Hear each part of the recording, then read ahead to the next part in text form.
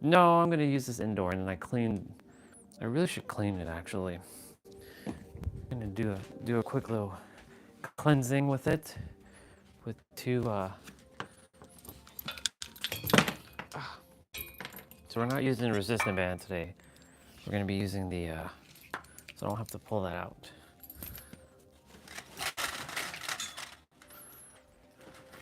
Get my my Lysol wipes or my Clorox wipes. And give it a nice little polish.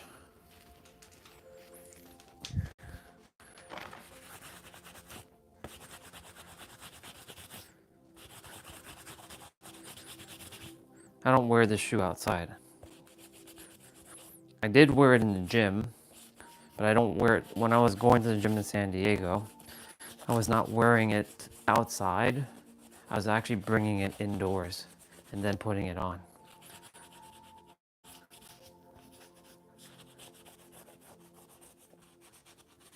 Cool.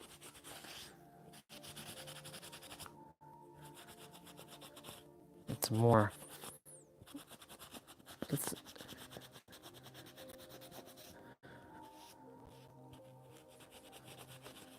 cool beans.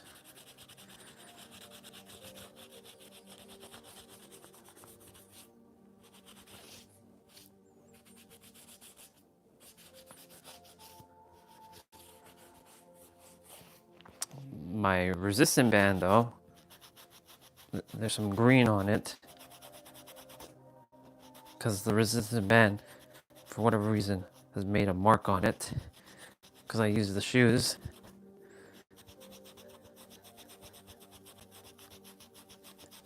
Gotta put a little bit of elbow grease.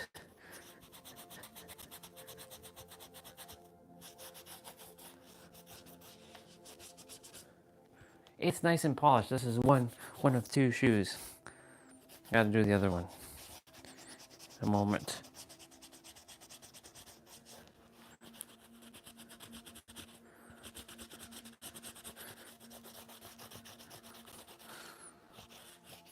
See, nice and clean now. It's like when you're in Japan, you have to wear the wabaki. Wabaki. I remember that in Fast and Furious 2, or Too Fast. Sorry, not Fast and Furious 2. Tokyo Drift. When you're like wabaki, wabaki. Ah, wabaki. Yeah, wabaki. Wabaki. Wabaki. Wabaki. These are wabakis. That's what this reminds me of. Wabaki. Wabaki. Wabaki. Wabaki. Cool. Looks good as new.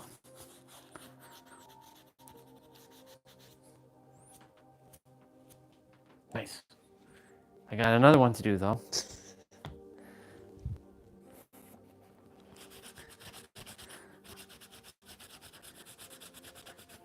I'll use this one until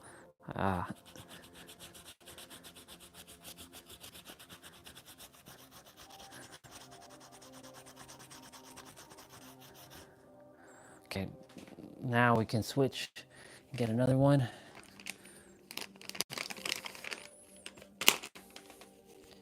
These have been my saving grace in San Diego. When I was like sleeping in the car, this was my saving grace. This and like baby wipes. Yep, you heard me. I used baby wipes. I used baby wipes like, especially when I couldn't go take a shower at night, to like clean my feet, like when I took my socks off, because you know, sweaty. So I'm like, yeah, I'm not going to bed with my feet all like sweaty and stuff. And I made sure my socks I leave outside of the car, like hanging on the using the trunk to dry any of my clothing at night, or at least not having the stench and letting it get aired out. I got very creative while sleeping in the car. It was pretty awesome, actually.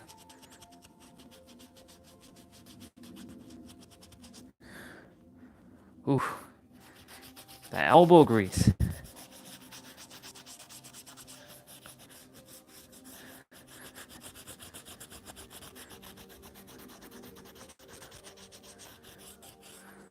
Oh my goodness gracious.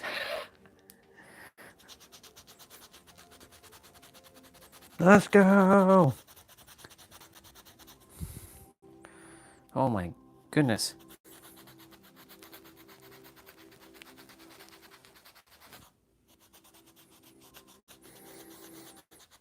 Why is that doing that?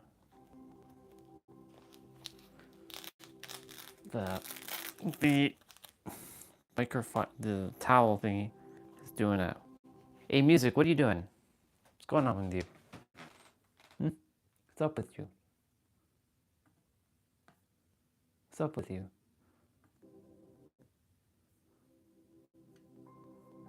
Oh, it's because it's a live video.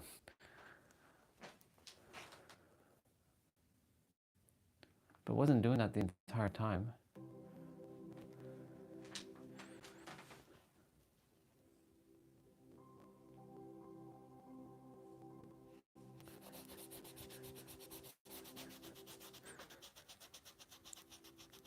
Okay, the video is basically messed up. It's on like a loop. Yeah, it's their video, it's not my computer. I was like, I'm not going crazy. I'm not going crazy. Let me hear what Pete said. What we desire is always here. It's just a simple shift in perception to understand that we're not lacking or missing anything in this present moment. Because insofar, the way we perceive reality is the way we're created. Insofar as we perceive ourselves to be lacking something, desiring, needing something outside of ourselves and in our future, insofar as we perceive lack in this moment, that frequency of lack will be emanated to the universe and reflected back. We will project lack out and have it reflected back to us in an amplified way. So this is really about a shift in perception. If you're able to perceive clearly that you are whole and complete and divine, the fractal of God, which every manifestation on this planet is a manifestation of God. If you're able to perceive that you are whole and complete in this moment and be completely satiated with that frequency gets emanated to the universe and reflected back. You see heaven on earth forming around you, and you can see God in yourself, and you can see God in every manifestation on this planet. Yeah, see heaven on earth forming around you. That's good.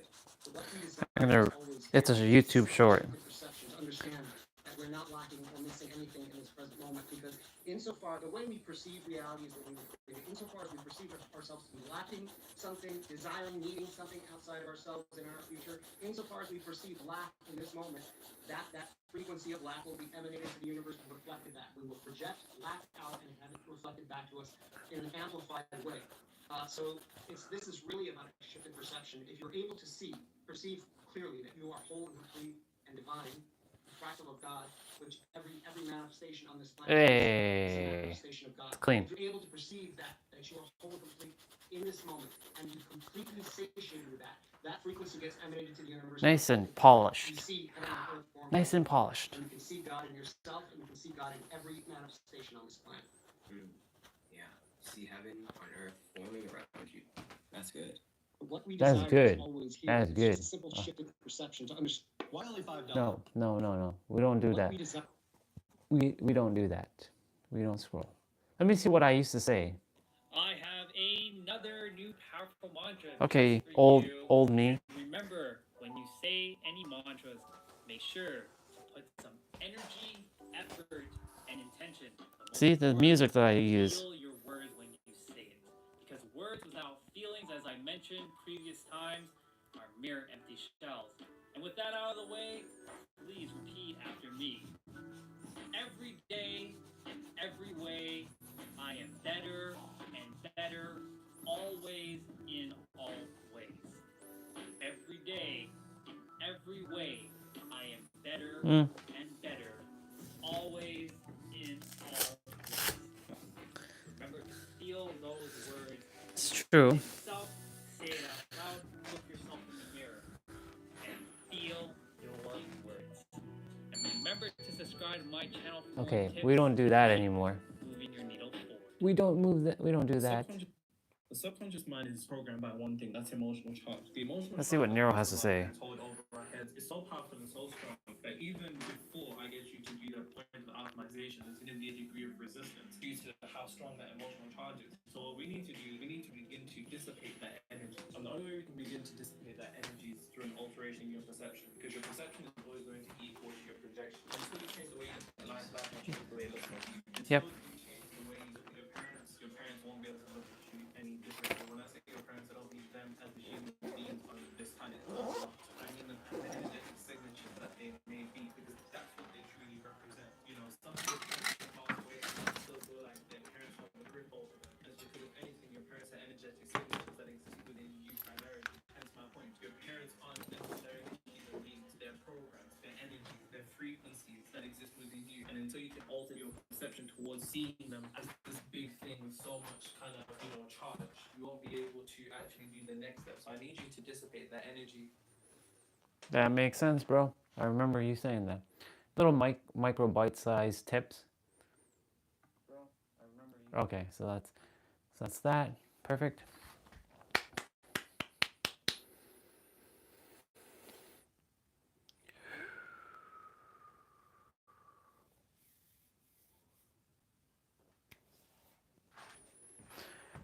Intuition is calling me to do something quickly.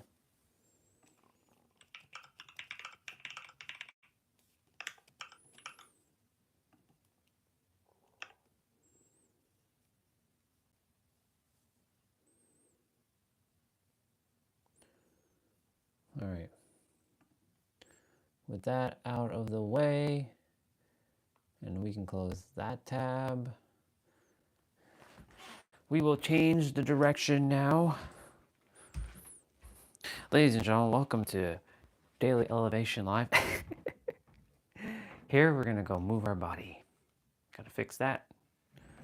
Move that back. Today's a little colder, cloudy, so no outdoors today. Tomorrow we'll be back outdoors.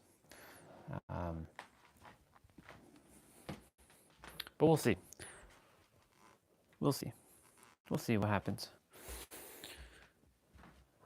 I stored up lots of nature energy, which is great. Lots and lots of nature energy has flooded and permeated. Wait, my phone battery is at 48%? Okay. Technically, how many hours has passed? Almost, it's not almost 3. 3 hours will come in like 40 minutes. I was gonna go do something quickly. Well, first I'm gonna take these and throw them in the garbage.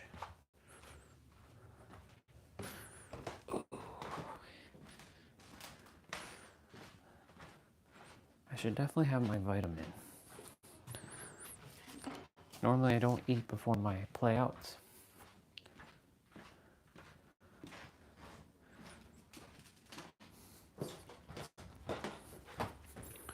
However, I am gonna take you all upstairs, bring my water, bring one of my vitamins. I'm gonna just have some blueberry and a banana. Intuition is saying grab something to eat. And by eat, I mean I end my fast in like 3 minutes. So I'm gonna wait 3 minutes. So technically, final meal was eaten at 6. So 6, it's almost 10 here. So yeah, that's what, 16 hours? Give or take. Gives me a moment to wash the dishes as well. And then we're gonna go just have a banana.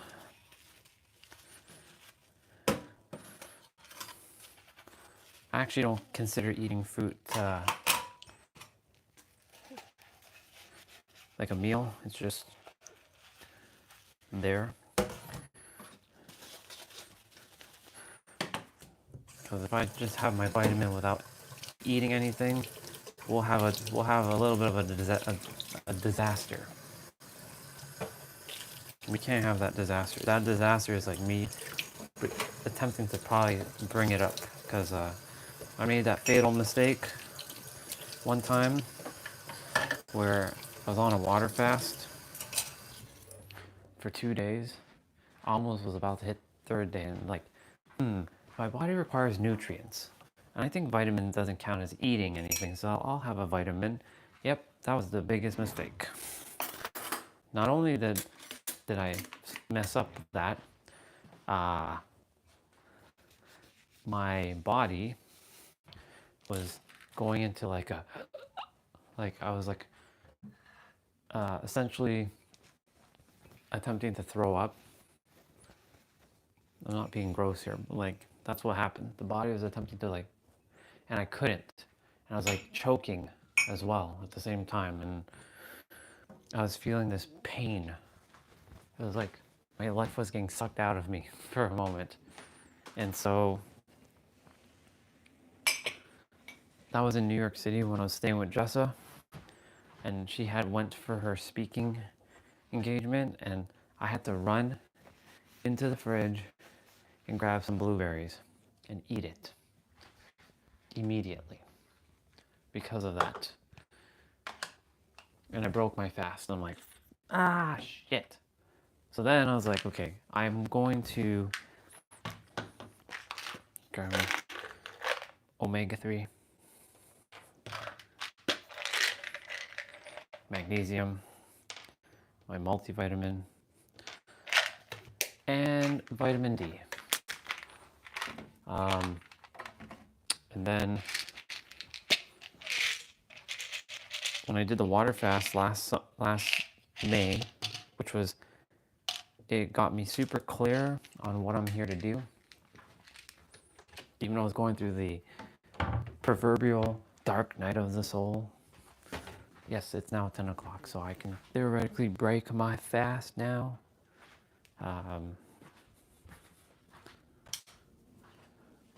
So I'll have a banana and some blueberry. This is gonna be the first thing I put in my system. Got little bananas that have the little dots on it.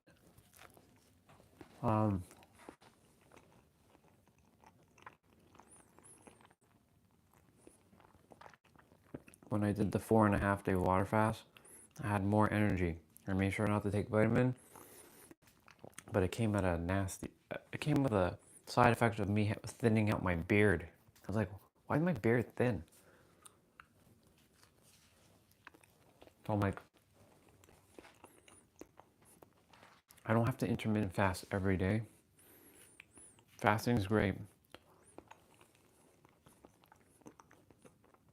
But if I didn't have facial hair, I'd be fasting a lot more. I like my facial hair.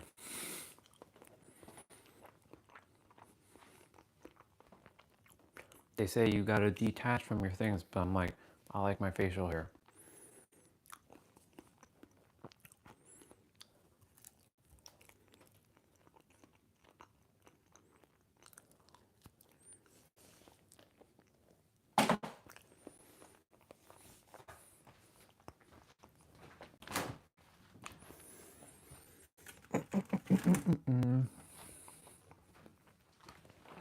Blueberries.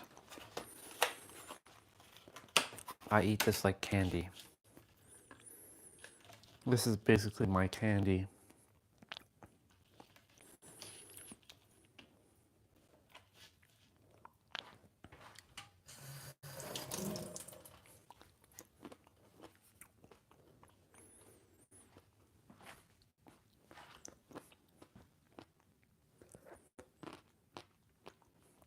Then I'm gonna have my vitamin, and then we're gonna get rolling.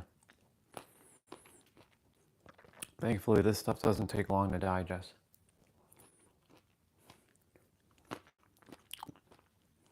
I used to eat so-called breakfast before doing my play out. It was all right. I don't prefer it though. It makes the play out too easy. I like to challenge myself by not having really anything in my stomach, except for water.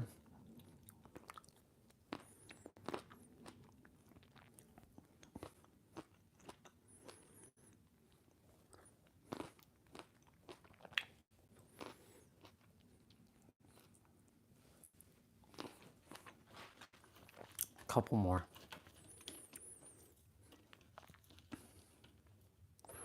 Okay. That's it. Wash these ones.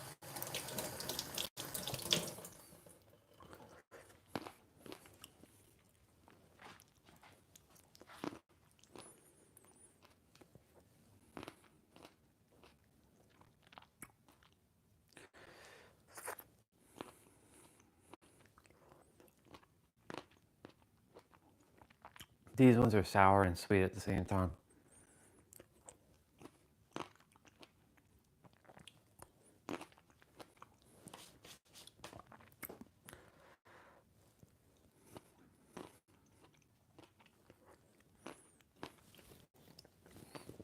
Okay.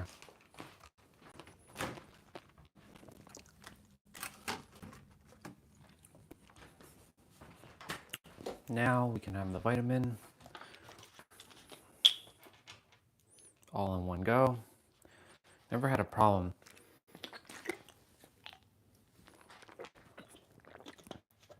Never had a problem taking a vitamin. Let's go. Let's go get this show on the road.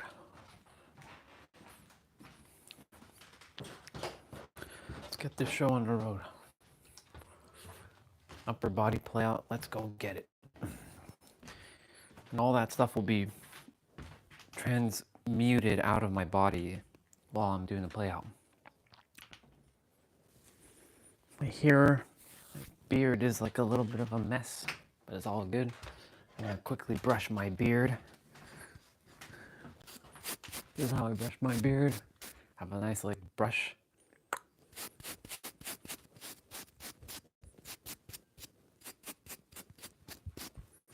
Cool. I use my camera as a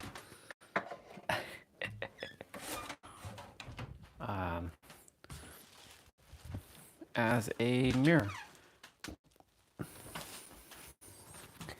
Okay. Let's put on some let's put on this music. The music that I use for my videos back in the day.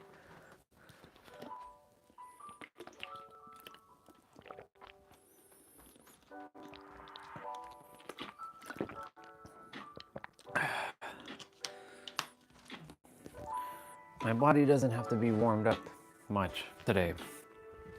So, for those of you who are going to be doing this with me, let's go do this then. Do this then, do this thing.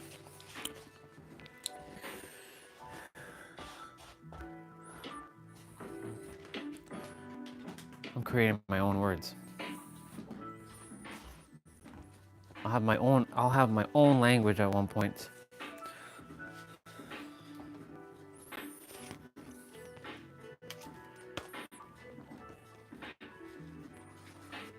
Yeah, so normally, like I shared in the past, the very first thing I would do is just my play out before I do anything in a day. But because I'm live streaming now, you all get to see the process. Whatever, some days I might start early, other days it might be later.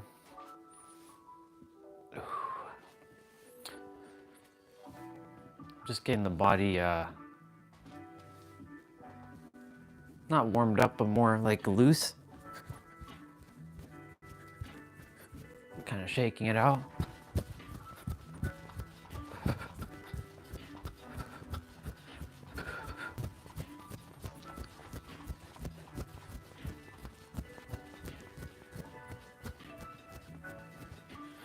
A good way of loosening up your body is actually like doing this, where you're just kind of like flinging your arms.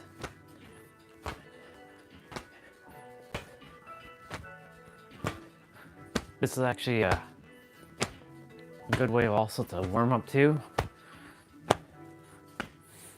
Another way is like this. You're warming up the upper and the lower body at the same time.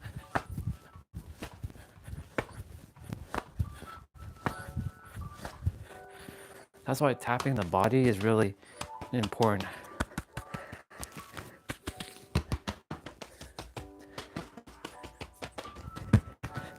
A nice pat down.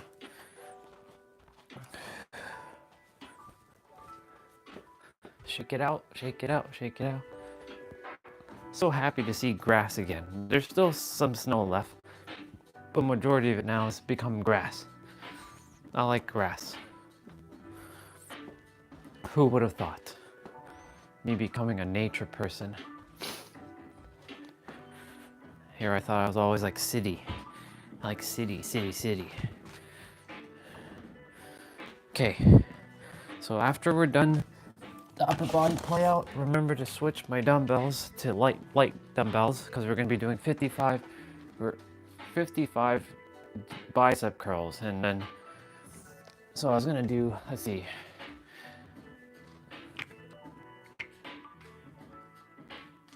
That's working, is that working the triceps? It is. And the biceps, okay.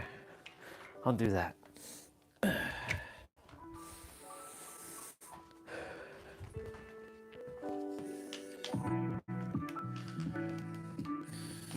AirPods, you know the drill. I always have to wrestle with these things in the morning to get it to connect to my Mac because it always goes to the iPhone first for whatever reason. They should have like a defaulting mechanism.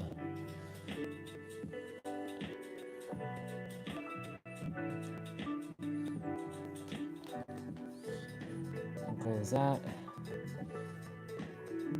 Oh shit, this was still playing? Damn. I didn't realize that was still open. Holy smokes. The Mario 3 from 2 days ago was still open, was playing in the background. Holy smokes. I had no idea.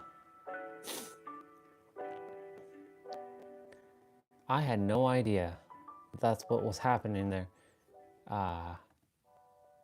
Quit? Whoa, I didn't realize that's what was happening.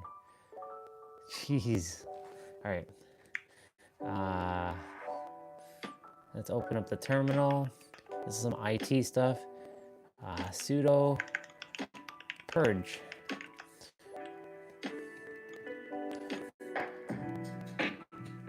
Clearing out my cache files so that my system runs even smoother.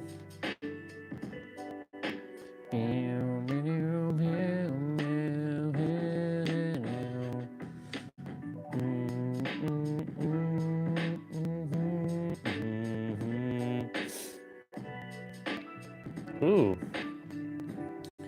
Tiff and Dan did an upper body play out today. Cool. Let's go. So Tiff and Dan are doing this one. This is new. So this is a whole new play out. So I get to see what they are doing today. Nice. Very nice. Cool. Welcome back. This is the day one workout from our 8-week Stronger Challenge. Oh. Now, if you want to build muscle, burn fat, They're doing a new follow the challenge. exact plan that's transforming thousands. Okay, hold on. So we got warm up, we got circuit, so we got strength, abs, and then finisher. So abs is 2 circuits, 40 and 10, and then their strength is 3 circuits. So wait, how long is it? This is 40 minutes. Oh shit, okay. So that means 10 minutes of abs is included in this. We'll still be doing 10 minutes of abs though. Or let's see what the abs look like. All right. The bodies right now, then don't sit this one out. Hit the link in the description and start your transformation today.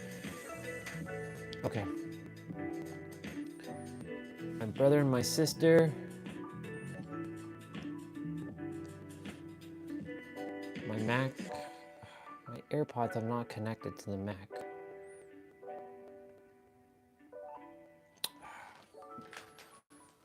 always does this. Could you connect, please? It's not connecting to my Mac. There we go.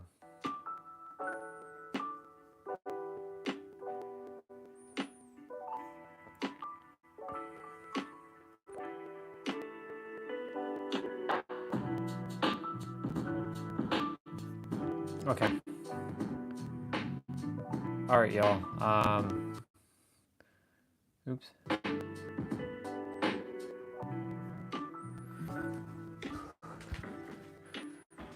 Let's go get this. Let's go get this show on the road. I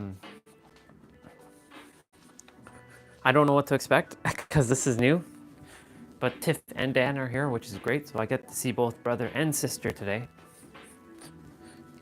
Usually it's mainly Dan, but it's also nice now that Sis has been showing up on camera, which is great. I love them so damn much.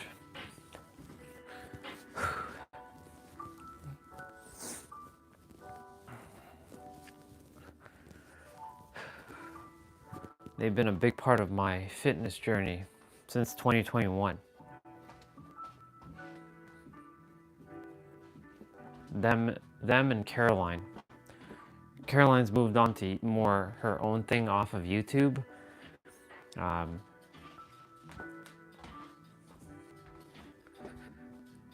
Yeah, but those three. And there's been a couple other people, of course. There's been Athleen X. There's been Bully Juice. Oh my goodness, Bully Juice, awesome. Then there's Jordan Eoa, Yeoh. Is it Jordan Eoa? Yeah, it's Jordan. Then there's Roman Rowe. Then there's Anna, Growing with Anna, or yeah, it's just Anna. And then there was Heather Robinson. Who else? Who else was a part of my fitness journey? Yeah, just them. Just those.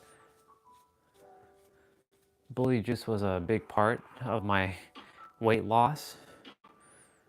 I like Bully Juice. Bully Juice was hilarious. Yeah, but now it's been just Tiff and Dan and Caroline, because I just like the way they structured things. I like their quality. So yeah. And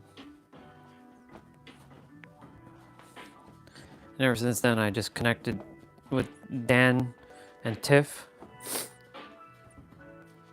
I haven't messaged them for the year yet, though. I should reach out to them. Like, I'm so proud of both of you.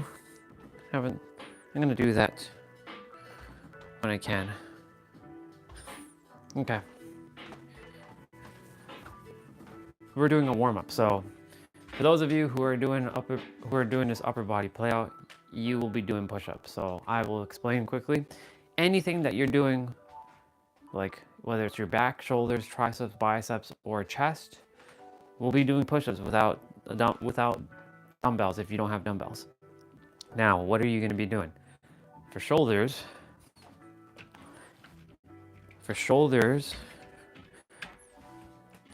you're going to be doing one called pike push-ups. So what's pike push-ups? Well, it's simply going down into a downward dog like this, like a yoga pose, and coming up. This focuses on your shoulders, your traps, like the trapeze right here, these right here. A little bit of your shoulder blades. What else? Let's see. Well, of course, your triceps are getting it as well. Push-ups really target a lot of your triceps get targeted in a lot of the push-ups. So anything shoulders, pike. There are three that look similar to each other, but they do vary. There is wide push-ups. Notice my elbows. They are out, they're flared out. This is for your outer chest, so your pecs. And then you have your regular. Notice my elbows, they're closer in. These are for your back and for your shoulder blades. And then you have narrow or tricep push-ups. Narrow as in not our brother, but narrow as in Narrow. Narrow. Narrow and narrow sound almost the same when I say it fast. Narrow, narrow, narrow. Narrow push-ups focus on your biceps and your triceps. So anything back related is going to be regular. Anything chest related is wide. Anything with your biceps and triceps is narrow push-ups. There is another one, diamond push-ups. You're putting your index fingers and your thumbs together to form a diamond. That works on your inner chest and it works on your triceps. So a lot of the push-ups you do will automatically work on your triceps. The only one that works mainly on your biceps, even though it says tricep push-ups or narrow, is the narrow push-ups. Other than that, have fun, go at your own pace. Let's see. I don't think you'll require a chair, but if you have a chair handy or you're near a sofa, awesome. I'm attempting to get the mental checklist done before we start so that you don't have to go grabbing anything afterwards. Always have a book or a yoga block or something nearby just in case. Let's see. Have your mat, have a towel, stay hydrated. So drink water. Just because you don't see me drinking water during the playout doesn't mean that you shouldn't drink water. Drink water. If you desire to challenge yourself, if you don't desire to drink water and push yourself a little bit, go ahead. If not, drink water. It's important. And just have fun, because that's what we're here to do. We're here to have fun. Don't see this as working out. See this as playing out and having fun. You're having fun with your body. It's you with yourself. This is another perspective. You know, there's the you versus you. It's you versus yourself, right? And I saw the value in that for a while until I'm like, no, why am I versing myself? I'm not battling myself. It's me with myself. I'm having fun and playing, enjoying. Hello. Hello, crazy cat. I know that's you. By the way, for you, sister, you can do it on your phone. I did check. I found out afterwards, you don't have to have the YouTube Studio app. You can open up a browser tab on your phone or tablet and log into your account onto the browser, not the YouTube app, but the browser itself. And like youtube.com, go to the top, click your name, click YouTube Studio, and you'll have the same options you do have on desktop.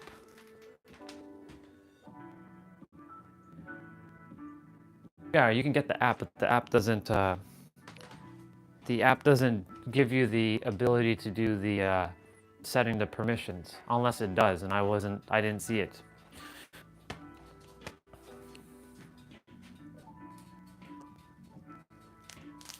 Streamlabs. Okay, this doesn't sound like cat meow. This sounds like Swati.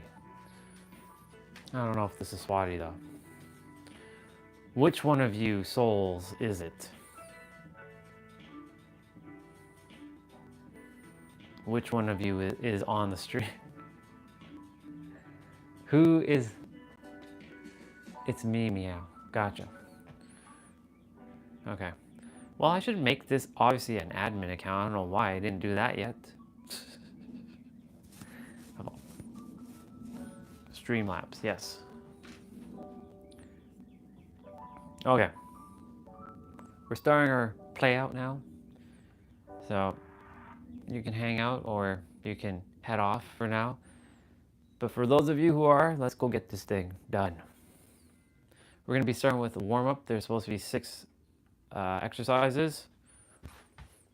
We're starting with arm circles. So, see? Dan them know. They know.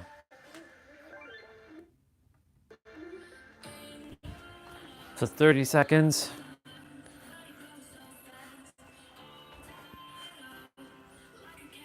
So both Tiff and Dan are here, which is great. I love seeing both brother and sister. And we're gonna do reverse quickly. We're doing chest openers next. So chest openers is like this.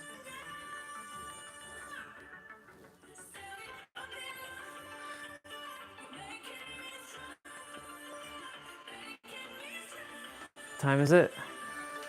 10:23. Perfect. I started at 10:22 theoretically. So we're doing push-ups next.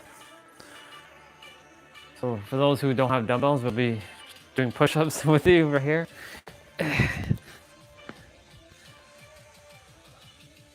Move the camera back a little bit. Today the phone's not plugged in, so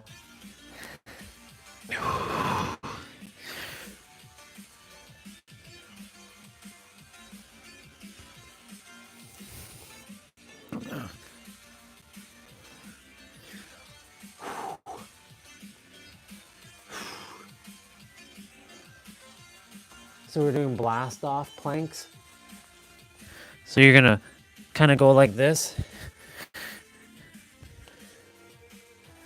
So you're kind of stretching yourself like this and going into a plank.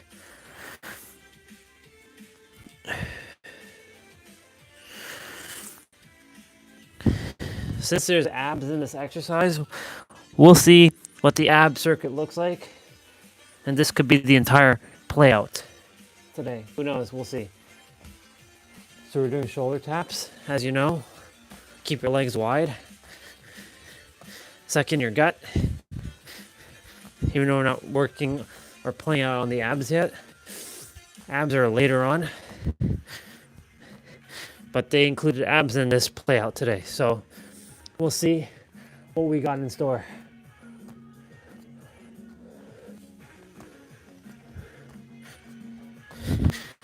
So we're doing tricep stretch. So we're gonna grab our elbow with our left hand and stretch it out. Then we're gonna switch.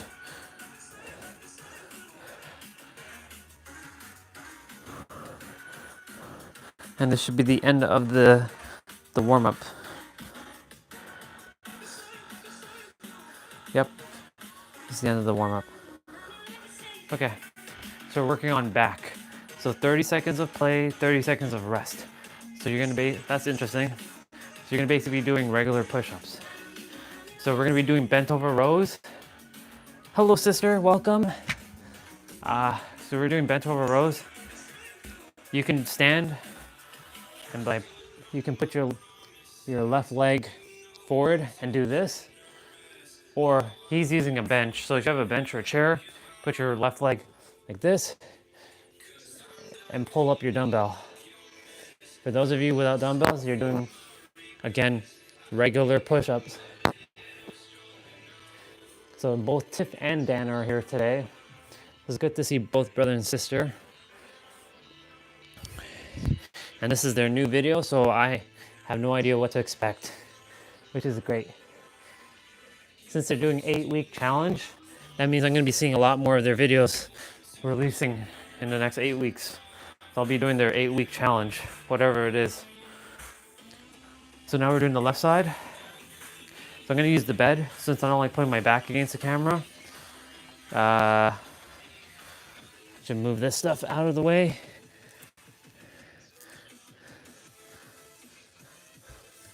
So we have 30 seconds of rest. I'm not really a big fan of the longer rest.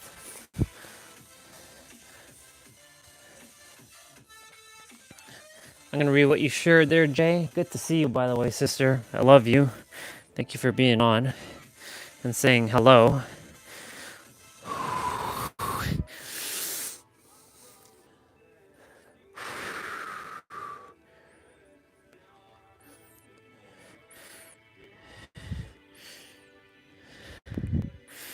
So there's 3 circuits of strength. Yeah, let's see.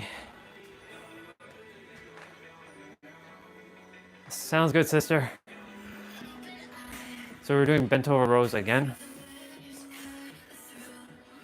The rest is a little long though. Not digging the long rest. But Dan is also using, he's using 60-pound dumbbells.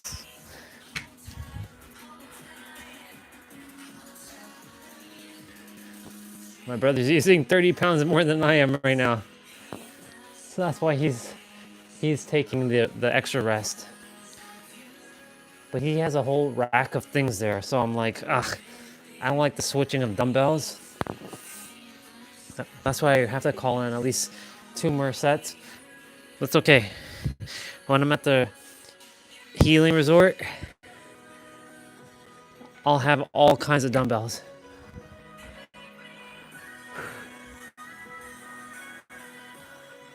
So now we're doing the left side again.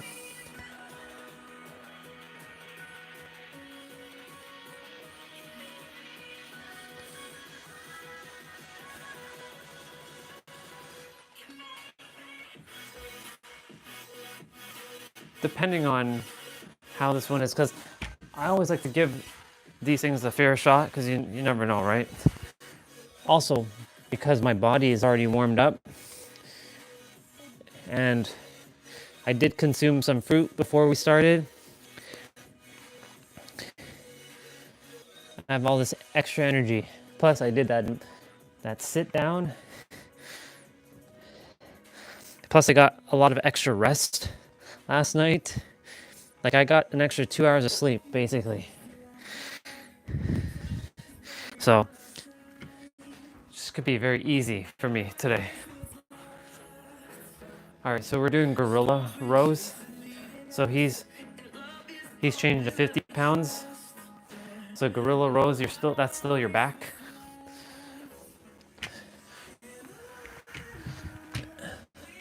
You can technically do pike push-ups. So gorilla rows, you're bringing up the dumbbell like this, like a gorilla. Hoo, hoo, hoo, hoo, hoo. So like this. Oops. I am hitting the microphone.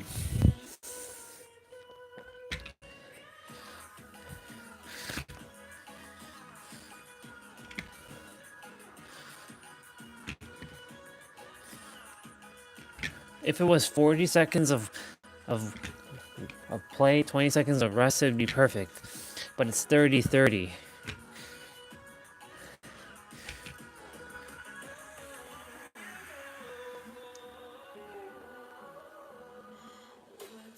So we're doing dumbbell pullovers.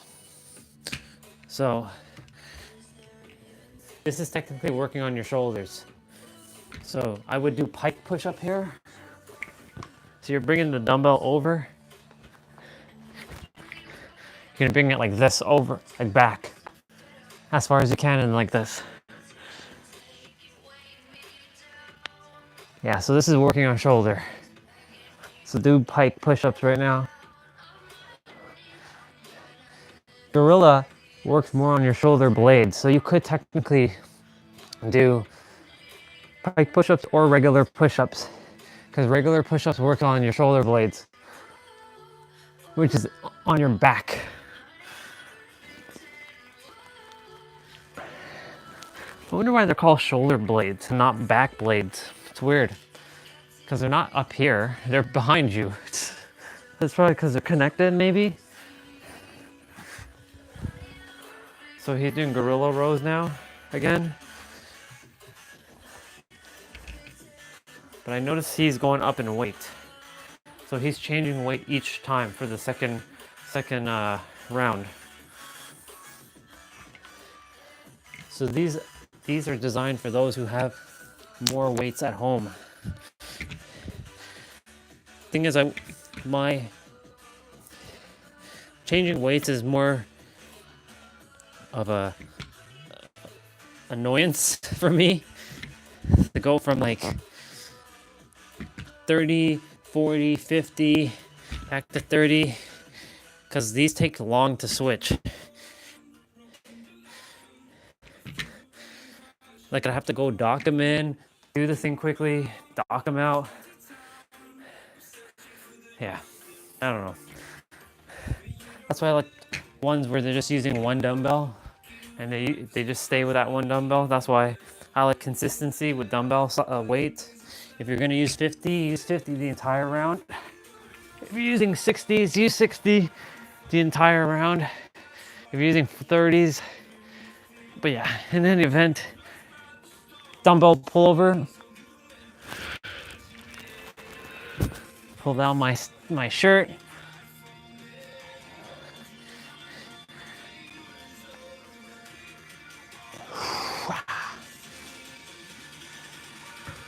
Oops, the dumbbell's hitting the bed there.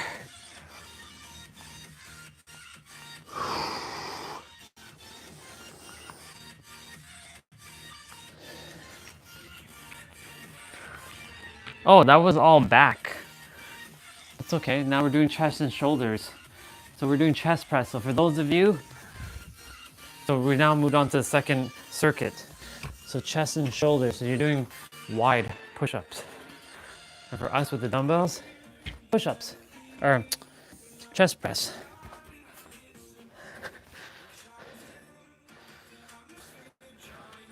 Not bad. So far, crushing through this, no problem. There's other days you see me more of a struggle. The newer stuff aren't as challenging. It's only because he's changing weights and I'm not changing the weights. I don't have a rack, I have adjustables.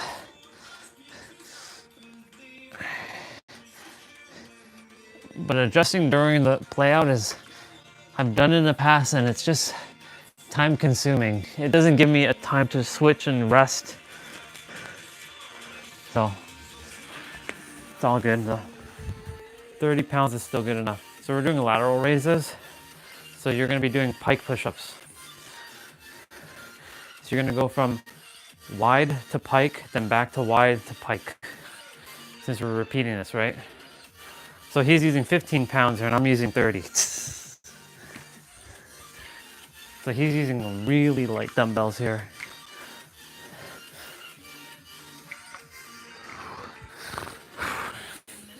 So he's going from 15 pounds to 60 pounds.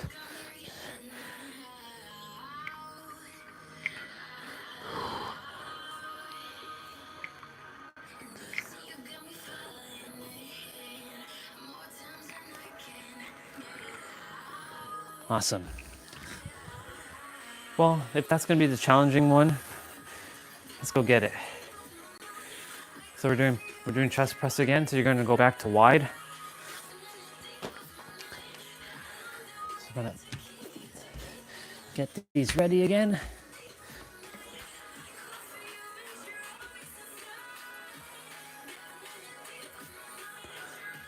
Six, 5, 4, 3, 2, 1.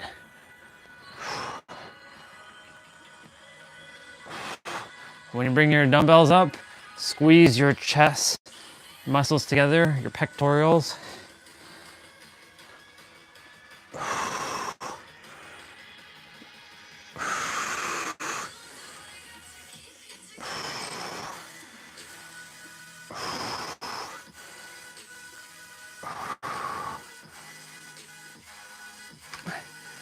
Awesome.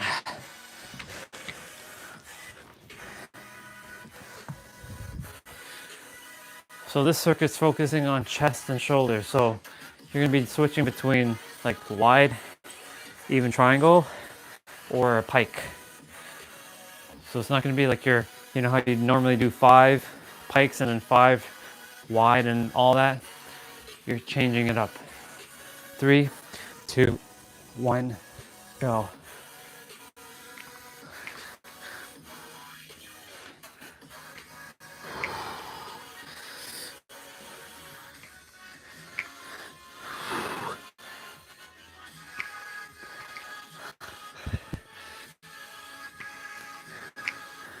Whew.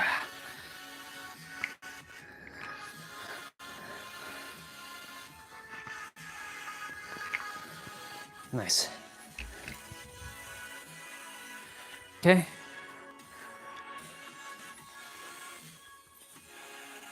So we're doing chest flyers. So you're bringing the dumbbells like this. So again, you're all doing wide push-ups. So this is where me and Dan are using the same dumbbells. He's using 30 pounds here. So that's good.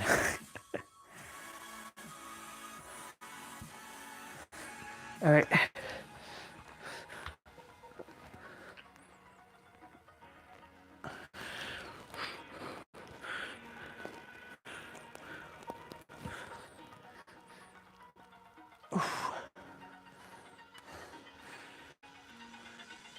Whew, let's go.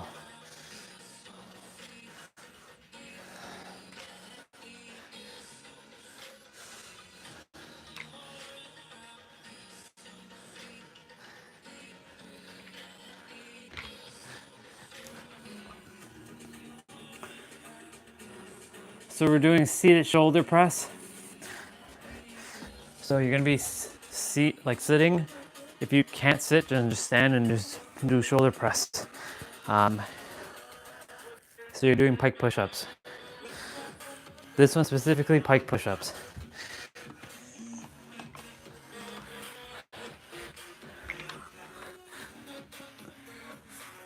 So you're basically bringing the dumbbells down and up.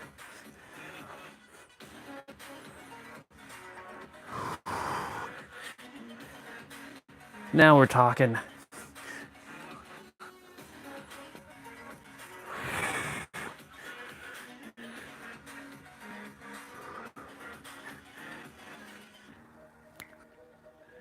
Awesome. So we're doing flyers again. So you're doing wide push-ups.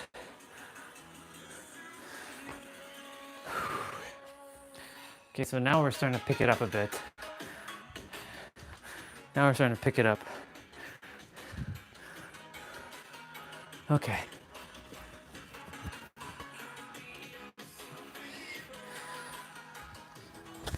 I just looked back at the book for agreement.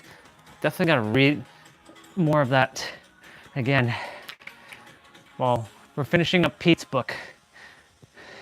We're gonna read maybe the rest of the book today. That's the plan. So I'm gonna read the next chapter. I believe we're on chapter 19, which is the fourth part of the book, final part of the book. The sum of the book basically is everything is within you and you are everything. Or everything is you and everything exists within inside of you. Okay, so we're gonna be doing seated chest shoulder press. So you're gonna do pike push-ups again.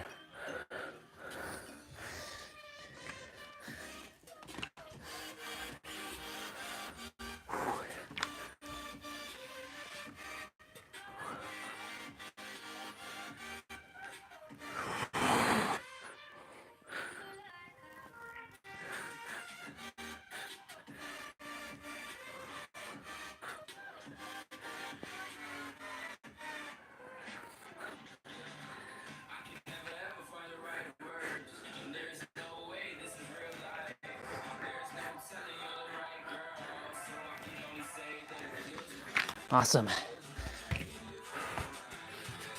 All right, so we're doing arms now.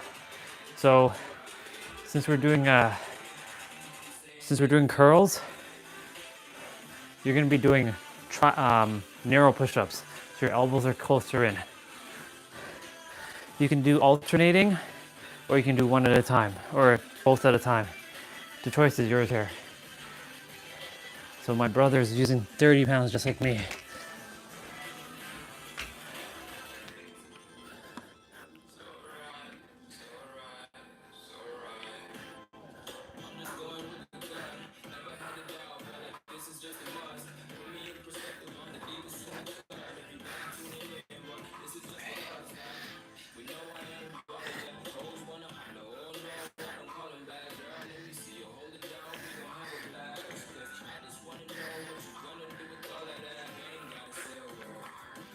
Okay.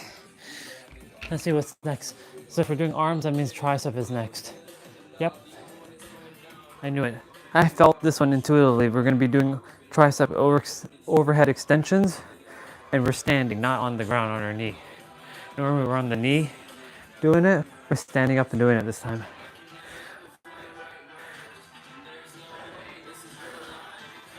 Brother's using 40 pounds right now. So he went up 10 pounds.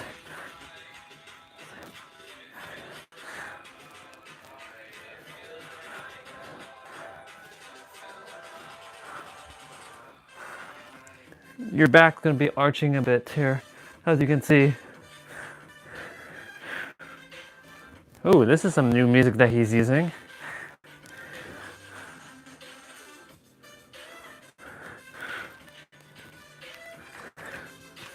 Awesome.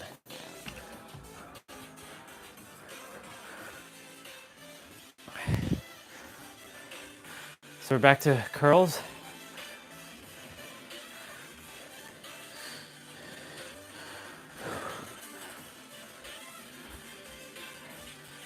Not bad. Not bad. Now the real play begins.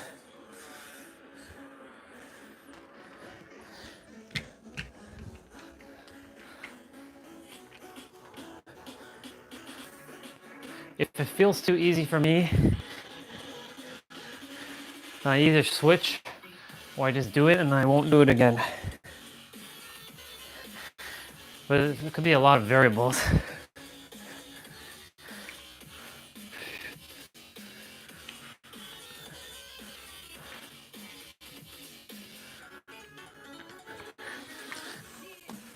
You know, it's different when you're lifting two at the same time than one, because your brain has to know that's only one. When it's two, you got to bring up both, so it's challenging your mind a lot. Double the intensity.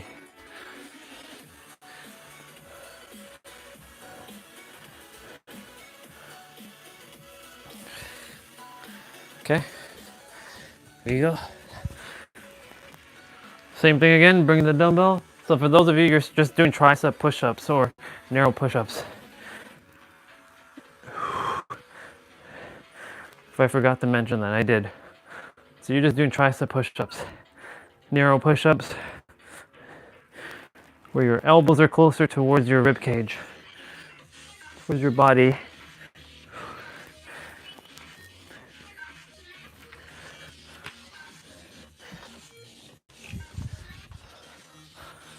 All right, let's see what's next.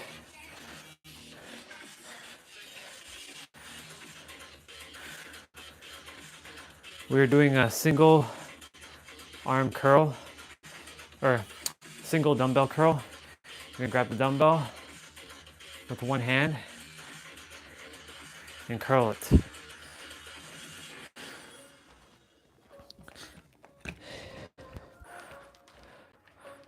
So like this.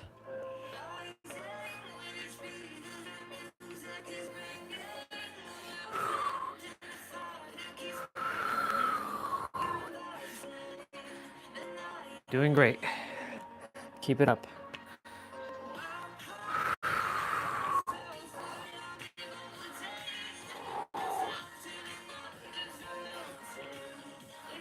Awesome. Okay.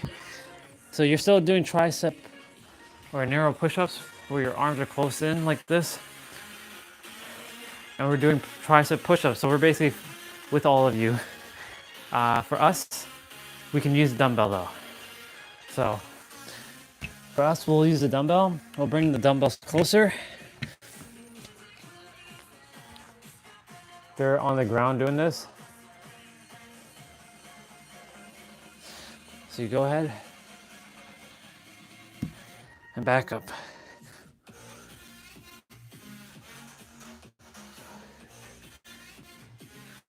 I believe after this, we move on to abs.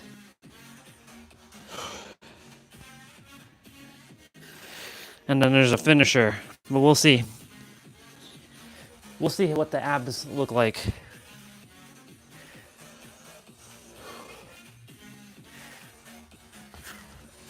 How much? How much have we done so far? We're at 25 minutes. So technically, this is almost a 30-minute play out. So we did a lot with our upper body, but we're not done. This time we're gonna change it to it's called Walter curls. So you're gonna hold the dumbbell like this. It's gonna be different, and you're gonna bring it up like this. Sort of like when you're doing, it's gonna look like this. So you're gonna hold the dumbbell up like this, if you can. If not, use the standard curl. These are called Walter curls.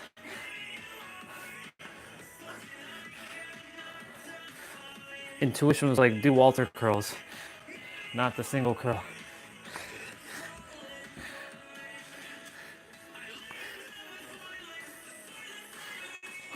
Okay, and then back to tricep push-ups. For us, we can use the dumbbells again.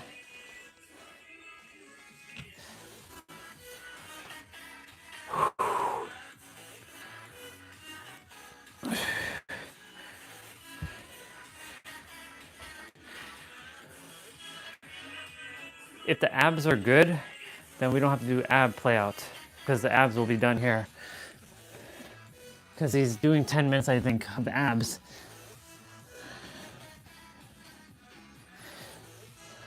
But we'll see. We'll see. I'll let you all know.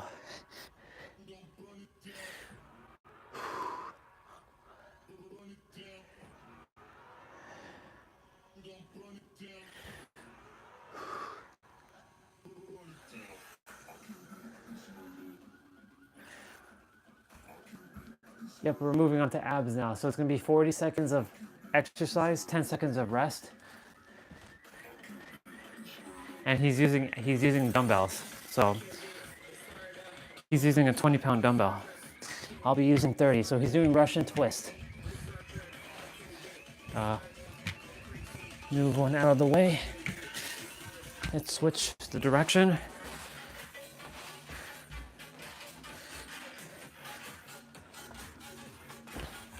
So he's basically doing, he's keeping his leg up and he's twisting. So he's using the dumbbell for his abs. So this is weighted abs basically.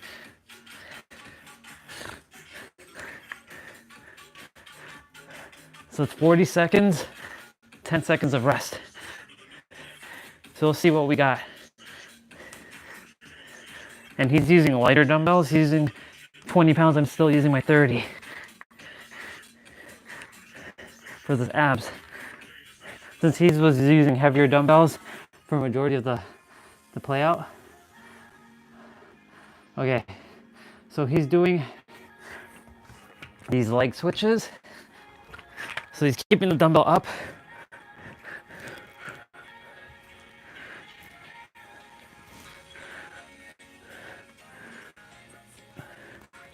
Sort of like this. He's doing.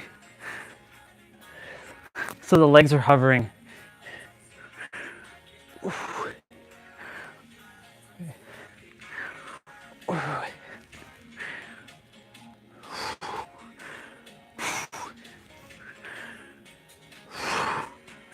Okay. Now I see the challenge of the abs. Okay. What's next? So we're doing Russian twist again. And then that same legs thing again.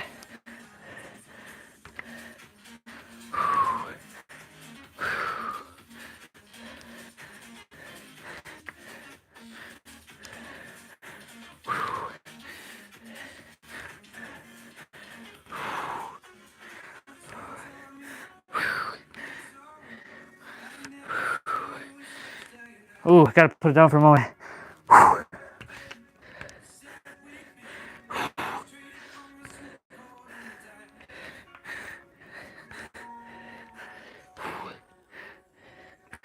Okay.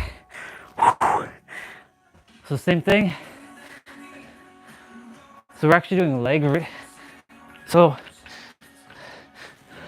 when the leg comes up, you're gonna crunch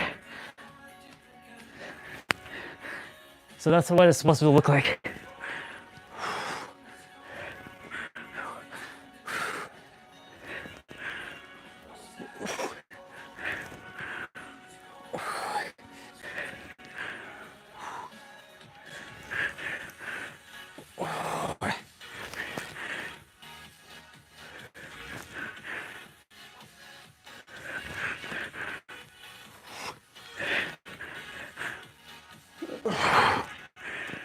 Oh my God.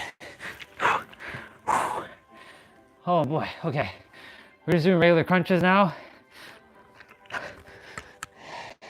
So we have the dumbbell on our chest. We're just crunching.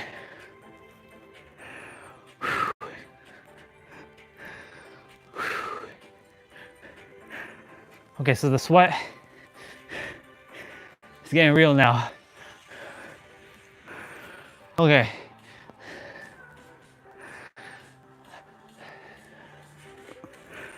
Depending on the next set of exercises with the dumbbell, I may switch to 20 pounds. We'll see.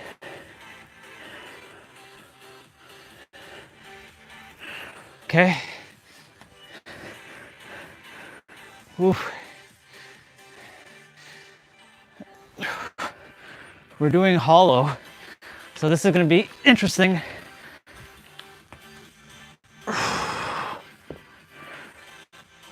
We're doing hollow.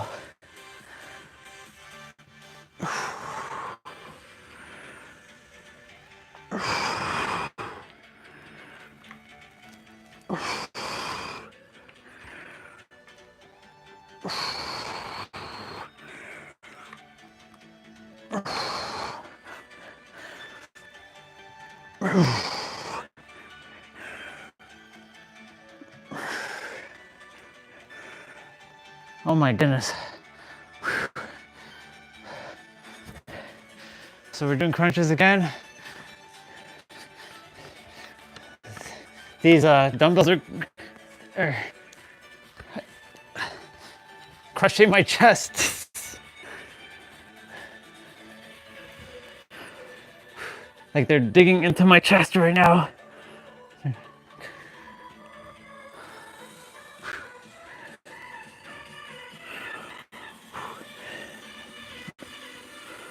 Oh my God. Let's go get it.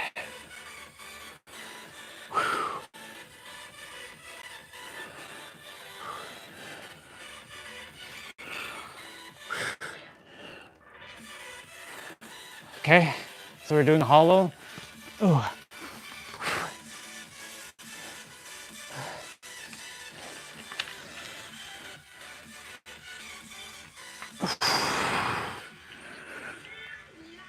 Thank goodness I have enough room to do my leg extensions here. Ooh.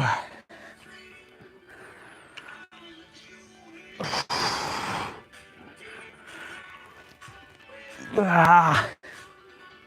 Let's go get it. Let's go.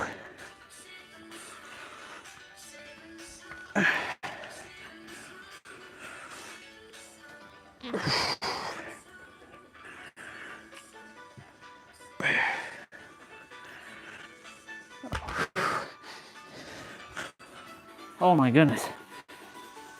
Well, that was abs. No, we're gonna still do abs. So we're doing hammer curl and then hammer press. So hammer curl, hammer press.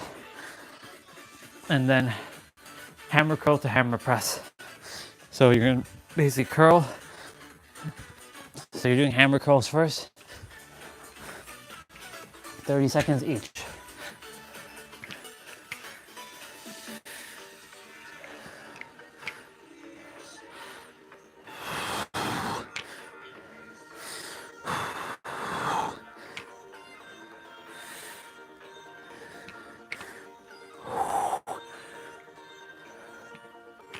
Okay, we're gonna be switching to hammer press. So hammer curls, the press looks like this, but you're doing the press right now.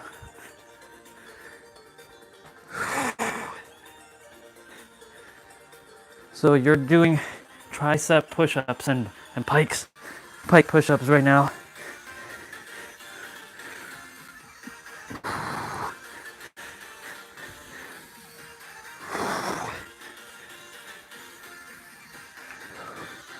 Put it down for a moment. Shake it out. Shake it out. Do hammer curl to press.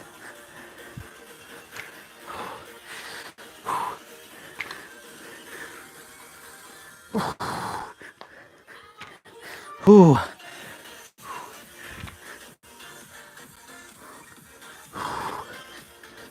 One more. Ah. Oh. Well, everybody, that was fun. That last little bit, ooh, it picked up. Okay, at first I thought this was gonna be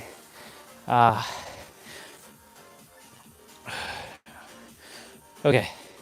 Good job, brother and sister. Good job, my brother and sisters. Good job, Tiff and Dan. They're doing some stretches right now. So go ahead and let's stretch.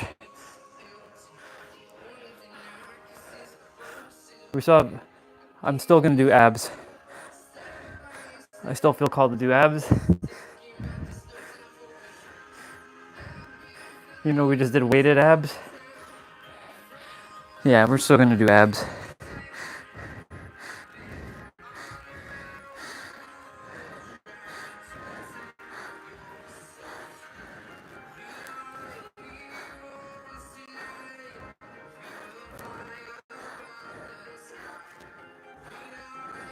Switch.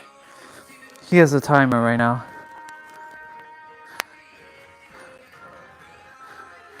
They both have a timer right now. Sweat equity's kicking in right now.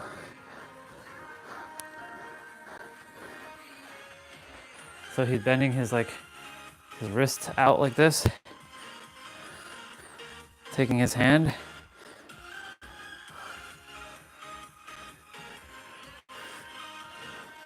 Ooh, yeah, they're doing 8 weeks strong challenge. That's good. So that means for the next 8 weeks, we'll be seeing new videos and see what they're doing. They may not, the videos may not align with my schedule. So they will definitely do lower body, upper body. And Dan always says whenever he does jump rope, he texted me, he's like, anytime I do jump rope, I think of you, bro. I'm like, well, that's an honor. He's like, yeah. I know you love the jump rope ones.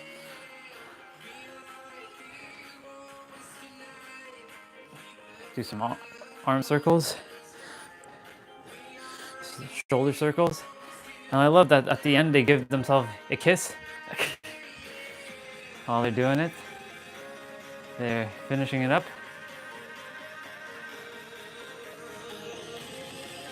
Nice. Well, I may as well do shredded abs with them. Oops. Drink some water. Come on. Come on.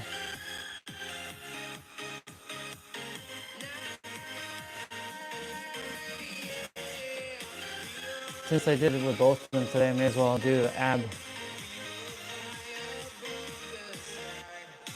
Let's see.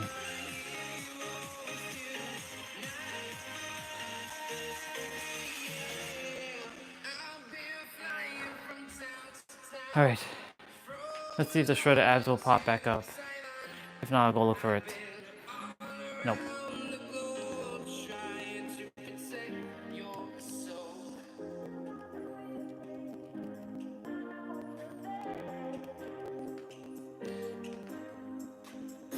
There we go. I have both of them, so may as well if I did both, if I did upper body with them, I may as well do abs with both of them, right? That's what I'm gonna do. So let's see, I believe this is 30 seconds of play, 10 seconds of rest. Let's see. I like how they give each other a high five. Let's go get it. 30 seconds of play and 10 seconds of rest. 30 seconds of play, 10 seconds of rest. We're starting with high crunch, or they're also known as prayer crunch.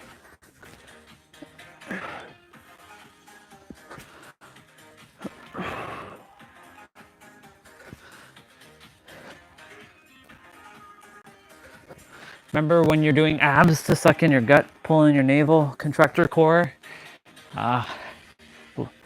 bring in your belly button into your spine.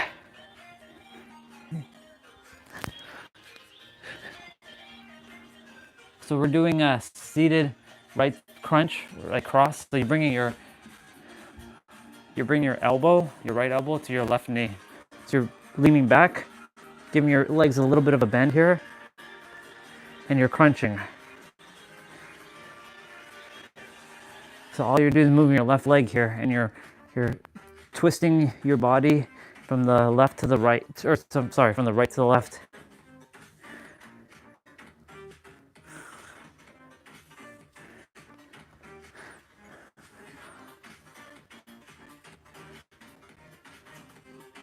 Okay, we're doing the other side now.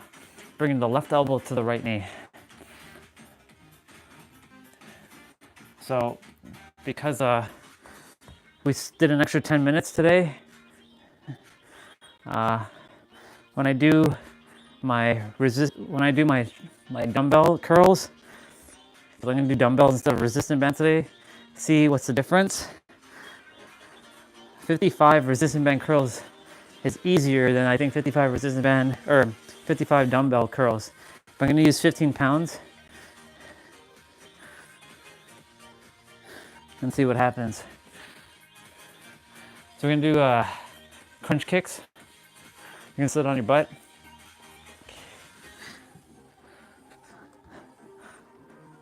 Then you're gonna extend your legs out. Bring your knees towards your chest.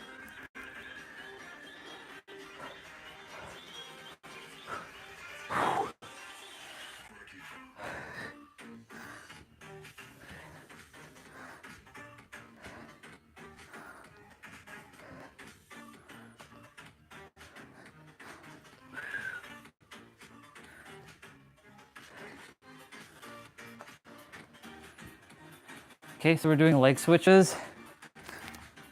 So you're gonna put your hands underneath your butt and you're gonna bring one leg down, switch, and switch. But you're not touching the ground, you're hovering your foot over the ground.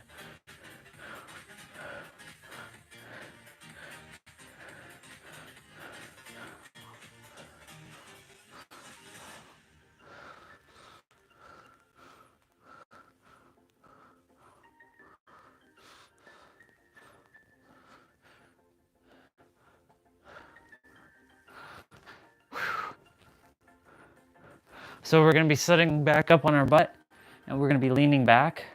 So they're called lean back pulses. So you're gonna go like this and lean back, but not come all the way up. You're just pulsing. You can give your knee a little bit of a bend here. So you're contracting your core.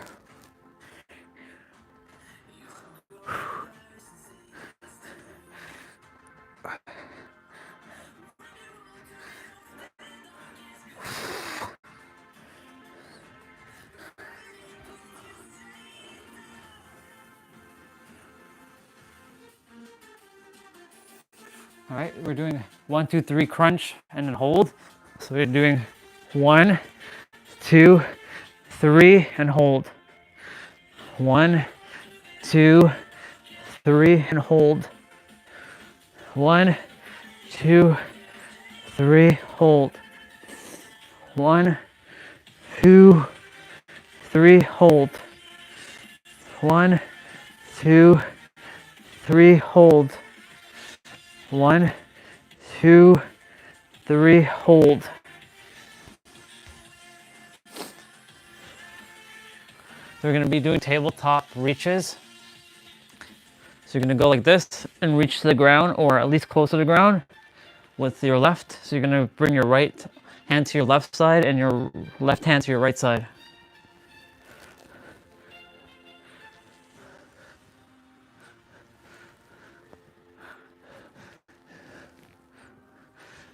So today we got to probably remove a bunch of copyright stuff since we use a couple of musics from Philip Wesley, or Wesley Phillips. I think it's Philip Wesley. Yeah, Philip Wesley with his Transcend piano music. And then we also have to remove some of the meditation stuff. The tuning fork stuff won't. So we're doing, we're putting our hands on our shoulders here, and we're rolling up. We're actually supposed to be reaching for our legs. Totally forgot about that, but it's okay.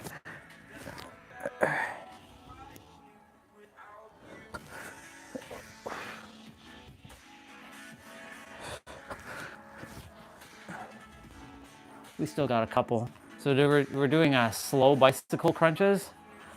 So we're gonna bring our left elbow to our right knee and right elbow to our left knee. So you're gonna bring your hands behind your head like this and do bicycles. So the slower you go, the more effort you gotta put in because you're contracting more here. It's forcing your body to contort and conform to this movement. And when you're doing it faster, not so much. When you're doing it faster, you're building more stamina than anything. That's why they say slower is better. So we're gonna go on our left forearm. We're gonna balance, and we're gonna go down and do a dip. So you can do a couple things. You can reach. You can keep your hands on your head, keep your hands on your waist, or keep your hands in the air like this. I'm gonna extend out, and if you're having a hard time balancing on your feet, currently your left foot should be forward and your right foot should be behind, balancing, if you can't stack them together.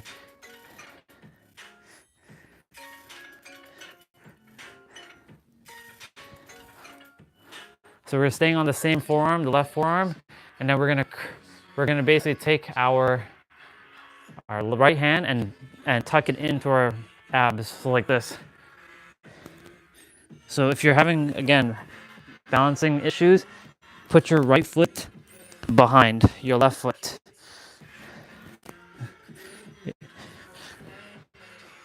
Oops, see?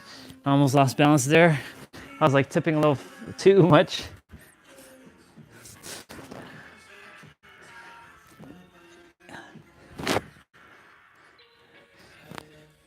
Switching sides.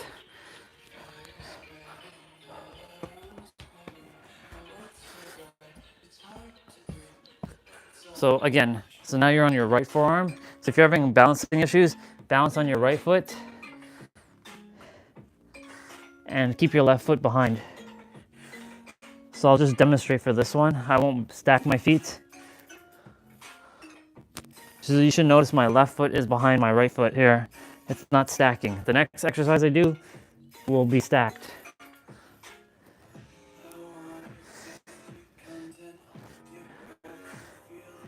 All right, so we're still on the same forearm. Now I'm gonna bring my feet together. This is stacking. And then I'm gonna tuck my left arm and hand in towards my abs. So this is working on your obliques, which is the side ab muscles that's found by your rib cage.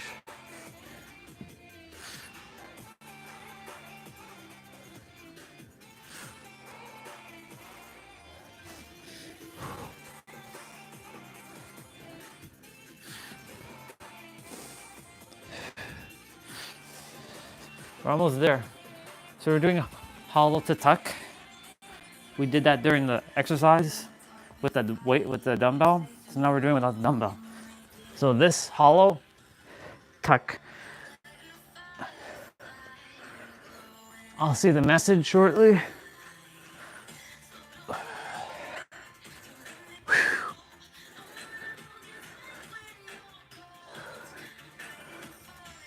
Oh, we're getting it.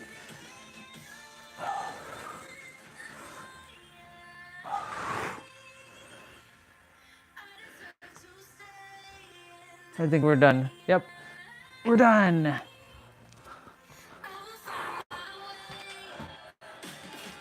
Yep, wake up, eat, sleep, repeat. What's up, bro? Good to see you. Good to see you, dude.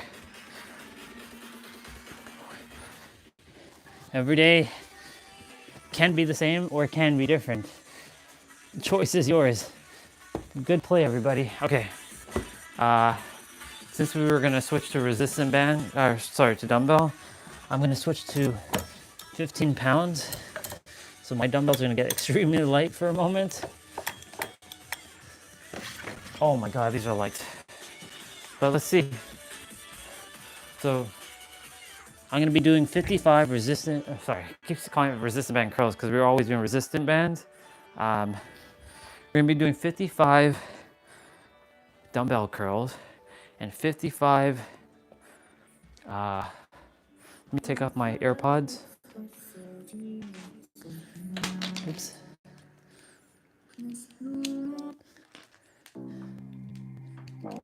Oops. Even a few seconds of that will cost me. Oops. We got 9 minutes to finish this. So what I'm gonna do is I'm gonna put back on the music. I'm still not gonna drink any water. For those of you who would like to do this and you have lighter dumbbells, go ahead and grab them.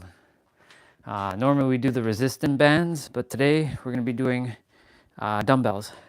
And the dumbbells are 15 pounds right now. So I've dropped them by 15 pounds. If I were to do 30 with 55 resistant, 55 curls, I'd kill my arms. Not looking to kill my arms. All right. Grab some water.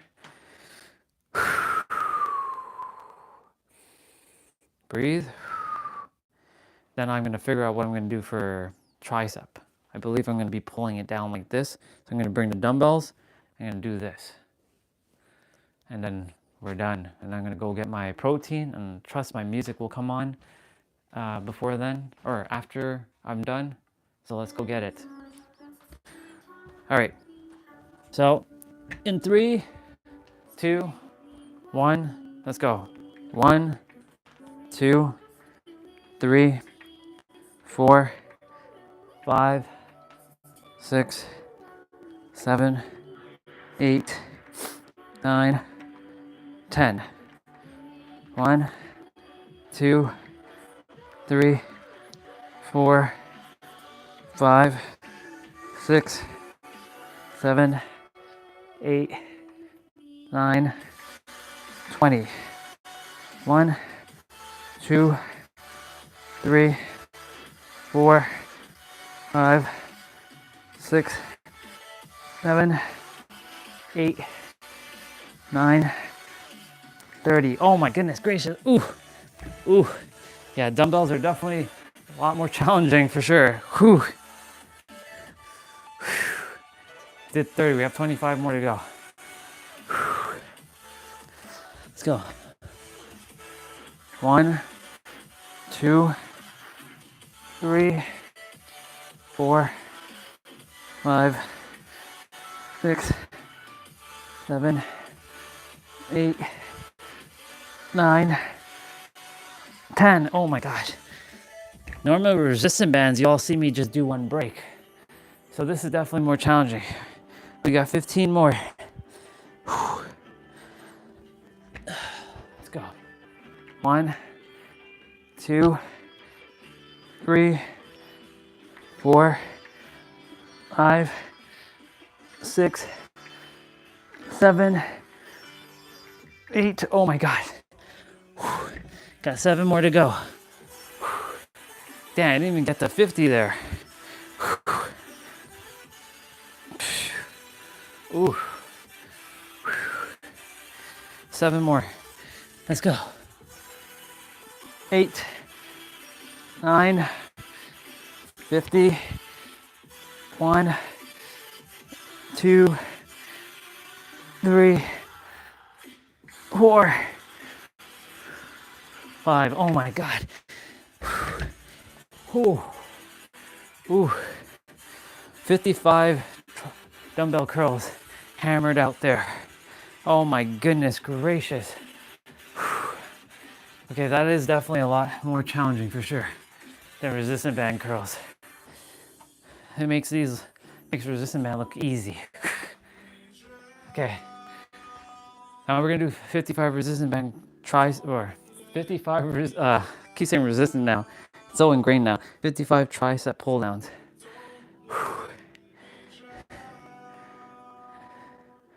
Yeah. Let's see. Yeah. Okay, I think this one's gonna be a little bit more challenging for sure because I'm doing curls as well with this. In 3, 2, 1, go. 1, 2, 3, 4, 5, 6, 7, 8, 9, 10. 1, 2, 3, 4, 5, 6, 7, 8, 9, 20. Oh my God. It is a little more. It is difficult. Oh my God. Okay. Let's go. Whew. My arms are feeling it right now. So my song's gonna be playing next. So I'm only at 20. 1, 2, 3, 4, 5, 6, 7, 8, 9, 30. Holy smokes. Shake it out, shake it out, shake it out. Our song is playing next. Hold on, let's see. Okay, our song is next.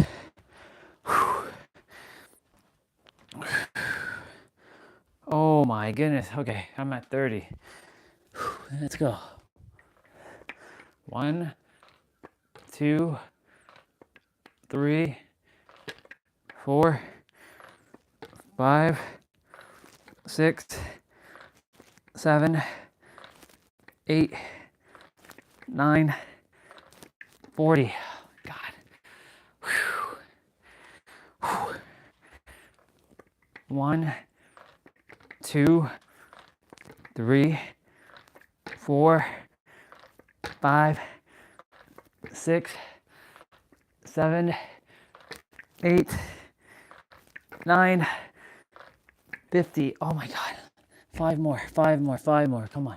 Come on, 5 more. Whew. Yikes. Ooh. My biceps though, they're getting D's right now. Okay, 5 more, 5 more. 5 more. Wait, 20% already? Interesting. 20% doesn't happen until... That's weird. Why is 20% now? Is my battery gone down? Well, whatever. It's all good. Oh, okay. 1, 2, 3, 4, 5. Oh my God. Whew. Whew. Ladies and gentlemen, we just did 55 resistant band, 55 tricep pull downs. Make sure I grab my dumbbells and put them back to 30 so I get readjusted to lifting 30s so that my body, yes, remember 30s. Hold 30s for a moment. Normalize 30.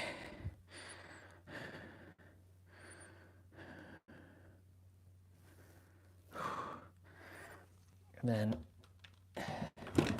put your 30s back down. Good job. Good play. All right, let's go get our protein.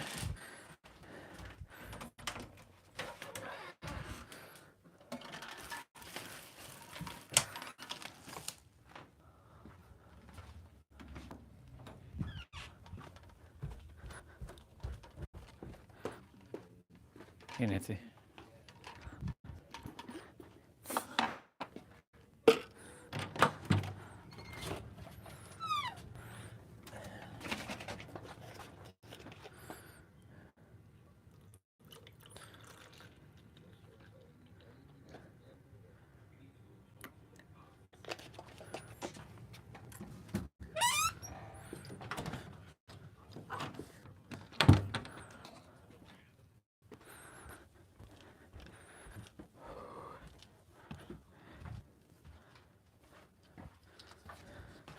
All right, y'all. I'm back. I think it's just me here at the moment. Could be someone else, but I think it's just me right now. I can never really know for certain who's here, who isn't, because like, you know, the YouTube number doesn't make any sense. And yeah. Okay, y'all. So let me move. Thank you, dumbbells. Thank you, towel. Thank you, mat. Thank you, gloves. Thank you, shoes, for an excellent, excellent play. Well done. Let's shake it. And then we're gonna. My feet are like itchy for whatever reason. It's weird. I'm gonna shake, shake, shake, shake, shake, shake. Oh, I should definitely stretch my arm here, because like normally when I do curls like that,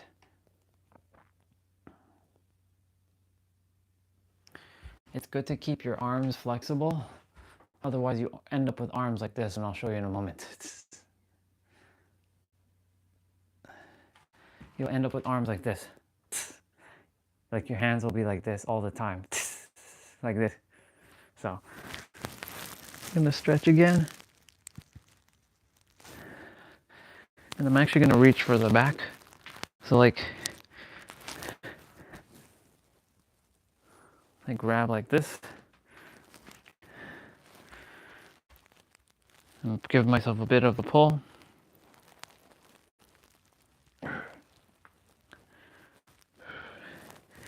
And then this one is a little bit more challenging. As you can see, those two are struggling to reach each other this time.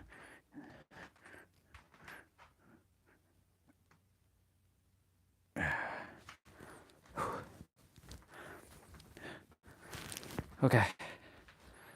Now we can have our, I think our protein shake is done. Almost.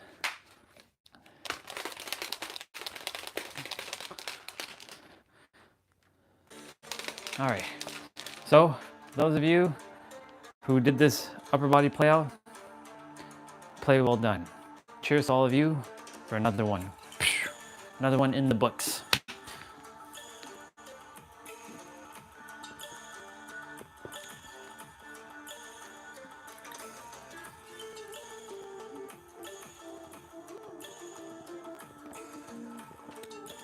I like the beat of the song. I may not really enjoy the lyrics, but I enjoy the beat of the song.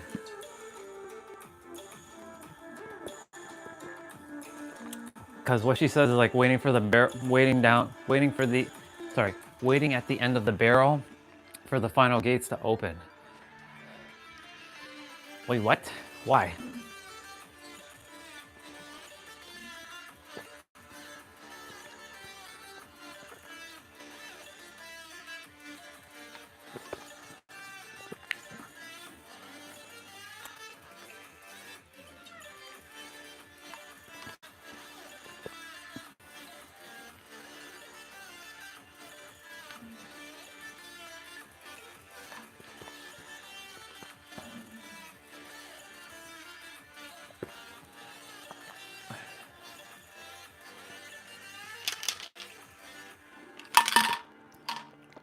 now she's gonna sing those lyrics.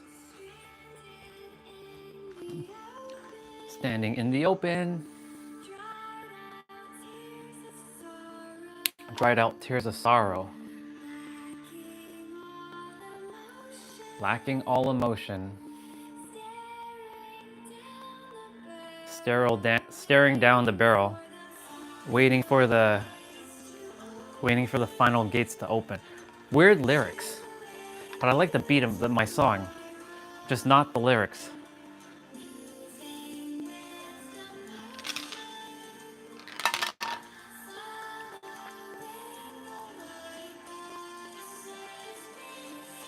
So that part I like, following the light that sets me free.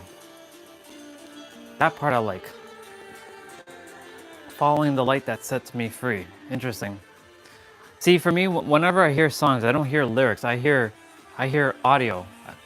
I don't hear words unless I really pay attention to what they're saying.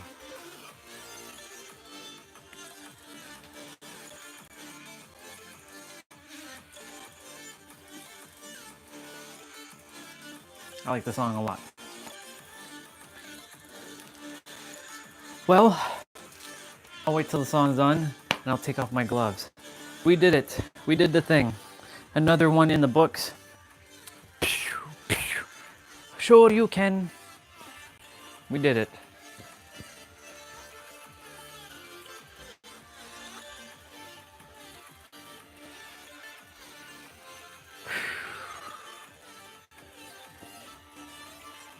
Just had the San Diego energy flood through me for a moment.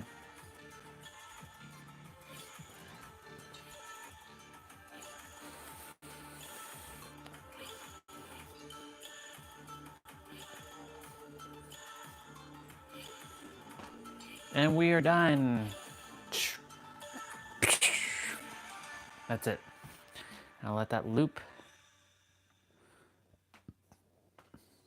It should loop. Hopefully.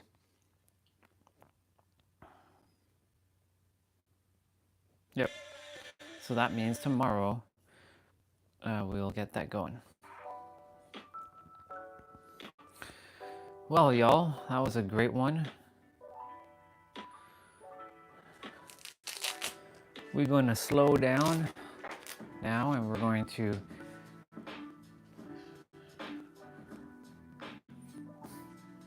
this song is like, it's got like that slower vibe too.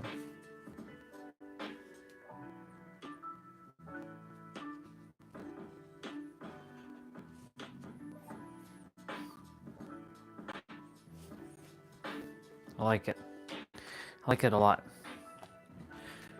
I'm glad that this song isn't copyright. Thank God.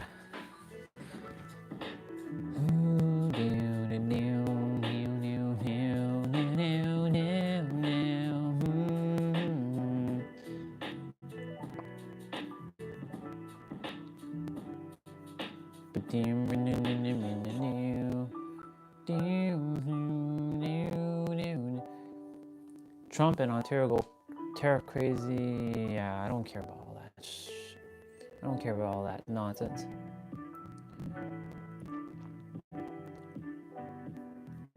Tom Bilyeu, as much as I love you and I respect you, bro, I really do.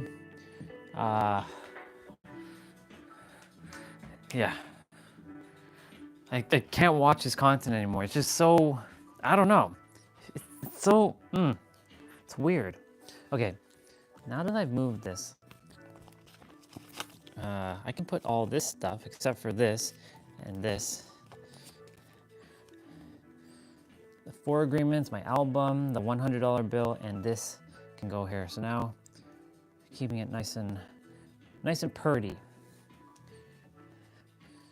My necklace, my tablet, my San Diego like magazine that I got, which was pretty dope when I was over there.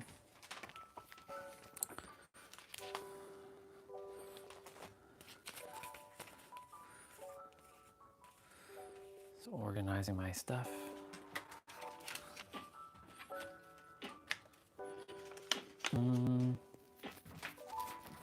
We'll go grab something to eat in a moment. Let me see how many pages, because we're finishing up Pete's book. Let me see how many pages are in the next chapter. Are the next chapter? Is the next chapter. Are the next chapter. Gotta love my English sometimes.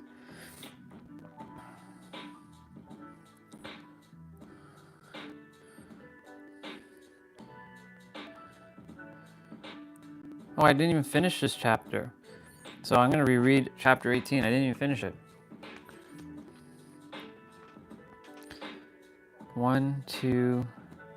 Okay, well, chapter 19 is short. So we're gonna reread chapter 18. So I'm gonna grab food. We're gonna go back upstairs, grab food, and then, yeah.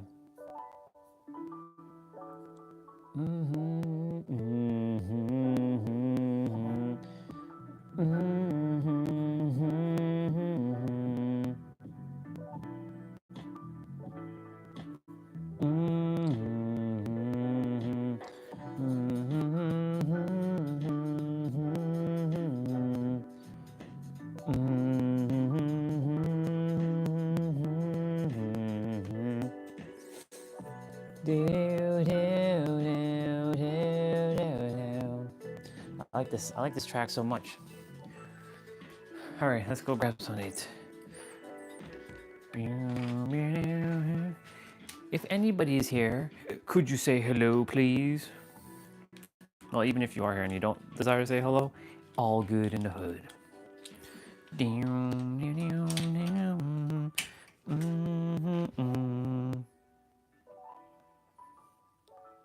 Don't to switch.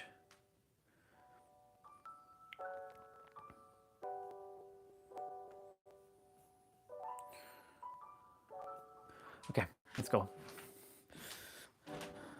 Oh, can't forget the protein shaker. Gotta wash that. Let's go get it.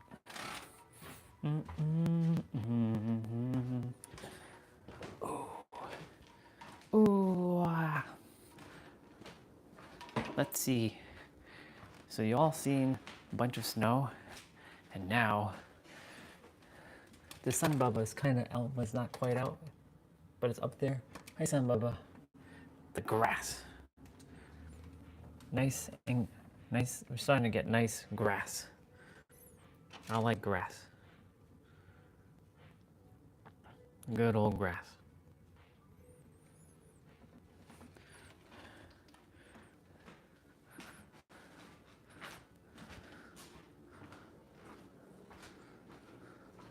Oops.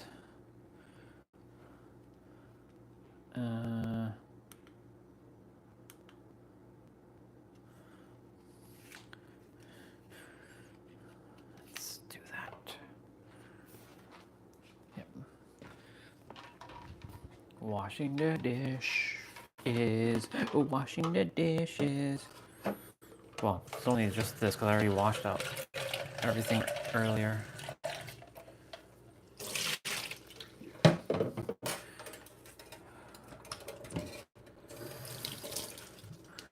It is March 12th? Yeah, March 12th.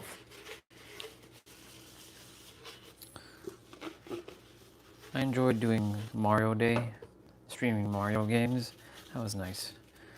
Yeah, using video game analogy to explain life. It's so cool, because that's what life's about. It's a video game. Life is a video game.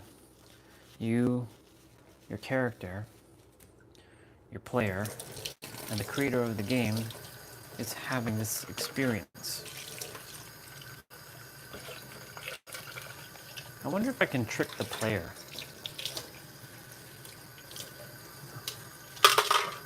Maybe throw the player off and do some unorthodox things. I wonder if that's possible.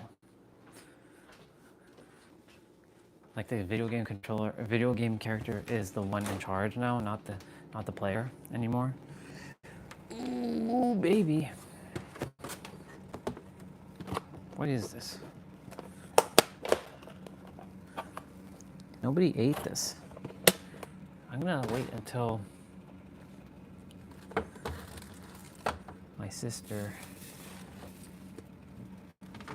eats and see if, nope, it's not what I desire to eat. It's that. Yeah.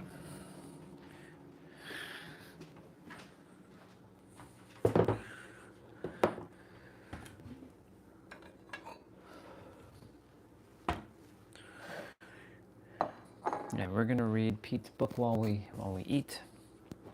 So that same chapter, I'll park my butt on the ground, and we're gonna sit, and we're gonna read. I'm gonna sit on the cushion though, or I'll sit on the sofa, since you know that could be that's the reading corner. That's the reading corner slash meditation corner slash being corner. I don't really call it meditation anymore. Jesus, this is just falling out. My gosh. Goodness gracious, great. I was gonna say, great balls of fire. Goodness gracious, great ball of fire. That was a commercial back in the day for a toy. Before anything you say could get you in hot water. Like when someone says like something like, that's what she said. That's why like now you gotta be mindful of what you say, which is good. It's a good thing to be mindful instead of being unconscious. But at the same time, like you also can't be, saying a lot of things because, you know, in today's day and age, the internet, you say something like, you know, and then you get into like big trouble for something so minor, so simple. Anything that you say can be used against you in a court of law. Yes. That's the reality of our world right now. Even though you can create your own reality and break free of that illusion, that trap. Why doesn't mom just throw those tomatoes out? They're like just sitting there. Just sitting there and just rotting away. Like, just throw these out. Like, but it's not my place to do that because, yep. I'll let her do. That's her stuff. Last thing we desire is to cause a chaos. A chaos.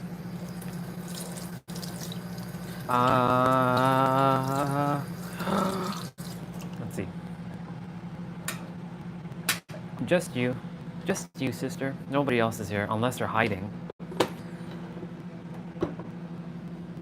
Because, you know, some could just be hiding and not saying anything, which is okay. No big deal. I can talk by myself for hours and hours and hours. I've done it. I can do it. I can have conversations with myself all the time. I like having conversations with myself. How is your heart and soul doing and feeling today, sister? And your mind, of course, because that's important. I'm just warming up food, and I'm going to read some of Pete's book, Pete Sapper's book, One of the Mirrors. Each chapter is very short, but this chapter I'm about to read is like 4 pages, even though in the grand scheme that's long in his book. I'm going to sit, read, and eat. We do have to do 4 agreements. I haven't forgotten about the 4 agreements. Just my getting back into like alignment with myself fully. It's not that I ever lost alignment. It's more so like my mind just was playing little games with me. Okay, I gotta move that jacket again. Actually, no. We're going downstairs and we're eating. Yep. 33 seconds. What happened, sister? Sure. Why are you heartbroken? Let's give you a hug first of all. It's okay, kiddo. I don't know what's happening, but I'm gonna give you a hug. What happened today, kiddo?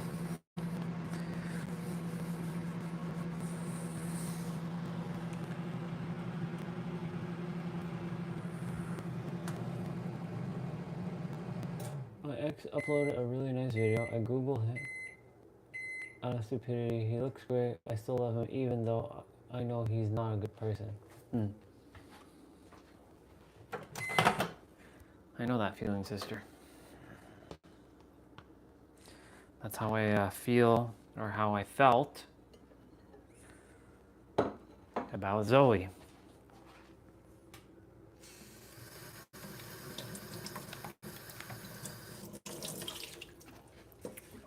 Yeah.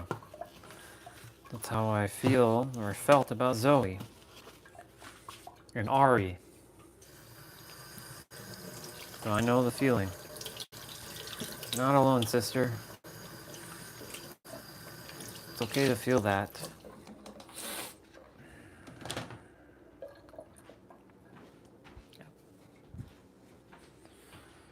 Yeah. We're better without them anyways, right? We're so much better without them.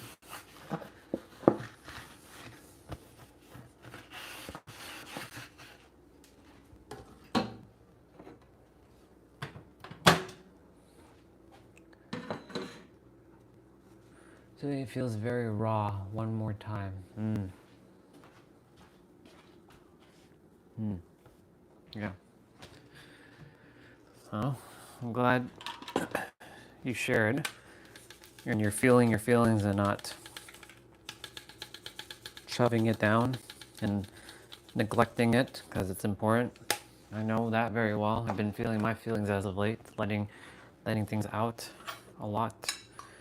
That's binding me, keeping me stuck and trapped. I'm gonna come back for my shaker in a moment. I will put you back up on the tripod. Just sit in this corner here. Eat and read. Read a little bit. But yes, I know. Oops.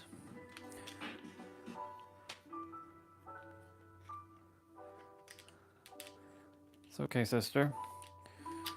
Even if you do Google him again, the next time you do, if you do, you will have been liberated from him fully. Because you've come a long way in your own journey.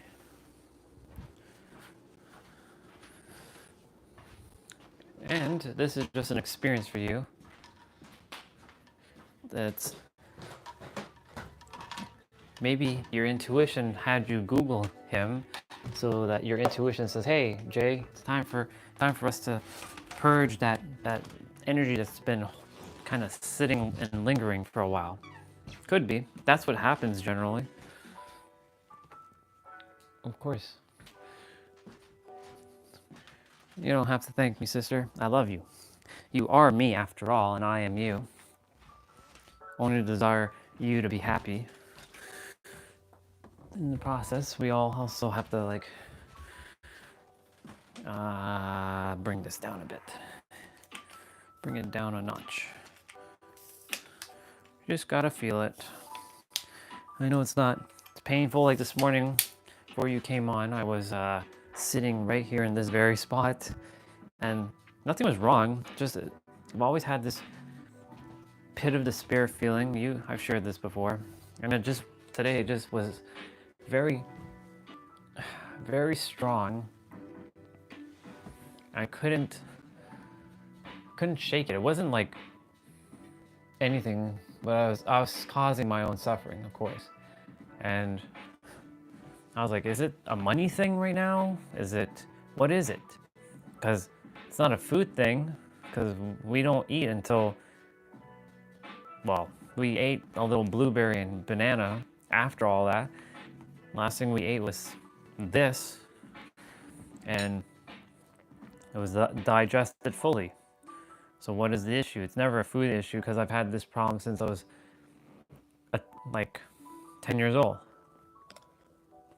Where did I pick this thing up from? So I've just been feeling those feelings and letting it out as much as I can.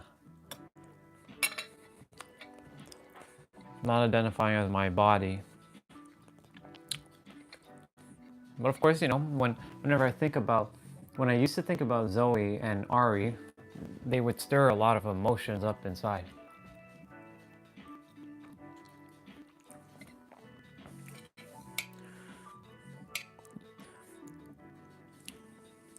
There was a moment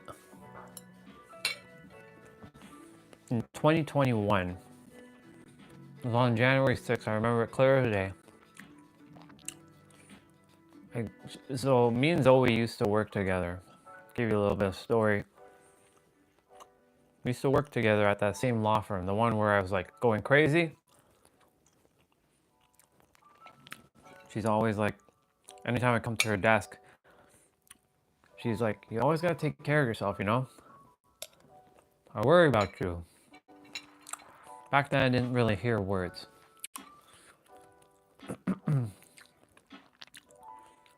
Then I'm like, she left and she went to a different law firm, and I'm like, Zoe, I don't desire to lose you as a connection, and I don't want to say, hey, let's stay in touch.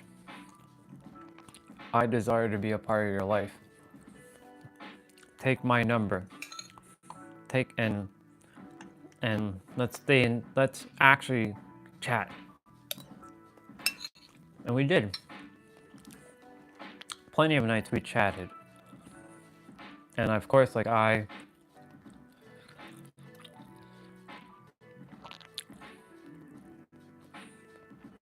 was during the 2020, like we connected deeper. Sorry, this is not 2021, my bad. 2019. Just after I had my awakening and did my stuff and I was getting better. I'm mixing up my dates, my bad. January 6th, 2019. No, January 6th, 2020. What the hell am I saying? The dates are getting mixed up in my head. 2019, I didn't even awaken yet, fully. Only until October 6th. January 6th, 2020, I was wearing my red plaid shirt, sweater, and I took her out to dinner. We spent 4 hours at a restaurant just talking. I sat next to her and we just like chatted. She was asking me about, do you know your Myers-Briggs personality? I'm like, what the heck is that? I didn't know anything about Myers-Briggs back then. Myers-Briggs is the ENFJ and the INFJ and INFT and all that stuff. Your personality type. And she's like, here, do the test. Let me see what you are. So she looks like, oh my god, you're ENFJ. I can see that in you. I'm like, I had no idea what ENFJ means. Someone outspoken, more external. I'm like, me? Yeah. I'm like, me? ENFJ, like I feel more introverted than extroverted. ENFJ apparently. INFJ is the introverted version, which is basically somebody who is more like, they can talk in like a more close environment. I'm kind of both. Because like this is a closed environment, but I can go out and speak. I have no problem speaking. Or I don't think I do anyways. I'll have to know for certain when I'm on stage again. I know Olga has no problem speaking on stage. Our sister can speak on stage like the best of them.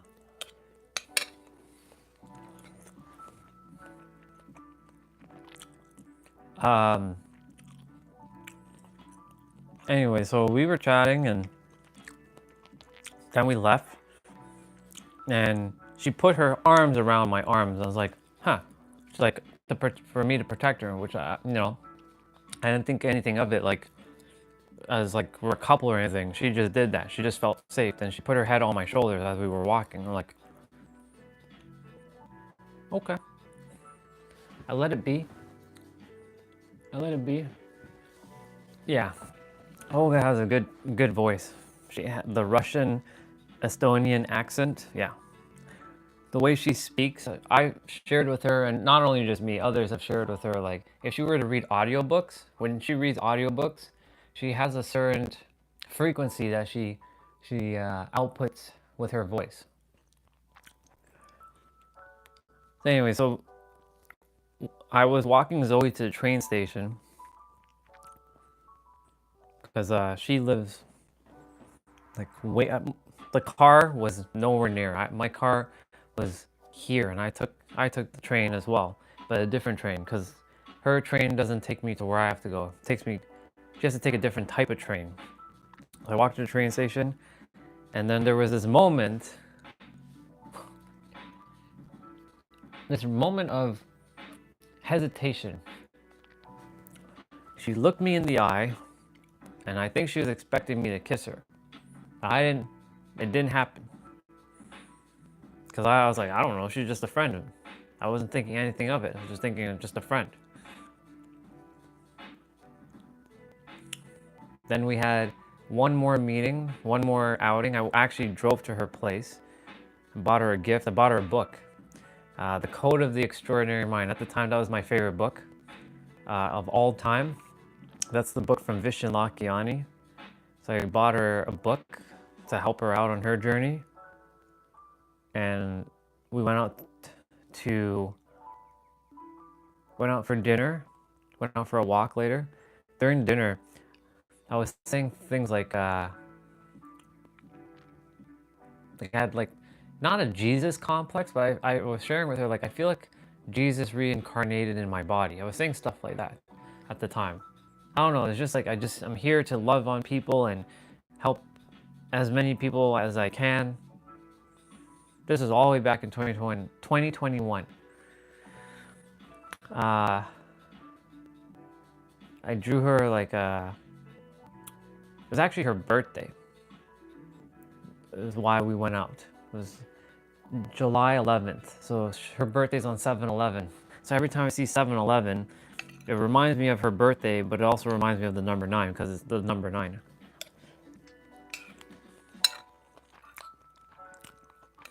I love that girl very, very much. I still love her. Not in a romantic capacity though, not anymore. But I know how you feel when you were saying that. Now, of course, you were tied to your ex. I wasn't tied to her in any ways, but it felt like me and her, like, technically I'm supposed to be her one. Didn't happen, of course.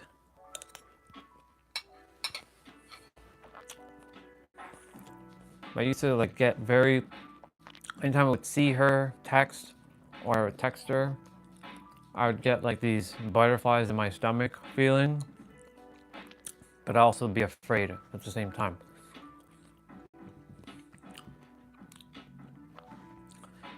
And then only last summer, after my Dark Night of the Soul finished,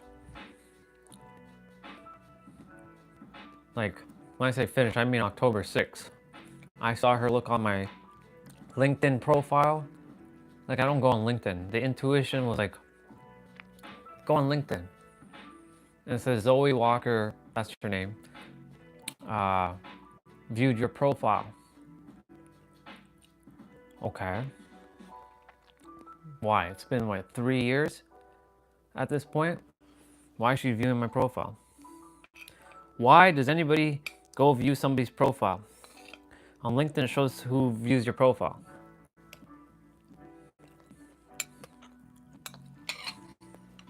So I reached out to her. I'm like, hey, Zoe. I like all the past. I'm like, hey, Zoe, it's good to see you. Would love to catch up. And after that, she blocked me. Just like that. No, hey Andre or anything. She just blocked me. So I'm like, okay. That was just a clear sign that to get rid of Zoe out of my system completely.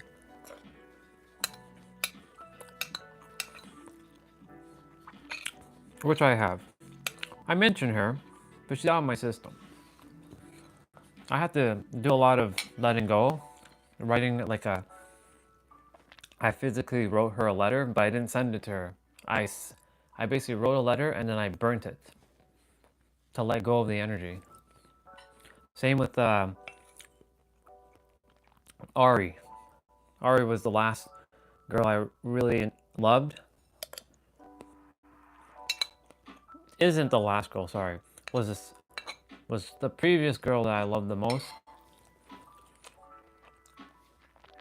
Thing about her, she only loved me as a friend, so it wasn't evenly reciprocated.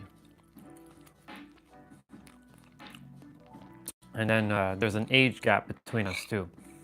She's much younger. At the time, she was 23 and I was 37. So, big age gap. And she has trauma with older men. So, that's her journey, and like, there's nothing I can do about that.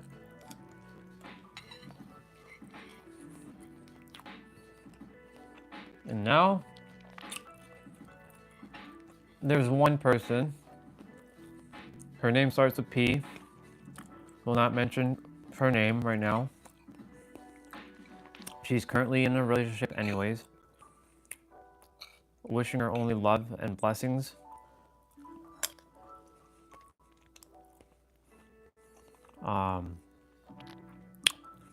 She uses the you're Aries and I'm Scorpio, and Scorpio people can't be with Aries because fire and water doesn't mix.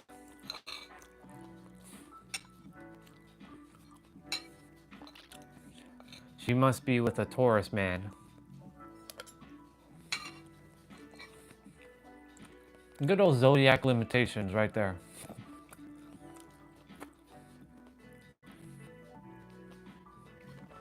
If you're conscious enough and you know your inner world, all that doesn't matter.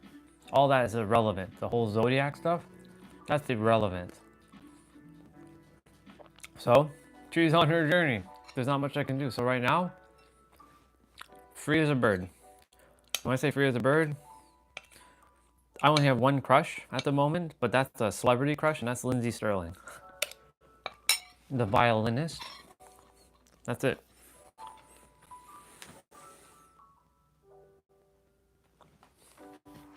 He makes me wish I was dead. I was working on it, and the blocking, unblocking happened too. It's hard, yeah. Thankfully for me, welcome back, sister. I see you're back. For me, thankfully, I never felt like made me feel like they did make me feel unworthy, yes. But it had nothing to do with them. It was everything to do with myself. Because like, if I didn't accept myself, which I didn't, so some more, you know, when you've been with someone for a very long time, it's a different story. It's a little bit harder. Because like, that's a long time versus like a little bit of time. So it takes time to process, especially if you have a relationship for a longer time. Like our brother Jonathan. Proud of that dude. Dude was super depressed. I think he came just before you did, Jay. Yeah, he did. He came just before you showed up. And he was depressed. He has two or three kids with his ex-partner. He hadn't been on his own since he left his house, left his mom's the first time. And he's been with her for 15 years, and he was like, I don't have my kids anymore. Like, she has custody of the kids and all this stuff, and proud of that dude for you know, putting in the effort. Now he's with his childhood sweetheart, and which is amazing. I don't know what my path has in store for me. I still feel like my path is just to serve and just and leave.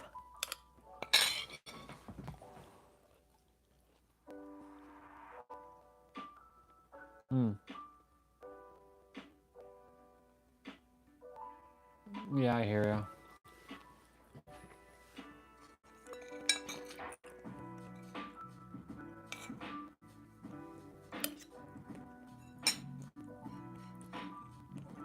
Okay, it's okay, sister.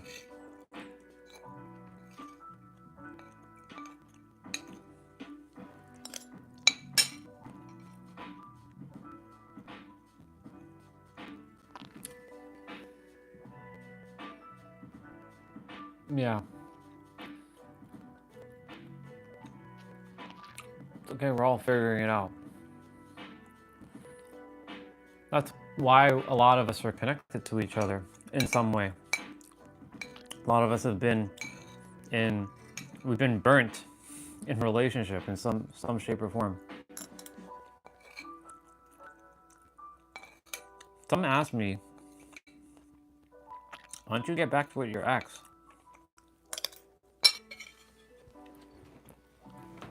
You know what she said to me, my ex? She's like, why couldn't you be this guy that you are now when we were married?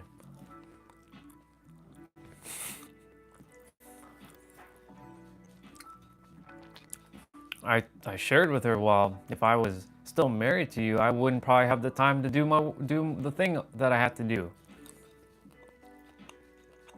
But she's like super proud of me for moving forward. But I now don't see her as like a partner. I see her as a sister. I see my ex-wife as a sister now. That's hilarious. She's like my sister now. Calling her sister would be weird, but yeah.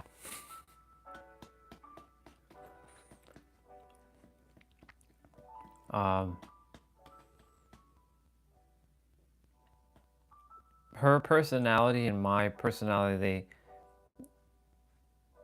it doesn't work. It just doesn't work. She has a lot of inner work to do on herself. Very masculine driven. Very smart woman. Very intelligent.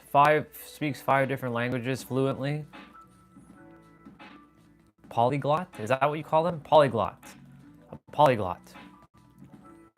I forget if that's the terminology that you use when you speak more than 5 languages. It's a polyglot.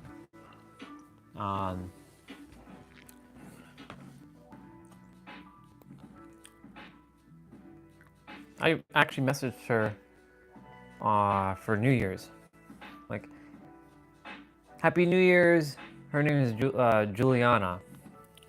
She goes by Julia, which is not the same person like the extremist. The one who ruined Disney movies for me. And Juliana knows about Julia, because I was like, so I'm going to be meeting this person named Julia. She has the same name as you. She's like, how fascinating that you're going to be dating somebody that has the same name as me. We're just joking. This is back in March of 2021. 2021 was quite the year. Whew. That was the year of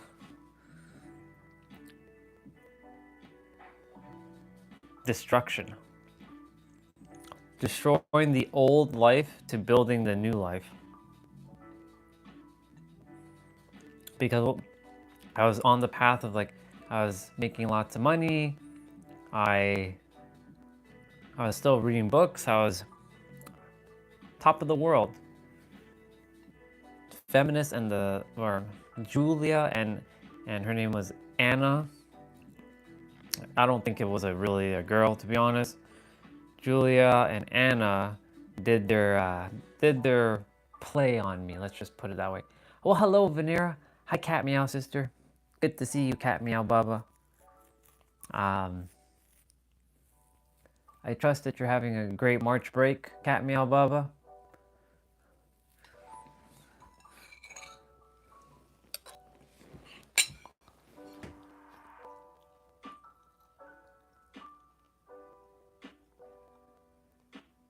Yeah, I know. Yeah, it's not always that simple. It's true. I said to Juliana, you'll always be a part of my life, no matter where you go or what you do or who you're with. She said the same. She loves me as a soul. I love her as a soul. That's as far as it goes.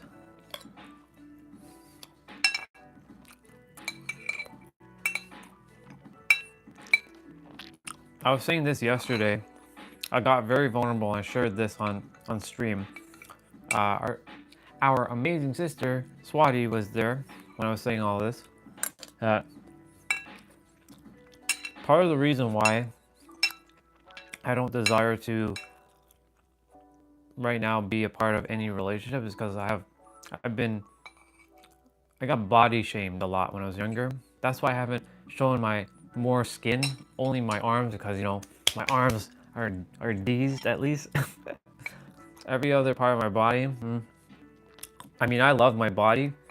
I just don't like exposing my body. It feels like I'm on display. Like I don't know. That's why when I'm at the beach, I'm still wearing this. I want to go in the water. I can wear a bodysuit, which is weird, but I mean, I can wear a bodysuit. That's why I don't go swimming in a pool. My ex did her number on my body shaming and humiliation. Not her fault, because she was just unconscious of what she was saying. Compare me to other guys. And so like I don't entertain a relationship right now, because I mean, not everybody's gonna be like that. That's why earlier this morning there's this fear of not feeling safe around people still. Fully. That's why I'm still a little bit guarded at times. Giving just a little bit of like, I trust everybody, but there's still that like wall. But for brother and sister, I mean, it's easy. For somebody romantic, there's a wall. Not to protect my heart, but to protect my body.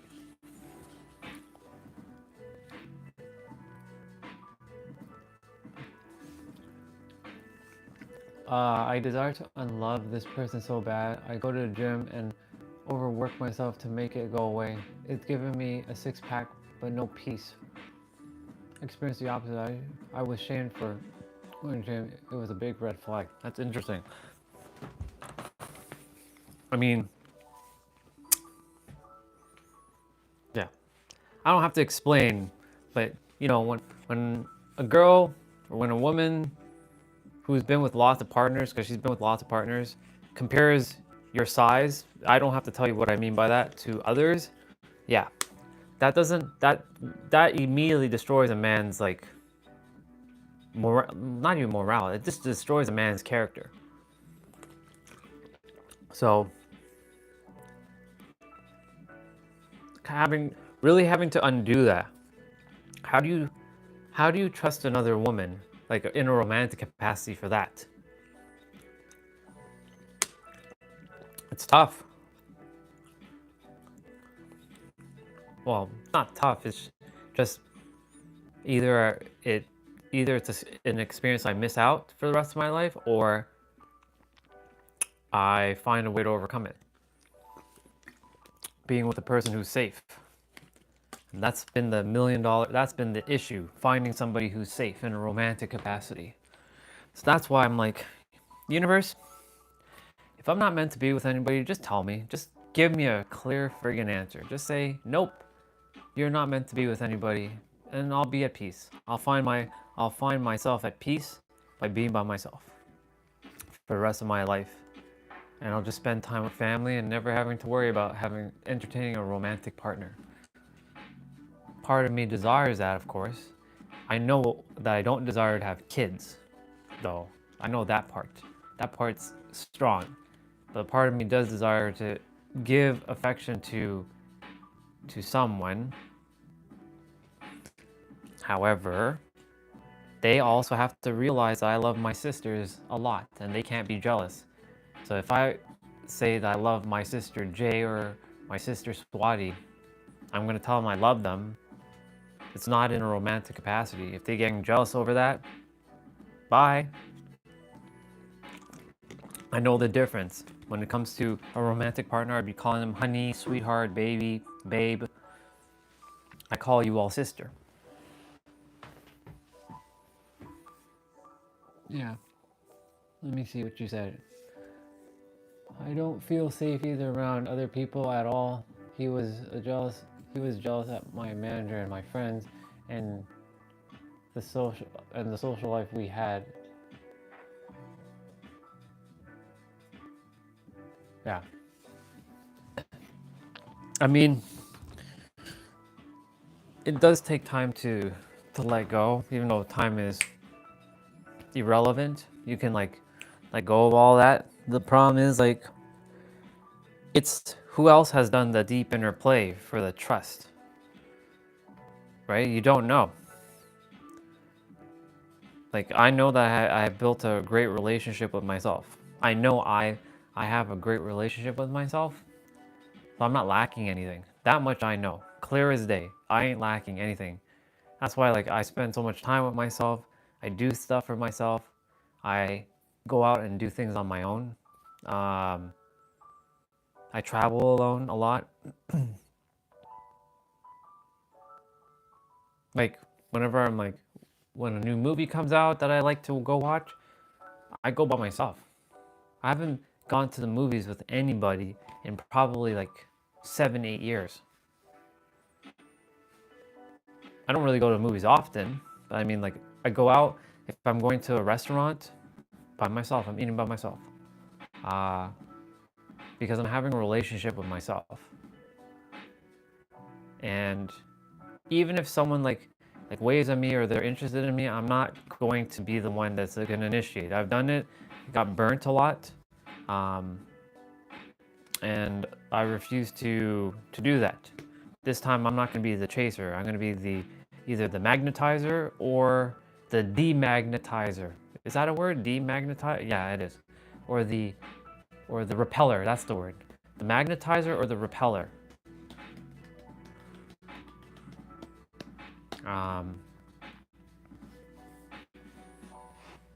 Yeah. I appreciate you sharing because this brought up a great topic. Because like, that was never gonna be. Well, I've talked about this a few times. But at least like more know now like the reason why like I would rather just be alone and at peace than be in a relationship and feel in chaos.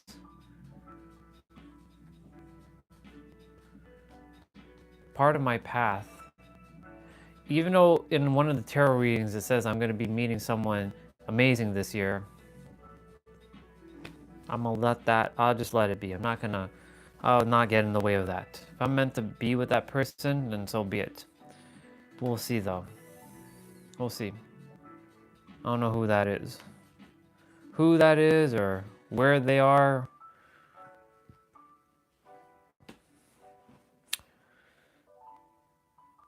I do know one thing though. I came here for 1%. That's hilarious. Let me see. I'm gonna read what you shared. I was blindsided when I met my ex. Otherwise, I would have never have spoken to him. I wasn't ready either. I felt very vulnerable opening up to him and asked him not to play with me. Yeah. But in a way, the whole thing made me realize the life I had before and now, it's not so bad. I appreciate my peace now. Yeah, I appreciate my peace too, sister.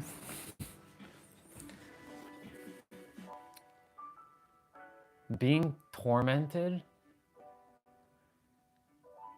Yeah. So like, for example, I think about my life and I think about if I was ending up with Zoe for a moment. Zoe had a lot of things that she had to deal with. Like she had a lot of rage. And she would, why am I on an angle right now? What the hell? What is this? Oh, I know why. There we go. So weird. It's like, why am I on an angle? I'm still on an angle. This is gonna bother me until I fix it.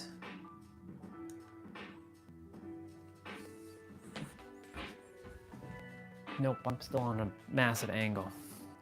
I have to plug in the cable. The cable is probably causing this angle.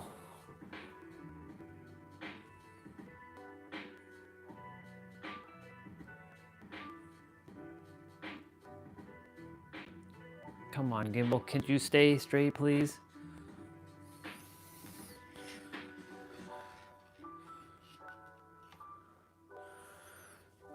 It's okay. I'll sort it out. No big deal. It's all good. Let it just be like this for now.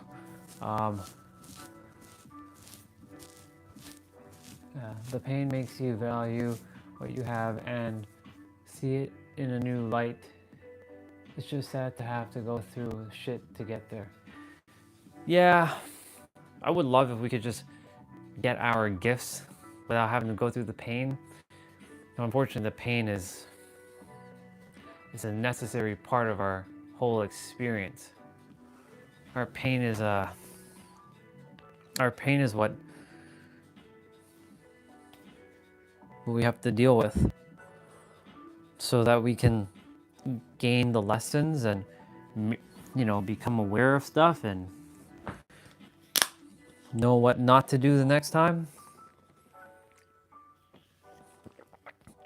Each relationship mirrors back to something of yourself.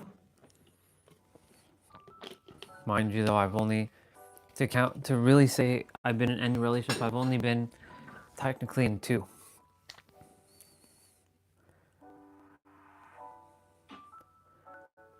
I don't count things that last for like a month of relationship. That's not a relationship. A relationship is something where it lasts for like at least a year.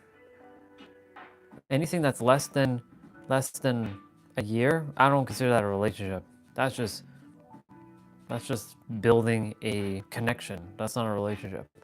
Anything past a year, okay, you've now been in a relationship for a year. I've only been in technically 1 relationship, if I say that, and that was with my ex.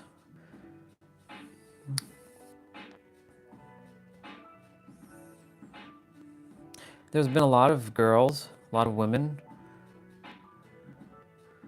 who I've talked to, but never went anywhere.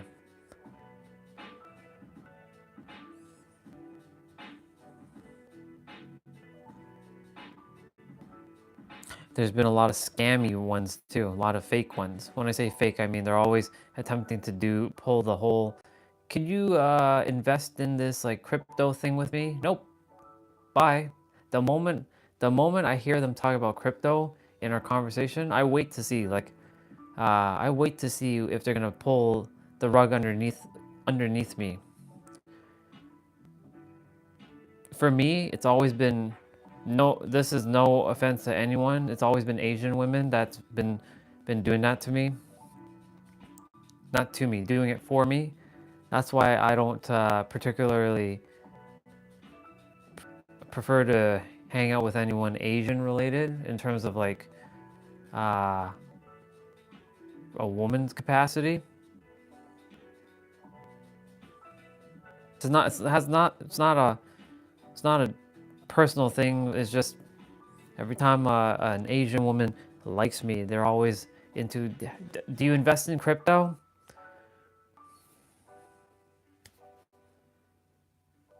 Yeah, it's always the scammy ones that seem to like me, which is like, why am I attracting scammy people? What is this? So like, I just you know what? Fuck it. I'm sorry, I didn't desire to say the F word, but I had to just say it. Like, F it. I gaslight myself into thinking it's a growing experience. Yeah, me too.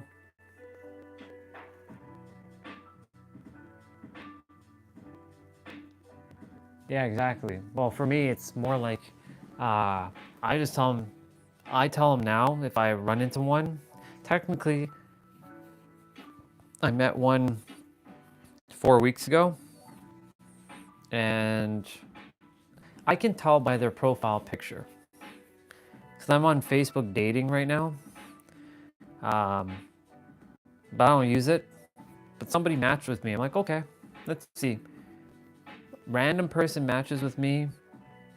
Immediate, like, not red flag. When I see somebody that's like, looks like a certain way, and I see their profile pictures, I'm like, yeah, that doesn't look real. You can tell when the photos look real from when they look not real. There's a, I don't know how to explain it, but there's like a filter thingy. It's like, it looks very edited for some reason. So, you know, there was one, and she immediately is like, hey, do you, like, I invest in this crypto. The moment they say, I'm self-employed and I invest into like crypto, that's the moment I'm like, yep. I'm not saying, real people don't invest in crypto. I invested in crypto. But normally in a dating thing, if they bring up the crypto thing immediately, I'm like, I don't care about crypto. I care about you. If you're gonna bring up crypto, no, immediate block. I don't even say anything at that point. I'm just a block immediately. So I'm like, universe, why am I keep attracting these people? What is the lesson here that you're having to mirror back to me? Haven't I become aware of the lesson back in 2021? Hello, we lost $1 million. By loss, I mean we deposited it to you. Why are we keep bringing this nonsense? Bring me a real person. Stop bringing me a fake person. So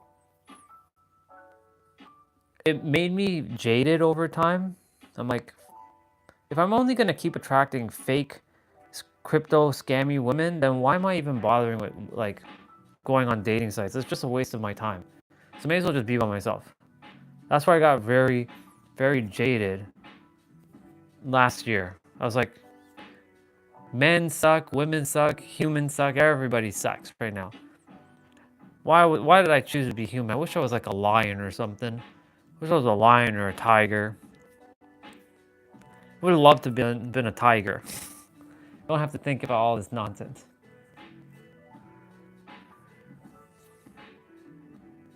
Or a falcon. Actually, I would have loved to have been a falcon. A falcon. Yes. That or a nice cute doggy or cat meow Bubba. That way I don't ever have to think about being human again. Let me see. Bookstores? Let me see. Let's see what you got. You said a couple things. And then there was the ones with no jobs, living in a shared room, wanting a hotel and a mom to fix everything. Yep. They desire to marry fast, claiming to be religious because they want your house. Yeah. So that's interesting from the woman's perspective. What the women have to deal with when it comes to men, and then from the men's perspective, what they have to deal with the women. Bookstores. I've been into bookstores, but I'm laser focused. See, here's the thing, sister. I may miss a lot of cues because when I go in a bookstore, I'm laser focused to get my book and get out as fast as I can. I don't like staying in stores for longer than I necessarily have to be in a store. So like when I'm in a store, Unless it's a video game store or an anime store, every other store, in and out. Like I don't like browsing too much. Unless I'm live streaming. It's a different story. Like when we were in Target in San Diego. That's where Turan became the cooking oil guy. In that one live stream when I was in Target.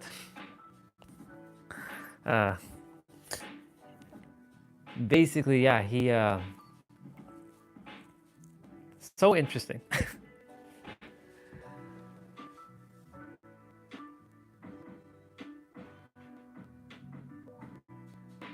Yeah, so we have in most of the bookstores here, they also have a cafe, like a Starbucks or something, or they have like a in-house like coffee store. In America, they have Barnes and Noble, and they do have Starbucks there, or again another in-house coffee place. The thing is, when I'm in a bookstore, I don't see women. I don't see actually I don't see anybody in the personal development section because that's where I'm at.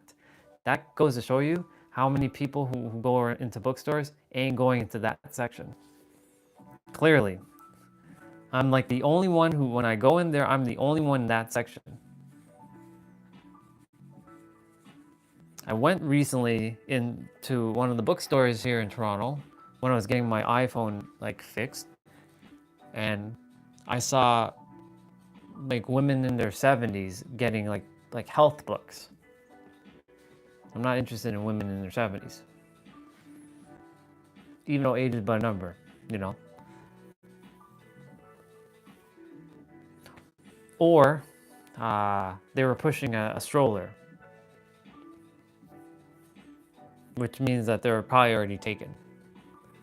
So if I am running into that, that's what I'm running into. So it just means that for my experience, because my reality is being revealed to me or created, it's definitely not creating that. Yeah. I'm a very boring dude. I just go and do my thing, get out. Go do my thing and get out. Go do my thing and get out. That's what I do. Yeah.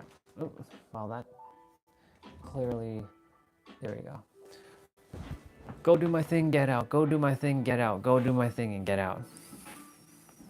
Like, you won't see me browsing them all like every other human here.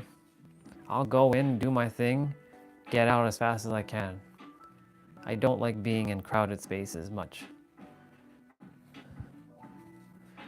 I love humans, I love everybody, I just don't like being around everybody. I know, that sounds so weird.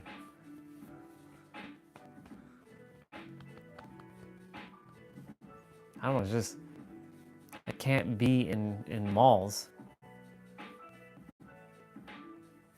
I'm laser focused. If I'm going to a mall, it's for a singular purpose or a dual purpose and get out. Like when I was there getting my iPhone, yeah, I was there chatting with one of the employees. She was like chatting me up. I was like, you know, my brother and his girlfriend work here, right? She's like, who's your brother? I'm like, Alex. Alex, who's Alex? I'm like, I don't know. Don't you all know each other? Y'all work together. Ah, Alex from the back. I'm like, back? What do you mean by back? Backstage. I'm like, okay, sure. And then we were just chatting, and she's like, you should really attempt that the Apple Vision Pro demo over there. You enjoy it. I'm like, okay. I'll go ahead and attempt this Apple Vision Pro stuff. It's pretty cool. I was just waiting for an hour. Then I walked around, went to that bookstore. I was just getting ideas on what book I can either buy or download. Cause like, I have resources to download books. But I do buy my books to support the author. If it's really good, I will buy the book to support them. If it's not that good, it was a download. Like Mel Robbins books, I will buy. I think I have High Five Habit in there. I forget if I have one of her books. If it's not there, it's definitely in a box. I have one of her books. No, I have the 5-second rule. I'm the 5-second rule, not the High Five Habit. Let me see what you said. I met a very cute Italian scientist in that way years ago. We were together for a longer period. I don't like crowded spaces anymore either. When I was younger, I enjoyed going out. Even when I was younger, I hated going out. Yeah. Even when I was hanging out with like friends, like Tiny Problem's brother, Jason, I call him Jay as well. That's why when I say Jay, I have to be mindful. I'm like, because there's two brothers named Jay. There's Jay Cohan, who's on YouTube. Then there's Jason, which I call Jay as well. And then there's you, Jay. That's why I was like, I gotta find a nickname for our sister. Jay Bubba? I don't know. Yeah, so like, when I was hanging out with him, I'm like, dude, I don't desire to be in this mall for long. Can we like go get our stuff and get out, please? He was the more social butterfly than I was. I don't like spending more time than I have to. I'm like, dude, let's just go get our video game. Let's get the fuck out of here, please. I don't desire to be here any longer. Let's go buy the video game and get out. Or let's go get whatever cards, because he's into like Yu-Gi-Oh! And Pokemon cards, and get out. Because like, there's a flea market. It's like I don't know how to explain a flea market. I don't know if you all have that over there. But a flea market's like where like these it's like vendors, multiple vendors bring their stuff, and then you're just kind of, I don't know why it's called flea market. Maybe because you're fleeing from big stores. I have no idea. But there's like these vendors, they bring their stuff on the weekend, and then you just buy and you pay by cash, generally. They don't usually take credit card at their shops. So like, I went to the flea market and there was like video game booths or card booths, like card game booths, like Magic the Gathering and all that stuff. He was into all that. I'm like, dude, can you just get your stuff and let's leave? Like, I don't desire to be here longer than we have to be. It gets crowded in the flea market. It's annoying, in fact. So, yeah.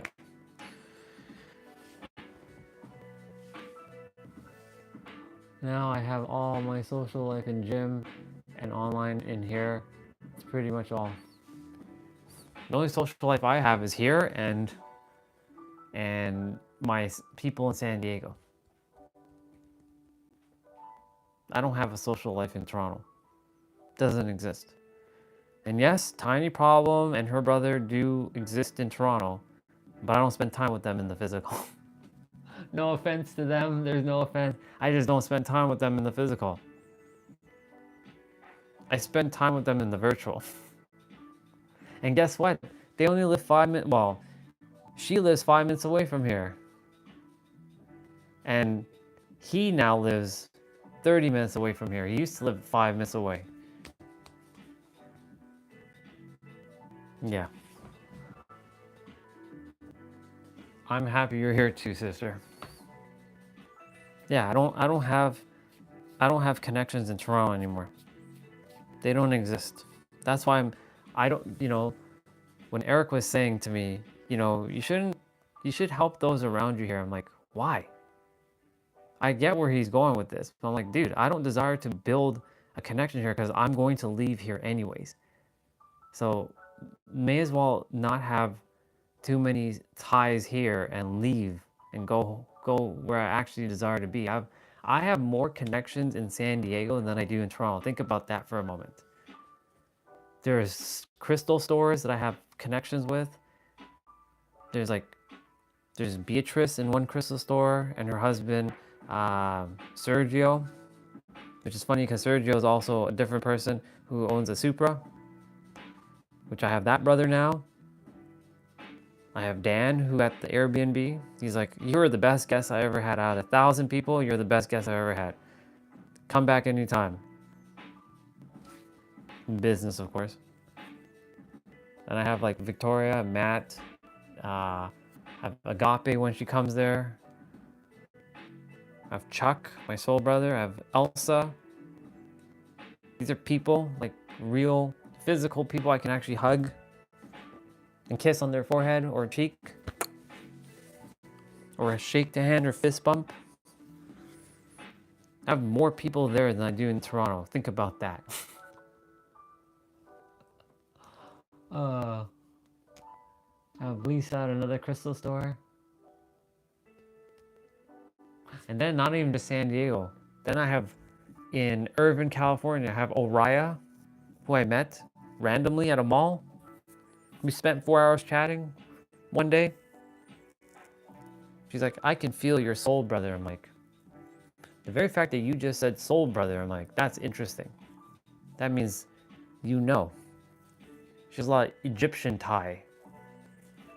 She was there with her kids one day, and I was like, random woman, didn't even know. Was there early for the first time ever, and she just like, I feel like you're my soul brother. I'm like, random. She just said that. I'm like, never even spoken to this person ever, and she said that. I'm like, okay, this is soul sister. Of course. You're welcome, sister. Here for you. We're all here for you. We're all here for each other. We share tears together. I can bust a couple tears too. Time is it 12:42? Plenty of time. There's always time. Yeah. Then I have a Jose in LA now. See, Jose's in LA. Michael, I'm calling it for Michael because he desires to live in LA. He lives in Portland, Oregon right now, which is the state above LA, or state above California. He desires to live in LA. I have Michael, our Michael that comes on the stream, Michael Nelson, who talks about the Vril and the universal life force energy. Yep, the 417 man. Hey, 417 man, are you here? If you are here, what's up, dude? You don't know. I don't know who's here, because like that number says 2, but there could always be more than that. I don't trust that number. Who else do I have in San Diego or in California? I have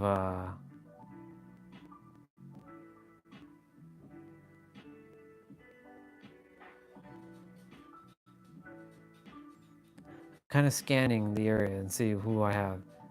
Oh, I have Hannah in Laguna Beach. Duh. How can I forget Hannah? Duh. Hannah, 23-year-old woman who was a part of my other group that I used to be a part of, Craig Siegel and his CLS group, where I met Jessa.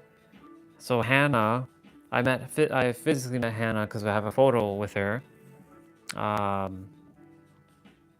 Met her at Laguna Beach because that's where she's at. She's like, why don't you just live in Laguna Beach? It's so much better in San Diego. Laguna Beach people not necessarily like San Diego. Because you know, it's like a rival city. She's like, why would you live in San Diego? Come live in Laguna Beach. We'd hang out all the time. Like, like Laguna Beach is great. Laguna Niguel. She's like, the weather here is better than San Diego. I'm like, yeah, I guess. She's like, well, what do you think Laguna Beach has or doesn't have that San Diego has? I'm like, well, the mountain and the oceans are closer together. She's like, that's not true. There's a mountain right there and you can see the ocean. Okay, fair point. I don't know, it's like, I just feel called to be home in San Diego. It just feels it feels better. But I like Laguna Beach. If it's not San Diego, it's Laguna Beach or Laguna Niguel. There's another way of saying it. Yeah, it is a blessing.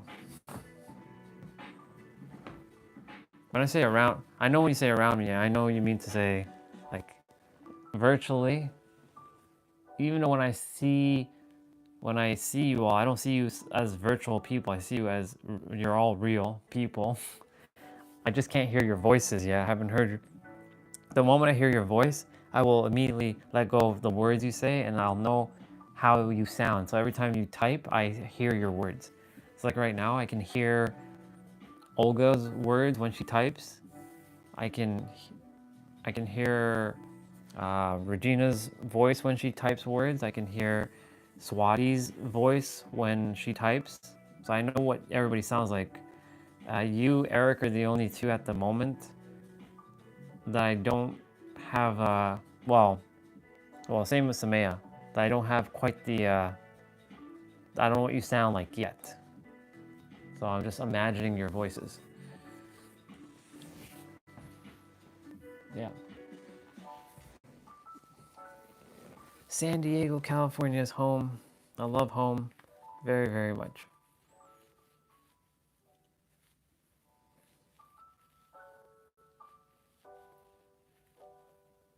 Yep.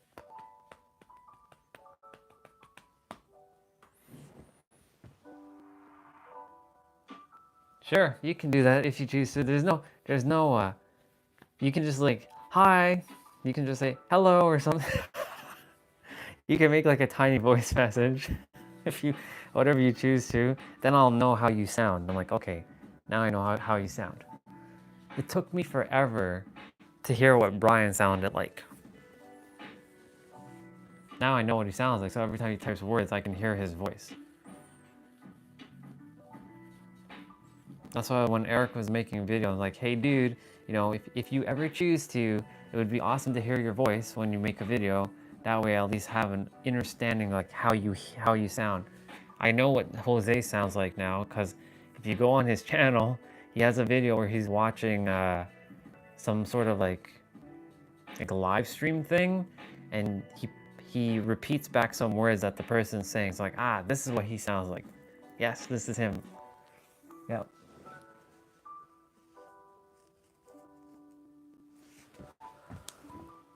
Hello, Toot Baba. Welcome back. I heard, yeah, sister told me about that. Mr. Oilman, welcome, bro. Good to see you, dude. The Oilman is in the house. I'm great, dude. I get to spend time with brothers and sisters. How is your heart and soul doing, bro?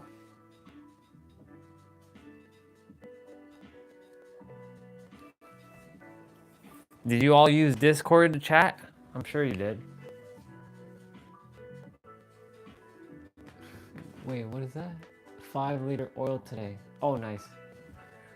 What kind of oil? Mustard oil?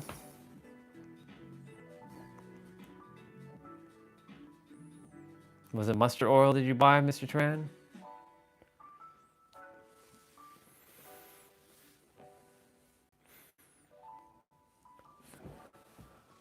I buy mustard oil 5 liters for making vegetable mustard. P-mark. What is P-mark? What's P-mark? I don't know what P-mark is.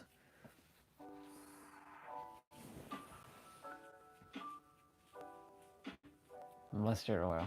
5 liters. Damn, that's a lot of oil.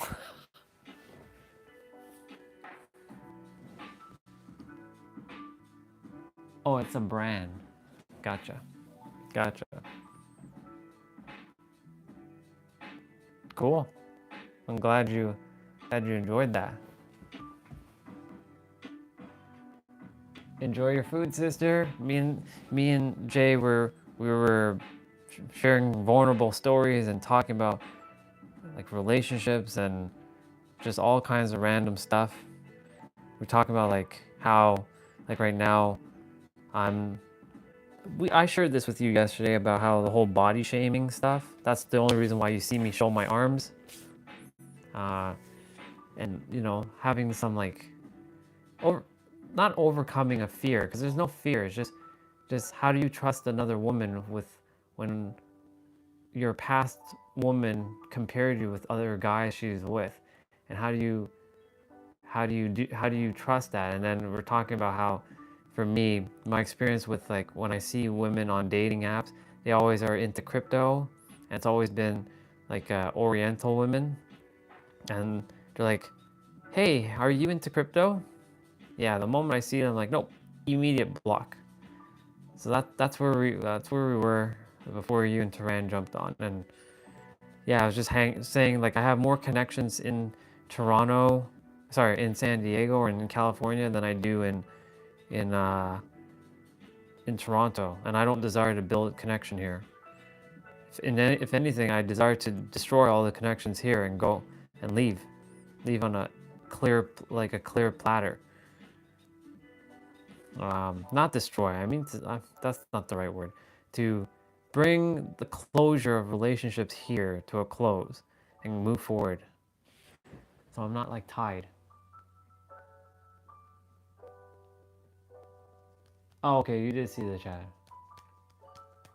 Good.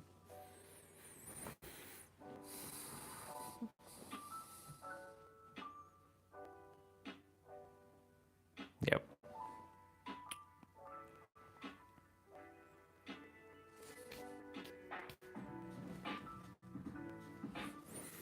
I'm really happy that you two connected the way you connected.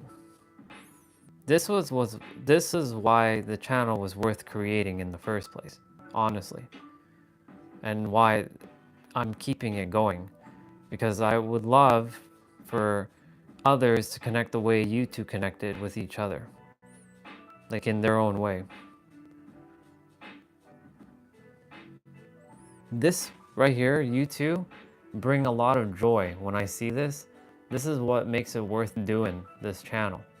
Just to see like sisters or brothers connecting.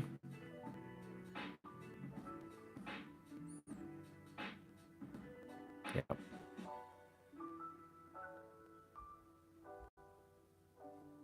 That's why we don't know who we're gonna meet on these live streams. There hasn't been anybody like new as of late, like new.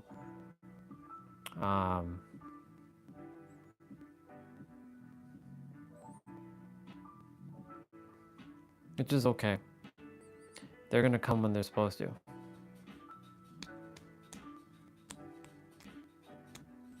All right, we're doing this arm thing. Why? Why are we doing this arm thing? Is it because we're cold?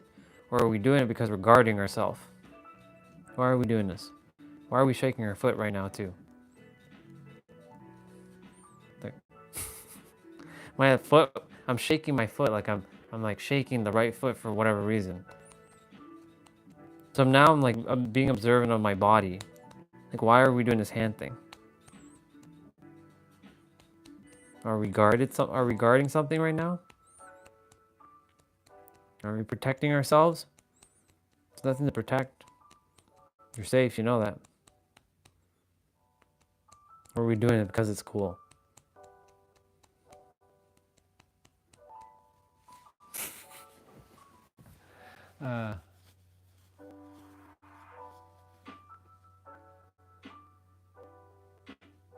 It's true. Here's a beautiful thing for any woman that ever enters my romantic zone again. They don't gotta deal with my family because I won't be around my family. If we ever were to hitch, that's not happen. I mean, I'll be in San Diego, so unless parents desire to fly their butts all the way down to San Diego, yeah. You can clearly see that, like, I love my mom, I love my dad, I love my family, but I have like zero F's to give now. Like, I have no tie. Literally. It's like I'm a human, or I'm a soul that's just lingering here until my time is up. kind of just drifting and serving. And shouldn't use the word drifting, because drifting is not a good term, actually. That's actually not a really good term. In fact, that's a really bad term. The word drifting. I'm just lingering right now, serving, and then that's it. It's hard.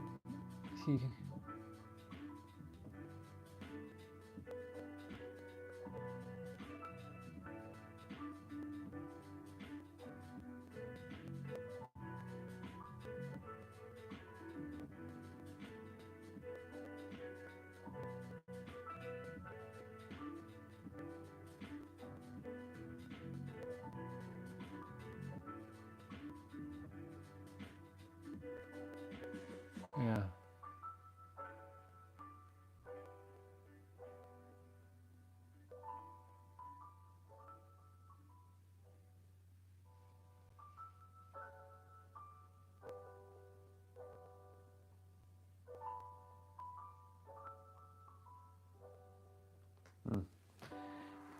Yep.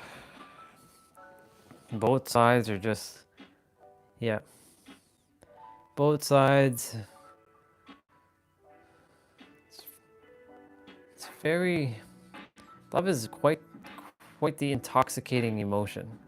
This is why I prefer to just be authentic. I should be called a superhero of authenticity. Because authenticity is just a very polarizing frequency. The superhero of authenticity. Maybe I should change my name to that. I am the superhero of authenticity. Superhero of authenticity. Doesn't have quite the same ring as superhero of love, though.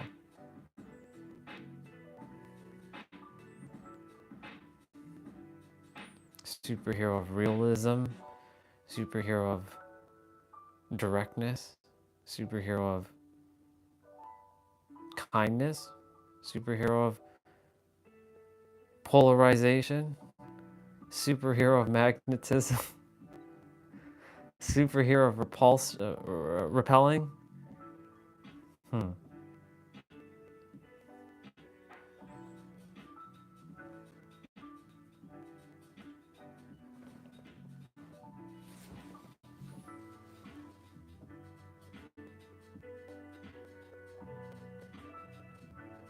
Yeah.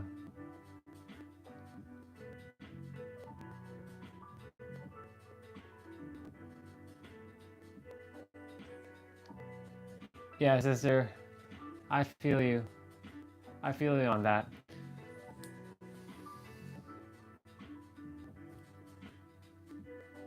This is true, Swati. There's a lot more to life than this companionship. In fact, your own companionship is well, your meat suit and yourself is a relationship. And how you love yourself and how you give to yourself is worth more than anything in the world. No other. That's why when two whole and complete, everybody's whole and complete, they just have to realize that and stop looking outside of them. But easier said than done when you've been through a lot of stuff.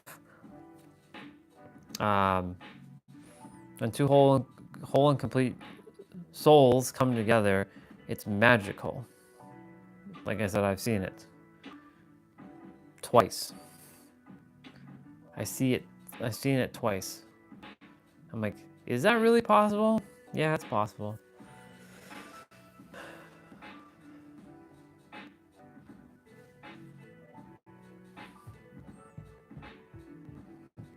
I wonder if my person is actually in San Diego. She might be. Better not be Ari, though.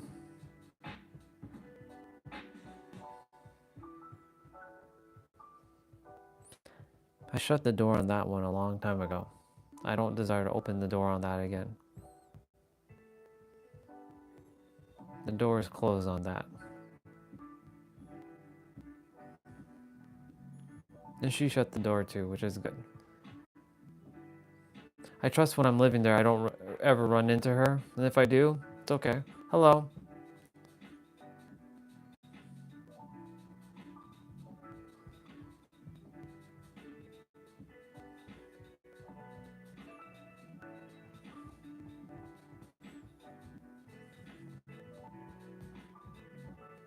Hmm.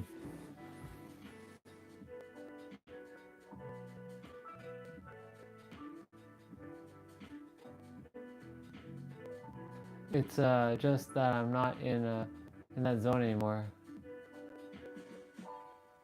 Yeah, exactly. Exactly, sister. Yeah. For me, right now, building a relationship with myself fully. You can say I'm completing my own story without someone, because like our stories right now is for us to complete it. You're to complete your story. I'm to complete my story. Everyone's to complete their own story, and then those who are then together, their stories are completed, and they create a new story together.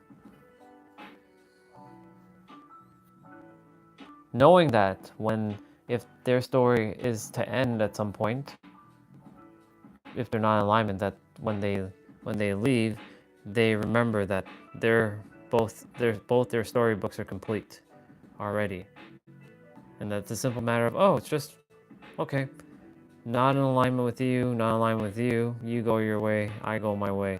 Wishing you all the best, all the best. Peace out and bye bye. I know it sounds so easy, but it's not.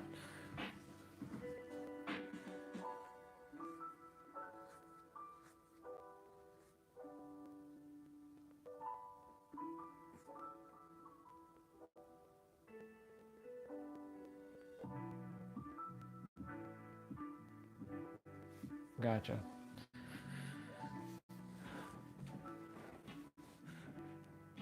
He sounds like a stand-up dude. Unfortunately, he's not using this and this.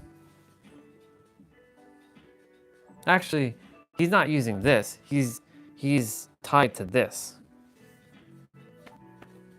That's what I mean to say. It's okay.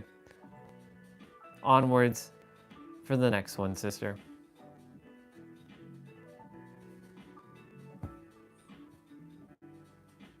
Onwards to the next one for me, whoever that is, if that's in my cards. Because I'm only now finding my purpose, and my purpose is so much more powerful than a relationship. If I had to choose, if you can have it both, but if I had to only choose between purpose and relationship, or purpose and love, purpose will always outdo my love. Because that means my soul is fulfilled. I've had love and I didn't feel fulfilled. My soul right now feels more fulfilled than ever. This is the first time in my life I feel like the happiest and the most fulfilled. Even though some days I feel like dog shit. It has nothing to do with any of you. It's just a matter of like, I feel great. I feel like I'm so much further along. It's just that like there's certain things like I get into my head a lot still with like, it has to be this way. Why am I losing subscribers? Why am I blah blah blah? Like, relax, calm down. All is good. Shh. We're still helping people, aren't we? This is the first time in life we're really helping people. Like, really. I'm like, yes, that's right, we are helping people. We're building community, we're helping people. Would you think that's the most important thing? Yes. There's your answer, dude. So, like, this is the first time in my life I can clearly and confidently say that I can actually help people. And I know how to help people, and I know what I'm here to do, to help people. And it feels damn good. And I refuse to let go of this feeling right now, because this feeling is like God tier. So I love this feeling of service. not the fake service where like, yeah, subscribe to my channel for more tips to keep moving your needle forward and doing all those 10 million things that coaches do, like posting here, doing this, and doing that. When I know in reality, maybe they don't really desire to do that. I get to do it a different way. I get to live stream and have fun.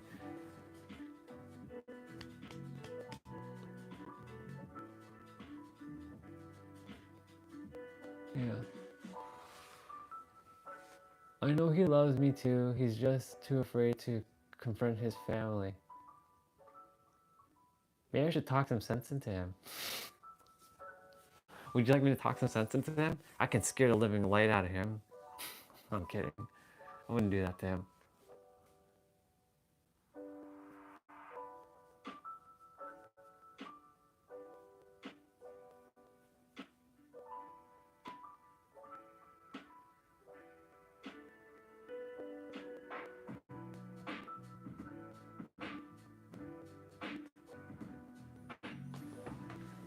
Oh, remember what I said earlier, or once upon a time, sister. You may have dodged a bullet too.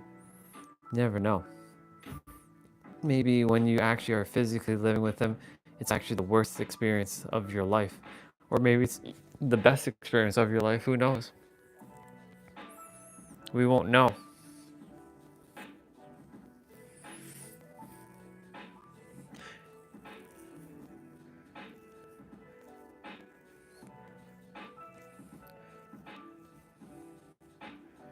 This is where culture fucks things up a lot. This is why I transcend culture, because culture keeps you stuck with a lot of bullshit. Like, I know over there, it's like, it's a family thing. Over in Canada, it's not necessarily a family thing.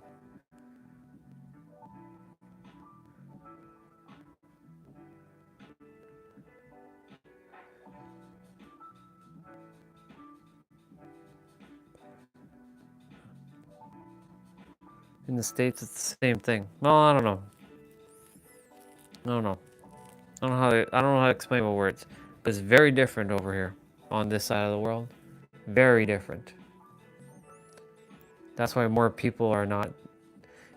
When you're married over in your side of the world, they last longer than it does here.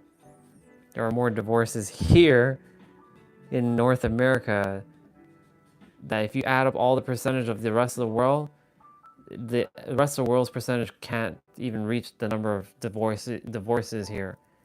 So it goes to show you, over there, y'all are doing something spot on that we ain't doing.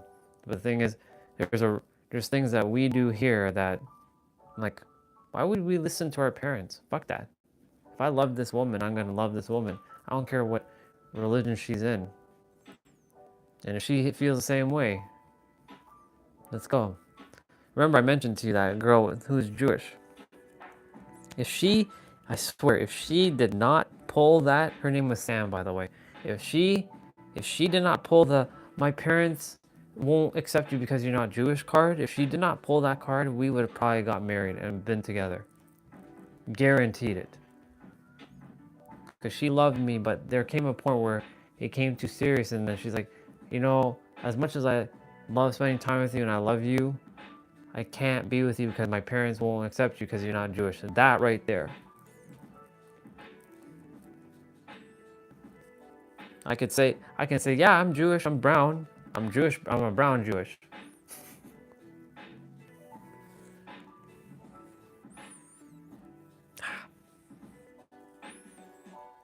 That's what limits a lot of the world. This whole culture bullshit. It's annoying. It's fucking annoying. That's why I love when I see like mixed cultures like fused, or like when two transcend, like Jonas and like Nick Jonas or whatever his name is, and famous Indian person who's over there, I forget her name, when they got together. That was good. I like that.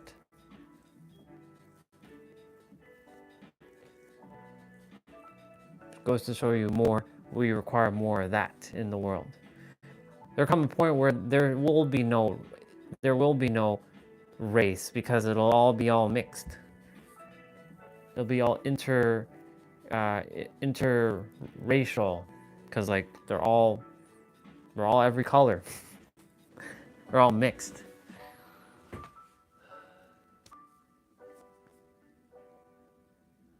I know he's a gem because he took the responsibility of his.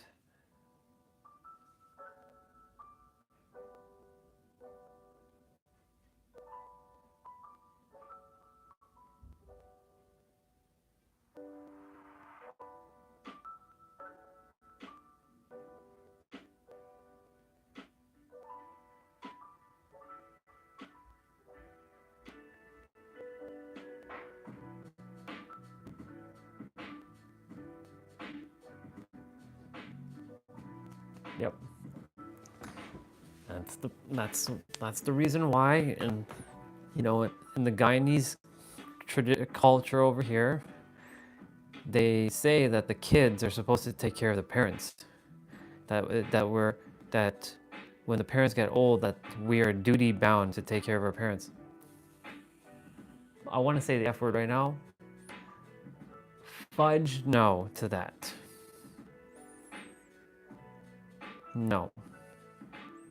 I am not going to be duty bound or have some sort of blood oath that I have to take care of my mom and dad. Your time's ticking. When you leave, that's it. Bye. I know that sounds so heartless.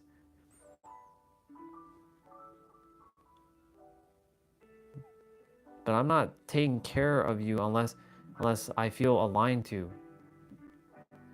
And last time I checked, you keep saying the big one does nothing. The big one does nothing. So why would the big one desire to do anything? I love you, but that's about it. I have my own life. I'm gonna walk away from this family.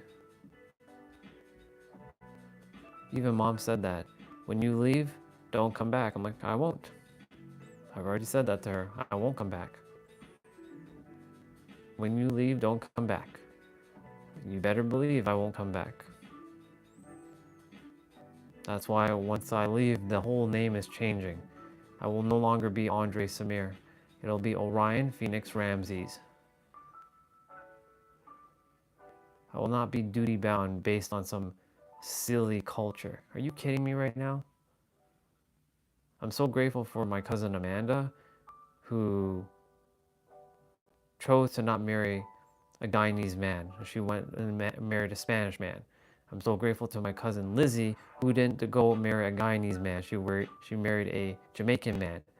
I'm so grateful for my cousin Vanessa for doing the same thing. Why is that? Why did the Guyanese women go and marry outside of our culture?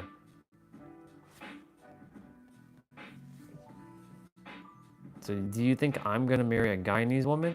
Hell fucking no. Not a chance in hell.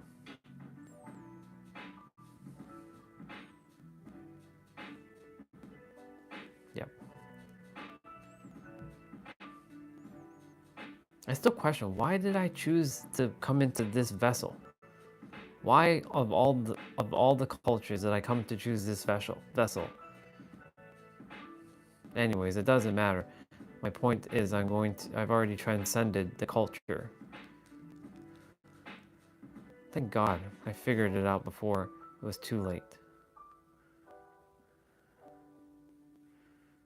I know you two are having a conversation. I'm just having my own conversation with myself at the moment.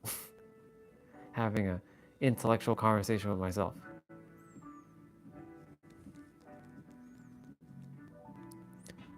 That's why my brother isn't marrying a Guyanese girl. He's marrying an Asian woman.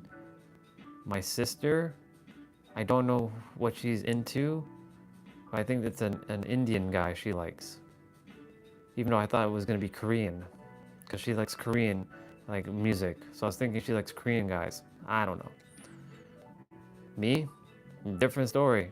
There's a reason why the new generation has done the smart thing and not do the same bullshit and marry.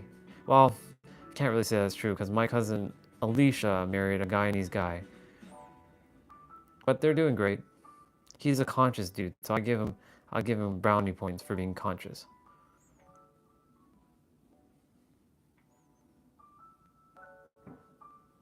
But everybody else is not marrying a Guyanese person. Guyanese women are not marrying Guyanese men, and Guyanese men are not marrying Guyanese women. So you best believe that that's not happening with me. I'm duty bound to serve and be with someone of a different culture who doesn't see it as culture anymore either. All right, I'm gonna read what you all are sharing.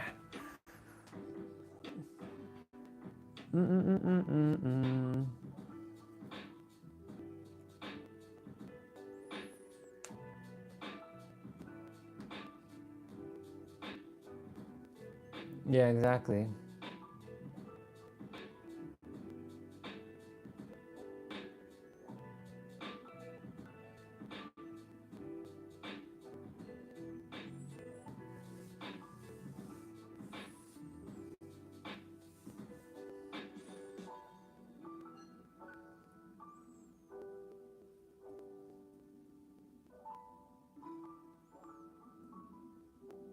I like what you just said there, Jay. A man must give his parents the proper space.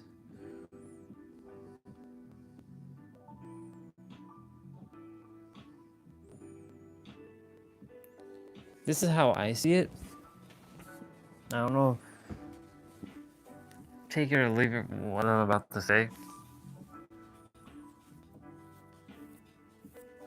If you're going to be marrying somebody, the parents should not be involved. Period, the end. I don't care about some tradition or some other nonsense. If you two love each other and has nothing to do with the parents, which parents should have nothing to do with it at all, because parents are nothing more than your brother and sister. They're just the ones that brought you into the world because you created your parents. My parents I created my own parents so that they can bring me into the world. I know that sounds so ridiculous, but it's true. They're nothing more than brothers and sisters. So I see them as other souls, nothing more. Not above, not below, just other souls. So when I go and meet my person, and if I'm meant to marry, do you think they'll be a part of it? If they desire to be a part of it, then they gotta fly. I'm not paying for them to come to San Diego. They gotta get their asses in gear and pay for their own way to come to San Diego. They desire to see me get hitched, if that's happening. But they don't have any say in who I date.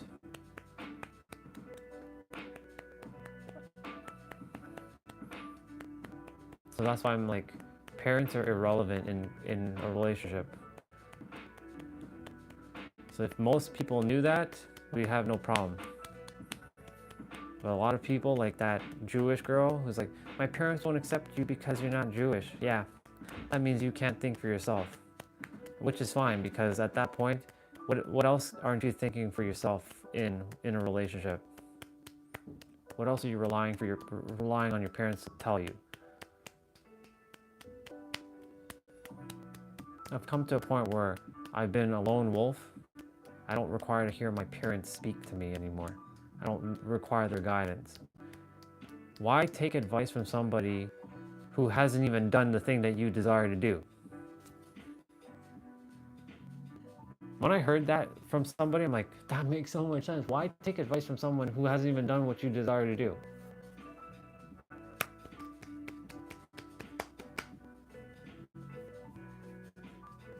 So I would never take advice from my parents, even if they're right.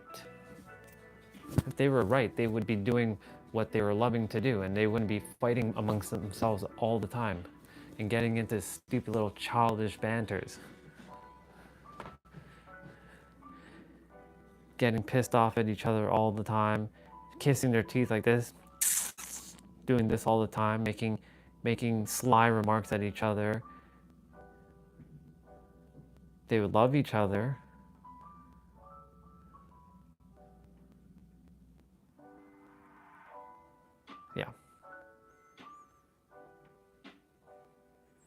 they don't even know what love is because they themselves haven't dealt with their own inner love. So why would I take their advice?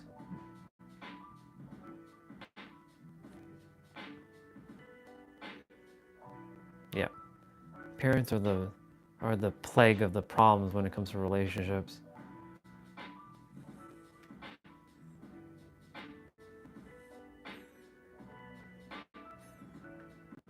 I mean, that's not always true because sometimes parents have more experience and they can guide you. But if someone's saying you shouldn't date this person because of blah, blah, blah, blah, blah, it's up to you to go through that experience and either see it for yourself or not. It can go either way though.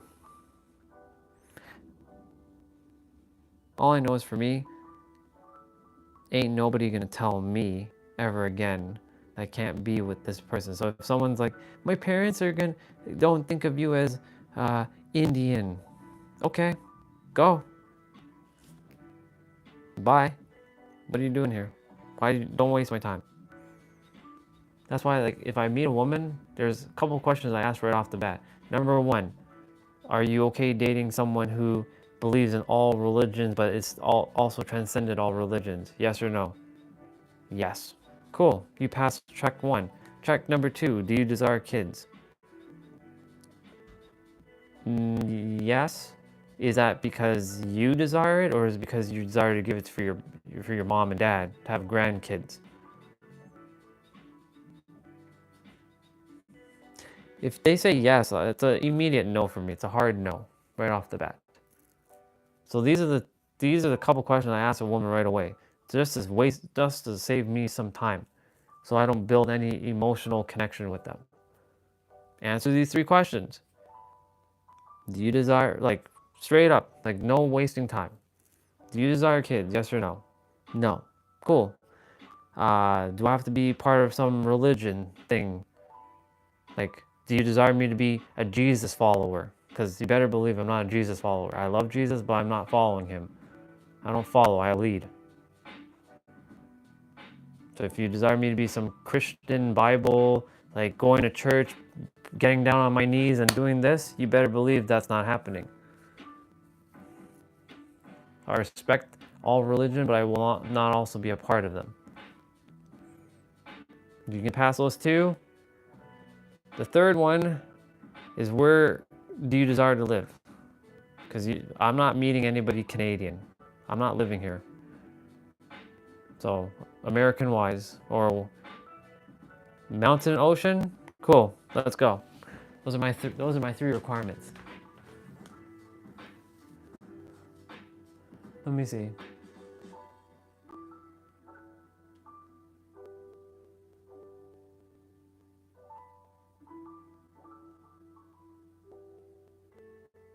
I gotta get down on my knees for a moment and read.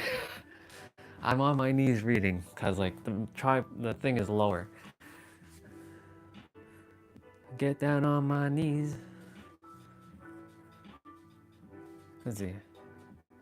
I'm reading everything because you both were chatting and I had my own conversation based on what you all were sharing.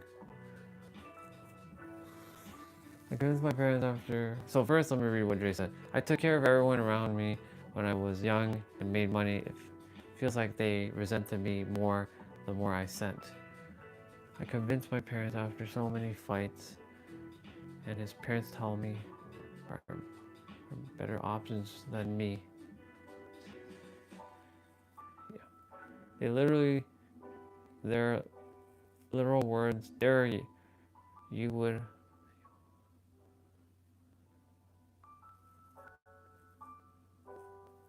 Yeah. These are people we call unconscious. Well, you already know this, sister. We've talked about this already. His parents are just unconscious. They're the old school.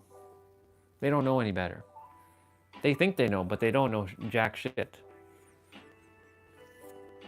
And if they say they know, they really don't know. Because they're too programmed. It's okay. That's why my parents are too programmed and I don't listen to anything they say. I don't listen to anything they say. They tell me, they give me advice, okay. That's why they don't say anything anymore to me, because I won't listen. I have my own brain, I can think. I have my own heart, I can feel. I don't have to listen. There's one time my mom said, you know, you could have had a great life if you married one of my friends' Guyanese girls. Are you fucking kidding me right now? Are you kidding me right now with that? Are you kidding me right now? Hell no. They could have been the worst shit in my life. My point to say is like, yeah, I don't listen. This is why I'm saying if two conscious adults can make their own damn decisions without parents being involved, you're good. That's why, sister, the next man you meet, he better not be tied to his parents. I mean, he'll love his parents, but he's not enslaved by his parents. I know it's harder to find in India because a lot of Indian people are too programmed for their parents. Nothing wrong with loving your parents. But it's a cultural thing over there. That much I know. It's not like over here. North America is a totally different beast.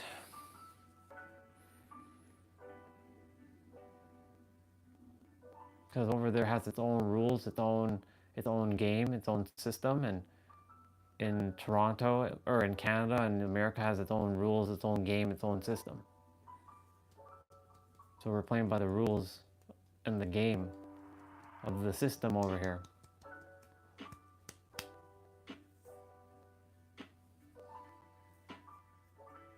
Yeah. Yeah, exactly. That's it, right?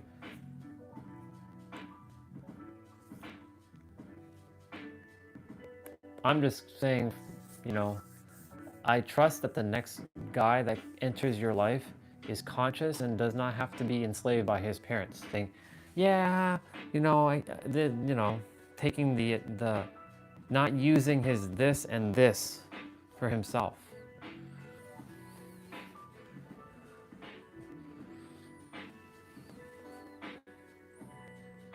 This is the reason why I am doing my best to get the fuck out of here as much as I can, so I do not ever, ever, ever in a million friggin' years have to rely on my parents ever again.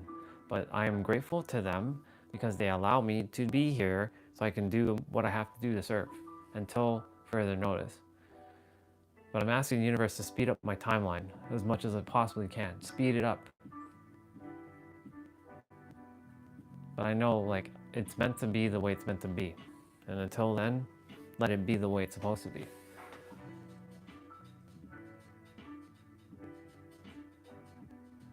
Yeah, same thing, sister. I'm gonna give you a fist bump for that. I'm on the same boat as you, sister. There is no more crush infatuation. Like, yes, Lindsay Sterling, but like, I know Lindsay, she has work to do. Lindsay Sterling ain't looking at some random, like, potentially nobody. She's looking for, like, celebrity. So, like, yeah. But yeah, fist bump to you, because I feel you on that one. That's why, like, I shared with you when I was on the beach, or when I was walking and I was live streaming, I wasn't purposely filming for them to be in the thing. They were just so happened my lens captured them. They're in the far distance. You know, a couple of the guys are like, go talk to her. This is before you and Jay and a few of you who came and meet me after San Diego came on. And I go talk to her. Why? Because she's beautiful. So? That's exactly what I said to them. So? She's just another god wearing a mask.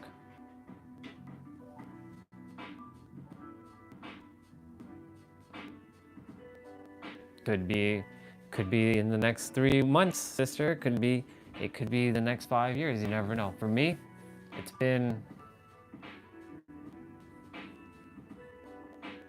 if we're talking since my ex, it's been 6 years since I've actually been in a relationship. 6 solid years. 2018, which is again arguably the most rough year of my life. 6 years or 7 years? 2018, 2019. 7 years. It's been 7 years. I've been 7 years single, free. I mean, here and there had little crush infatuations, as you use the term.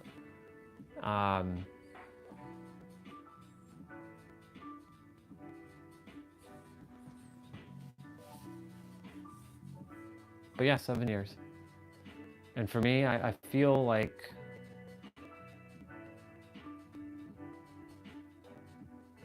that's how it's gonna be, because I'm not duty bound to have kids. So that's what my brother and my sister probably tasked to do for this bloodline, because the universe knows that I don't give a flying F about bringing another soul into this world. Ain't got time for that.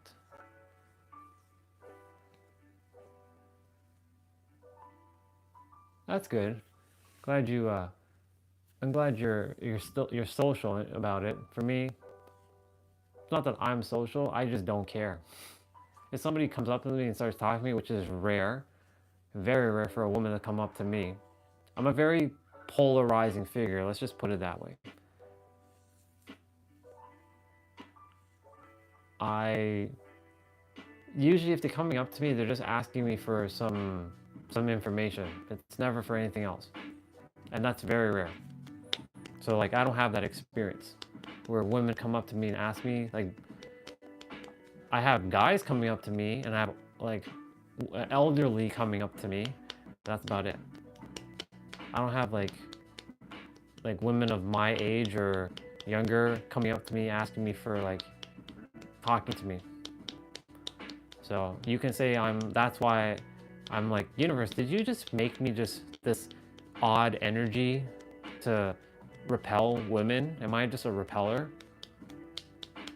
No matter how kind and nice I am, I'm just repellent. Like my energy is just repelling or repulsive to them. I don't know. Could be just a limiting belief that I have. But based on my experience, I repulse women. In the physical, that is. Because they just see what's on the outside. They don't actually get to know me on the inside. That's where judgment comes into play. And I don't have time for surface level BS.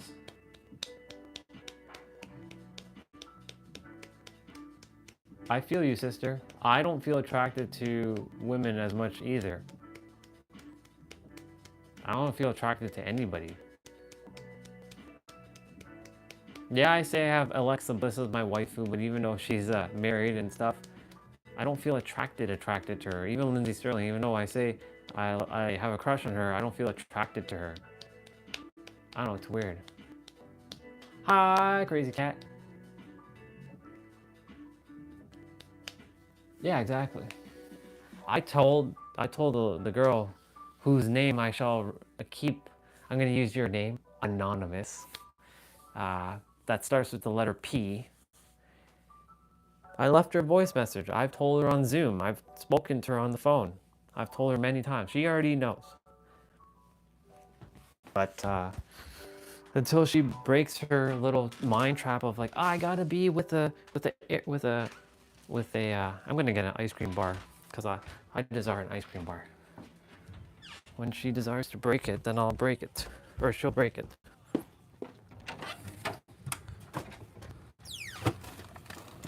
Yes. Is there actually? There is ice cream there, but I don't desire to eat that.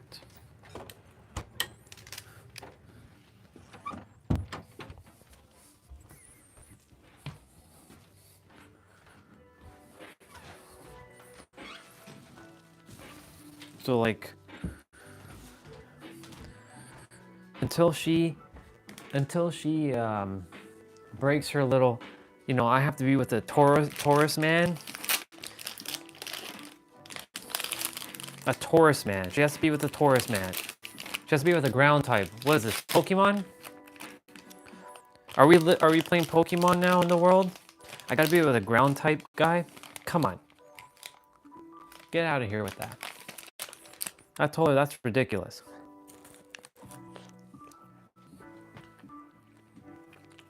That's her limiting belief right there. I'm a Scorpio woman looking for a Taurus man. Really? Because it's the opposite, right? Theoretically, I'm an Aries guy looking for a Libra woman. Theoretically, excuse me, theoretically.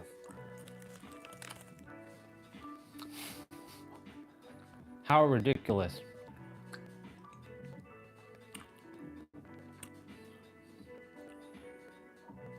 Well, that's good. That means that you broke the status quo of men and women, because usually it's the man that has to do it, or is usually tasked to do that. I'm glad you were. I'm glad you did that. I would like a woman to come up and tell me, I like you. I like you a lot, and not play this game of like the guy has to chase you. Fuck that. No way. No way. Can we be both conscious and just tell each other that we like each other? Just be done with it?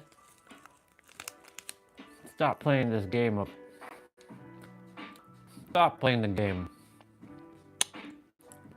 Yeah. There was one guy who I liked. He's a friend of.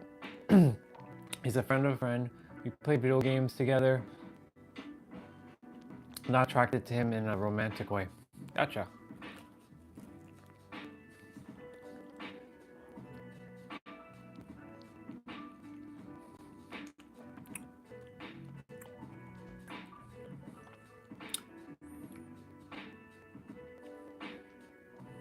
Yeah, the only person I'm theoretically attracted to, I do air quotes, is still that person that is still named with the P, with the letter P.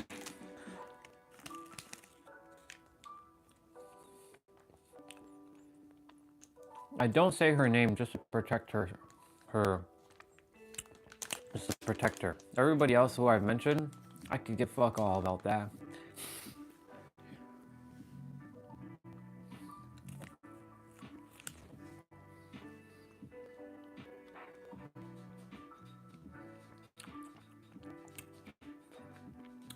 If it's a little romantic, then why not share your feelings with him?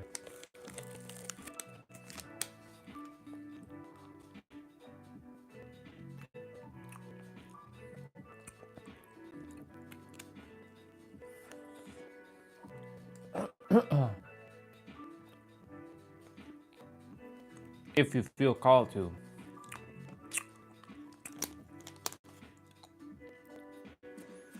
I definitely have to get water. I ran out of my water. I have to go get my water in a moment.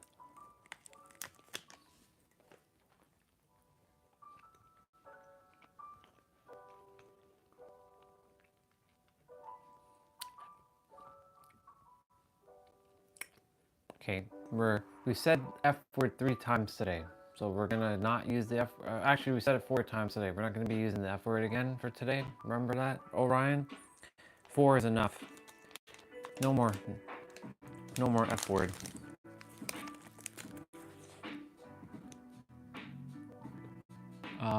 So one day I told him I liked.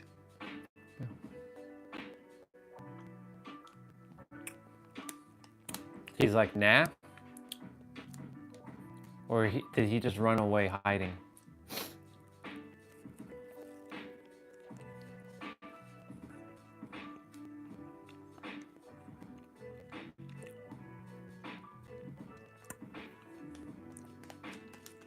Boom, boom, boom, boom, boom, boom, boom.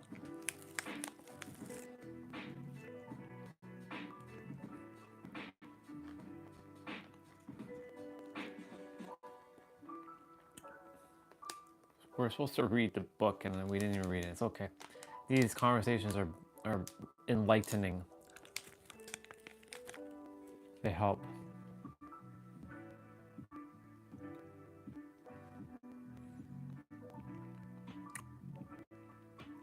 He must have said something very disrespectful then. That was uncalled for, right? Because if you just said no, if he had said no, and you would have been fine. So he must have said something really. What did he actually say? I'm curious, because I have no idea.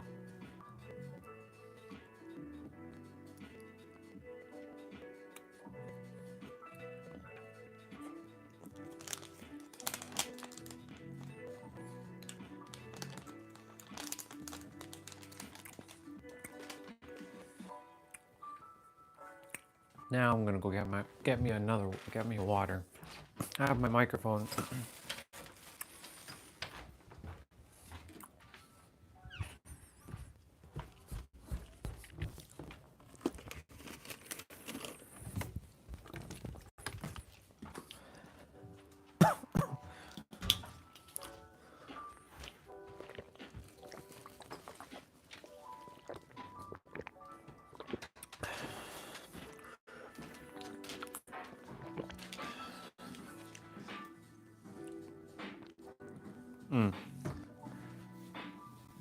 At first he said,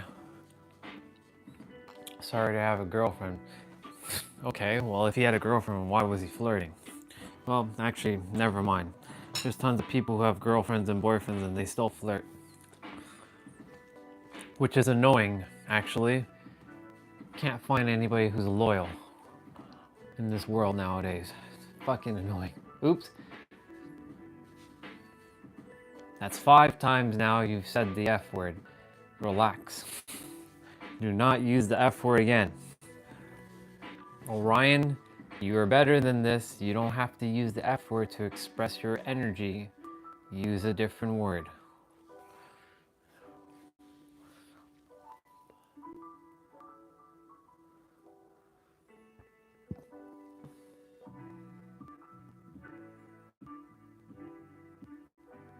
Yeah, I bet it was.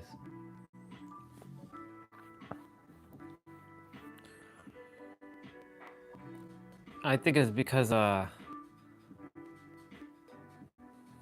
do I explain it? It's a game to him.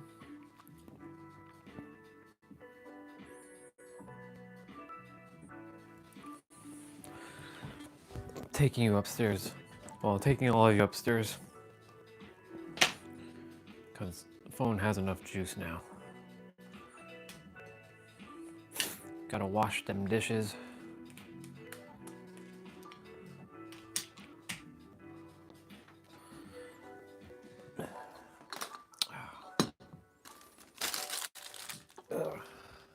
Ah, shoot. This is where third arm comes in handy.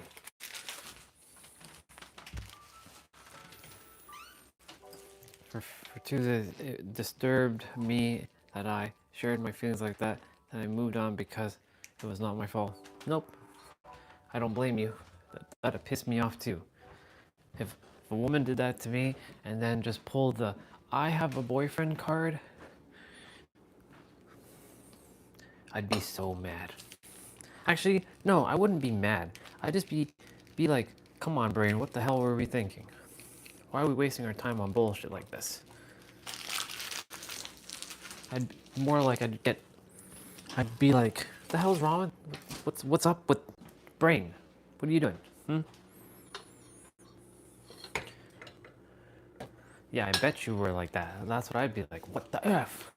What the F, man? Sorry. Always have to do that. Or I choose to do that because, yep. Look, 1 slice of bread left, and nobody's gonna eat this bread because it's the end bread. So I'm gonna eat it because I know what happens. Bread just sits there, and then they don't eat it out. They always leave like 1 thing left. It's so annoying. Ugh. My pet peeves. I have pet peeves. So I'll eat it.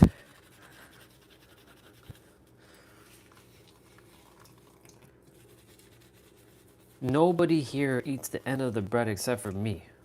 Everybody else eats just the non-ends of the breads. So I'm gonna eat it. That just means I was gonna have peanut butter. Just fine. There's nothing wrong with the ends of the bread. Just nobody eats it. Who do you think ate the first ends of the bread? I did. Who do you think is gonna eat the last one? Me. Let me see what sister said. I said I would like a serious thing.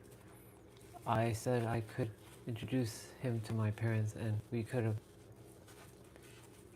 It's true. And he played that little game with you. Just like that. Sister, you're not the only one that's felt that. I've played online games with women in the past. And they flirted with me. They're like, I like you a lot. And then I'm like, well, let's connect. Ah, sorry. Like, me no speak English. Me no speak English, or they like ghosted me. The moment I'm like, well, let's connect. Let's make something serious. That's why the whole dating concept is annoying, and everybody's playing the same game, and everybody's doing the same thing, where they're like, don't waste my time, blah blah blah blah blah. And then when somebody actually desires to connect, then from my end, this is what happens. When a woman says a desire to connect, and I actually put time and effort in my response, and actually give, I don't say, hey, how are you? I don't just, you all know how I am. You all know how I am. I will not give bullshit response. I will go straight and deep. And if their profile has nothing for me to comment on, then what else do you say? Right? Actually, I don't even waste my time with those who have nothing intelligent to say on their profiles. It just shows me their level of intellect. So I'm like, we're all playing this bullshit game. I'm done playing the game. Should just Bankai everybody out of existence. Should just literally Bankai everybody out of this existence. Part of the soul still desires to do that. Don't know why. Actually, that's not a soul thing. That's a mind thing. Part of the mind desires to Bankai everybody out. You Bankai out of this world. Bankai everybody. He said, he said, but I have a girlfriend. Again, pissed off. A few months later, he asked me, shall we be friends with benefits? Yeah. See, that right there, fuck out of here with that. I hate when guys and girls talk about, what is it, FWB? Is that how you say it? FWB? Too many people say they desire this, and they desire this, and then they never follow through with what they actually truly desire. So you know what, just get off of dating apps and stop wasting time. I know from the girls' perspective, they get messaged like thousands and thousands of messages, so of course, like, it only makes sense. From the guy's perspective, they get like one, if that, maybe two. Unless you're some like Cristiano Ronaldo looking dude, most guys are getting like one or two. Let's just be real. So when the guys that get one or two actually put in the effort, like myself, to only be wasting time with women just playing this game, because on the guy side, it's the women playing the games, and on the women's side, it's the guys playing the game. So everybody's playing this stupid ass game. So everybody should just be bonkaied out of existence. It's really friggin' annoying. So fucking annoying. So like, that's why I'm like, you know what? I'm not gonna chase anymore. I'm just gonna attract. And if nobody comes by me, then so be it. I will be alone in my pink heart castle serving the world. That's all I'll be doing. and I'll have a damn good, great life because I'm already having a great life. I get to spend time with family. Don't ever make one. I'm going to just say you're going to be wasting a lot of time on that. I wasted, what, 8 years of my life on dating apps? Just a big waste of time. A lot of unnecessary stress and people not desiring to actually friggin' talk. That's the issue that I have. For me, if you connected with me, I would love to have a video chat with you just to see, number one, are you real? And number two, your energy. If you can do that, then we can go on one date. Or even, let's go out for, I don't like saying coffee because that's boring. Let's go out to a park and let's just sit in the park and chat. Let's have a conversation. If they can't do that, that means I'm not worth their time. That means that you ain't worth my time. Yeah. I have a lot of, when it comes to dating, I may not be the dating expert, dude, but I damn well know a lot about men and women and how they behave. I know how people behave. That's why I don't have to take psychology. I already know a lot more about psychology than most psychology people.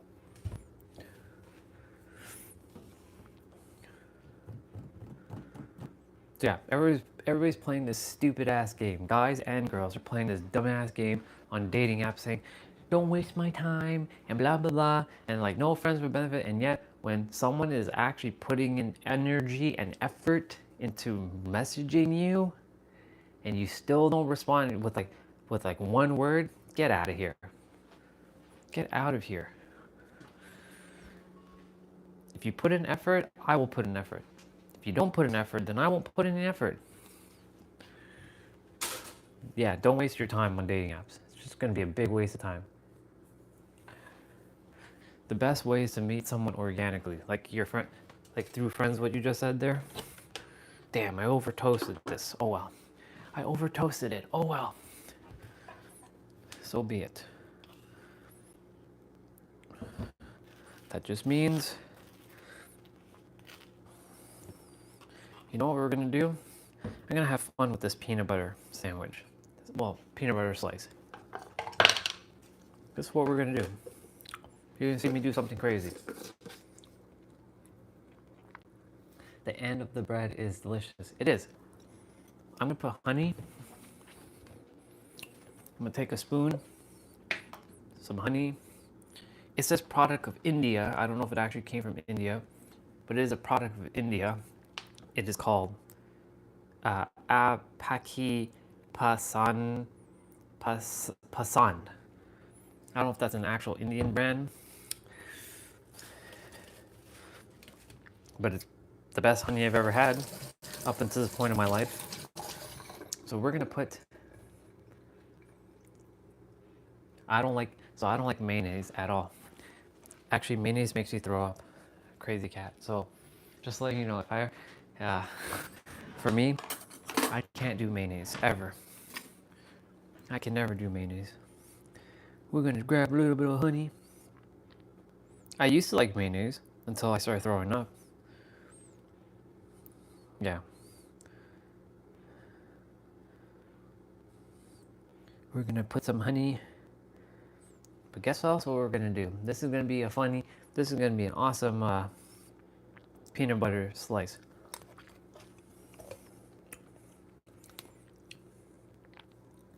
Oh, it does? I didn't know that, sister. Look, this is what it says. Since it was mirrored. Here. This is what it said. That's the honey. I don't know if this is actually a product of India. We talked about this yesterday while you were away. I do have allergy to penicillin. Just penicillin as at the moment. That's all I know. I'm not the dude that goes and venture out and like figure out, like eat all kinds of weird stuff. So like I don't know if I have more allergies to anything else. But right now, just the penicillin. Okay. We're putting sprinkles on our peanut butter. That's right. I'm doing it. That's right. Look, I'm putting some sprinkles on our peanut butter sandwich. Yep, that's what we're doing. There's sprinkles. There's all kinds of stuff. Yep, you've never probably seen that before, right? Sprinkles on peanut butter sandwich or peanut butter slice? Yep. Oh yeah.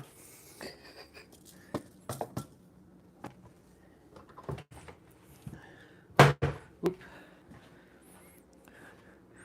Look at that. We got sprinkles on peanut butter slice with honey.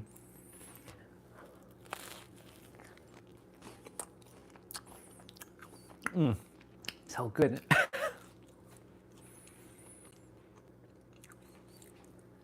So it is an Indian brand, okay.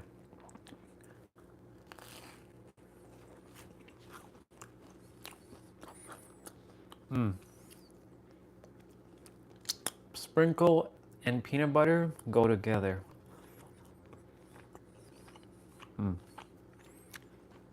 This is good. With the honey. Yep.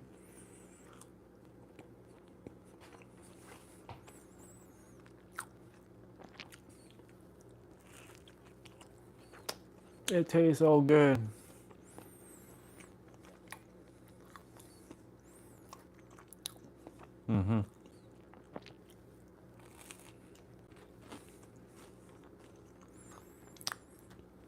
Anything with sprinkles is always going to be great.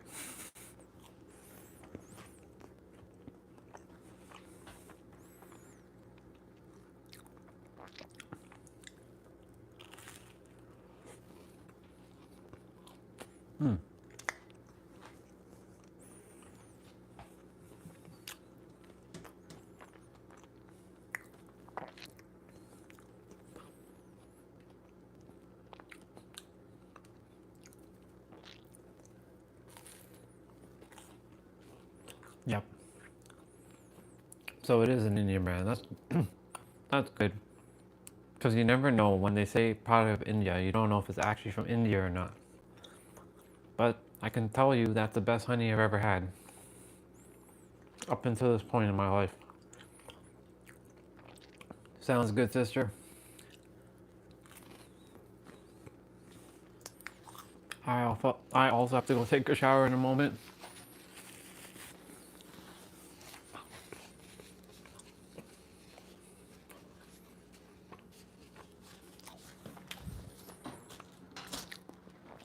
Tomorrow we're back outside. We're gonna be back outside tomorrow.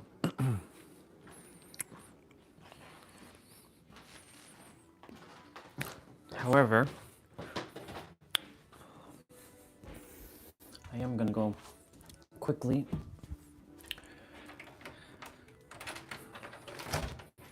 take the stuff outside, the garbage. How am I gonna do this? Take you off of Wi-Fi for now. I don't wear that stuff. So many shoes here. Crazy. Since it's not gonna snow,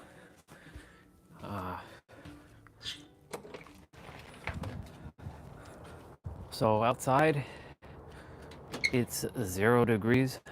So I'm gonna put you all down here for now while I take out the the garbage.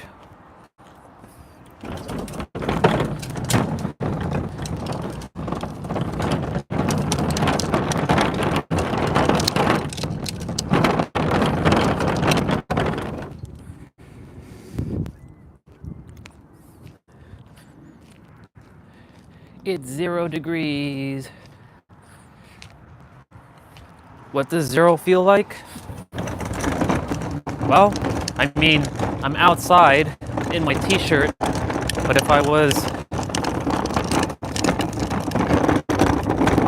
if it'd be any colder. Well, I mean, I've been outside with my t-shirt before in this kind of weather.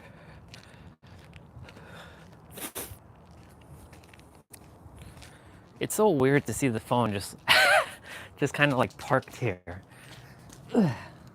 It's so weird. Yeah. Today's not, it's cloudy, it's cold, but tomorrow's warm again, so.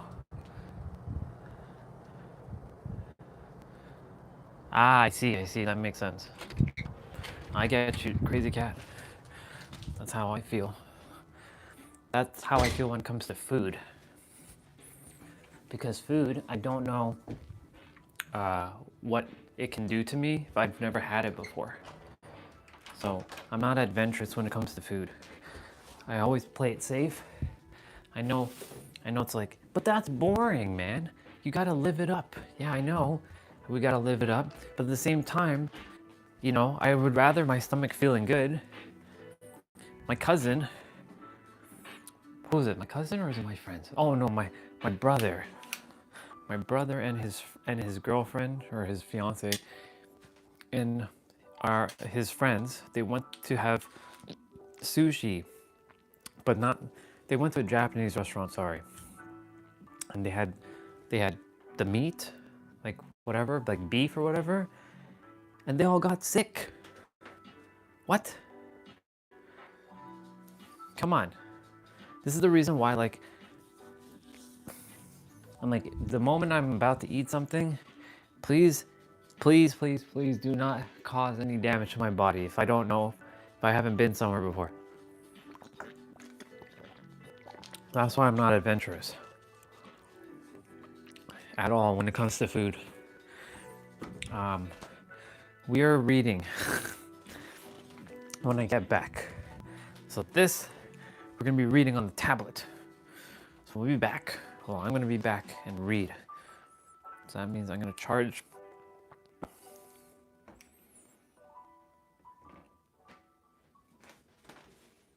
Yeah, it's good.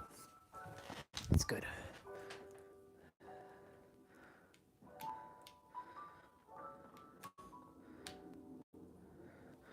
Okay, I'm gonna go shower. Y'all can hang out. I'll put the sun here, since the sun technically sits on the chair with the whale. So the tablet doesn't have to be here, but the sun could be here.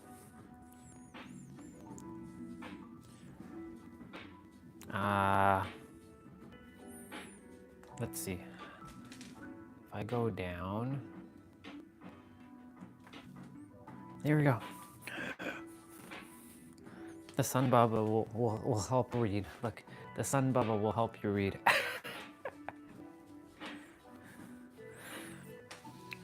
I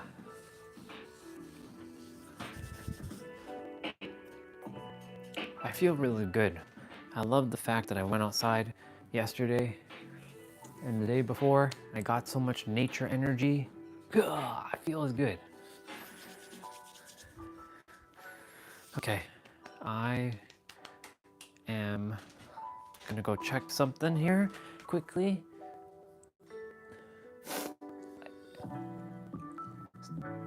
Do do do do do do do. Oh, that does look good. Minus that the phone should be facing more this way, because it should be balanced.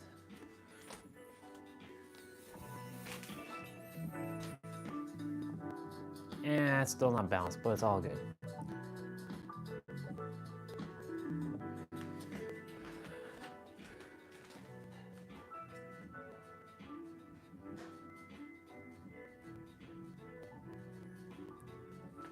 Is it better now?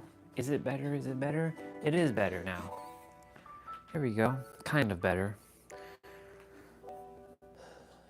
Let me just check something. Just checking on the Discord.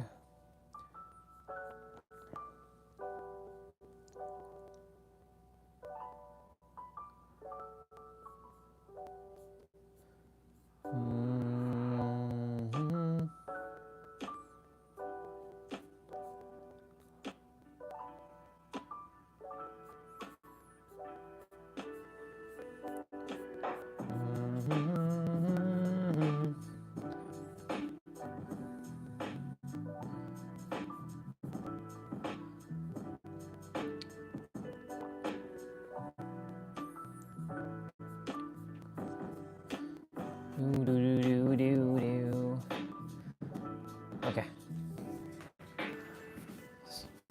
So we got the Sun Bubba helping you all read. Yeah. I'll be back in a bit. Enjoy the Sun Bubba. He's just here hanging out with y'all. Oh, I could put the green screen. I don't know if the green screen is going to cover him up, though. Let's see. Let's see if it's going to cover. Oh, it does cover him up. Never mind. That's so weird. Even though I have a green screen, it doesn't. The chair is still here, or the chair gets covered up too. Ah, never mind.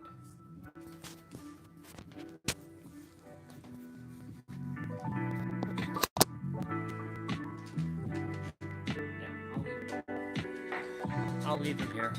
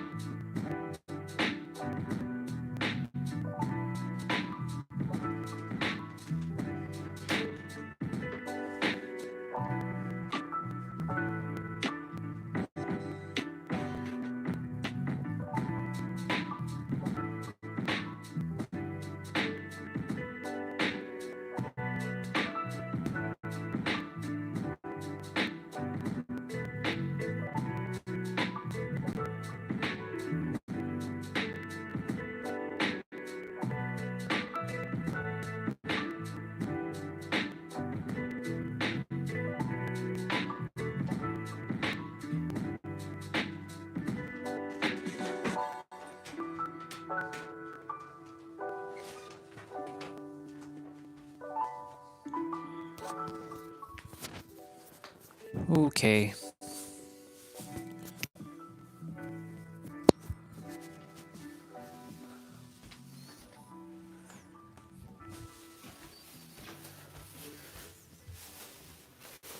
Bye, Bobby. Have a good day.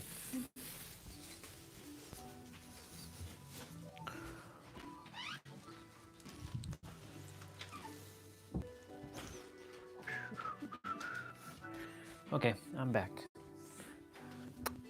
Hugs and hugs and hugs and hugs. Hugs and kisses. Hugs and kisses. Okay. Son Bubba, you can sit here for now, because I'm going to sit and read. I'm going to sit and read. I'm going to look at the chat quickly. What do we got?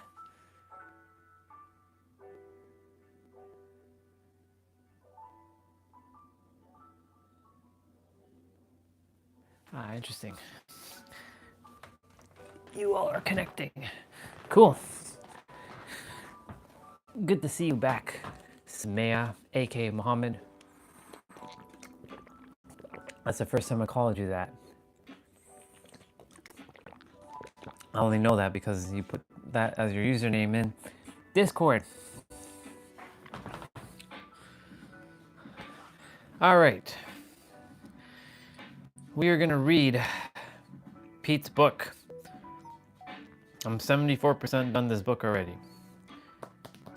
Chapter 18, Manifesting Your Anything You Desire.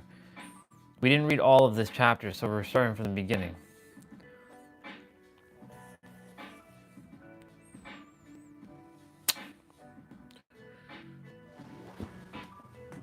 You're welcome, dude. You all can keep chatting. I will be reading. But I will be reading out loud, of course.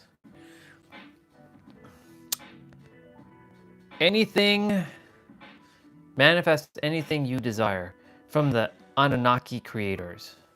Anunnaki are the ancient Egypt race. Yes. Which I feel like I've been a part of in some shape or form. Yep. All right. For you to experience heaven on earth, you must first experience the contrast equation so that you can understand what heaven on earth feels like and appreciate it. 8 billion people knowing who they are is the worst nightmare of the tyrants that has been tyrannizing us for God knows how many centuries. My ancestors have been villainized for all these years. The Anunnaki are the ones who are empowering you with this knowledge. You were created by gods to be gods. You were created by gods to be gods. There's a psalm here, which I know I rewrote this one.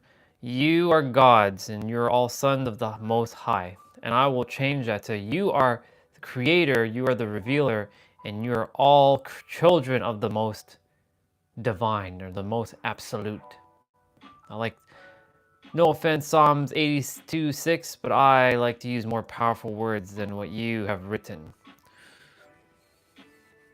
I can't see the chat, but I know you all are chatting, so keep on sharing, people. Once we have cleared our subconscious minds of our belief systems, we no longer have any limitations. Remember, Samaya, yesterday I was telling you about that, that you said that stress is the permanent thing in your system? That's not true. That's a belief. We no longer have any limitations.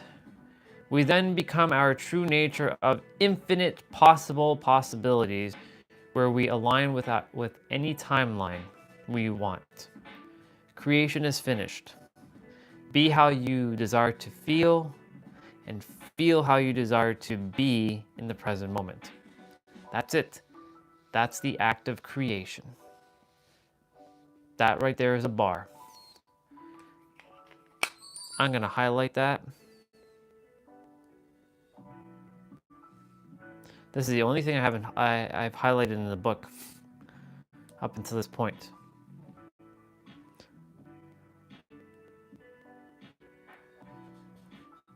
Cool. We've bookmarked this page. Be how you desire to feel, and feel how you desire to be in the present moment. Or another word for desire is want. Be how you want to feel, and feel how you want to be in the present moment. That's it. That's the act of creation. I like the pen, by the way. This is a stylus. I love good old styluses from back in the days.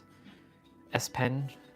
We can align with any timeline where the destiny you desire is already created. Listen to that carefully. We can align with any timeline where the destiny you desire is already created. Technically, we're not actually creating. Remember the one day we were talking about definition between creating and revealing? Well, here it comes right now. Technically, we're not actually creating anything. We're choosing to align with whichever creation is finished timeline we desire, with our frequency and vibration in the present moment. Basically, it implies that it's already done.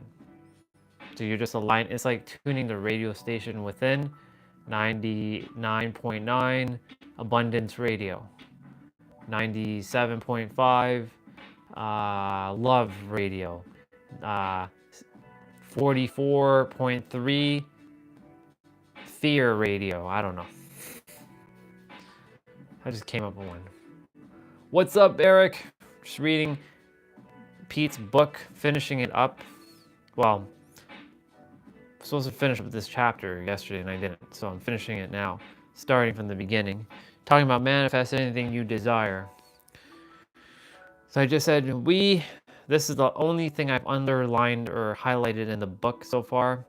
Be how you want or desire to feel, and feel how you desire to be in the present moment. That's it. That's the act of creation. Logically, I understand what he's saying, but it hasn't quite settled into my soul, into my body yet. My soul knows this, my mind kind of knows this, but my nervous system has not figured it out yet. So it's getting my nervous system to align with what he just said. Is the cat's meow. All right. I'm going to reread this paragraph. We can align with any timeline where the destiny you desire is already created. Technically, we're not actually creating anything. I should actually highlight that too. We're choosing to align with whatever creation is finished, timeline we desire, with our frequency and vibration in the present moment. For those who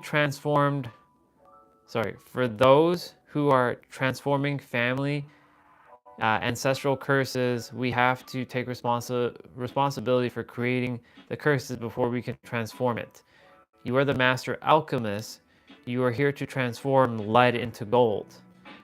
For you to transform it, it must be in your possession first. You cannot transform anything that's outside of yourself. Take responsibility for being the master creator of the ancestral curse, not the victim of it. You are the creator, and you choose yourself. I'll read all the stuff that y'all are sharing in the chat. I don't know what anyone's saying because I can't see from here. I know that there are comments and I see the emojis with the hand and stuff. You are the creator and you choose yourself.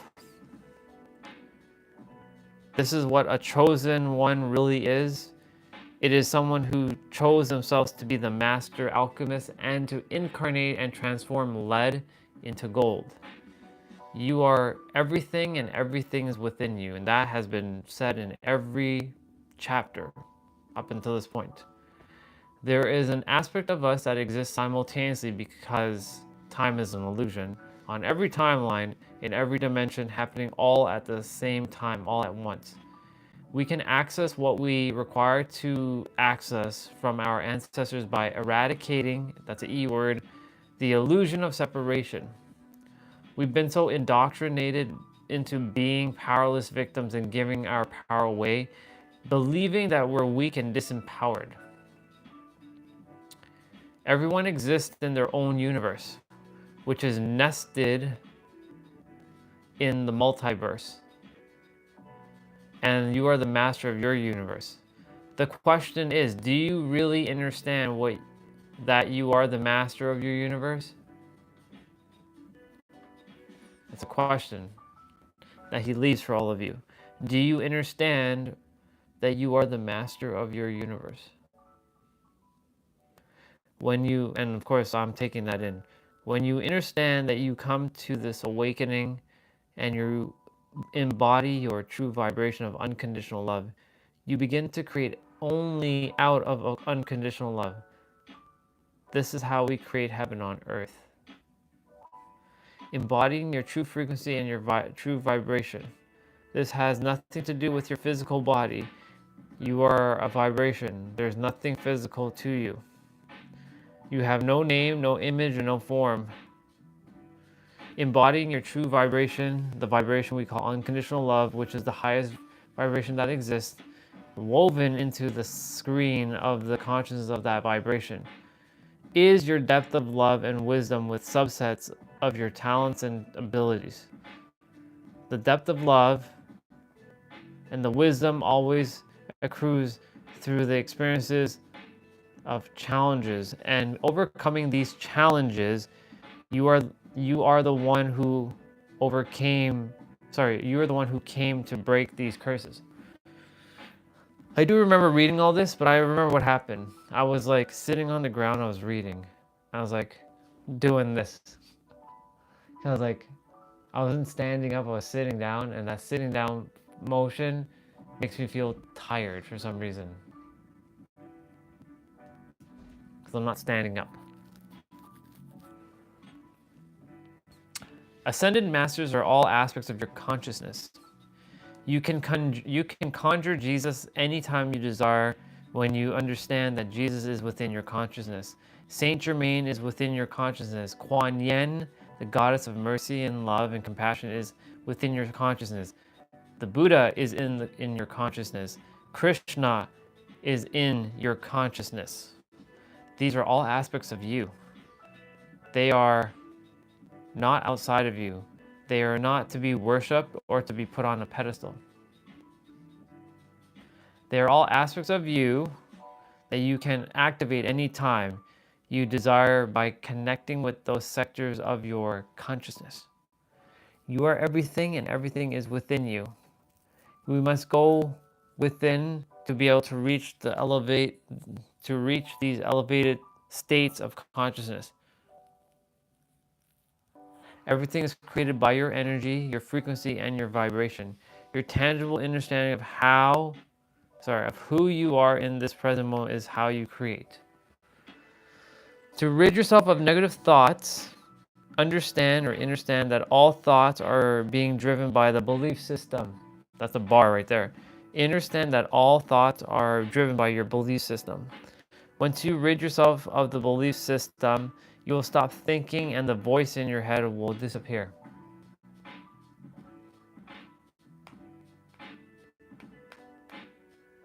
All right, let me take a moment and see what's going on here.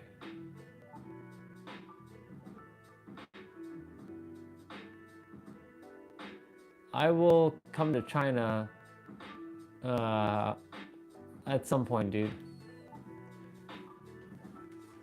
Yeah. China doesn't call to me though. It doesn't appeal to me at the moment. The only Asian country that appeals to me right now is Japan.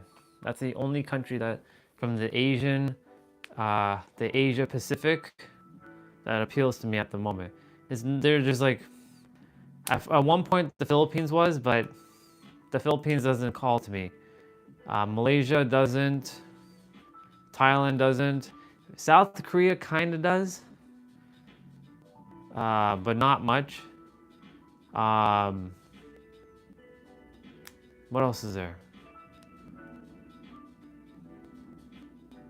Well, I mean, Hong Kong's in China. I don't know, it just doesn't appeal to me. So it'd have to be a really good reason for me to, like right now, the only reason I'd go to Japan is because of anime and video games. That's it. That's all I'd go there for. Is because, I mean, of course it has nature too, and take the bullet train. But like, nothing appeals to me about like anywhere in Asia at the moment. I don't care for food. I know half the stuff will get me not feeling 100%. I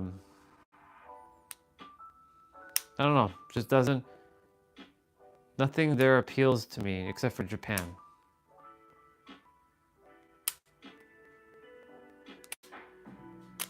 I know it's weird.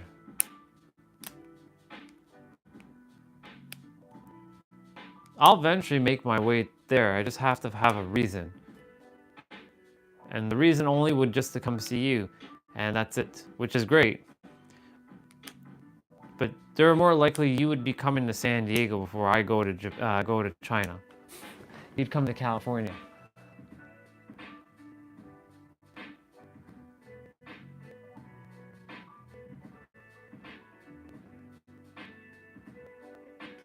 Well, okay, well, yeah, I totally forgot about Bhutan. I wasn't thinking Bhutan was part of Asia, but it is. Well, it is part of Asia. Because one thing, Asia, I'm only thinking like Oriental, but that's not true. Because like, you know, India is part of Asia. It's not part of Europe. So I was leaving out a whole bunch of countries. Well, I mean, Bhutan has its beauty. I like it for the fact that it's supposed to be called one of the happiest places on earth. And everything is like, there's mountains, but the only thing is I don't think there's ocean. I don't know. So New Zealand, well, let's see. And then New Zealand and Egypt, but mainly, yeah. Well, it'd be Egypt first, then New Zealand. Let's see. This is the order. When I'm traveling, it'd be Egypt after San Diego. Japan, technically next. Netherlands. Well, Australia, Netherlands, or not Netherlands, sorry. New Zealand. But I do desire to go see the Netherlands, because Huang is there. Well, Europe fascinates me because I desire to do a whole European thing. So like that's its own like venture to see. Yeah, definitely all of Europe. Like backpack. The whole taking the interrail between the countries, that fascinates me. To jump on a train and go between the countries, I'd like to do that. A lot. Yep. During the summer though. It's gotta be, yeah, during the summer though. Not the winter, because unless I have thermal, yeah, I like my summer to be, I like to travel in the summer in places that are, yeah, so like from, I would like to say that I've traveled like 100 countries in my lifetime. So eventually the whole like doing all the Asia countries will be done. But Europe is the bucket list. But first it's Egypt, Japan, Australia, and New Zealand. And Europe is its own thing. Because I can just tackle Europe in one. I can stay in Europe for how long does Canadian state can stay into? Well, it depends on where I start first, and then work with the visa between the countries. That's easy enough to figure out.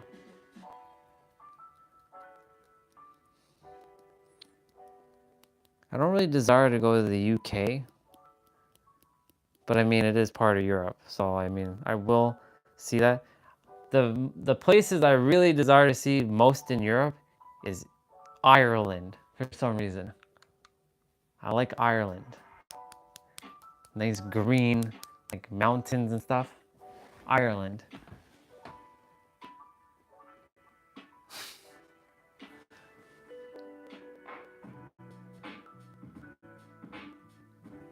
Sounds good, sister. Well, Denmark's on the thing. Sweden, Switzerland.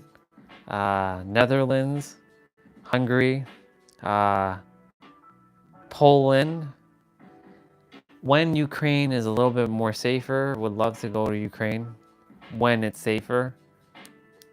Don't desire to go there and get hurt, because, you know, I would love for that to end whenever that ends.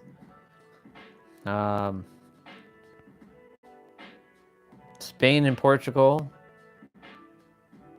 I'm missing a whole bunch. I'm missing a whole bunch of countries, aren't I? Yeah, I'm missing a ton of countries.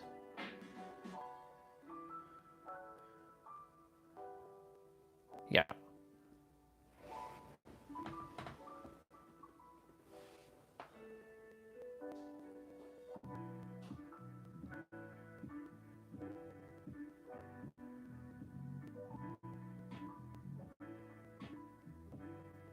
Nice. Scotland. Scotland would be cool. Ireland. Ireland. I like how they speak English there. they got the I will not even attempt to even butcher the way they speak English, but I like how they speak, because one of my former colleagues, her name is Daphne. Always loved Daphne. I love how she spoke her English. It was so awesome. It was so awesome. I like her English. She moved from Ireland to Alberta, where Crystal is. That province that where Crystal resides. Yeah.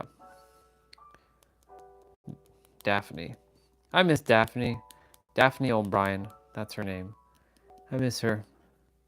She was awesome to me when I was doing my doing my IT stuff back in the day.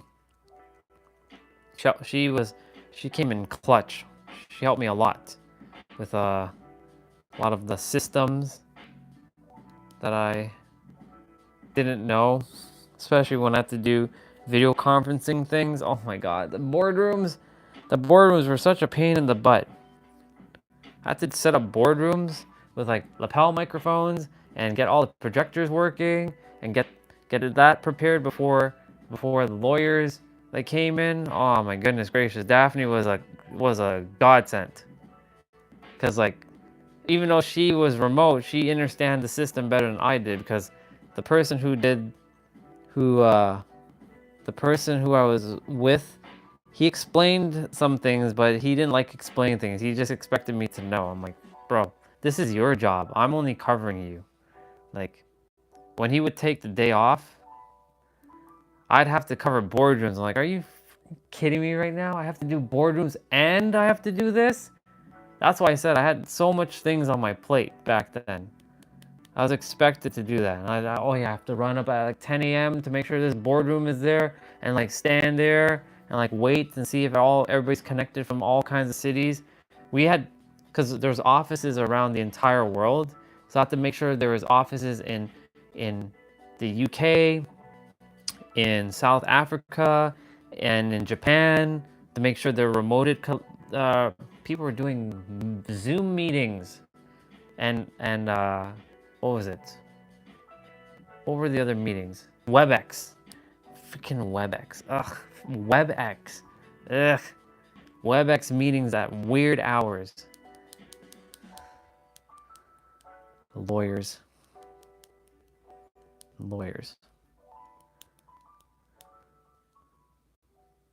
Can't say I like to. I mean, there are people, they are souls too. Just, yeah. Lawyers. Yep. All right, I'm gonna continue. Y'all keep chatting in chat. Where were we? Yes, we were. The belief system: when you stop thinking, the voice in your head will disappear. The obnoxious voice in your head that isn't you, that's constantly telling you that you're not good enough, that you're not going to make it, you're not worthy. Once the belief system are wiped clean, you will no longer have that obnoxious voice in your head harassing you around the clock. You will be rewarded with clarity. Here comes the 4 C's.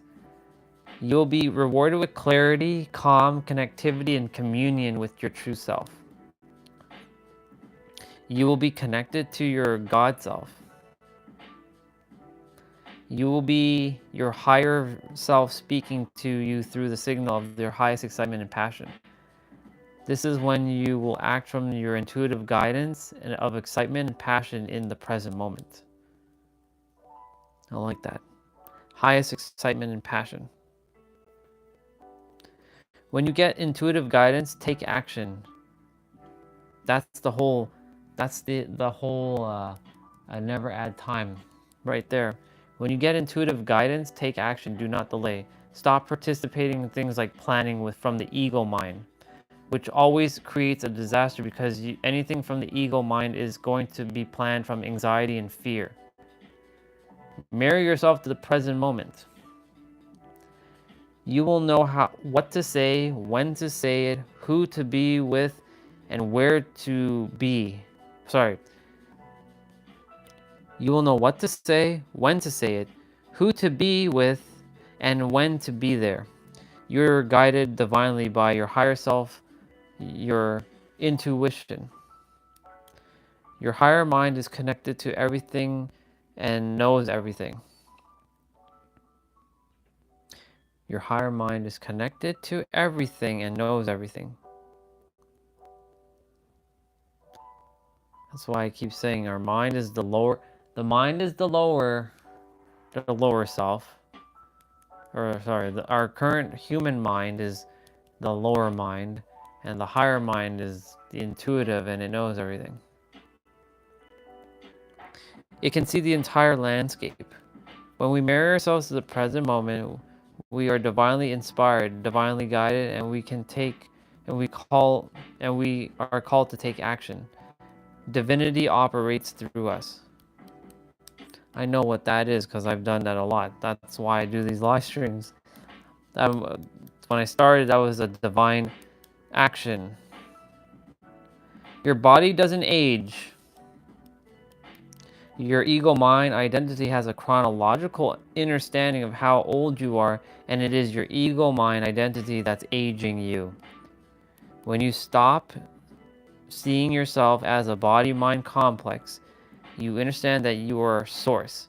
The physical body is just a projection of your subconscious mind. There's nothing but a body of energy. There is nothing physical to it.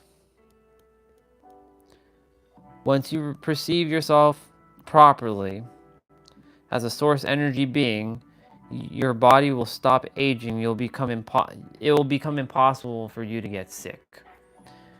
That's going to take a lot of undoing for a lot of us, because we identify as this body. Like, I see my hand, I'm doing this with my hand, so this is me. I'm in this body. But I'm not this body. I'm not this mind. And I can feel a different energy when I say that too. I just can't quite I don't have a feeling alignment with it yet. I'll read what y'all are sharing in a moment.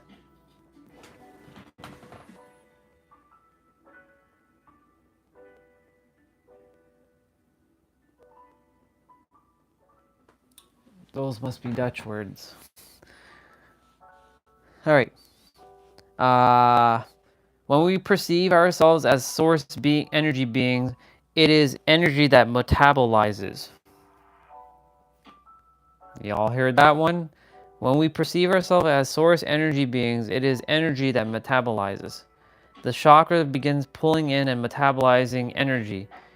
You don't require to eat as often when you start seeing yourself as an energy being. That is so damn true. So true. I did 4.5 day water fast, and that showed me that I didn't have to eat and had so much more energy. Because at that time, it was like,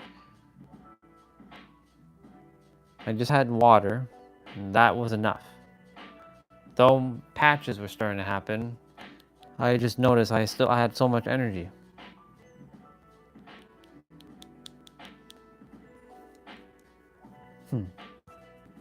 Once you start perceiving yourself as an energy being, the flow of abundance that your ego mind has been blocking all this time will start raining on you.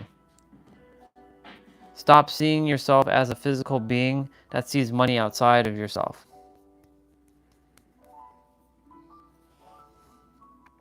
Stop seeing yourself as a physical being that sees money outside of yourself. Oops.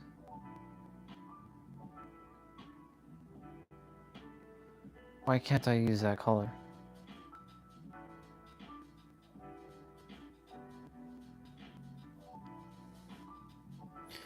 When you understand that when you understand that you are an infinite being that creates from an infinite source, and that money is energy, the money and abundance that your ego mind has been blocking will start falling on you. No tree can reach its branches to heaven unless it's rooted first. Wait, this is a quote from Carl Jung.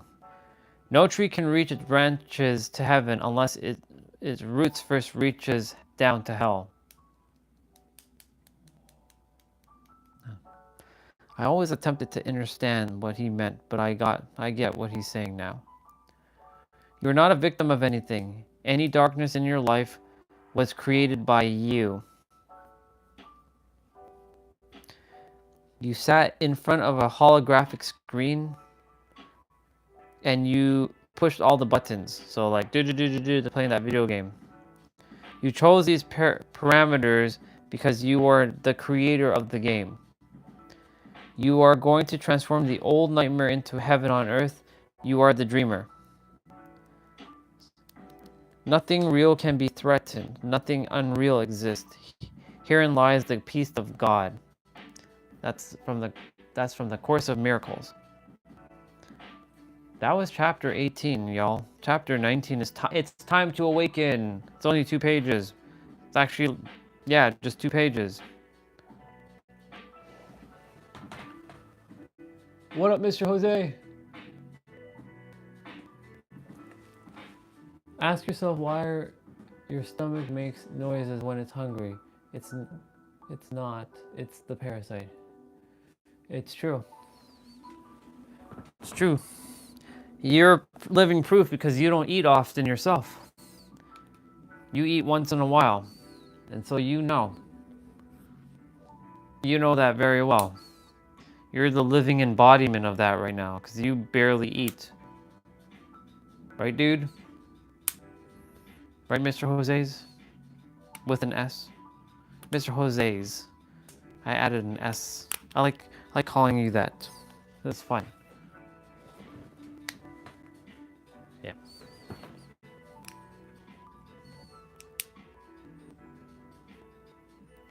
It's time to awaken, chapter 19. Let's see what Pete has to say. How we perceive is how we create.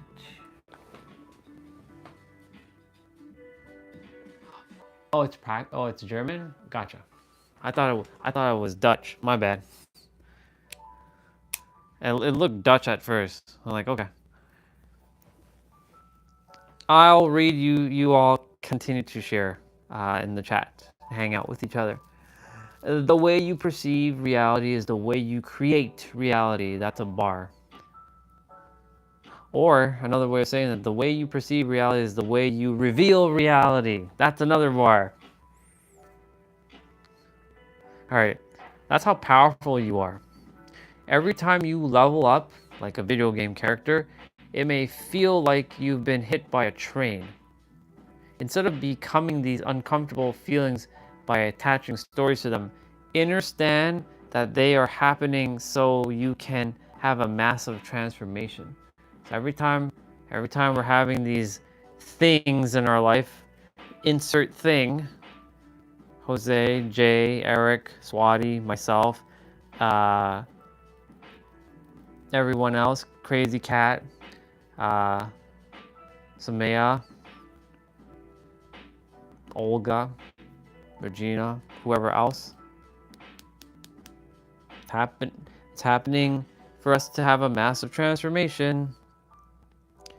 ascension symptom slows you down when you require to be slowed down.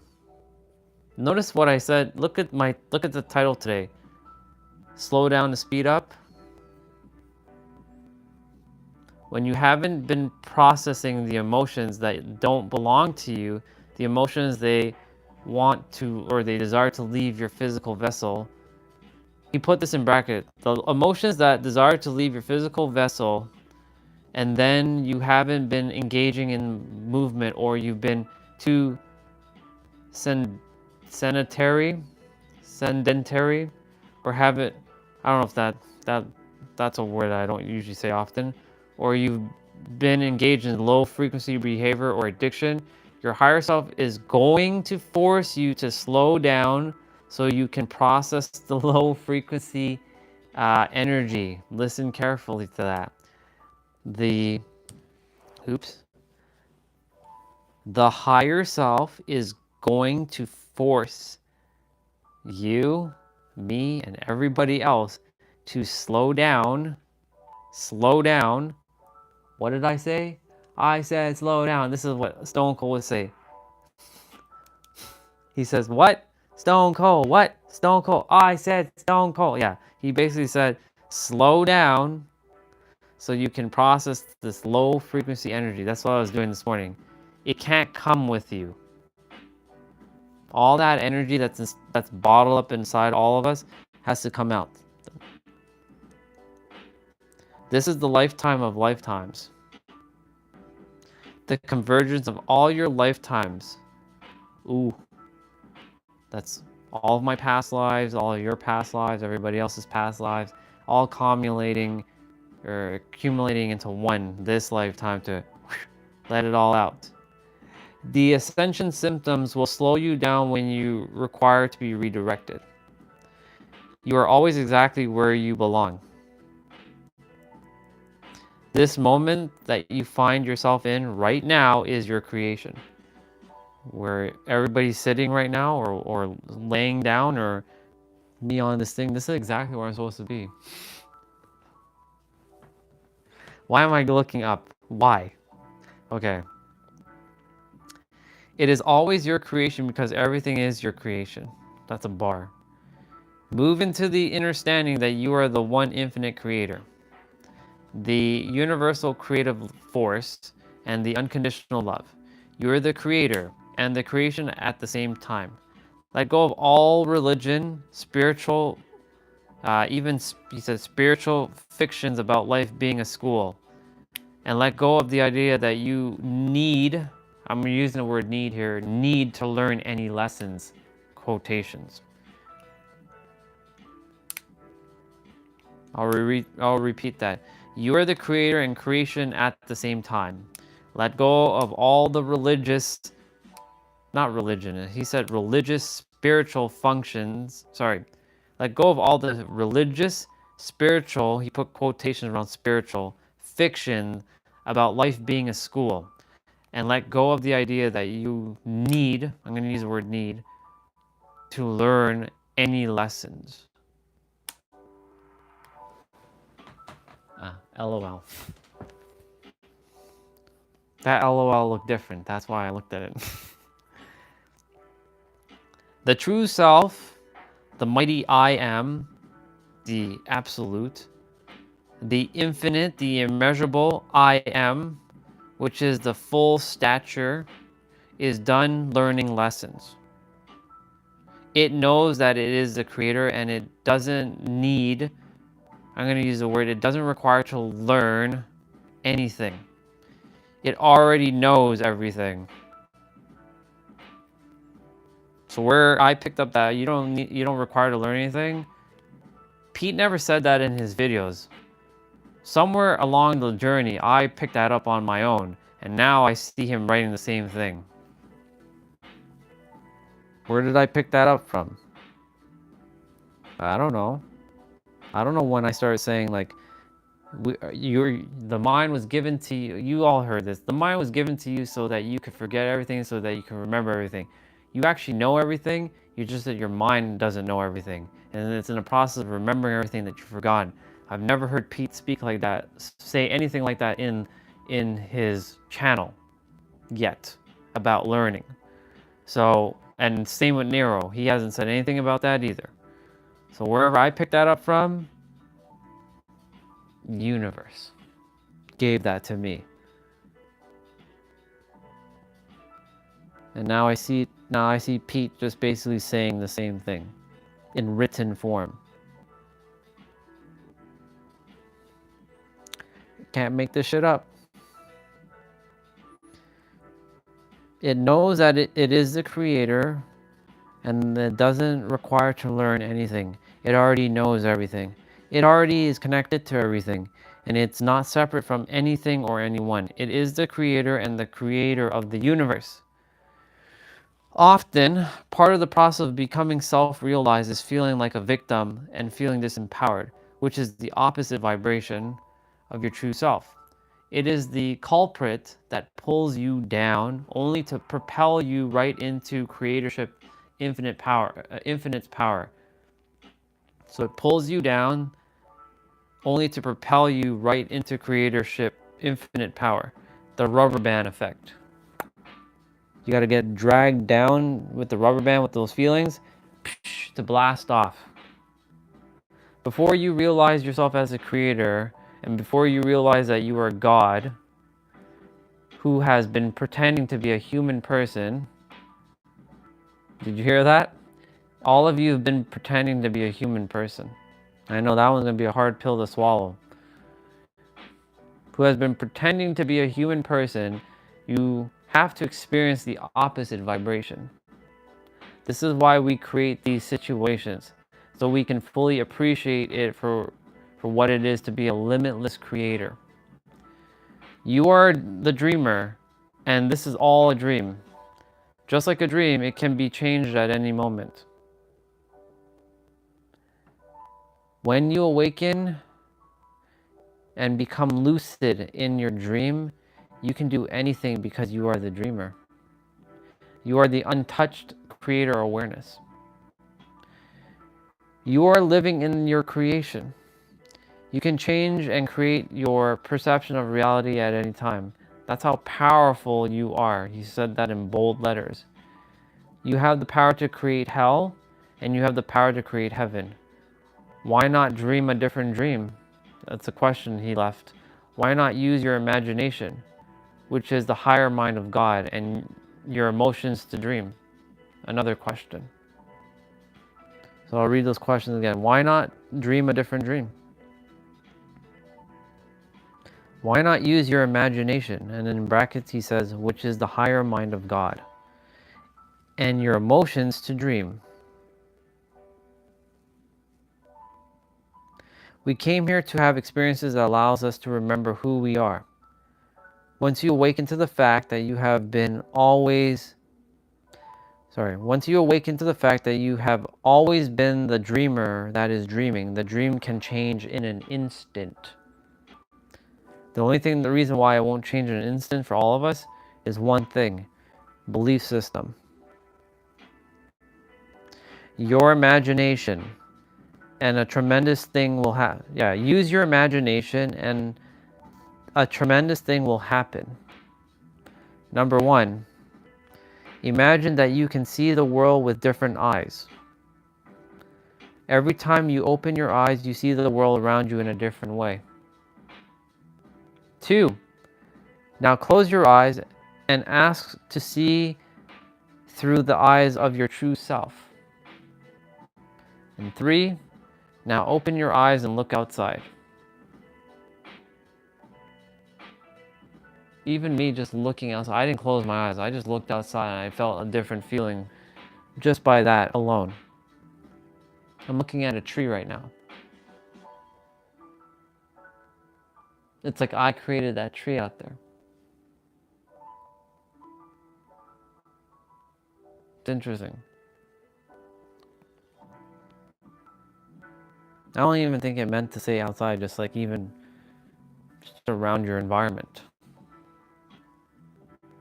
Show me my true self, open my eyes, let me see through your eyes. Yeah, it does have a different feeling. If you allow it to have a different feeling, it will have a different feeling. If you don't allow it to have a different feeling, then it won't have a different feeling. That's just how it's going to work. That's what he was saying, that you are the dreamer that is dreaming, and the dream can change in an instant, but it's based on our belief systems, all of our belief systems. That's why I'm going deep and finding what's still rooting me down and having to pull it up. One of them stubborn roots that has not been rooted yet. You will see, what you will see is love. That's what I was seeing with that tree outside. Love coming out of the tree. I can't make this shit up. He just said this. Love coming out of the trees. Love pouring from the sky. Love beaming from the sun. You will perceive love, which is the only true reality. You'll perceive love from everything around you. This is bliss. This is self-realization. Looking at the sun bubba right now. I see only love from that sun bubba. When people are sad or angry, it's because they don't know who they are. If you look deep enough, you will see that love is behind all of it. Love is all. I like that. It's a great chapter, dude. Chapter 20, Living the Dream. This one's only 2 pages. Less than 2 pages, in fact. Living the Dream. Just gonna take a moment to pause, take all that in. Exercise time. It's an exercise time. It's time to close our eyes. If you all feel called to, you can close your eyes for a moment. And just imagine for a moment that you can change this dream. Then he said, open your eyes. Or first he said, close your eyes and ask your true self to see through your true eyes, or the true self's eyes.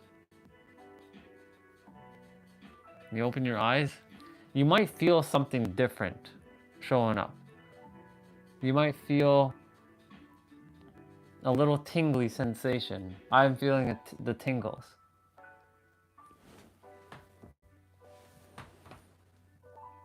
Being sad isn't always because of it.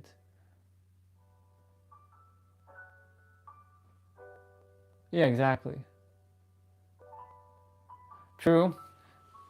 This is true, but the thing is, that's also still living in... It's not to say that not to feel sad. So this is for those who have blasted through the human experience. This is a book of being God. God has no time to be sad. God is just love. However, we're living the human experience, so recognizing that yes, you have these feelings of sadness, processing it like you said, and letting it out, and not dwelling on it. So it's a matter of recognizing, hey, I'm sad right now. Okay, it's okay to feel sad. Cry it out, let it out, process it, and get it out as fast as you can. Not stay there for months, days, months, weeks, years, because that's what even though he didn't say those words, I'm saying those words. That's kind of like, there's a little bit of gaslighting there, but at the same time, like when you're God, when you know that you're the creator, you recognize that everything is love. Even through all the pain, all this is like, even through all those like moments where I was getting mad, that's me being an ego. Yes, feel the feelings, process them, get them out. Acknowledge it, yes. Because like, you've been on the other side, dude. So you already know that it's all unconditional love. I didn't go to the other side, but I saw the other side in terms of like my consciousness, and there is no sadness. It's all love. Yeah, exactly. Give me a sec, saying hello to mom and dad.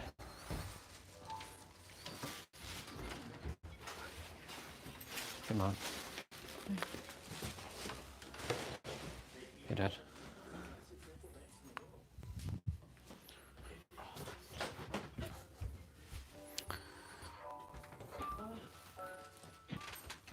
Yeah, so again, what Pete is attempting to say in his words, because he says, like, he was talking about, it was earlier in the chapter, because it's the belief systems. But earlier in the chapter, it was that whole rubber band effect thing. Yeah, it's the ascension symptoms. Because when you're ascending, you're going to have symptoms where it feels like you're going to be slowing down. And when you haven't been processing the emotions that don't belong to you, the emotions that desire to leave your body, your physical vessel, and when you haven't been engaging in movement, or you've been too sedentary, I don't know, or you've been engaging in low frequency behavior or addiction, your higher self is going to force you to slow down so you can process the low frequency energy. It can't come with you. Hence the whole not dwelling. It's our belief systems that's holding us back. No matter what you say, it is our belief systems that's either hindering us or helping us. If the belief systems you have in place are helping you, and you acknowledge that you are the creator or the revealer or God or the absolute, and you recognize that, yeah, I'm human in this vessel, I will get sad, but not staying stuck in that for too long and letting that out. That's what he's attempting to say. Where he says, you will see love coming out of the trees. This is self-realization. When people are sad or angry, it's not because they don't know who they are. Wait, hold on, let me see. When people are sad or angry, it's not because they don't know who they are. If you look deep enough, you will find that love is behind all of it. I'm going to read that sentence again. When people are sad or angry, it's because they don't know who they are. So I was reading that incorrectly. I read it incorrectly the second time. So I read it correctly the first time. When people are sad or angry, I said it's not because. But he's saying it's because they don't know who they truly are, or they don't know who they are. The thing is, that's not entirely, like you said.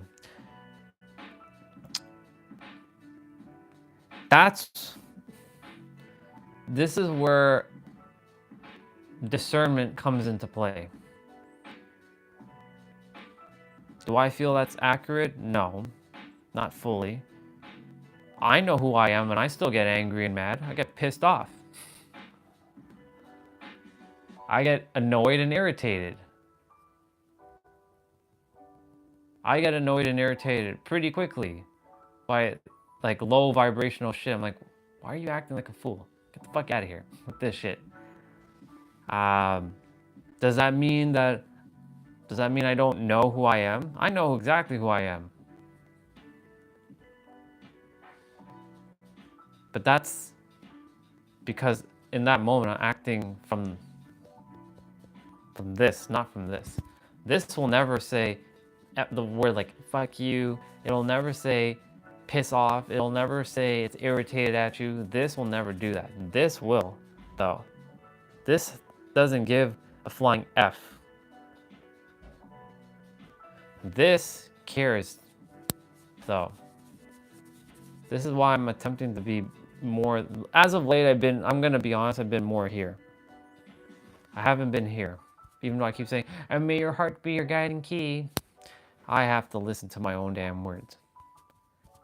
That's why I'm tempting not to drop F-bombs, even though nothing wrong with that. Just being mindful. It causes energy that I don't particularly like. I'm gonna read what you said there, sister. Right, exactly. I'm gonna sleep early today, feeling a little disoriented physically. Go sleep, sister. Sister, you stayed up all night.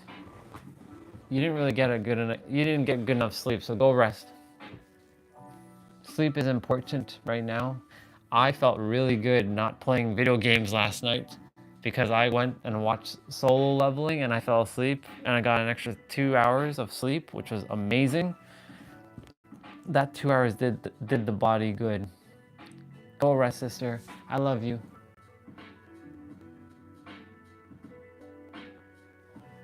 See ya, cat meow bubba. I love you. Go rest. I love you and thank you for being here. Lots of hugs. I trust that you get a good night's rest.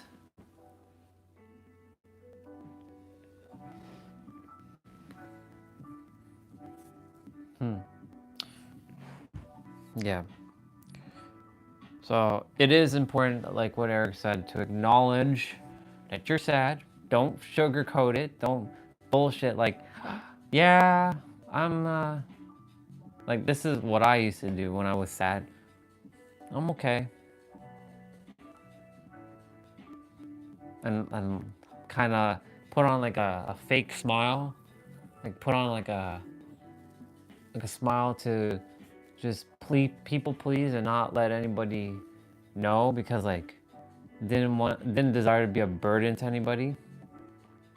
Also didn't think anybody would care. Of course people cared, it's just that I was in my own frequency back then, not thinking anybody cared. People did care back then, I just didn't recognize it. That was a me issue. It took Nat McLaren and me desiring to go jump off a building for me to sort of get my first epiphany and like seeing, oh, somebody actually does care about me fully. There was a girl who cared about me a lot. Her name was Sarah. She would always say, you know, Andre, whenever I'd come to her desk, she would be like, you know, you become a self-fulfilling prophecy. I had no idea what the hell she was talking about when she said that. I used to be the dude who would say, yeah, I know what you mean, but I didn't actually know what she meant. I was attempting to be a smarty. And I didn't know what she meant by self-fulfilling prophecy. I had no idea what she meant by that. After my awakening, and I hadn't spoken to her until after I got out of the hospital, which I shared with her, like, Sarah, hey, remember when you used to tell me about, you know, you become your own self-fulfilling prophecy?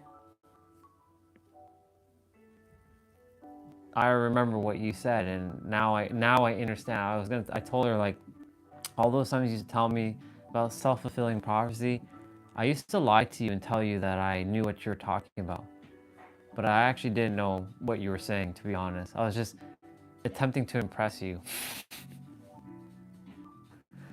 She's like, I already knew that. Because if you knew what self-fulfilling prophecy was, you wouldn't have acted the way you were acting back then. But I'm happy you figured it out. Yeah.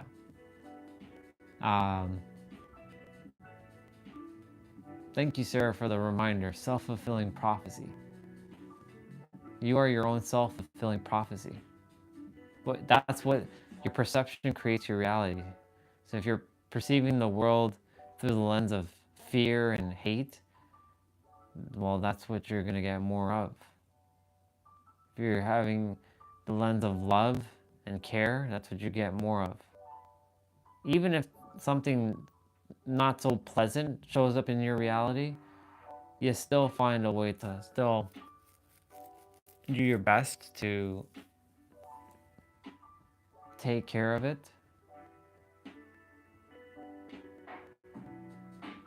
Yeah.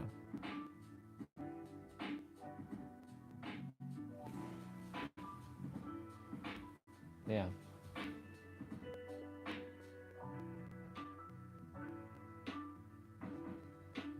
You'll be able to conquer that fear. Yeah, exactly. Self-fulfilling prophecy.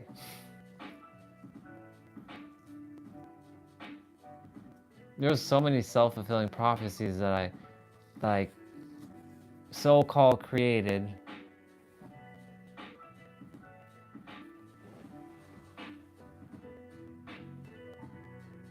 Yeah, exactly. And big word that you said, if you're clear-minded. That's what Pete was saying, what, in the manifesting chapter about your voice in your head. To rid yourself of negative thoughts, understand that all your thoughts are driven by your belief systems. Once you rid yourself of the belief systems that are not serving you, you will stop thinking and the voice in your head will disappear. That obnoxious voice in your head that isn't you, that's constantly telling you you're not good enough, you're not going to make it, you're not worthy. Once the belief systems are wiped clean, you will no longer have that obnoxious voice in your head harassing you around the clock. You will be rewarded with clarity, calm, connectivity, and communion with your God, with your true self, your God self. You'll be connected to your God self. It will be your higher self speaking to you through the signal of your highest excitement and passion. This is when you will act from your intuitive guidance of excitement and passion in the present moment. Yes.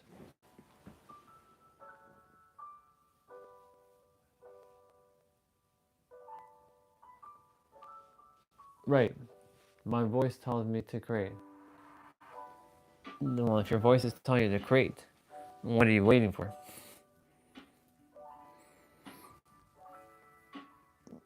My voice is telling me to book that flight. Thing is, it's $900.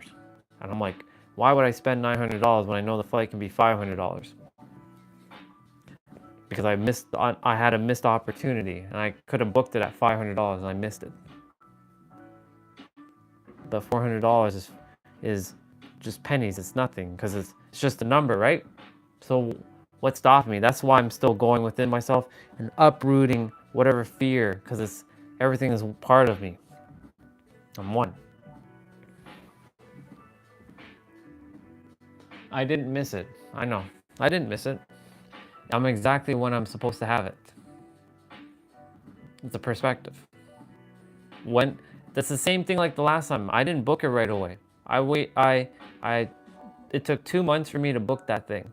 Not because I procrastinated, because I was always looking to see, will I get a better price, even though like money is no object. It's just a tool. We talked about this. Money is energy, my own natural energy yield. You're one with it. So when I reveal, not even create, reveal the inner timeline that I'm already there, that's it.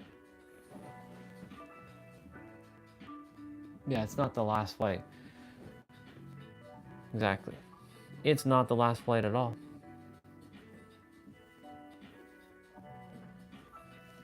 It's already done.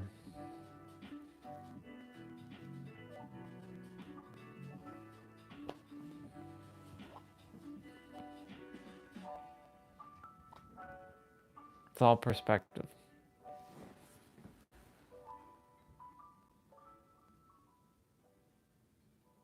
Yeah. I'm glad you said it's wetter, not greener, because I will debunk that one right away. It's definitely wetter where you water it. I can't believe people say grass is green where you water it. That's not true at all. We've already had that conversation. So much unconsciousness on the planet. It's crazy. After you left yesterday, I had my unconscious moment. I said something and I did something that was unconscious. And I'm like, ladies and gentlemen, this is what I mean to say, that this is unconsciousness. Saying and doing something and you didn't even know you said and did it. And so many people are living like that right now, unconscious. It's scary. It's scary. It's scary to know that.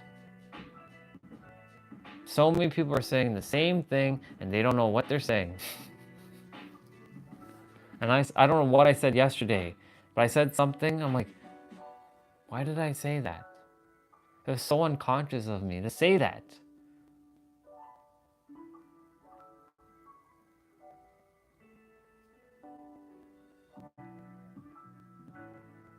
And yet I still said it anyways.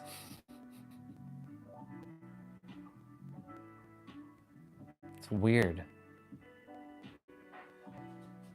And I know what that feeling feels like because I can literally put myself back in my shoes in 2018 and it doesn't feel good. It feels really icky. It feels gross to be back in that state.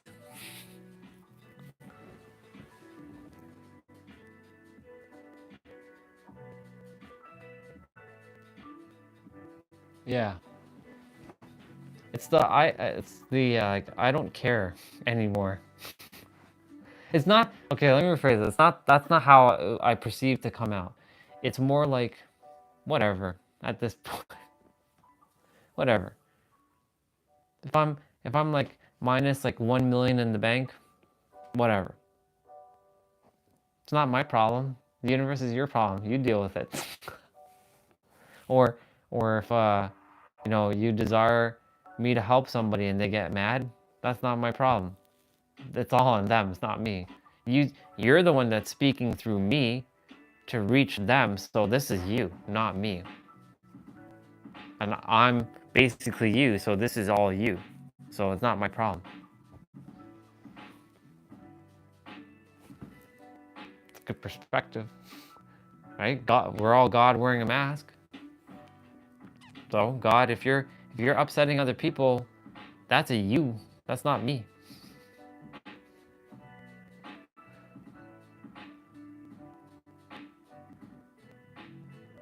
Sometimes you have to be polarizing though. You're not going to be liked by everyone. Some things that you will say will not be popular amongst everybody. I do my best not to hurt, but I do my best not to please either. It's a balance. It's a balancing game.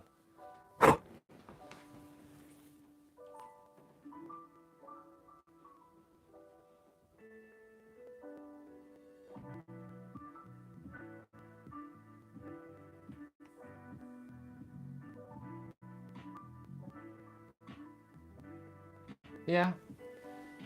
I don't know what it is. It's because I've been in the last 3 days. I've been in the for 3 mornings in a row. I've been sitting like 1 day over there, 2 over here, in the morning, and I've been asking myself questions. Like you saw it yesterday. I just randomly I just started. I'm gonna check in with myself for a moment, and I went on that little like tangent down there. I did the same thing this morning, but it was not as much. And that helps a lot, by the way. When I do that, that helps a lot because it just starts destroying and dismantling just unnecessary garbage in the system. Like, so what's the definition of creator? And then like it does that thing and it helps me to really like start asking other questions. That only started showing up last year. I didn't do that before. You can say while I was doing theta healing or theta mind work, that was a skill that was picked up from, because you're doing it for someone else though. So when you're doing it for yourself, it's not usually easy because you block your own self. Because your own self is keeping you safe. Your brain is wired to keep you safe. So it's like the higher self is really coming in, or something's coming in and like splitting and like, hey, you over here, you over here. I'm gonna ask you questions, you answer. You answer honestly. And if you have any questions, you ask me and I will give you answers. And it's like a no thinking thing. Like I'm not using the brain. It's just coming out, maybe sometimes slurred, but it's coming out. Yeah. It does clear the fog.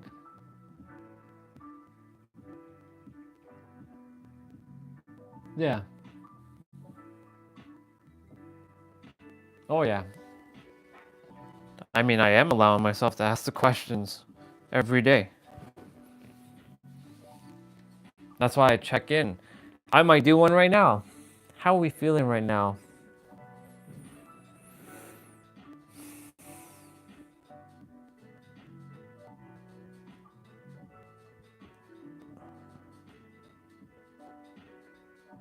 I'm good. And your stomach? Are you feeling nervous about something? Because you can't lie to me. What are you nervous about?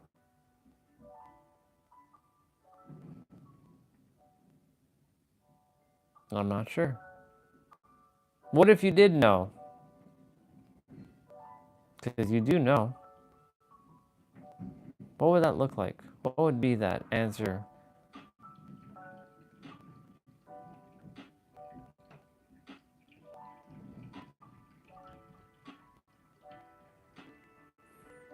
It's always finances for me now.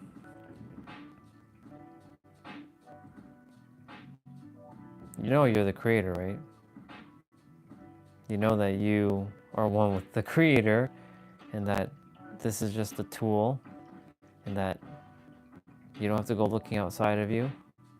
You're always supported. You know this.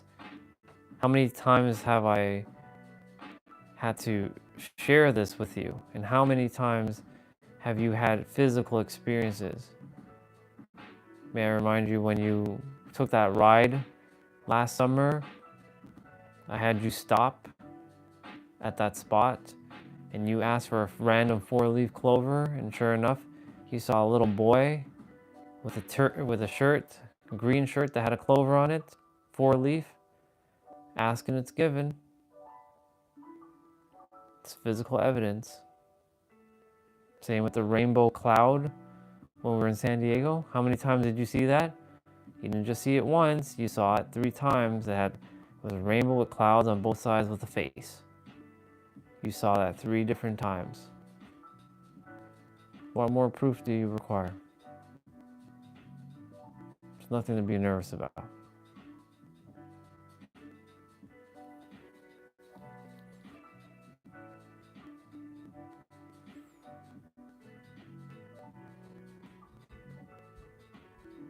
You already know that when you're out of your comfort zone, that's your growth. Because your comfort zone is what's keeping you safe and trapped. Oh yeah, for sure. Always accept the answers. The other self is a loving being with a little touch of being direct. With only love. No tearing down.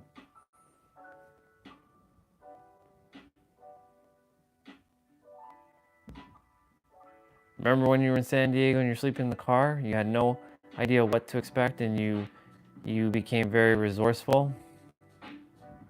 You figured it out. You didn't think that you'd have enough resources back then. And look, you're still here. You had an amazing experience. Came back. Are you dying?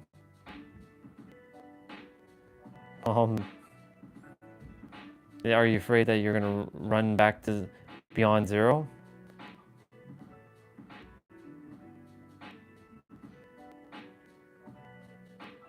little bit, yeah. It's okay. You're the creator. Money flows to you effortlessly. You don't have to worry about that. You've been divinely guided since 2022. You've been divinely guided throughout your entire life. You just weren't intuitively using your intuition back when you were a kid.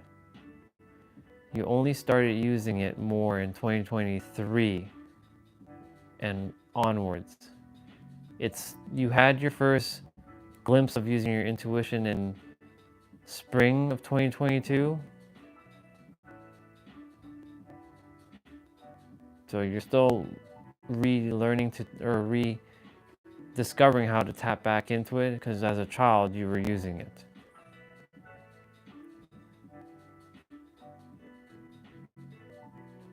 Don't beat yourself up. Nothing to beat yourself up about. You are where you are. And as we continue to do these things every day, as your brother said, it's clearing the fog. You're clearing the fog. I'm proud of you also for going outside as well for a couple days. We'll be back outside tomorrow. That's helped you a lot. You've taken on nature energy.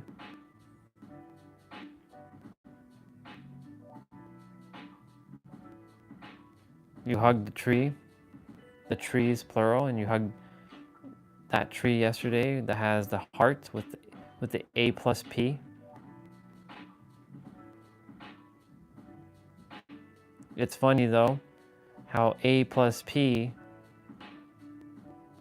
and you didn't even create that. Well, you didn't physically put that there, but you created it. Did you know? You had somebody create that for you. And P, you already know.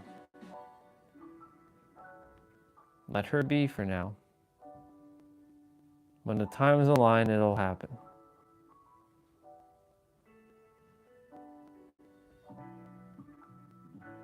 Keep doing what you're doing, dude. You're good.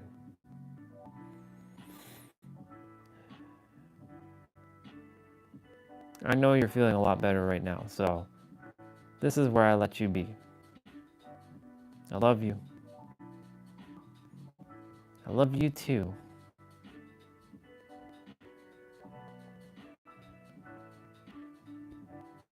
Just remember to recreate yourself as that master revealer in every present moment. We will continue to tackle the belief systems daily. You don't really have much left. You really have let go of a lot of stuff. The only ones that are still lingering is the money one. That one's still prevalent. That you feel like you still don't have enough.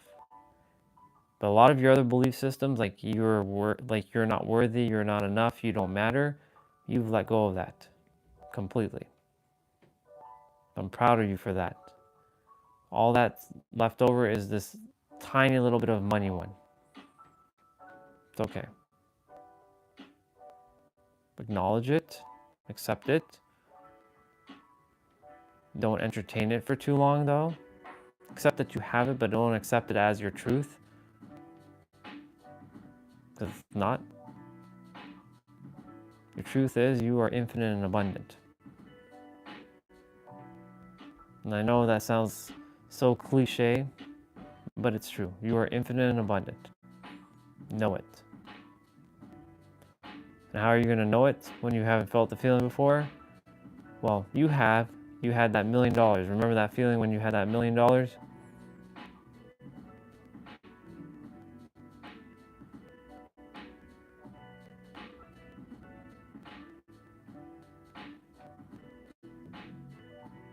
You're good.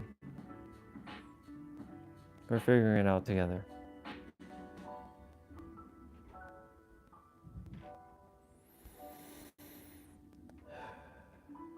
Remember to relax though and slow down. Slow this down. Because this has to slow down. Use it.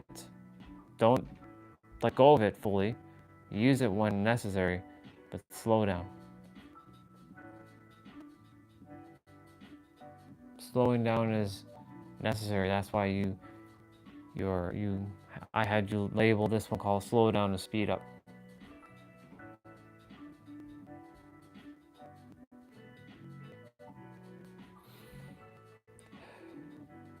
Good.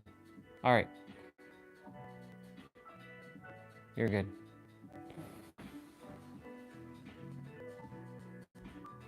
If you put right at the end of your sentence, if you ask yourself a question, you are looking for validation within yourself. You should use confirmation, brother. You are the creator. Thank you, brother. I don't doubt much.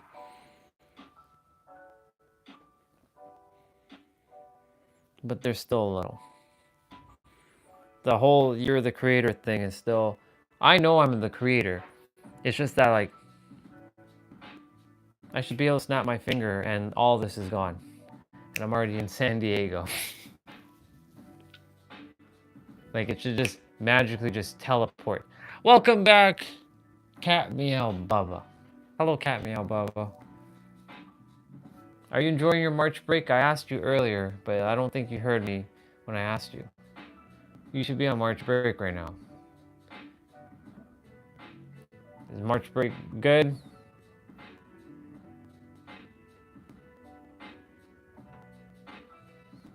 I saw your comment that you left on the Mario live stream. I responded to it. It's okay. You missed it, no big deal. All good. I can always play Mario again.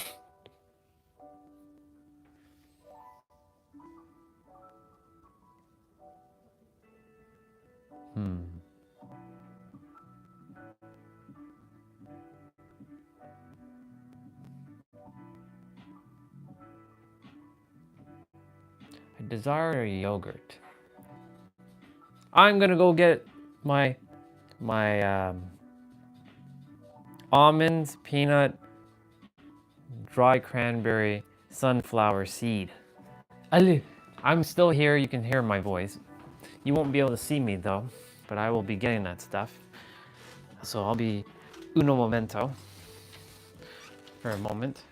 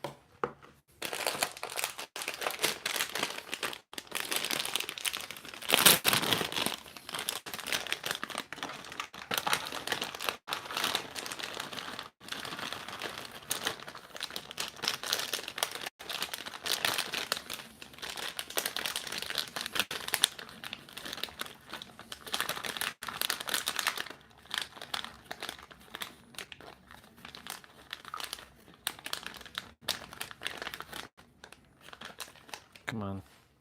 Come on. Here we go.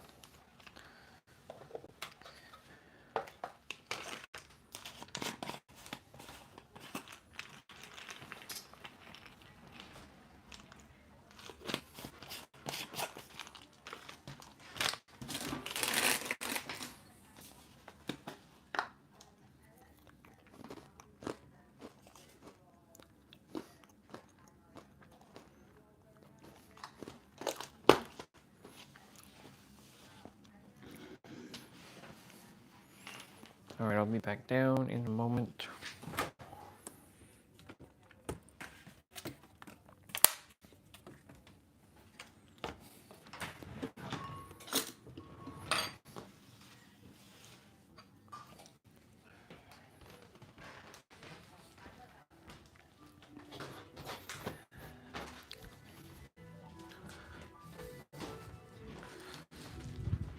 I am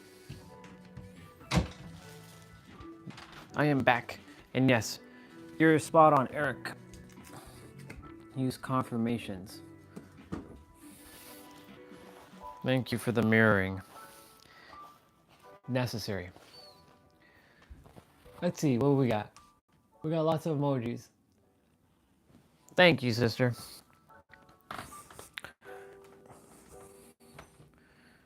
I will continue to read in a moment.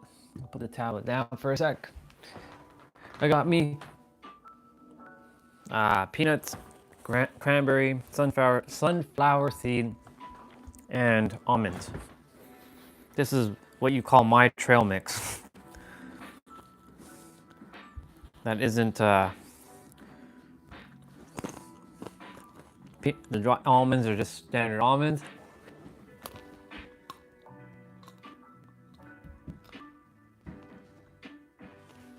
I'm not religious.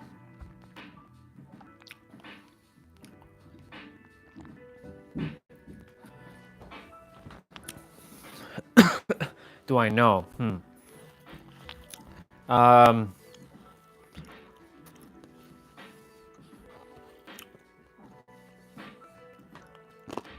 Not quite. I'm sure the Bible, I'm sure I heard Pete and Nero say it already. I think it says in the beginning was the Word, and the Word was like God or something like that. Even though there's another way, in the beginning was the Word, and the Word was sound.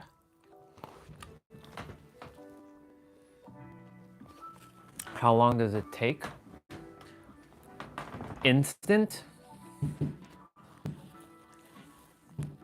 Should be instant, or was it 7 days or so? Share with me.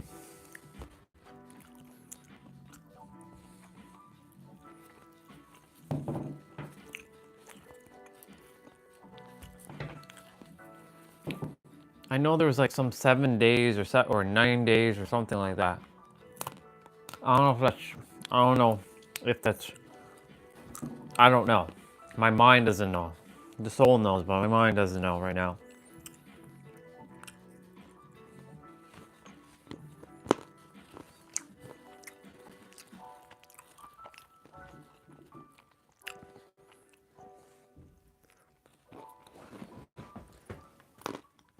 Seven days.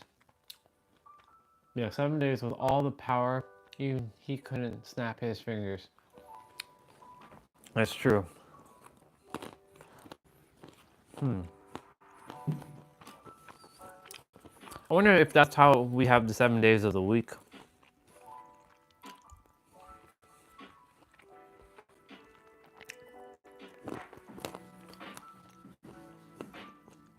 That's interesting.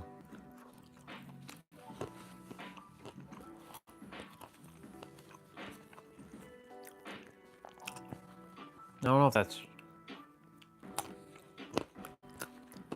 know if that's true or not, but I don't know. Who really knows?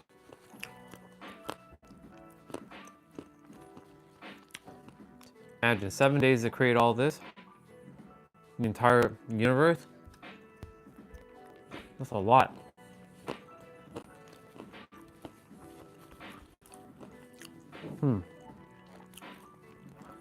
That's very intricate. 7 days to create everything. I'm just thinking that from a metaphysical standpoint. It's a lot that God created. Like all the planets, all the solar systems, plural, all the black holes.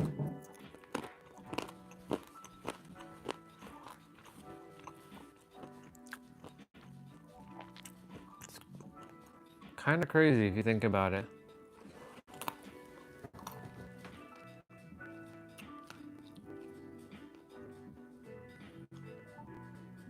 Maybe he could snap it. Yeah, who knows? Who knows? He could have, and he chose not to for maybe a particular reason. Because, like you said, good things do take some time, even though That's the one word that keeps time is both real and not real. And holding that dichotomy is one of the most difficult ones. Well, that's the perspective. It can be the most easiest one. Everything's like a paradox. Everything's like a paradox.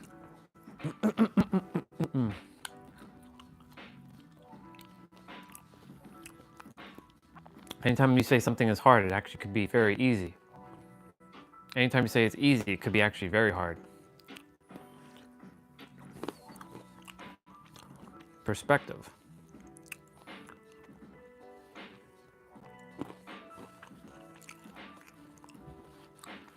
It's how our brain chooses to perceive it.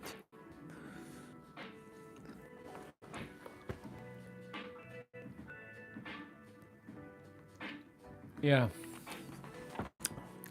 You're right. It's neither.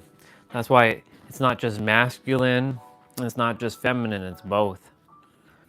You have the masculine energy and the feminine energy. Balance. The third.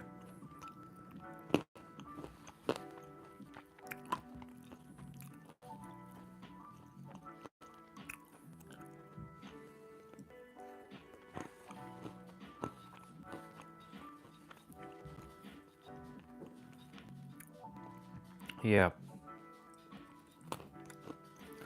Contemplating.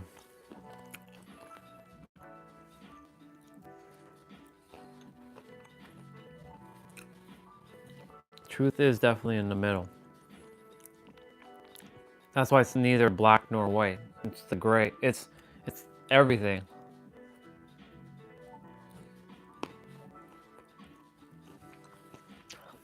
There's a reason why the universe is working through you right now and mirroring back to me. Now I'm just attempting to uncover what puzzle piece it's attempting to send me, or to make what puzzle piece I'm clicking in place right now.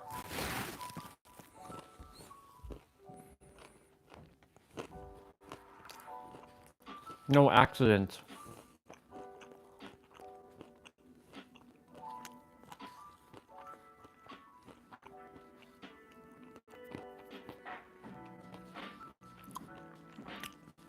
Or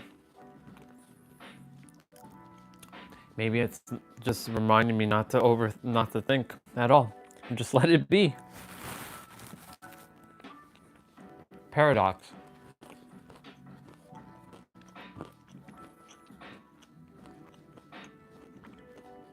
There are so many paradoxes of life. It's crazy.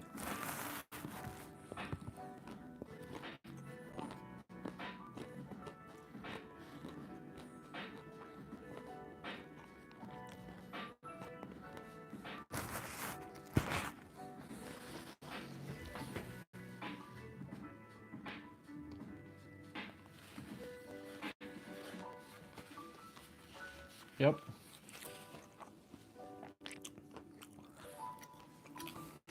Exactly. I already declared it. And the intuition will simply remind me.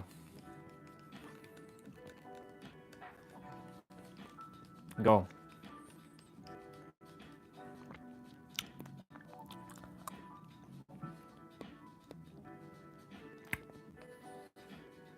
Mm-hmm.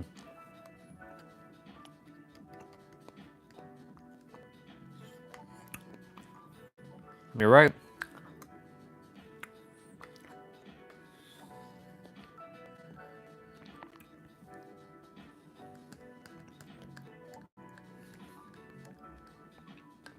I did it no problem for a month.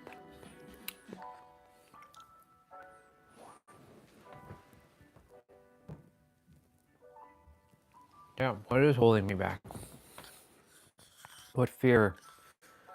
Fear is an illusion, right?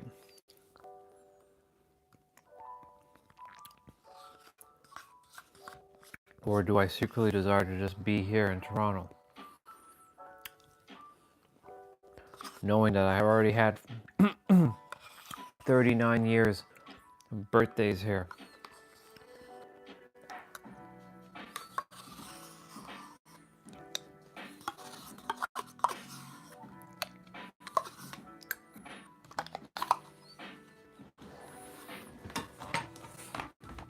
I almost fell off the chair. That was hilarious. Let's go checking. Ow. Let's go checking quickly. I almost fell off the chair.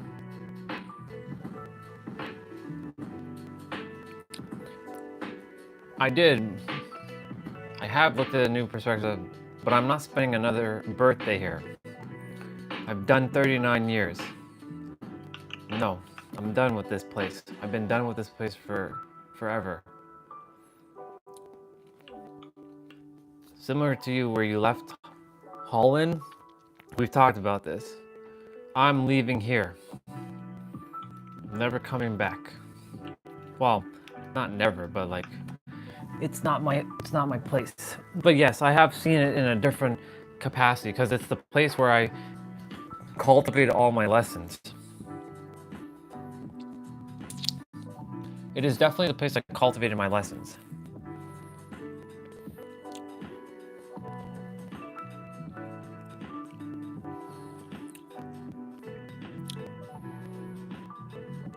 This is the place. This is the place that has helped me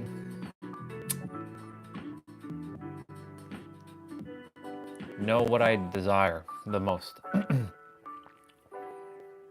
And it's a place where I got to master myself fully so that when I'm in my real home, that I know how to handle everything. So this place is simple preparation for what's to come. That's what Toronto is. So that's my perspective on Toronto.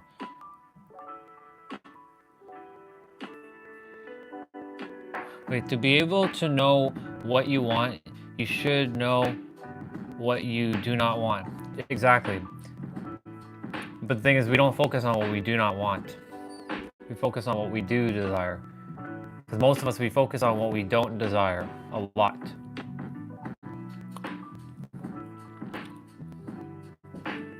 What is this? SP Mondo? Oh, interesting. Okay. Yeah. I do sometimes, but I tend to focus more on what I do desire, though. Right. Which right now, yeah, I did say I don't desire to be in Toronto. So yes, I'm gonna change the language. I desire to be in San Diego, California, and that's what we're doing. That's exactly what we're doing.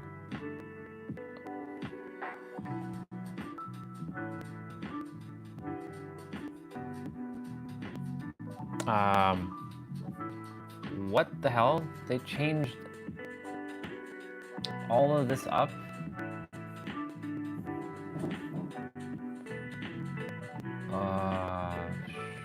Sure.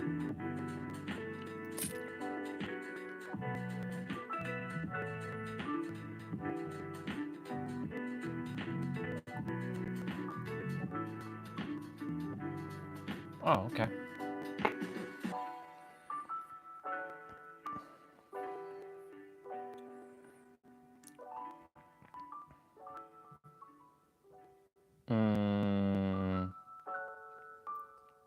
Cool beans.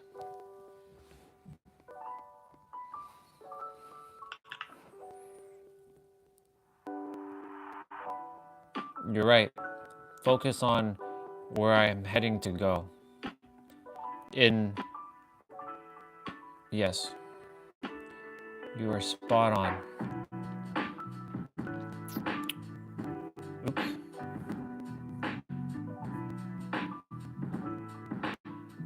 desire to do that.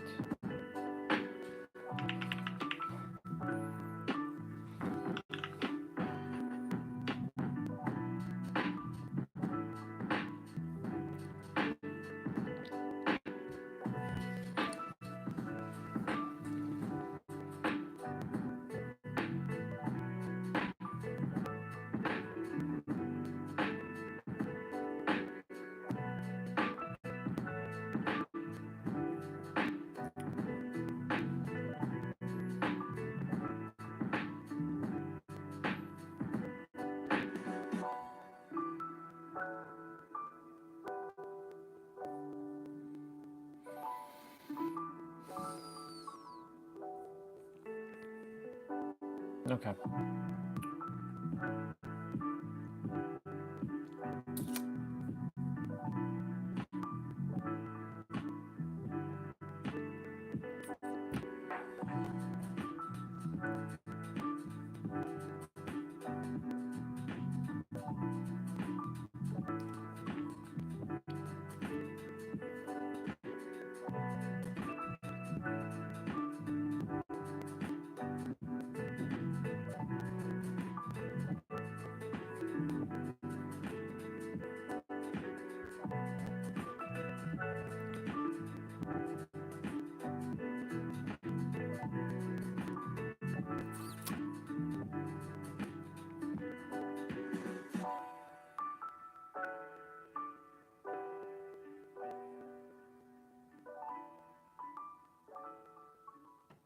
This is true. We do, past is happening in every present moment. And past and future is happening in every moment. So it's up, like, it's what you choose to, it's what you choose to entertain here in the now.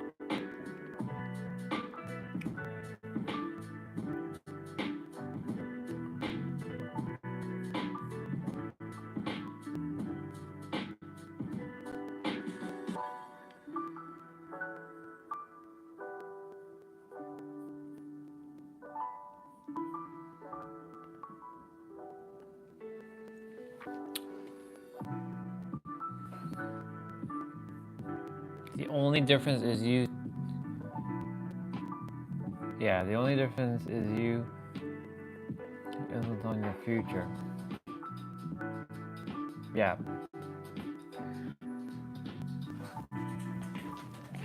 Spot on.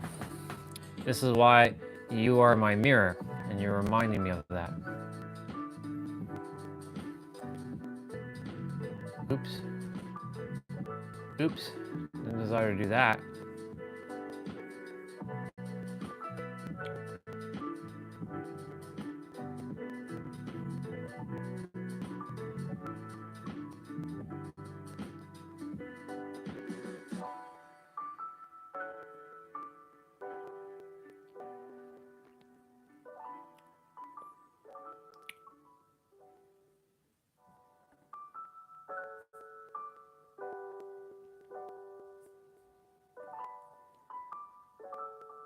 Let's see.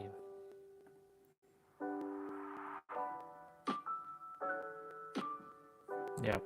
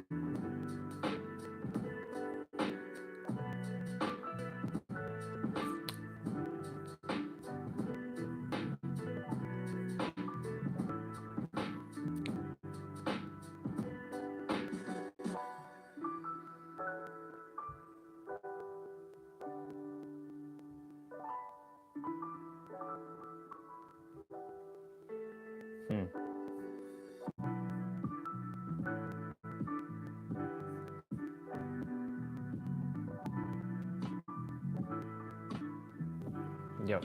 Let me see. I do appreciate you reminding me of this stuff, bro. Helps a lot.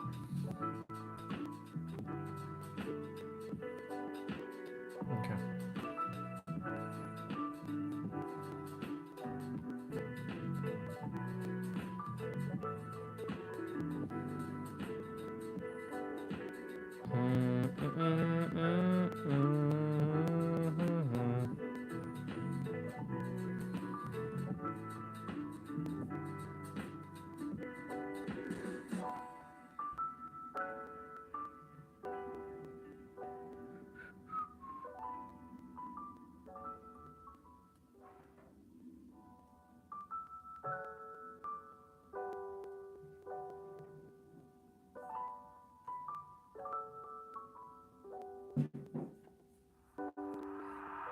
So weird. I had at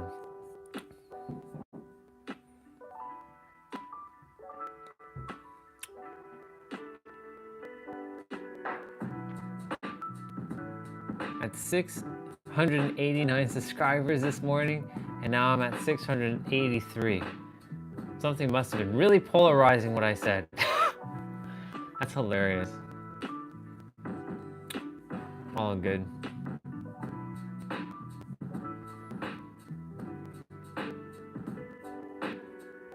My channel is going to be the most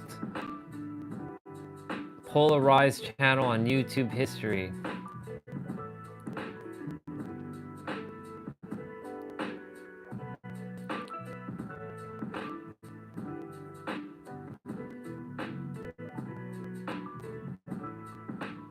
Oh my god. So much spinning.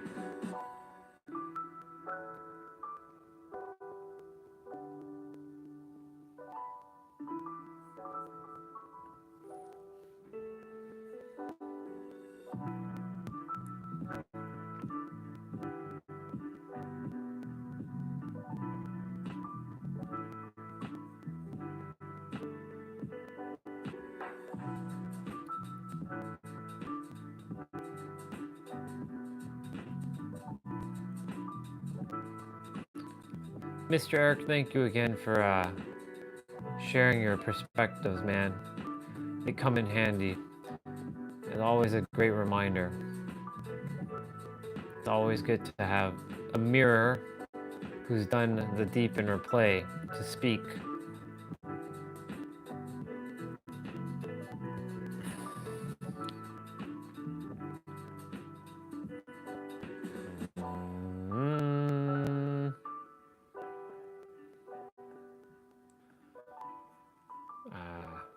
Start browsing.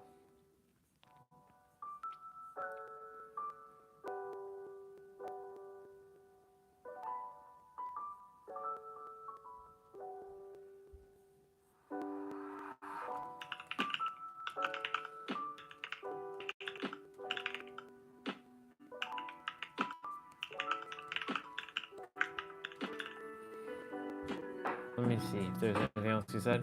Oh, no, there's nothing else you shared. I thought you shared something else.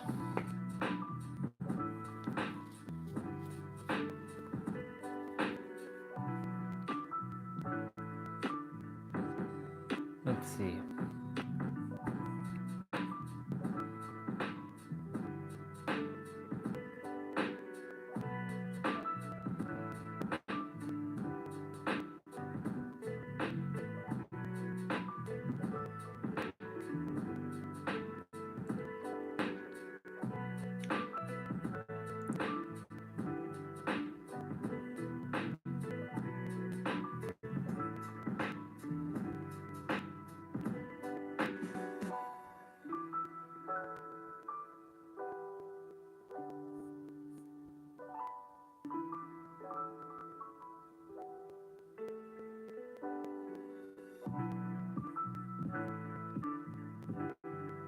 Huh. What's up, dude? It's been a while since I seen you, T-Bray. Just been checking some stuff out. What's going on, brother? I trust you're doing good. I only saw your message because like I just happened to have a tab open. How's everything, man? It's been a while since I've seen you. All good? I trust all is good. Flights. Flights to San Diego. For my birthday. Just kind of like navigating the different websites like Flight Hub. Ah, awesome. Good stuff, dude. Like Flight Hub, Kayak. What's the other one? Expedia. There's a couple other ones. Skip Lagged. Skip Lagged is interesting. Skip Lag is like interesting. Because Skip Lagged, got to be crafty with how you book your flights. You know what's funny though? The flight that I was looking at earlier went up by $500 just now. Oh, hilarious. Okay, universe. Okay. We're gonna play this game, huh? Alright. Let's play this game. You got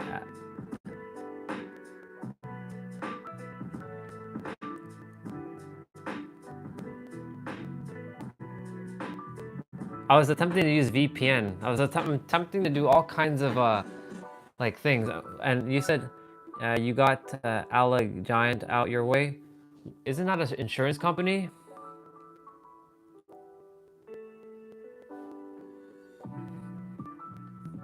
Let me see if I can VPN this bad boy again.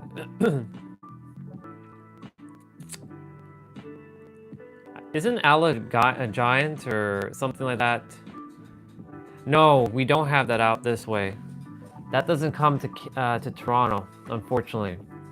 So JetBlue, that airline, Spirit, I believe, yeah, the yellow airplane, and Alaska Airline don't come here. It's weird. Yeah, we don't have. I've seen it, but it doesn't come here. It's weird. Everything else comes here though. Of all the ones, like JetBlue would be awesome for them to come here, but JetBlue doesn't come here. JetBlue doesn't come here. Oh, and also Southwest Airlines. That's the one I would love to travel on because Southwest, but they don't come here. They don't they only obviously stay in the Southwest like area. I don't know if they even go to like New York or anything like that.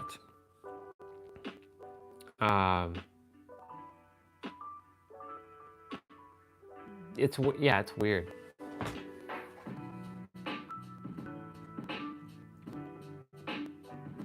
Okay. Yeah. So I'm just kind of like browsing the sites right now. And attempting to do like incognito browsing, changing browsing history, clearing that out, you know how it works. Because different browsers give you different prices. And if you're a VPN, like I don't have a paid VPN, but I do have a VPN that can at least change to different like locations.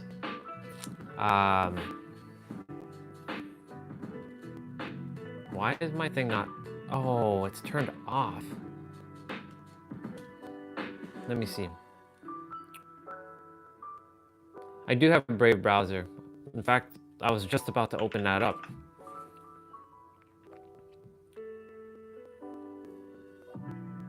I have Brave browser open up right now.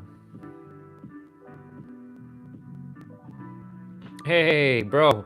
Your chicken video, by the way, got 111 views, which is pretty dope. Nice. I'll give that a like.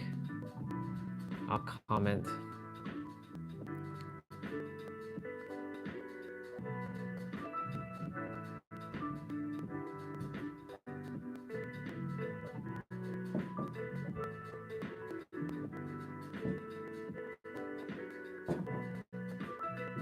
Very nice. You left. You said something. Well, if you find a flight, check the airline website as well. I found cheaper flights there. That's true. You're right. You're right, T-Bray. That make. I remember checking, like, actual, like, websites. Thank you for the reminder, dude. Appreciate that. So United goes. Wait, what's this? To that. Flight.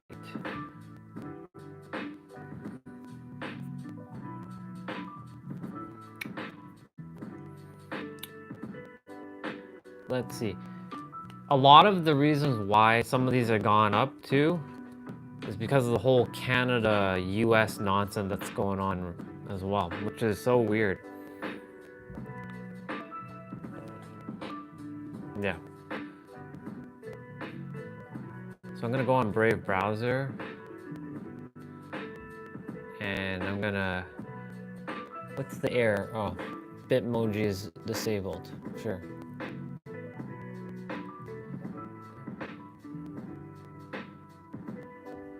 Where's the in private cognito? There it is. Brave VPN.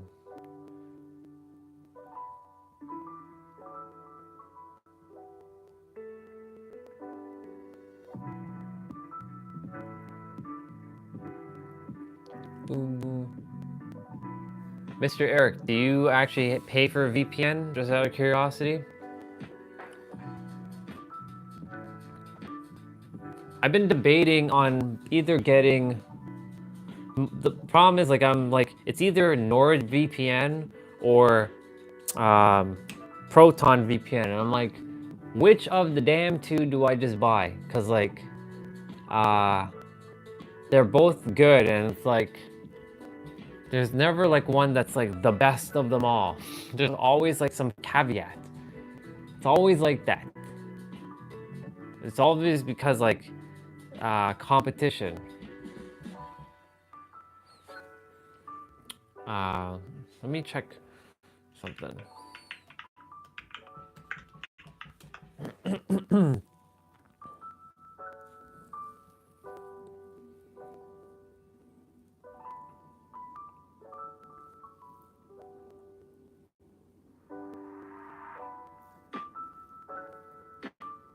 Okay, so United has the flight. I wonder if I just did a single, like, a single flight that's just one way. Find flight. See what the price is for just going one way is $800. Are you serious right now? Yeah. What is this?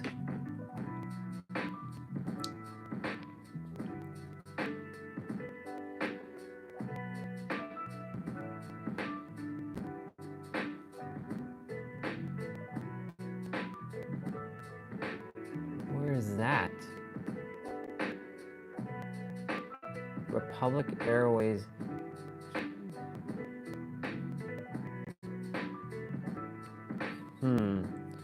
Yeah, I prefer non-stop flights. I don't like having stopovers anywhere. Just waiting around.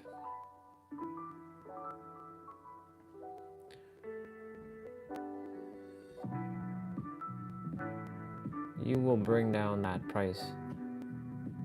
You will bring it down. Because I say it so. I say it to be so.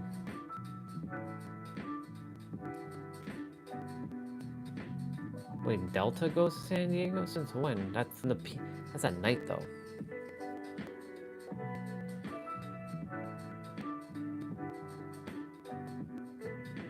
Where the hell do they stop here?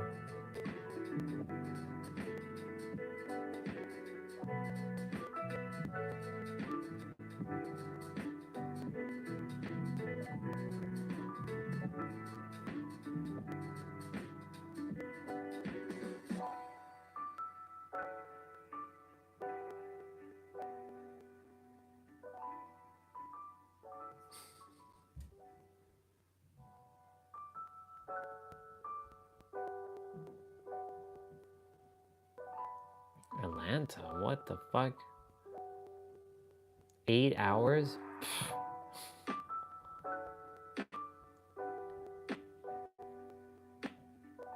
Yeah, I don't do stops. I do non-stops.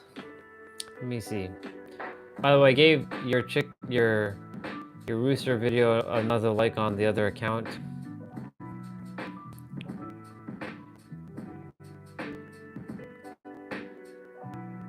Waiting is a part of life.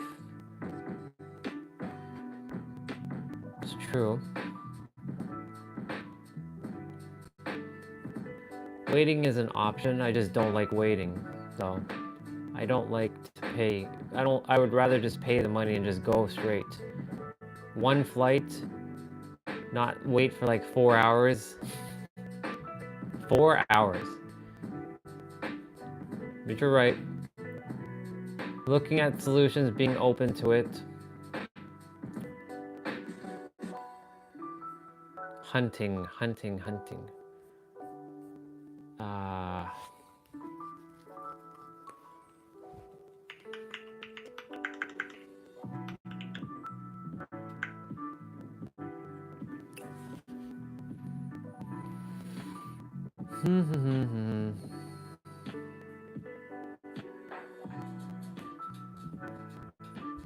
Okay.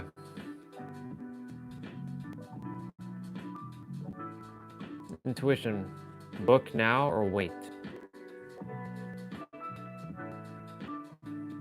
I heard wait.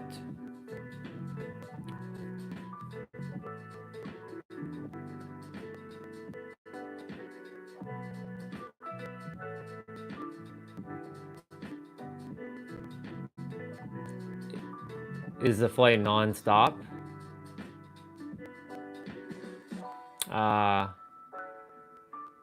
April 1st to April 8th.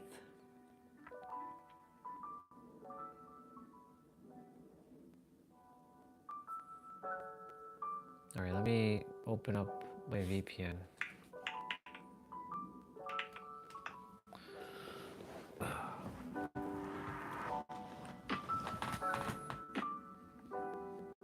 Probably has to get updated.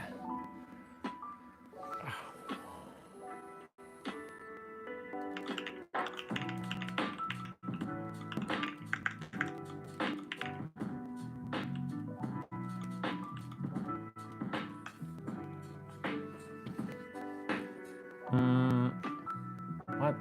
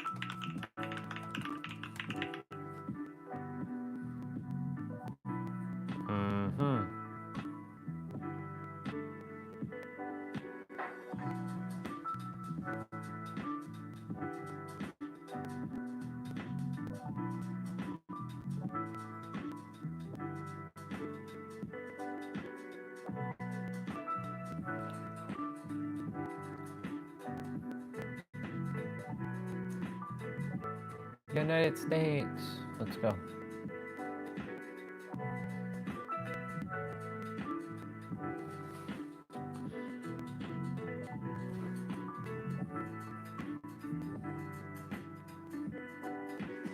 So, if you didn't hear me, I put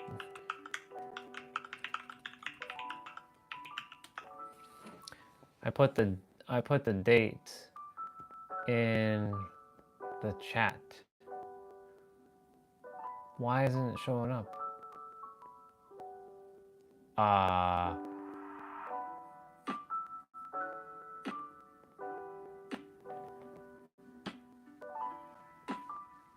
That's weird. Do you see No, you don't see my,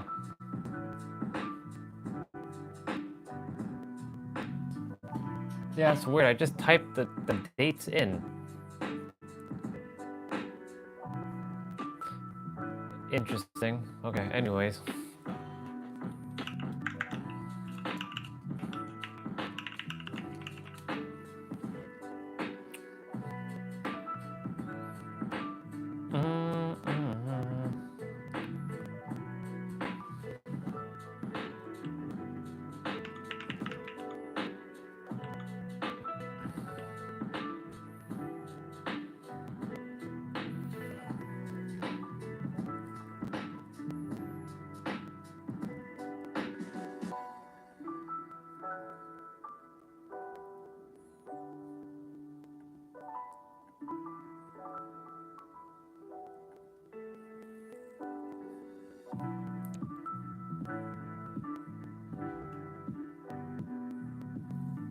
Oh, damn it.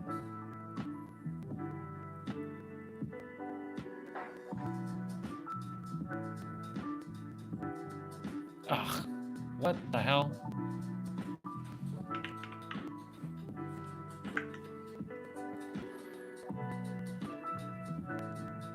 Okay.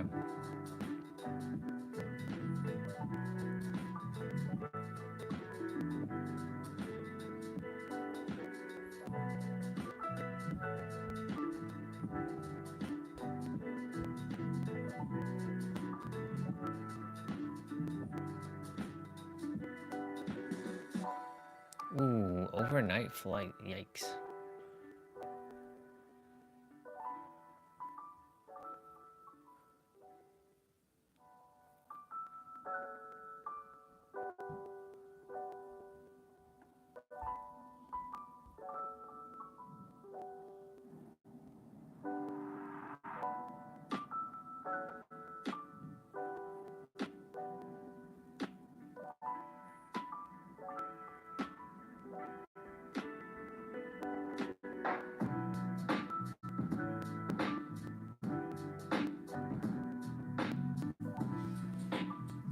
Let's see.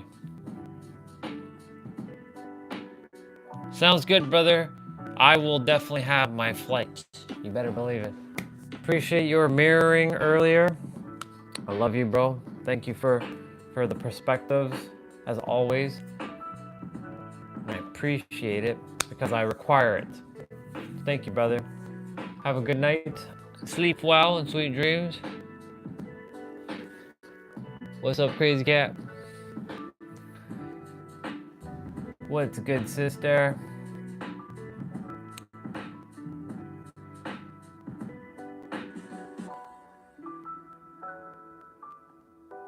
Ah, sister, I didn't even realize Jay put...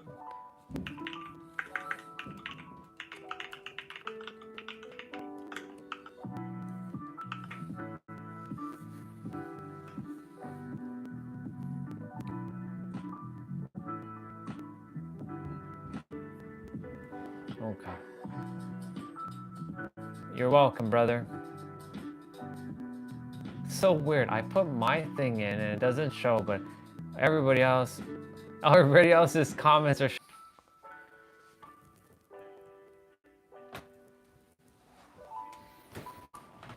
That's weird. Your connection has been disabled because you're using a server that does not support peer-to-peer. Okay. That was weird.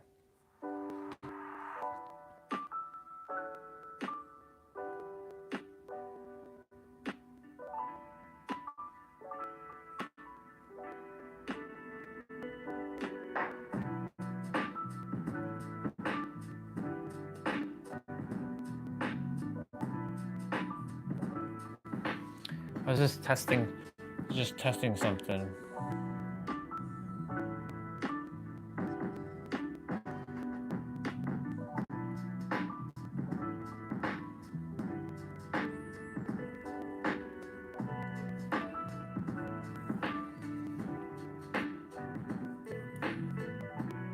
Oops.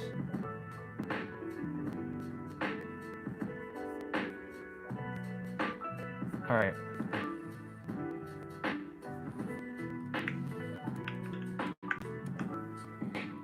I'm gonna figure it out, people.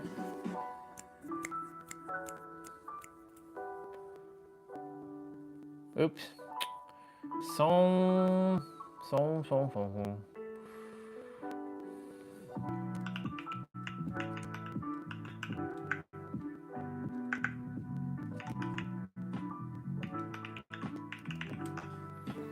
Bing, bing, bing, bing.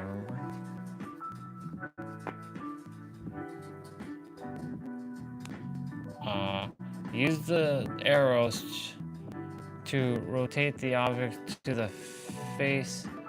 Wait, use the arrow to rotate the object to face in the direction of the hand.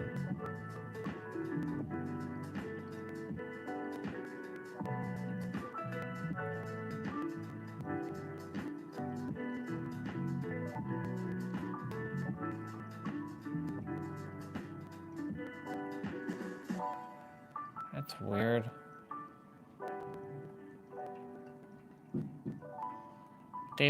If you're using a VPN on a travel site, they make you go through these weird captchas to see if you're a real person. What the f? That's so weird. Are we... Oh, are you serious right now?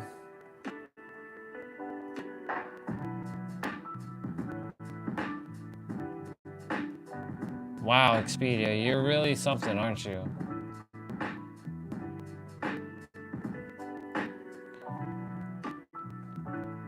The very fact that I'm doing this, they should be like...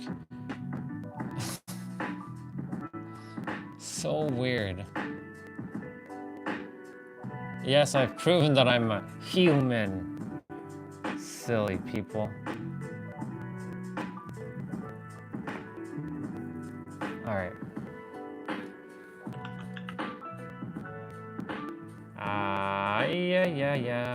Yeah.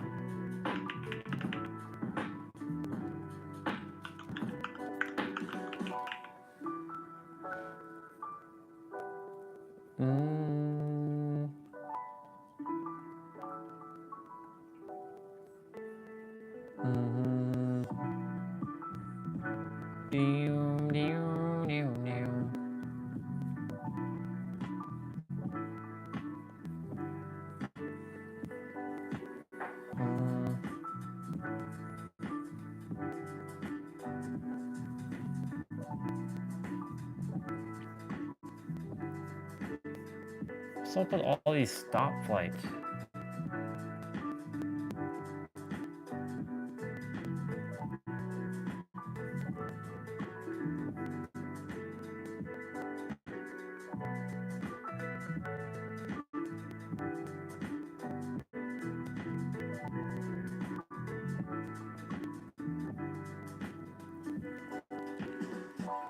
So 719.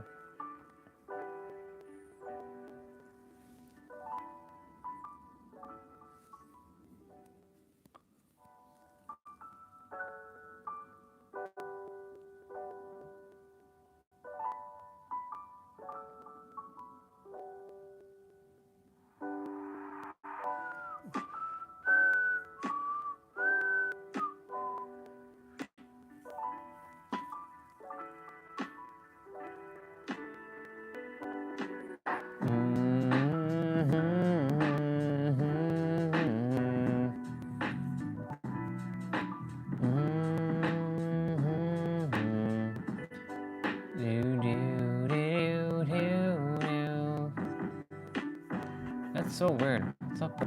What's up with that?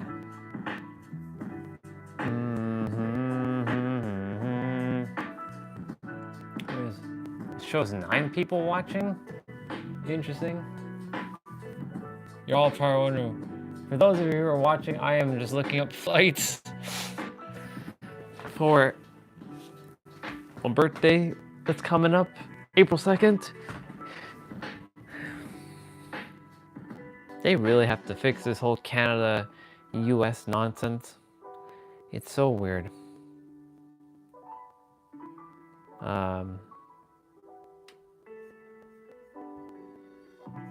Okay, so one browser is watching. That's it.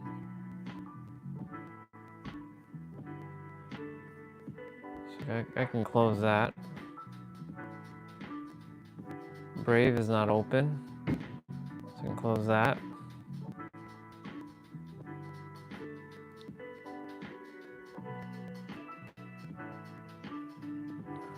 Install update. Something was like wonky with this thing.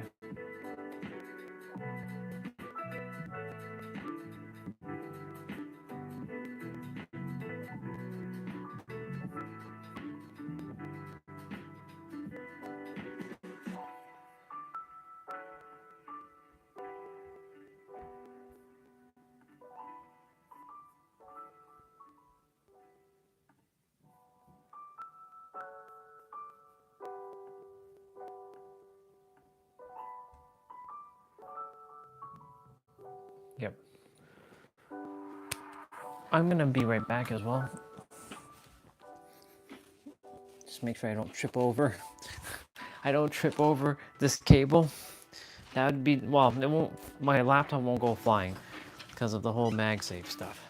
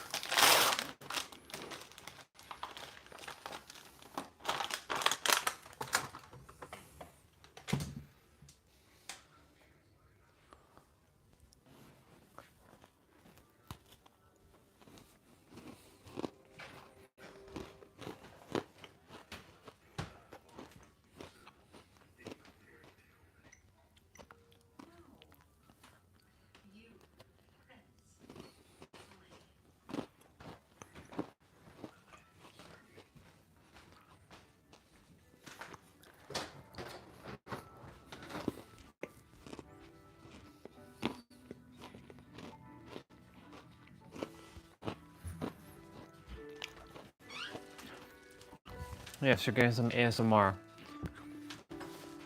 Enough cookies. ASMR is a cookie.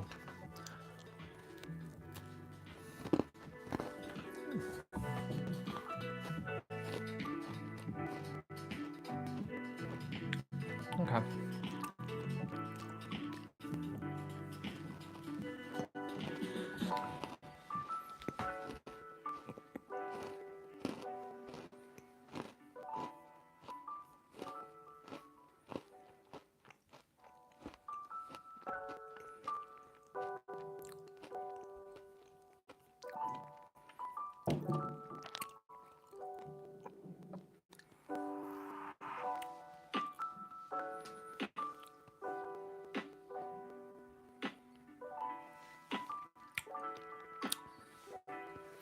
Yeah.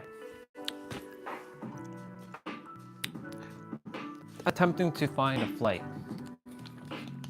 to go. Hello, meow. Welcome back.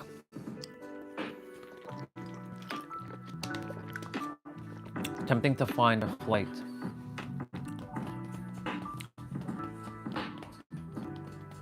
Come on. Come on, universe. Inner universe. I declare that I'm going to San Diego for April 1st, April 8th. So now, I ask of you to bring it forth.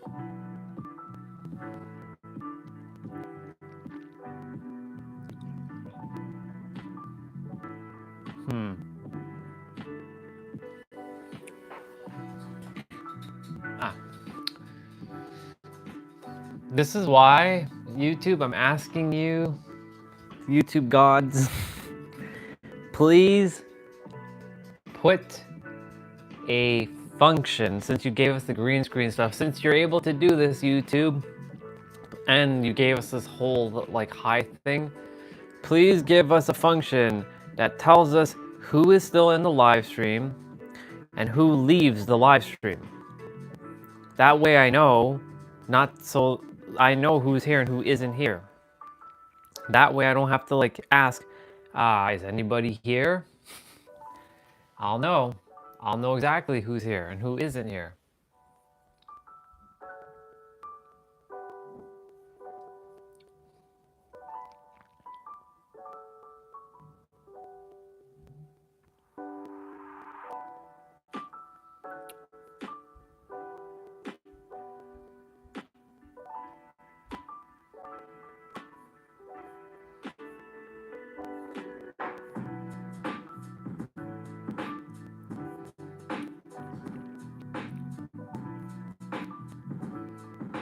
Yep. Do do do do do. Is that Orlando? No, Chicago.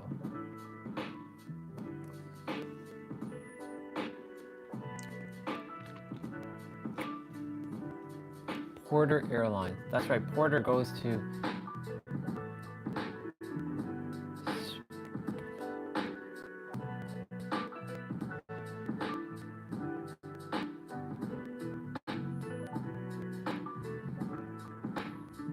$2:57 p.m. Not bad.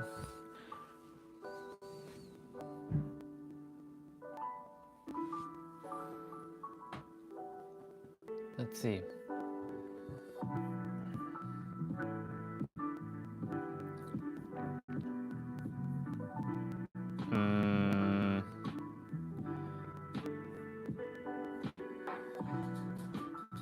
The chat does not. There we go. How do you add another person to your channel? You have to go into. YouTube Studio. I'll show you. So you go to YouTube Studio again.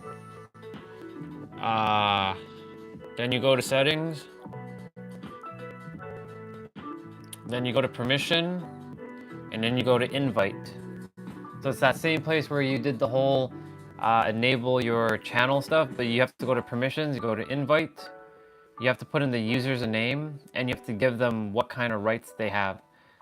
So, for example, on the super, let's see, if I go to, so I gotta do that for,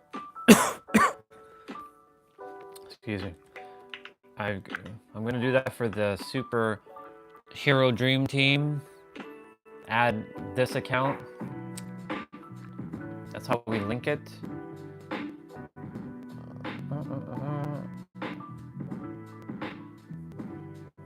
Wait, what the? Every time I have to.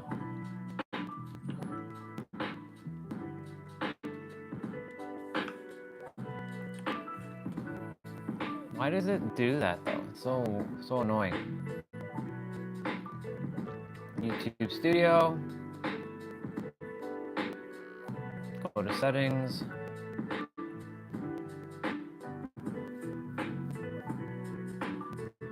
So invite.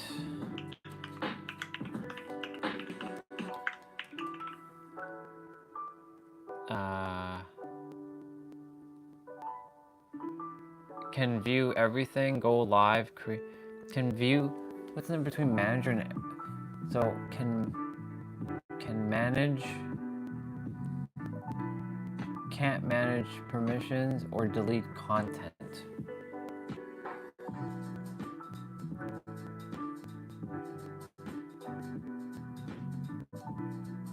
And I have to go to my email, I guess, now. So Swati already added her account. I'm adding my account.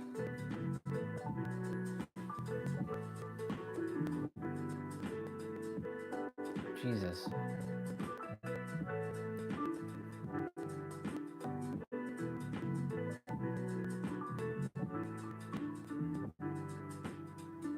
Whoa. Whoa. Whoa, whoa, whoa, whoa, whoa. It's like going up. What the what in the fuck? Yeah, that's really high. What the hell is going on here?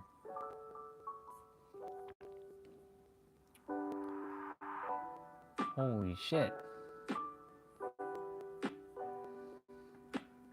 So I have an invite. But where is it?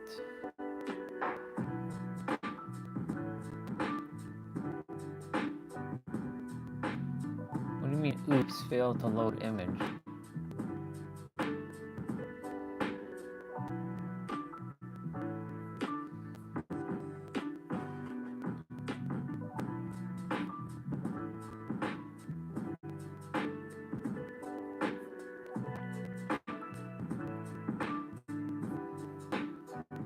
Oh, my microphone's about to die. Okay, so I sent the pending invite. Invite pending.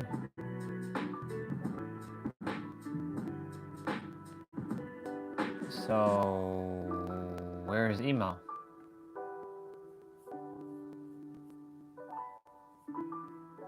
Spam, maybe? Nope. It's not spam. Trash? But it's not even in trash yet. Social? Nope.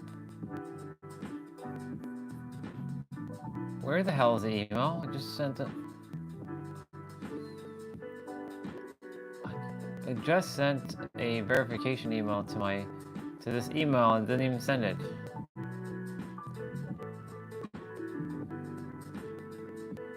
So weird.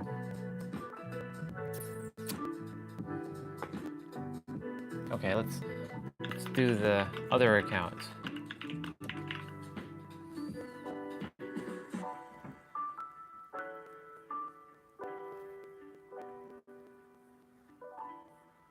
Weird.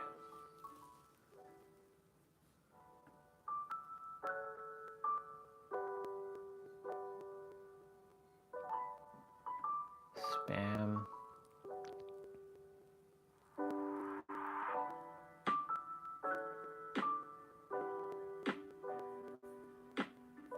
So much junk in this thing. Oh my goodness gracious. I'm gonna change my microphone quickly. So much junk in my email. That's why I don't check email anymore. I used to be that person who had a zero inbox. And technically speaking, I can just go and delete all emails and just have a zero box email.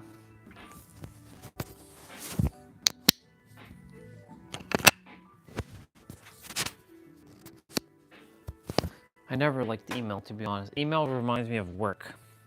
Hello, can you please respond? Thank you. Please let me know at your earliest convenience. Thank you very much. Yeah, I don't like email. I don't like email at all. Emails is annoying.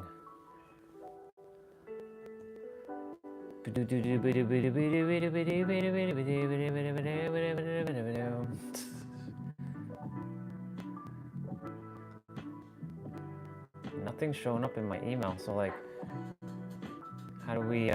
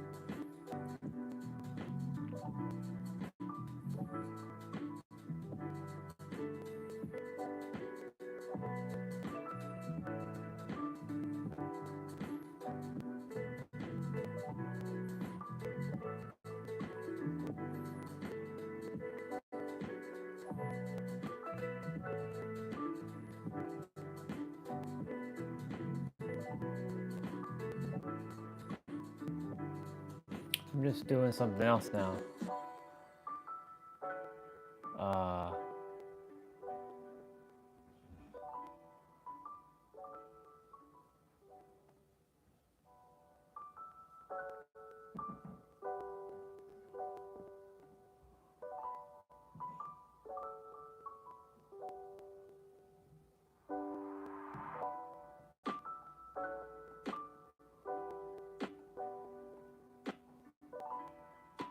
What the fuck? Ah.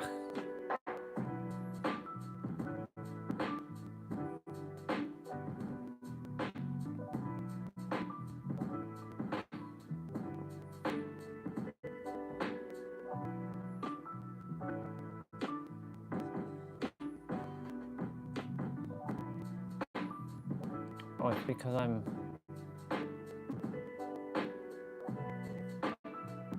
Right.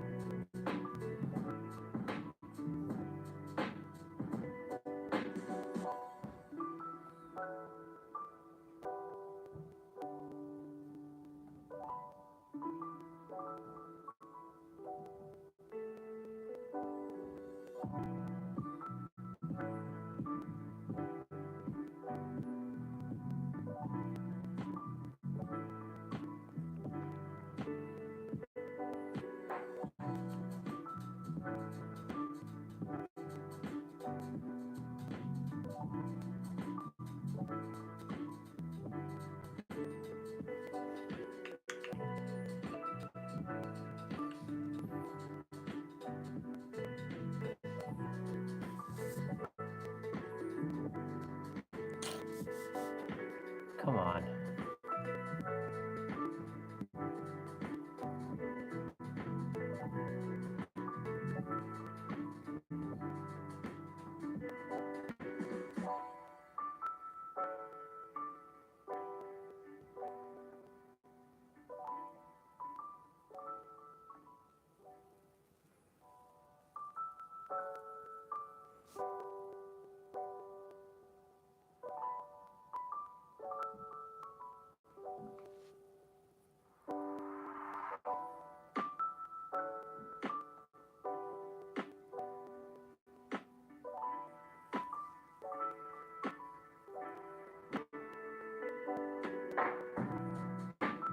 I didn't get an email from YouTube about anything yet.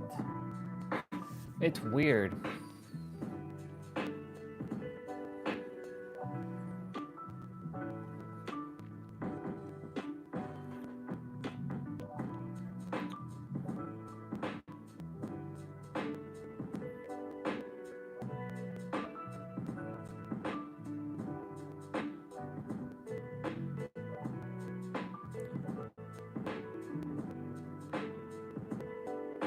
Okay.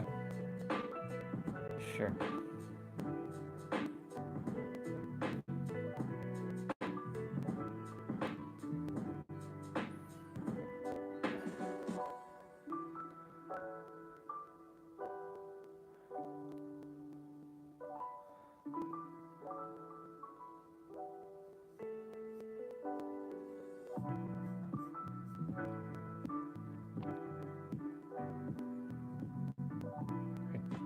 Taking action, what the hell?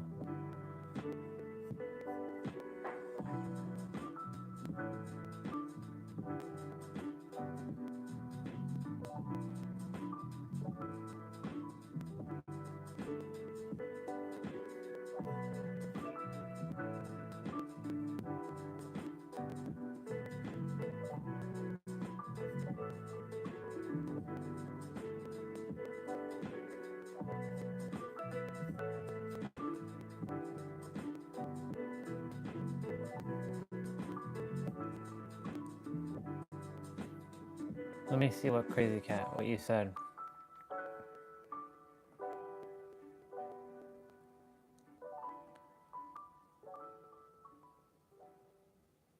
Huh?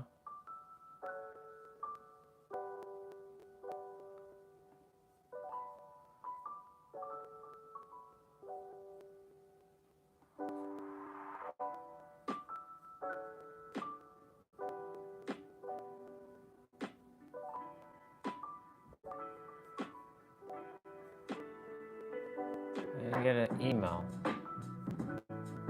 Oh. There.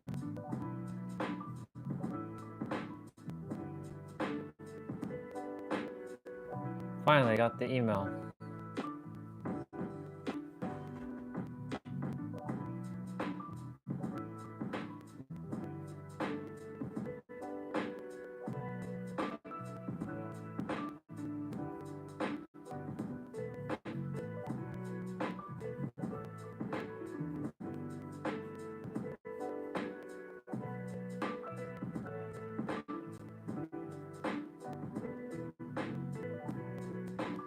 Let me see what you said.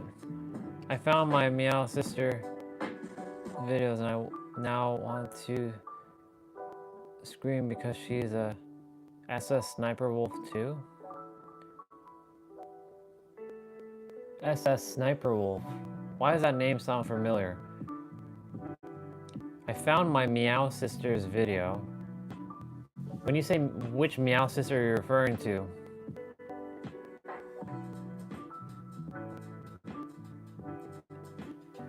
which Meow Sister? Swati or Vanera?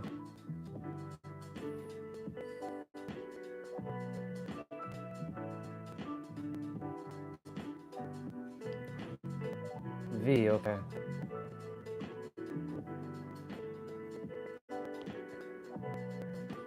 You two have similar things. That's why that's why I called you both Cat Meow Bubbas in the beginning. Well, cat meows. SS Sniper Wolf. Who the hell is that? I heard that name before. SS Sniper Wolf. Let's see. Oh, this person. I knew it. I knew I've seen this person before.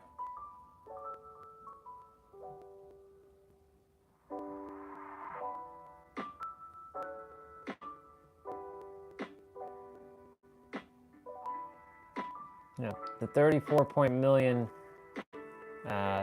sub girl. She's got a lot of subs. Nice.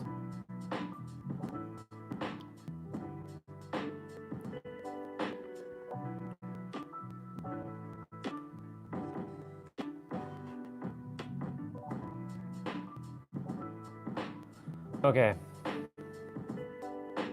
Well.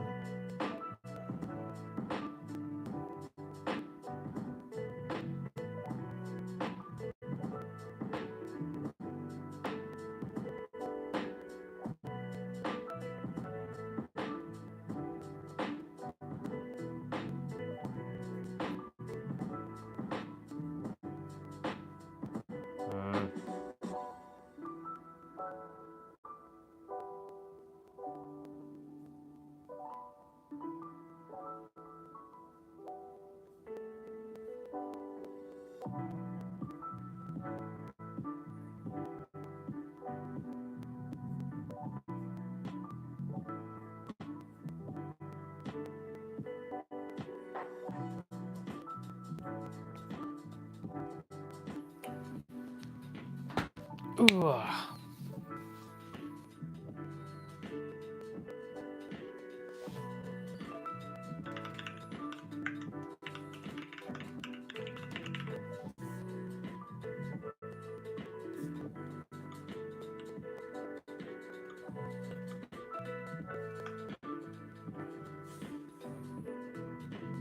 Ah.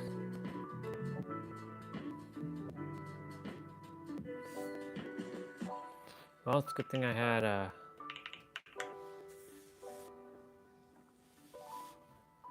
that.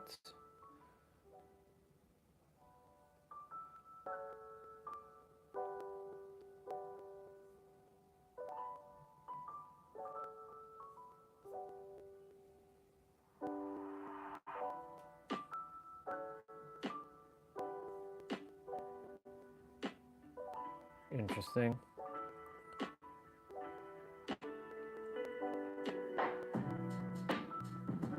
What is up with this shit?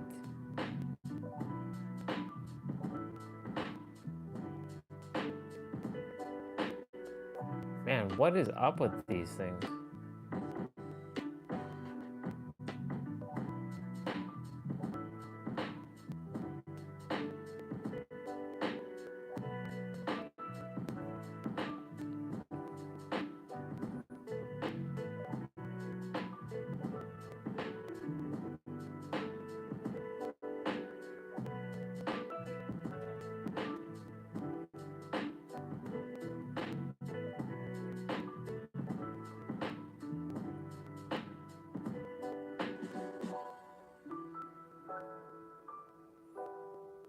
Let's see what you said. The only reason I like her is because she's honest.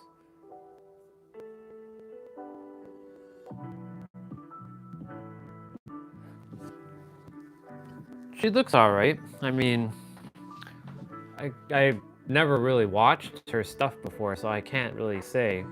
But yeah, she looks alright. She looks alright. Mm-hmm.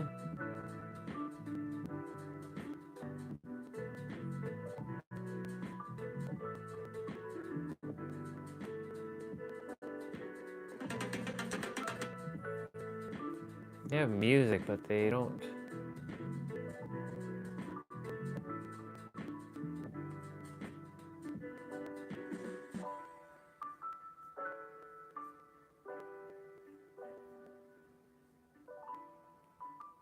Yeah. I'm still looking, still looking. Time attempting to get this thing sorted out.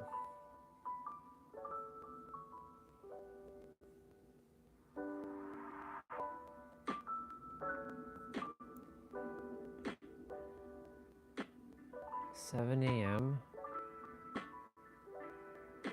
Oof. Midnight, huh? Coming back.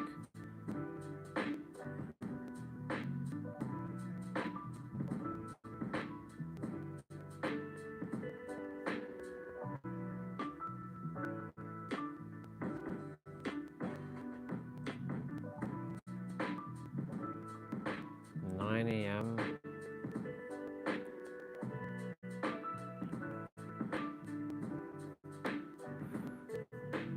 Okay, well.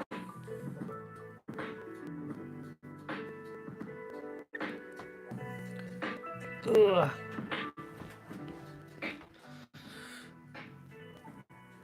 Sniper wolf, huh? Yeah. Seems like an interesting person. Must be a reason why you brought up Sniper Wolf into my reality.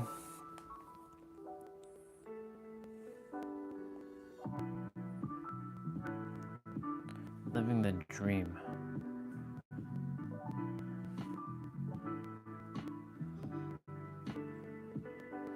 Living the dream.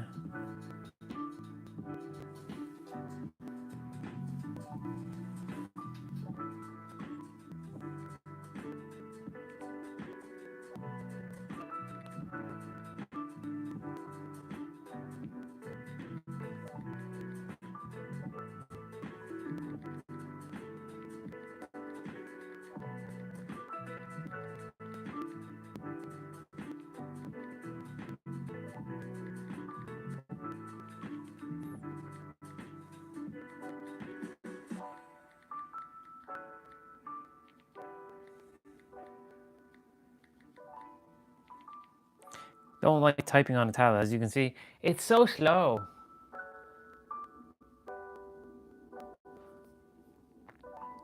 What's up, Mr. Ramon? Wait. I like this. How did you do that? How did I do what? The high thing? What do you mean?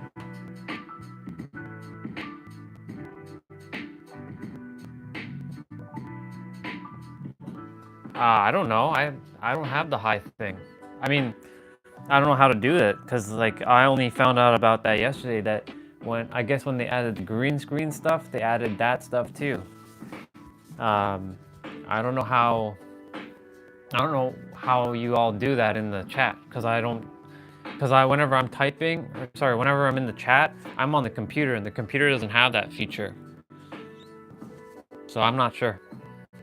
I have no idea. Right now I'm looking for flights for San Diego, but prices have gone through the roof. It's like $1,200 for a flight. Are you kidding me right now? So like I'm attempting to, I like direct flights. I don't give a rat's who about taking a stop flight somewhere, but I may have to do that potentially. So we'll see.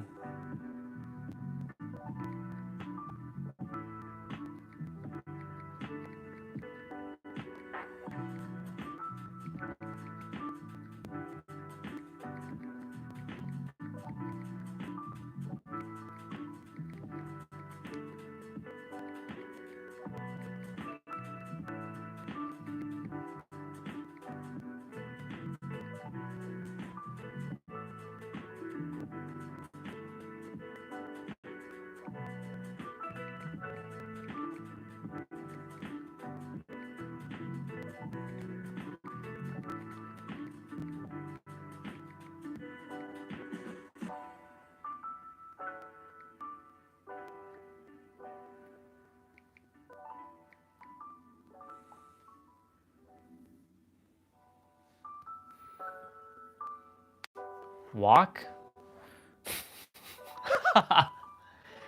I wonder actually. I can tell you how many days it'll take me to get there. I can tell you how much days it'll take me to drive there. It'll take me 30 some odd days to drive to San Diego. Wait, 34 hours to drive to San Diego. I could technically drive. The problem is I don't have access to a car that isn't going to be used for a week. That's the issue. I can rent one, but that doesn't leave the state, or it doesn't leave the province. This is why I have to have my own car. Otherwise, I'd just be taking a road trip right about now. All right, let's see.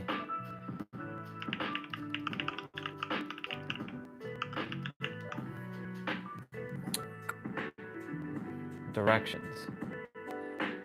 37 hours, 27 minutes to get there. If I were to drive, I don't know if it'll allow me. Ooh, 38 days. Holy shit. 38 days to walk to San Diego.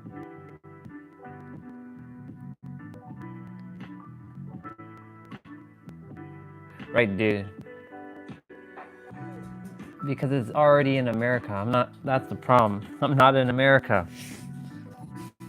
Did you forget? And we don't have JetBlue and Spirit here. Those airlines don't like Canada.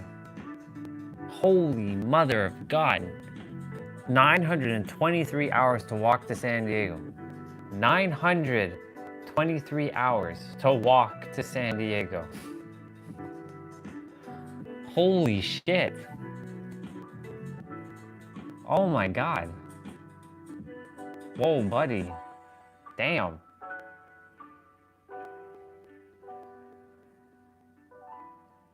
Three days on a bus. Take a flex bus to Greyhound, US 0160 Gray. I don't do all that, dude. That's like more effort than it has to be. Like go to the border. That takes so much. That's like that's the whole hour and a half just to do that. Yeah, no. I just pay the money at that point.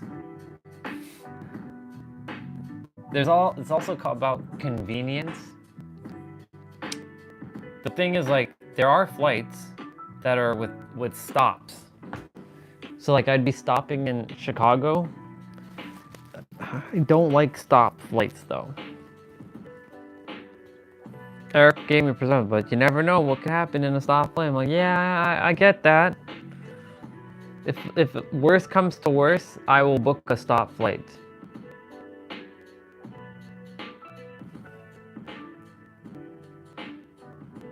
Then I have to deal with, okay, where am I staying for a month, or not a month, a week? Unless I do the whole car thing again. But then I was desiring to rent a Supra. I mean, I could technically do that again. It would be interesting. I've already done it once. But we're not getting the gym membership for a week. That doesn't make any sense. Then we have to deal with the whole cancellation fee thing again. Yeah. Ugh.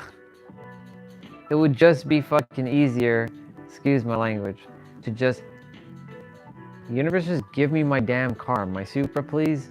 Give me my millions of dollars right now, and I just go. Come on. Snap your fingers, let's go. I'm creating right now.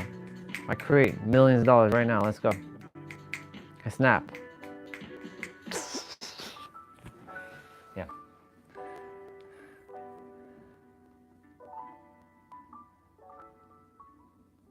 Offer is there. It's true.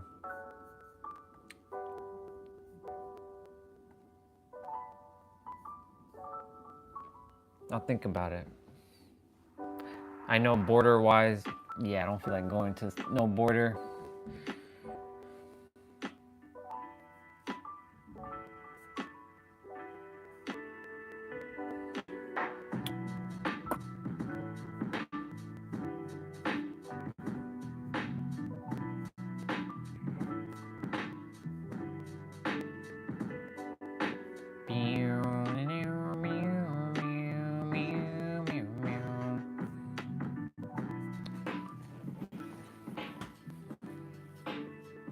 Come on, universe.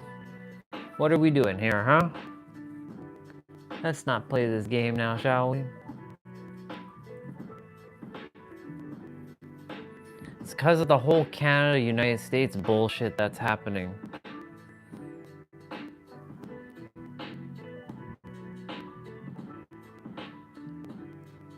This wouldn't be happening if the Canada, United States nonsense wasn't happening.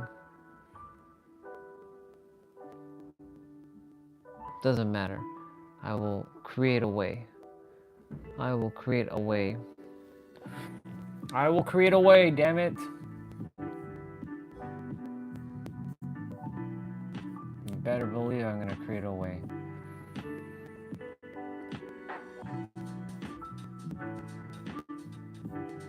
You bet your candy ass I'm gonna create a way. I always find a way. Damn, 2 years ago?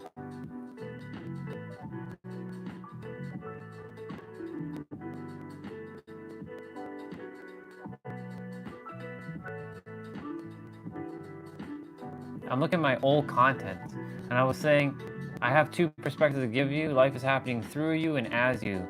Or sorry, through you and by you. And actually, there was a new one that I didn't even have in that video at the time. 2 years ago, there was no as you. Now there's the as you perspective. So cool. Be thankful, be easy. It's easy to be thankful for the good stuff. The real flex is be grateful for everything that didn't go your way, knowing that it helped you become the person you are today. That's a bar.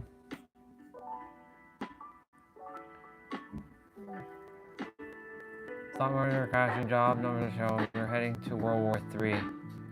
And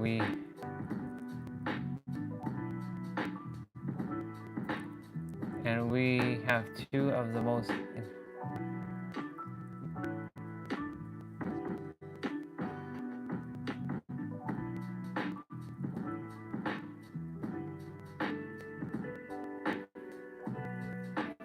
Yep.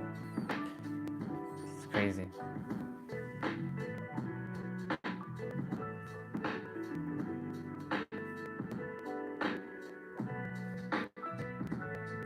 Diecast.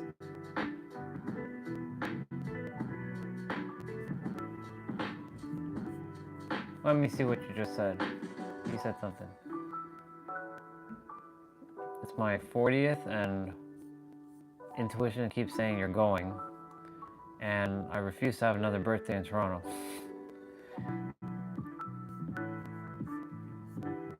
So I desire to have my 40th out there for a week.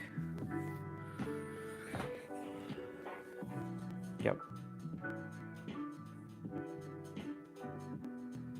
Because, like, every birthday has been the same bullshit every year. Cake, happy birthday, and just in Toronto. No. No. No. I'm done with that. I say that I desire this, and I'm gonna create it. This is why you all are seeing me take action despite everything, and I still do it. That's why I'm doing it. You will see magic unfold. This is why I'm recording everything. Everything is recorded. And keeping everything as a log to my life. This is a log. I don't know why we call it logs. Yeah, log files. This is a log file. Literally, every video is a freaking log file to my life. Straight up. So, yeah.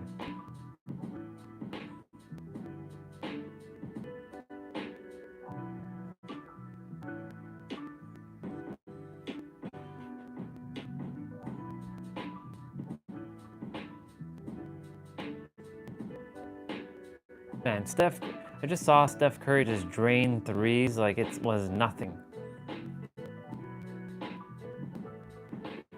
I just heard someone say, unfortunately some people were not put here to evolve. They are here to remind you what it looks like if you don't. Ooh. Damn.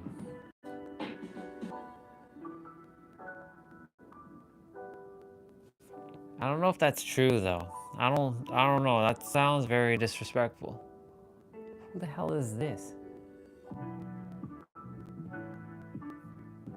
See, my Facebook doesn't even have anybody I follow anymore because, like, I've removed everybody. So we know what it's doing? It's attempting to fill my thing with a bunch of, like, ads.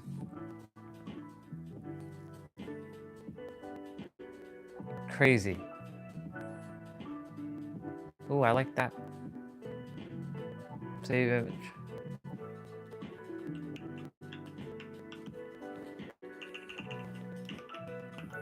All right.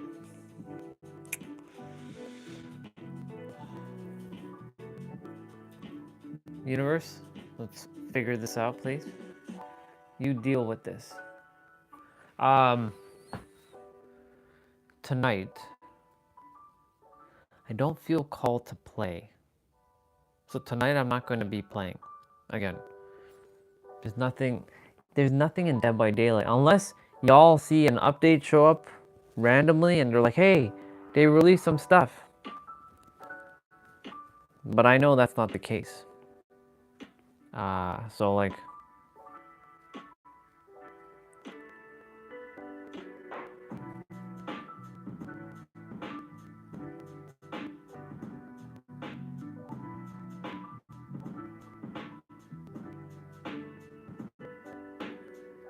he's back again?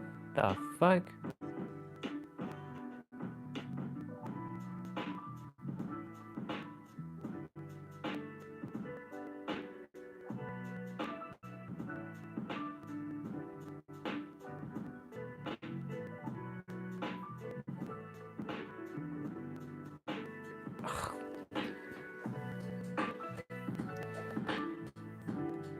It's good to see Lewis connecting with David Guillaume. If I was broke today, if I had nothing, what would I do?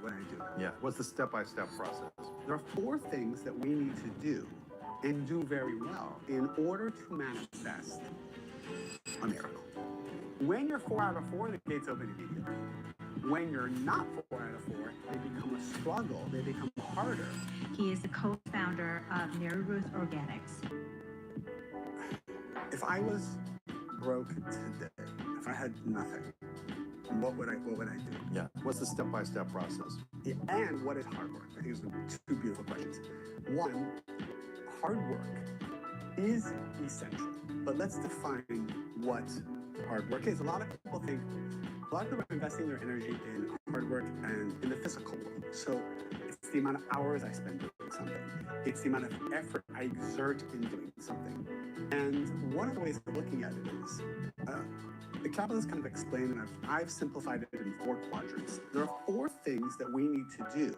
Just paying and do attention to very something. well in order to manifest a miracle. What is that? In order to manifest the miracle of abundance, wealth, love, whatever it is that you're looking for. And often the reason why people are working so hard but not seeing the miracle is they might only be focused on one of those 4 quadrants and investing all their energy in that one, but ignoring the other 3. I'm sure I know what they are. Or maybe just 3 out of the 4. It's when you hit all 4 that the gates open. And every time I've given the seminar, I ask everybody in the room, how many people are 4 out of 4? Wow. Nobody. Really? Including myself. When you're 4 out of 4, the gates open immediately. When you're not 4 out of 4, things take time, they become a struggle, they become harder, and then the universe has to compensate for the quadrant you're not working in. So I'm going to get into those 4 quadrants in a moment, but what does it mean the universe has to compensate? The universe then has to push us. I want to hear what he's saying. Some form of pain and suffering to awaken us in that quadrant. Okay, so what are We need to feel pain to then bring attention to it to start focusing on. Let's see what David says. I'm curious. Often only flows to where there's pain. Now, if you can proactively put your attention. I don't watch then the content, universe but will get involved. there's a reason why I clicked this. There is no signal sent to send somebody. Just tell me the toxic to 4 you, and I to can make get you off fall of in it. love with them, to then break your heart, to learn a lesson. Yeah. There's no need for someone to come in to steal from you, or to sue you, or to sabotage your business in some way. There's just no need. There's no need for your family to be destructive all of a sudden and cause problems and drama. All of these things happen because a signal is being sent to pay attention to something, right? So, what are the 4 quadrants? Spiritual work, which I'll define. There's physical work, certainty, and prayer. This is all technology. And when people hear this, I want to make sure you know, I am not a religious person. I do not ascribe to, let's say, a dogma or a specific path. Everything I'm sharing is what the great sages and Kabbalists who understand the energy of our world, understand light and vessel, have explained how you can build the vessel to hold this energy and light of creation. Some people call it God, some people call it the creator, that exists and is waiting to come into your life. Because our birthright is to be happy, to be fulfilled, and to have everything. Spot on, bro. Meant to receive every soul in this world. And all of creation is actually pushing us towards this point where we can receive all that. So what is this technology? What is max spiritual work? We talk a lot about this in Kabbalah, and there is a whole step-by-step process to it. But in essence, spiritual work is my soul came to this world with certain spiritual baggage, fears, limitations, and I am meant to transform them to get to a place of wholeness, which is the vibration of the Creator. Okay?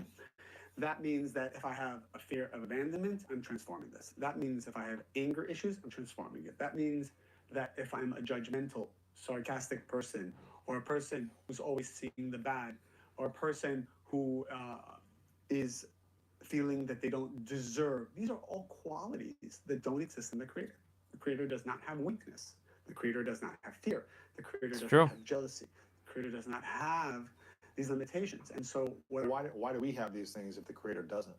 Because this is a very deep question. I'll try to answer it as simply as I can. We were created with this darkness in order to have the free will to choose to remove it.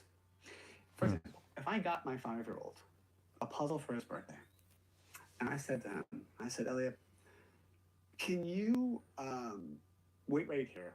I'm going to show you something really amazing. And I go and I make this 1,000 piece puzzle for him. And then I bring it to him. I say, okay, I brought you a gift.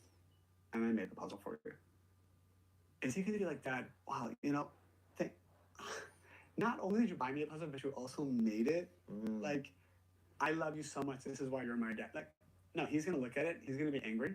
He's going to be upset. He's going to be like, I don't care for this. He's not going to feel fulfilled. He needs a broken puzzle so that he can make it. Now, I will help him make it. And that feeling, and when he puts that last piece himself, the joy he has that he completed something is like no other. There's a difference between if you built a company or you took over your dad's company or your mom's company. There's a whole different level of feeling. Yes. So that makes sense. Yep. We asked to have this level of darkness so that we could transform it and then finish the creation this way. The creator didn't need that. We asked for it so that we could have the feeling of wholeness. So that's the first quadrant, spiritual work. And every single person right now, no matter what your spiritual beliefs are, no matter where you are in your life, something has been revealed to you, at least one quality that you can transform, that you need to transform in order to create the miracle. So at every given moment, we are being shown one negative quality, at least. How? There are people who are literally triggering you and bringing stuff out. You may feel like a victim in certain things. You may feel that something is unfair. You may feel bitter. You may feel resentful. These are all feelings and emotions that are indicative of something that we need to transform. Yeah, but he did that to me. Yeah, but they took something from me. Yeah, but I gave them 2 years of my life and they cheated on me. The blame. All of this is a test. Since the time of creation that your soul asked for. This person that gave you 2 years of his life and your life and then left, your soul asked for this in order to have all these emotions and feelings come up so you can transform them. And there was no other way to do it. There was no other way for you to see what needs to be transformed without this person coming. And so every single person right now is feeling something and going through some kind of fear or emotion or darkness that Kabbalah explains. And that is highly correlated to this place you're trying to make a miracle. Okay. So someone says, I'm trying to make more money. The first question I'm asking them is, what fear are you feeling right now? And it could be in a totally unrelated part of life. But it is correlated to the miracle. Really? That's the first quadrant.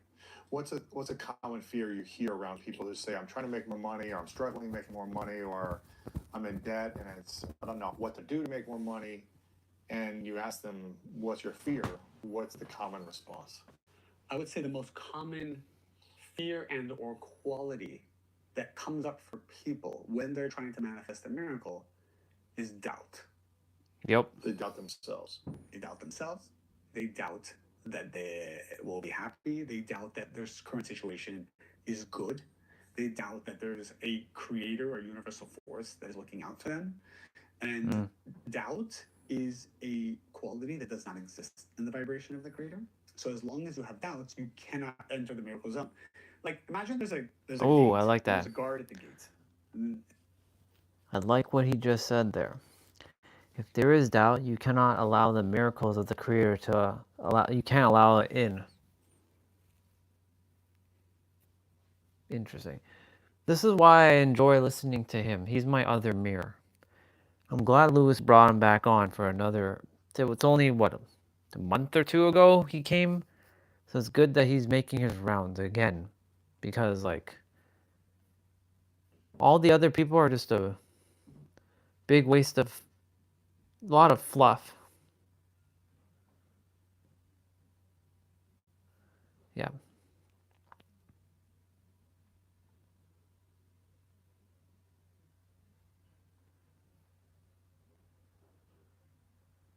Yeah, see, everybody's like, David spent 12 years, 11 years, doing what you call pro bono work for free. Basically, pro bono work is pro bono helping clients. Not getting a single dime for 12 years. And he created that Mary Ruth Organic company that's worldwide. And you'll see a lot of their products on like Amazon and stuff. But you can say I'm under a similar I'm basically kind of following his way of what he did until I hit that, what you call the miracle zone that he's talking about. I'm curious to see what else he says. And only people who have certainty can walk in. So they look at you and they see, but you have doubts. You are not allowed to enter the room of miracles. So you could be an amazing person. You could be a sharing person. You could be a kind person, a spiritual person. You could be a person who only does good for people. But if you have doubts, you cannot enter the world of miracles. Ooh. So doubt is the key card. It's the VIP access. Okay. So doubt. That's interesting because he said you can be a good person, you can be a kind person, you can be a sharing person, you can be a giving person. But if you have doubt, you can't enter the room of miracles.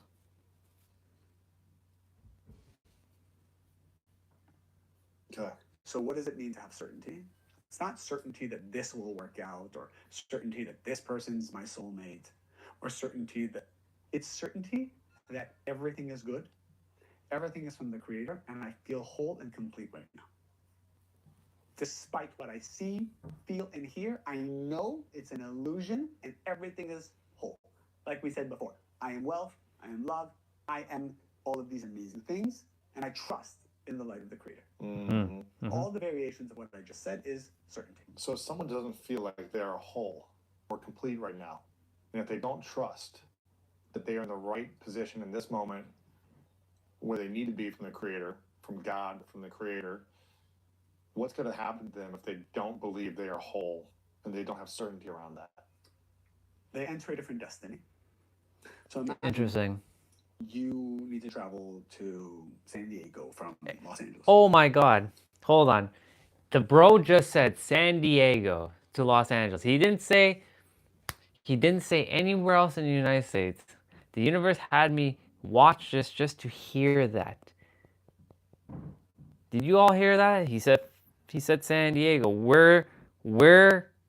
So Lewis is in Los Angeles.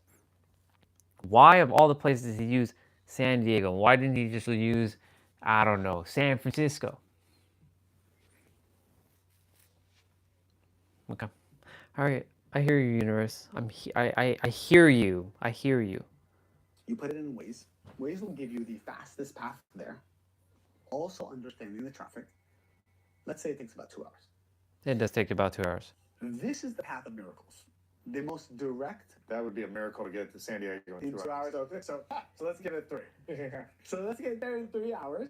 This would be akin to the path of miracles in our lives, which is the most direct path. 2 hours, 20 minutes, give or take. Literally, I'm reprogramming the GPS to take a very long route, to go through a lot of windy streets, and eventually I get to San Diego in 19 hours. Oof. I will get to that destination. So even people who don't operate on the vibration of the Creator, who don't do spiritual work, who always have doubts or who do negative things in this world, there is another circuit breaker, some backstop that will make sure that even those people transform at some point.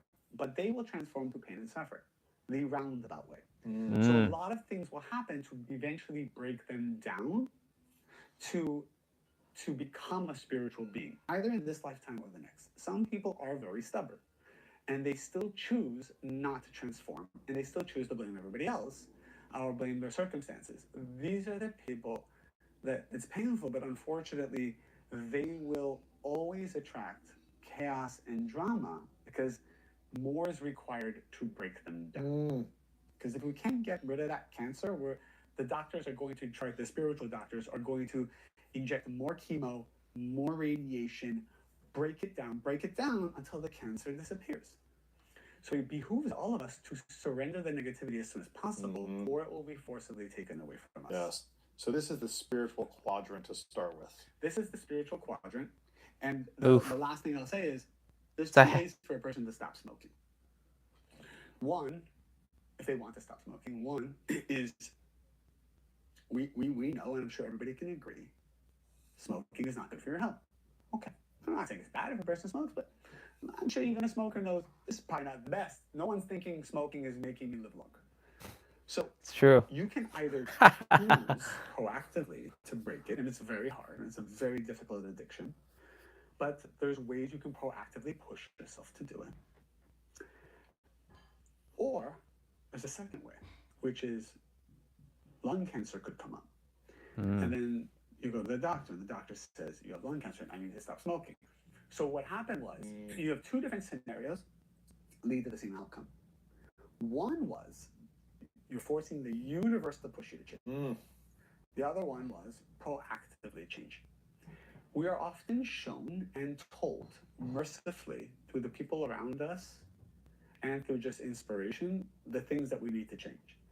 And if you are sensitive to that, you will take heed and you will learn and you will grow.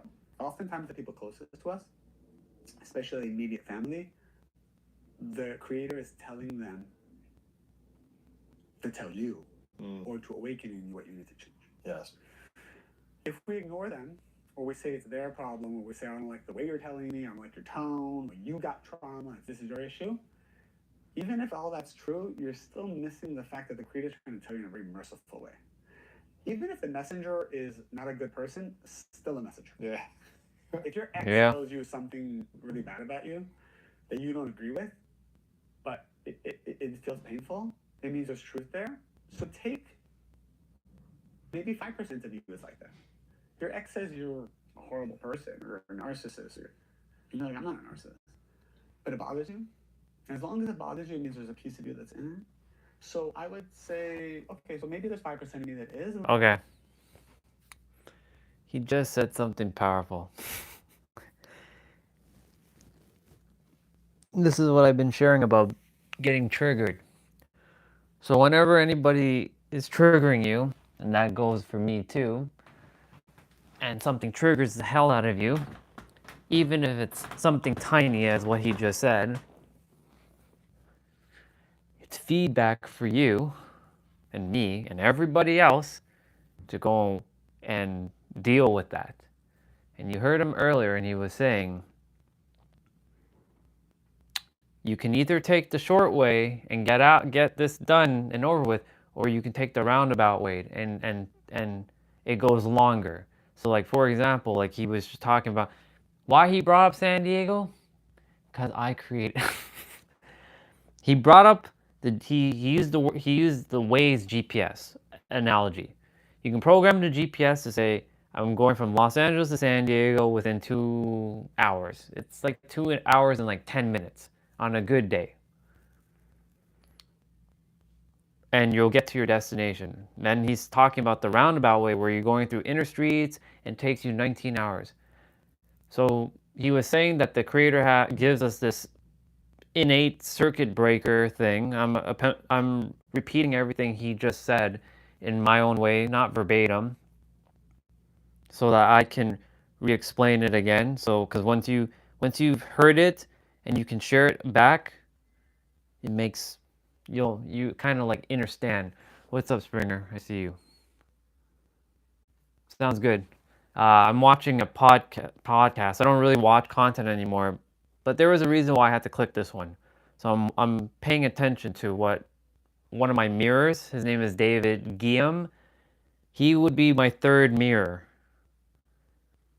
So there's David Guillaume, there's Pete Sapper, Neuro Knowledge, David Guillaume, Jay Cohen, and Bashar.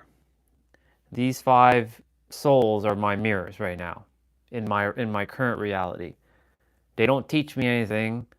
They are just simply mirroring back information to me that I already have. So Dave is just reminding me, mirroring back to me what I already know, and just letting go of my brain thinking it doesn't know, because the soul knows the answers, the brain just does not. That's all this is. So I'm explaining that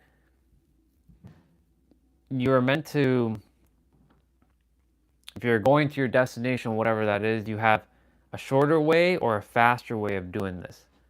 The shortest way is the direct way, like Los Angeles, San Diego, as an example.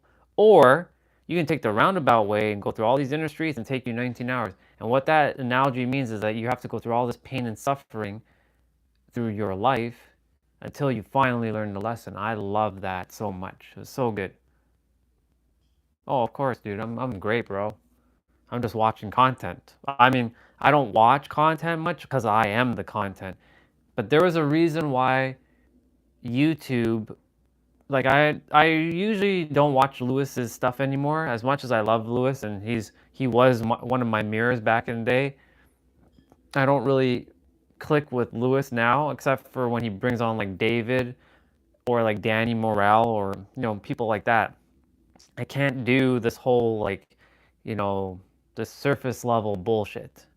We're taking it up a notch with who I create into my reality.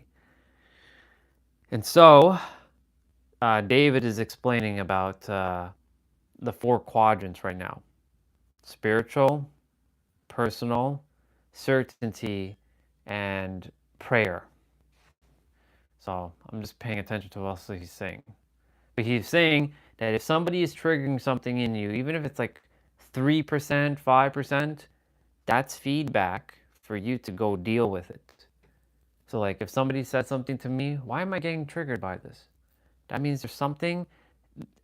Anybody that says something to you, it's a message. Whether he just said good or not so good, they always have a message to relay. It's the creator.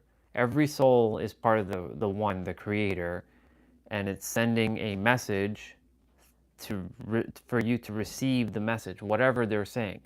Like right now, I am using David's word. It's not his words, it doesn't belong to him.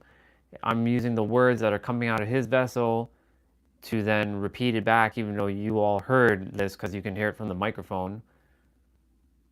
And being the mirror for each of you, and vice versa, you're being a mirror for me. Whenever you share your messages, yeah, I'm gonna keep playing. Let me explore that. Only so that I can release it, not have to have another relationship show it to me or have another chaotic situation. Yeah. Okay. Okay. So this is the spiritual quadrant. 4 keys. The second one we already talked about, which is certainty. Mm-hmm. Certainty is a whole bucket in and of itself because none of the other quadrants become activated without certainty. Really? Certainty is everything. Certainty. It is the consciousness that removes all the dark forces, all the negativity. It is the consciousness that creates happiness. It is the consciousness that creates joy. It is the consciousness that vibrates into the universes. Every moment of certainty creates positive forces in this world that go out into this world and fight for you. Oops. And so when someone is in doubt or is not certain about something, then they're blocking their abundance. They're blocking their ability to be creative or meet the right people at the right time or take action or move into awareness, whatever they need to do in order to create the money opportunities for themselves. They're blocking the ability to create the vessel that can hold all of those things. Now, someone's saying right now, well, I know a lot of people who are wealthy who don't have certainty. They have doubts and anxiety all day long. So what's going on there? These people have a different process. Oftentimes, the creator will give somebody wealth, and that's the beginning of their spiritual process. And it's not that this wealth was something they earned through their spiritual work that they can enjoy. In fact, it's something that was their starting point of their spiritual path. And the fact is, until they do that spiritual work with the wealth, they're not even enjoying it. Yeah, but broke people will say, hey, if someone give me $1 million right now, I'll enjoy it. I'm broke. It's not enjoyable. I'm suffering. I'm in debt, Yeah. If someone I've won the lottery, I'd enjoy it. Yes. So that is true. You would shift from one form of temporary pain, and then you will be shifting into another form of temporary pain, and that's what will come. Because you won't be ready for it. You won't be ready. You won't be ready for it. You won't have the vessel for it. But here's what's interesting: whoever's listening, you have the free will to do that. You could actually tell the universe, "Hey, look, I'd rather be have money, rich and miserable, and poor and miserable, and that may shift in that direction." And you'll stay miserable. And the miserable, you'll still be lacking the fulfillment. And in fact, it might be more painful. Yeah, because what happens is now that you have more energy around you, more money, everyone's trying to take, and people are trying to negative forces. Because there's so much more energy around you, i.e., more money, you must have a bigger vessel to hold that. So you actually More container. include extra challenges as well. So maybe you're miserable and broke now, but you know your kids are good, your marriage is good, but you're just kind of like miserable because kind of can make ends meet.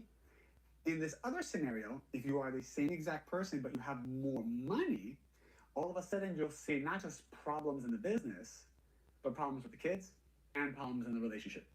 The money amplifies things. Yes, so if it you have does. A lot of problems, it will amplify a lot of problems. Money is a It great might solve amplifier. some temporarily, but if you haven't changed the doubt or the uncertainty within you, that's going to amplify into greater uncertainty and doubt with money, and making you kind of step into scarcity, holding it back. Oh shit, I just realized it's 6 p.m. What the fuck? This is true, and we have to understand why. Because this is such a beautiful, true statement, and I think it's very... Okay. I didn't even realize it was 6 p.m. Oh my goodness gracious. Okay. Let me go get my food quickly. I'm gonna be right back in a moment. Oops. Damn. I didn't even realize it was 6 p.m. Shit. Got sucked in.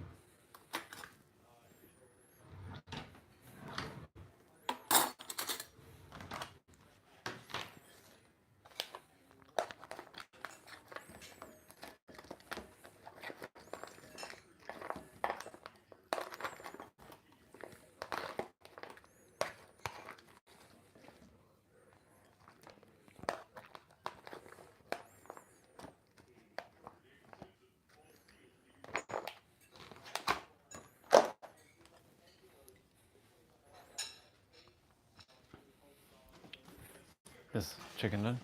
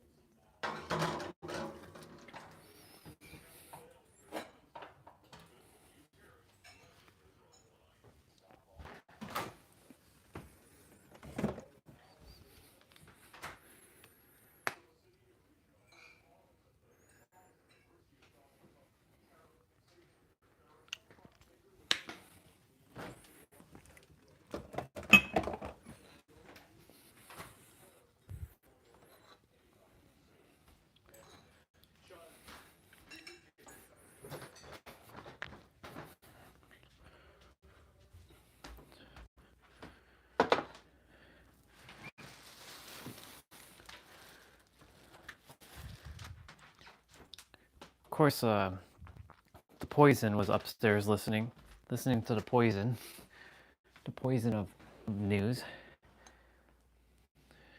Very powerful when people hear the why behind it, because now you understand how we're making I got this, lettuce. not just how it is. Oh, The reason why money amplifies problems is because money is this infusion of energy that then comes towards you.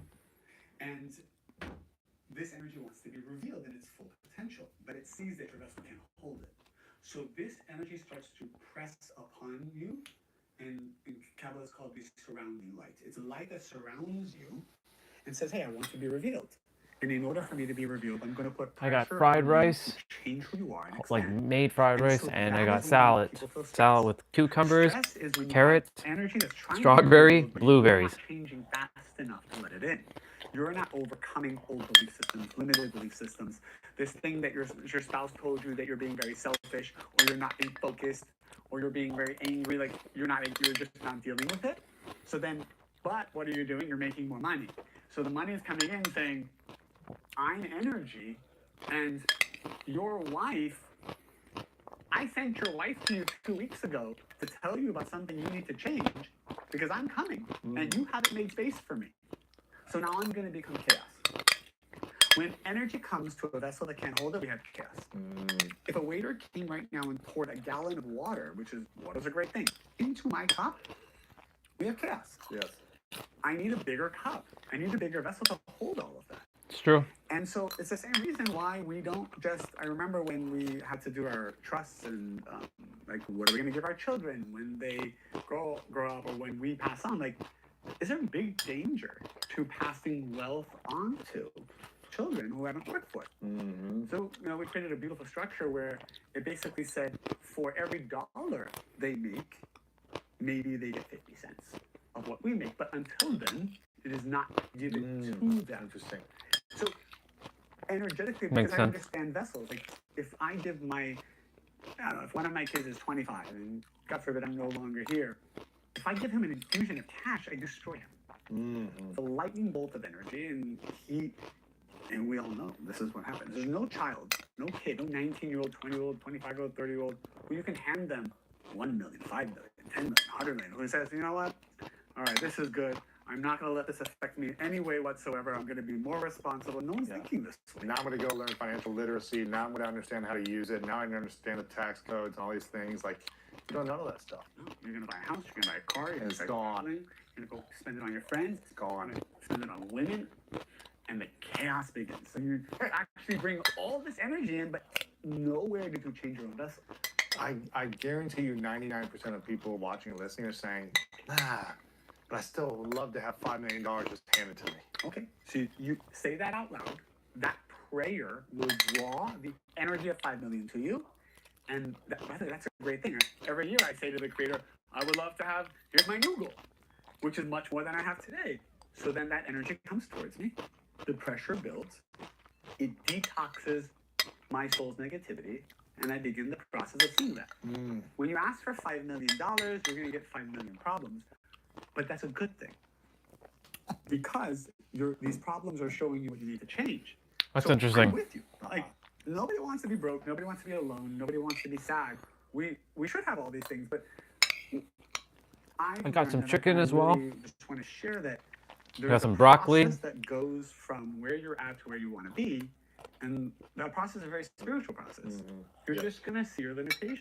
And you need the certainty to figure it out. But if you don't have certainty, there's a process to creating certainty as well. Correct. We all have certainty when things are okay. Good. Yeah, feels good now. You see the money in the bank, I have certainty. Feels good. Yeah. Because when it goes wrong, you have doubt. You realize you never had certainty. It's the money you borrowed the certainty that the money gave you. Here's also the thing people watching and listening, I already know they're going to be saying and thinking is, I don't know which direction to go. I have all these options laid out. I have my mom or my spouse or someone, my friend telling me what I should do around my career, this 17 passion projects that I want to work on all at the same time, and I don't know which decision to make. How does someone get certainty when there's so many options and people telling them what to do? That's a great question. That's a great In my question. prosperity seminars, I talk about 5 different concepts of how to manifest prosperity. The first one is the limited beliefs about building your vessel. Another one is simply the power of oneness and focus. One of the things that the negative side does, as you aim to be successful, are successful, is to dilute your focus and work on many things. I have learned that there are only 2 things I ever want to focus on. One is my brand, as long as I have it, and one is my spiritual platform. These are 2 things. Now, how many opportunities come to me? Someone comes to me and says, oh, you should invest in Bitcoin or crypto. I said, look, maybe, but I'm not. Here's a huge opportunity to invest in something. Here's a board of a company you should be on. Here's a this and here's a that. And by the way, they're all very lucrative potentially. And some of them are guaranteed wins. In fact, it's the guaranteed wins that are the most dangerous because you're like, well, I'll do that too. And what the negative side does is divide and conquer. Once your attention is divided, everything becomes less of the vibration and state of manifestation. So I have learned to find one, maybe 2 things. And there are some people who can handle more. Yes. But for the majority of us, we need 1 or 2 things. And to go very deep, and pull our energy into it. Because someone asked me if you had to build... For me, it's my evolutionary process. One and is I have seen building this channel up. Is because 100% of their attention and focus is not on that. Mm-hmm. I said, you want to compete with me? Right. Good luck. Well, I mean, yeah. My attention is 100% on this. Obsessed. And I'm obsessed. Now, if you're doing 6 other things, it's going to be very hard to energetically shift and move and open those gates. So the person who is the most focused wins. So if you're trying to break into a new industry, it's the focus is the only way that's really going to work, right? The starting point. Now, the question I think your audience is asking, or that you said you think they're asking, is, well, how do I know of these 10 different options I have, which one to do? And this is true. This is a good question. That chicken is... I have all these passions. I have all these things that excite me. Yeah, and I want to do all of them. And I don't know which one's the right one. How would I deal with that? One, I would acknowledge this is not bad. The creator is showing me 10 options. So that alone is good. Because when you say something is bad, you will never understand it. When you say this relationship was bad, or the situation is bad, or the fact that I don't know what to do is bad, you already aren't on the vibration to understand what needs to be done. So you have to first say it's good. Just even if you don't mean it, say it over and over again. This is good that I don't know what to do. Now that you said it's good, you've established a connection to the miraculous realm of the light of the creator. Now this light will illuminate what you should do. If I didn't know what I should do, I do nothing. Excuse me. And I continue with prayer. I will walk all around Los Angeles like I always do.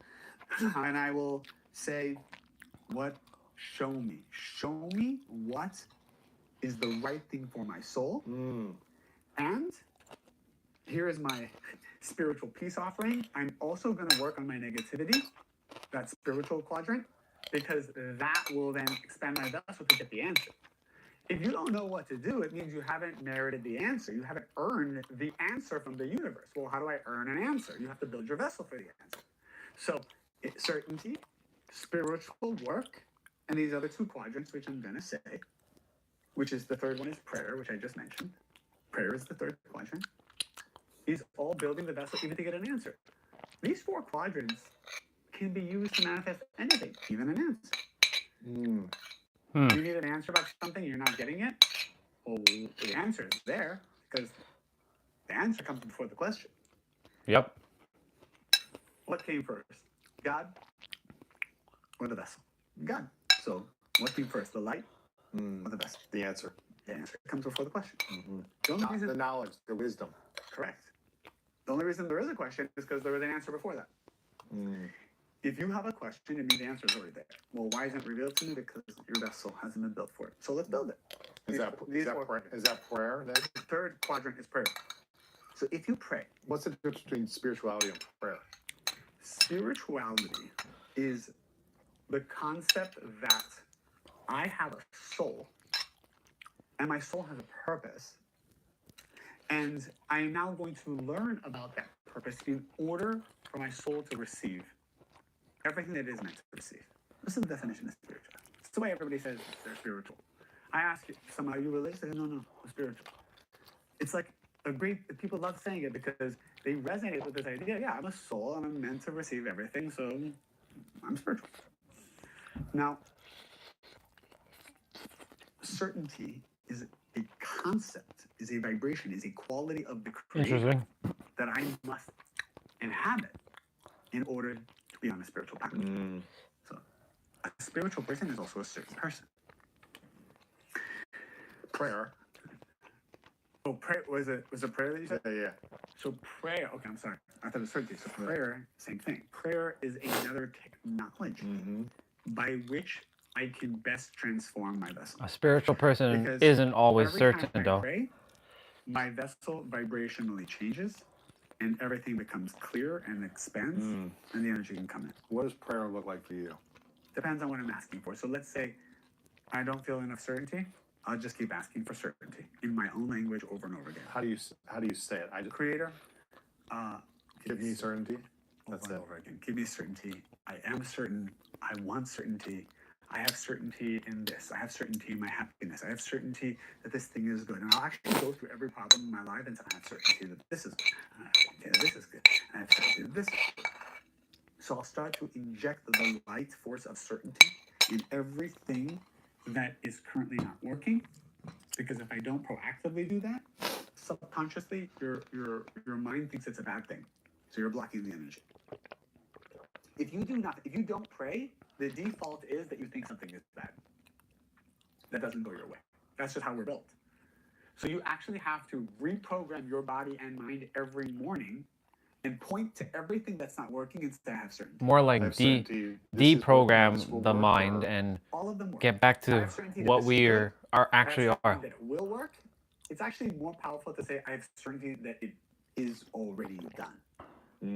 I've already reached the level of manifestation. It's actually a higher vibration. Okay. Wow. But I let people kind of comfortably find what works for them. Gotcha. Sometimes just saying one thing may not be appealing to someone, and you need some baby steps along the way. How often are you praying on a daily basis? So I have learned that 99% of my day needs to be prayer, and even now, 99% of your day is prayer. Is prayer. So like even now we're praying. This is prayer for you. Well, what maybe the audience doesn't see is that every pause I'm taking, or when you're talking, in my mind I'm like, Creator, please make sure that the next word that comes out is the right word. So I'll be praying for that. Or when I'm drinking the water, I'm saying I want that the light in the water is what I connect to, not the physicality of the water. Because everything also has light in the vessel. And if your intention when you drink or eat is I'm just hungry, so you're feeding the pain. Yeah. You're feeding the body consciousness, which is the doubts, the fears, and activity. So Kabbalists have this whole thing about how to eat food, how to chew food. Say to chew food until it's liquid. Actually, science says the same thing. Chew food until it's liquid. What you're doing, the mastication of food, is separating the physical from the spiritual.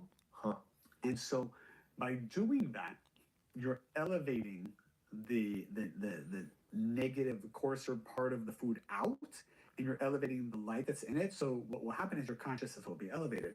But if you just kind of eat and just shove it in your mouth and you're like, I'm hungry, your intention here is to feed power, your body consciousness, which is the selfishness, the insecurity, the neediness, the lust of the body, the need for power of the body. So even food is a technology if used in the right way. Sure. To elevate your I can see that. Certainty. Okay. That's being really conscious. The fourth part is physical. Yes. Now, if I did all of this and I just sat on my couch, there's a problem. Because while we spiritually need to earn everything, the body also needs to move. It's true. The body needs to earn itself. This is why the gym is important. This is why exercise is important. Exercise is actually very spiritual. Kabbalists say that when you sweat, the sweat is actually the breaking of negativity as well. And that's why almost so interesting. Every time you sweat, you feel good. Because you're cleansing negativity. I sweat all the time, so I must have Negativity that needs to come out of me. I sweat very well, right? So it's a great feeling. You sweat when you're proactively pushing yourself. Yeah. True. So the body's cleansing itself when it sweats. And that's what sweat is. It's the cleansing of the body consciousness. Sweating is the And process sleep, of by the the way, body what consciousness. sleep does spiritually is the soul is so pure that when it's inundated with all the negativity of this world and the limited consciousness and the fears, and not just of you but everybody around you, the soul needs to recharge and cleanse itself. Okay. Science even says, Damn. Okay. See, this is why I haven't watched a video in a while, because it's good to just remember that there are still good videos out there. I'll be right back.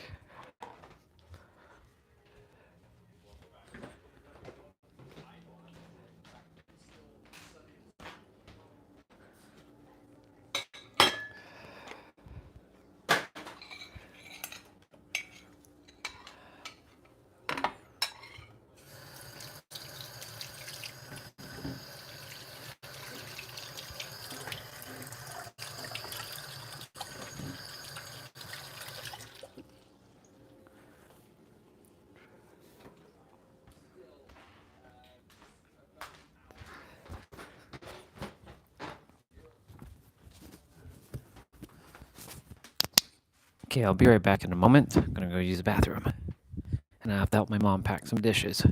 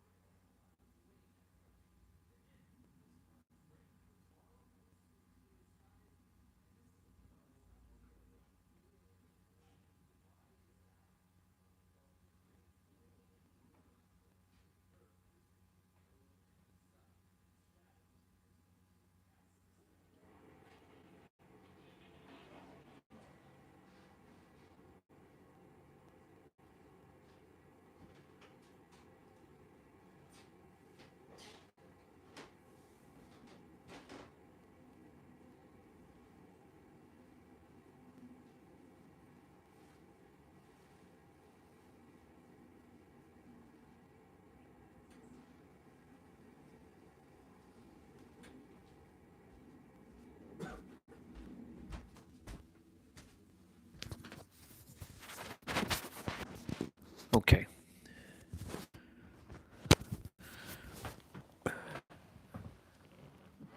our body rejuvenates itself, so why do we need to sleep? Sleep is actually a spiritual process that the body benefits from. The soul leaves at night, and the body experiences actually a little bit of death, and that's why it starts to cleanse itself. And a person wakes up in the morning, they have bad breath, they have this, they have that, they need to kind of clean themselves, they need to use the restroom. It's because when the soul leaves, it's kind of pushing. The soul leaves, it recharges, comes back, and it pushes out of the body like the negativity. So there's a cleansing happening every time we sleep. So when we sleep well, we have higher consciousness, we have more certainty, we have more happiness, we have more joy. So sleep is also a spiritual process that enhances these four quadrants. So the physical work is so important in terms of the way you eat, the way you sleep, the way you exercise, all for the sake of uniting yourself with the Creator, not to impress someone or because you're insecure. Shift it to, I want to be like the Creator. And actually working in your company, in your business, you actually have to put the time in. Elon Musk didn't just say, I have certainty, and did everything. He actually was sitting in his factories working really hard as well. So when a person is just physically working hard, the reason why it's not working is because they're missing the other three quadrants. And that is why it feels like nothing's moving. So you could work really hard, spend tons of time, but not feel like you're getting a lot of results, or feel like the results are coming very slowly, or for others it becomes more effortless, but for you it's harder, and maybe you've been doing it for years. It's because you're not focusing on all four quadrants to improve the quality of them, or maybe you're not doing one of them or two of them or whatever it might be. And so you should be assessing, okay, within these four areas of my life, spiritual, certainty, prayer, and physical, do I have any blocks? And spiritual. Yeah, spiritual is number one, right? Number two, certainty. Number three, prayer. Number four, physical. Do I have any blocks?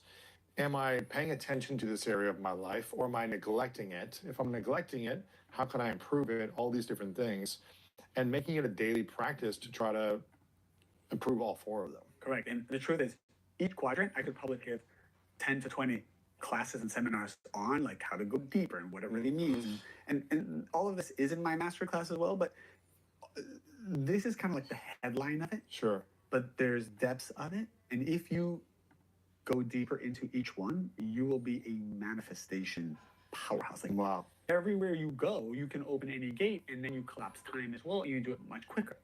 I like that. What's the area? Which key do you struggle with the most in your life right now? Spiritual, certainty, physical, or prayer, or physical? Which one is blocking you from the next level? I would say in the spiritual category, at this stage, like, things have moved so quickly for me lately. I mean, so much has come in that it's kind of, the negative side is using it as a way to distract me. What do you mean? I think that I got to a place I was so methodical about my spiritual work, and step by step, and how do I break through, and then things open. So as long as things go methodically for me, I'm good. And they go slowly and patiently. I'm very structured. But now it's like abundantly flowing to you. So the creator and the negative side got together and said, okay, how do we really test him? Let's give him so much momentum that it actually distracts him. Really? Yeah, so what I've kind of learned now is to not fall into that. I'm trying not to fall into that, and constantly rebalance. Because there's so many shiny objects. There's so many ways and opportunities, and like, what do we do and how do we do it, that very easily to lose myself. And I have, by the way. Like, I'm not sitting here saying, guys, I got this. Like, I am in the same seat as everybody else. Not perfect. Just a different level. Yeah, just different levels. I hate to even say that, because it's kind of like we're all so different in so many different ways, but I can just tell you the same mistakes you make, I make. The same fears you have, I have. The same problems you have, I deal with on a daily basis. The same pain, it's all the same. And in my case, I am just learning that I can very easily get lost in the momentum of things. And I need to always remember what's important. What is important for me, that I'm reminding myself, is my family, is the spiritual work that got me here. Because now he's like, no, look, I got all this manifestation, whatever, this happened, that happened. And you forget, because one of my teachers, Karen Berg, said, whatever miracle you're having today is because of seeds you planted 6 months ago. Or 6 years ago. 6 years ago. Yeah. So if you want to have miracles again in 6 months, or in 6 years, or in 6 days, plant the same seeds now that you did before. The greatest seed you can plant for miracles is when you are so broken, so at the bottom, so confused, so like hopeless, but you inject happiness, certainty, you do those 4 quadrants. When you're at the bottom, it's the greatest light that can be revealed. So I know that a lot of the great things that are happening in my life today are from, let me think about it. It was probably from one of the most painful times of my life. I mean, a lot of painful things happened last year, the transition of obviously, family and relationship. A very painful thing happened 4 years ago, which was like one of the worst things like every 4 years, something crazy happens. And then I know that either a year, 2 years, 3 years later, there's a huge blessing that comes as well.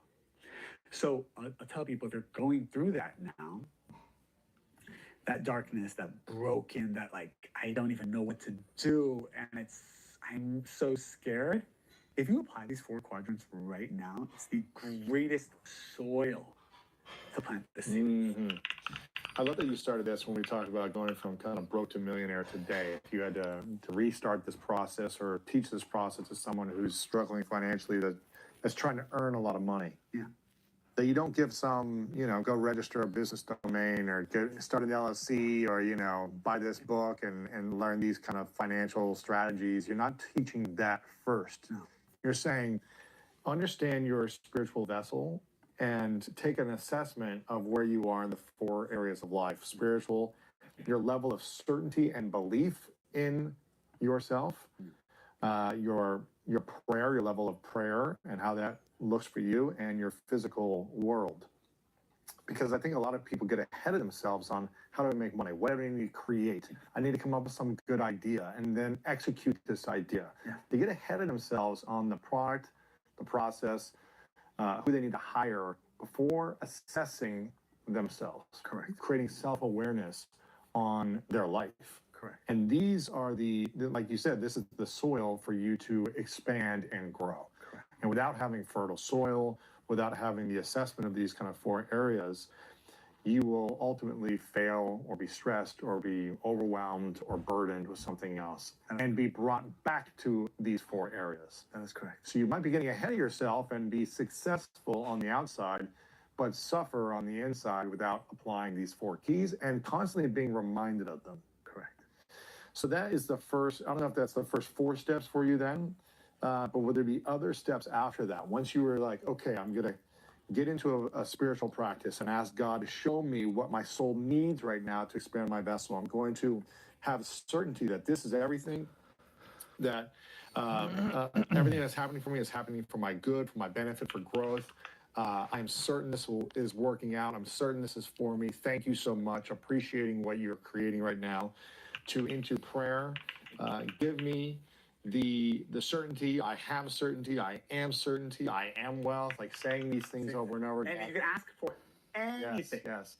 And then making sure that the body is taking care of itself. That you are taking care of your body. You're moving. You're sweating. You're sleeping.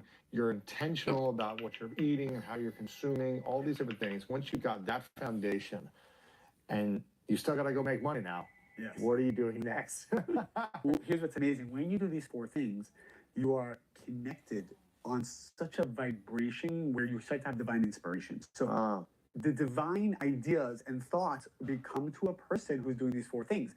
We know that when a person is happy, they receive messages. When a person is sad, they don't receive messages. And why? Because it's a vibration of energy.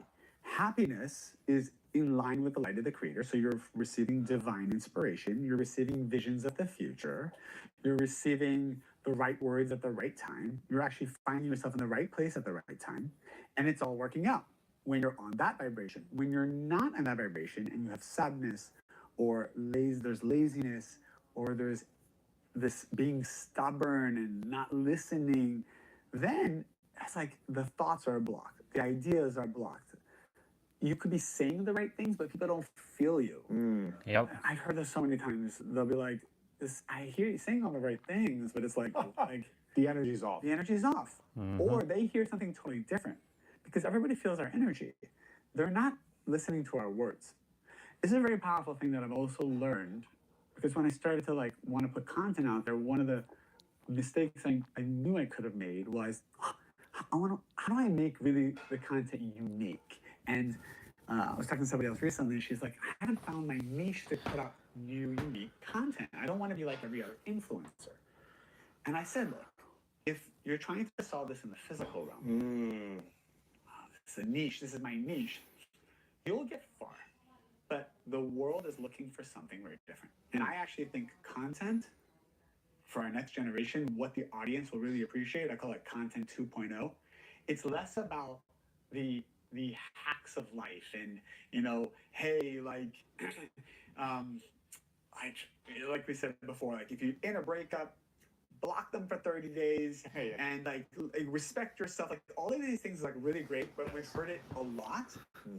Then 2.0 is the energy you transmit through the content, the certainty you transmit through the content, the spirituality through the work you've done on yourself that you transmit through the content. This will be the new era of influencers. Yep. Because people see through the BS. Yep. People see through the I'm telling you what I think is great to hear, but don't believe it, or they don't have certainty around it or something. Or they're turning off the camera and going back and screaming at their kids, or cheating on their wife, or whatever it is that's going on. Yep. So they're saying this one is thing why and I'm doing recording another. everything. We're all like inauthentic in some way. Whatever I say to you, am I living it perfectly? Absolutely not. The question becomes, what is your desire? If your desire is to always reach that level, it is as if you have reached that level. But if you're really just living two different lives, and you're like, I know this is what the world wants to hear, and this is actually what I want to do, that polarity is going to be shut down. Yep. And not rewarded, I believe, in the next 5 to 10 years. Wow. Yeah. So you do not have to be perfect, but you have to have a desire to want to grow these 4 quadrants. The desire itself is the immunity and the protection, and your audience will feel it. And I really want to emphasize that. Don't try to be perfect. I've tried this, and it has backfired tremendously. I've tried to look perfect. I've tried to say, oh my God, if I'm on a spiritual platform, I can't make any mistakes. I used to not leave my house for fear that I would make a mistake and ruin my reputation. It was that bad. Wow. That was why I said in the last podcast, I didn't even date a woman from the age of 20 to 29 until the day I got married, because I was so afraid of making a mistake or hurting somebody, having a bad reputation, somebody calling me an asshole, somebody calling me a creep, somebody calling me whatever. And then I realized I was actually avoiding very much what my probably spiritual work was at the time, which was, need for approval, let's say. Wow. So it is like that. Because you don't want to be criticized, or you don't want someone to say you're not living up to the standard that you're preaching, or something like that. No, I think I feel like I would be, if I had to get on a stage and say something and feel that when I got off of it, I did the exact opposite intentionally, I would die inside. Like I would feel like I could not, and I think most people cannot do that. Like you can't get on and talk when you know you're doing something else. Yeah, it's authentic. Intentionally. It's authentic. It's a disconnection. What is the biggest fear for you then? We've heard the That's the reason why. I mean, I guess that's the reason why I am doing this. I'm doing this to not prove anything. I'm doing this because this is my true authentic self. This is the me. And I refuse to be anything else but this.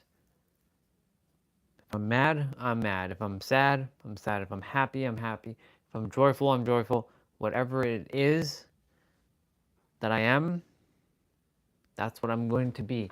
We got 670 minutes. So that's what, 30 minutes? 30 minutes.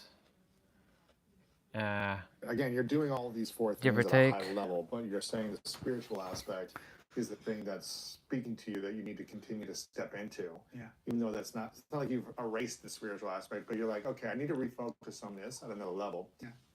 But what is the biggest fear you face in your life right now? Because you have this $1 billion plus brand, you have a growing audience of communities that are inspired by you. You're the healthiest you've ever been. Your kids are starting to grow up. What is your biggest fear? You have spiritual wisdom that you've been teaching and serving for a long time. What's the big fear for you?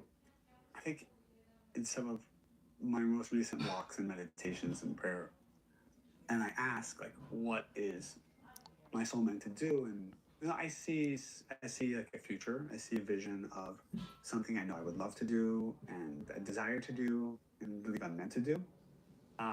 Let's say, for example, it's an audience, because again, I only started this half a year ago, 8 months ago. if I want to reach, if I want to be of service to, let's say, 100 million people, that they learn this wisdom of the Creator, not my wisdom. Like, totally be clear about this. This is not my wisdom. This is not my content. This is all stuff I've learned from my teachers. I've learned it from their teachers for thousands of years, and I love that we can have access to it. And I would love to be part of that process of bringing it to the world. But how would I ask my question? How would I sabotage that? Because I don't desire to sabotage. The question's going to be, what do I need to do to expand the vessel to fit that energy through to 100 million people, right? I don't know. My audience is a couple million now. I would have to become a completely different person to service 100 million people or 1 billion people and not fall. There's a lot of times we can get to those numbers and then there's a crash that happens. Yep. I'm always asking myself, like, what do I need to do to the best of my ability? What do I have to do to expand my vessel so that I can handle millions of people? About it is, what do I have to do? Who do I have to become? I think Not even become, to realize. The most dangerous thing we all face, and I have it real big, is the need for validation. Right? We all love being validated. We love when people message us and say, "You're amazing. You're awesome." Right? But every time somebody says, "That was the best podcast with you and Lewis," I'm like sending it to you right away. Like, did you see that? And the truth is, it's great to receive thank yous and compliments and validation. But I ask myself, what's going to happen when there's like you give a seminar for 1,000 people? Like, I came to your seminar, like you have 4,000 or 5,000 people there, and I ask myself, if I was on stage, like I would be like, wow, like look at me. And the fact that that would affect me and change me means I'm not ready for it. Interesting. But you've been teaching workshops for 20 years. I have. The big audiences, the massive celebrities, billionaires, like they all come to you and say, teach me, coach me, help me. So I remember when I was 24 years old, I started at 20 teaching seminars. At 24, I went on tour. And I went to 4 different cities a week for a year. Wow. So I don't know what it was. I did like 200 something seminars. And so I would go to Phoenix, there'd be like 300 people there. I would go to San Francisco, there was 700 people there. I went. And I went with like a group of 5 people. I was staying at the great hotels, I was eating great food. I'm like, this is like rock star. I felt so great. People come up to you after the speech and you're amazing and you're changing my life and thank you. So new for me. And I'm like, this is amazing, right? You feel like you're changing the world. You feel like you're doing something spiritual. Like, I think after the 30th one, and it's the same seminar I went over. I was like exhausted. I'm like, I don't want to do this anymore. I don't kind of felt that about the live stream for a moment, but I was like, nah. And I'm like, I didn't want it at all. For those of you who are tuning in, I'm watching a podcast with Lewis Howes, one of my former mirrors, and one of my current mirrors. Not my. They're telling you the whole life story. His name is David Guillaume. He came into my reality last year after my Dark Night of the Soul. So him, Nero Knowledge, Pete Zapper, Jay Cohan, and Bashar are my 5 mirrors right now. I said to him, so why? So he explained quite a few things. His name is Michael Berg, and I said to him, I said, I don't want to do this anymore. Like, I'm exhausted. I want to come back to LA. I want to sleep in my bed. I want to just teach there. And he said to me something. I'm gonna go help pack some dishes in a moment. He said, you need to know, everything you've done up to this point actually was no revelation of light because you were the taker. Okay, so I'm gonna go do quickly. I'll put on the music so y'all can just hang out for a bit, groove along. I'll be right back in a moment.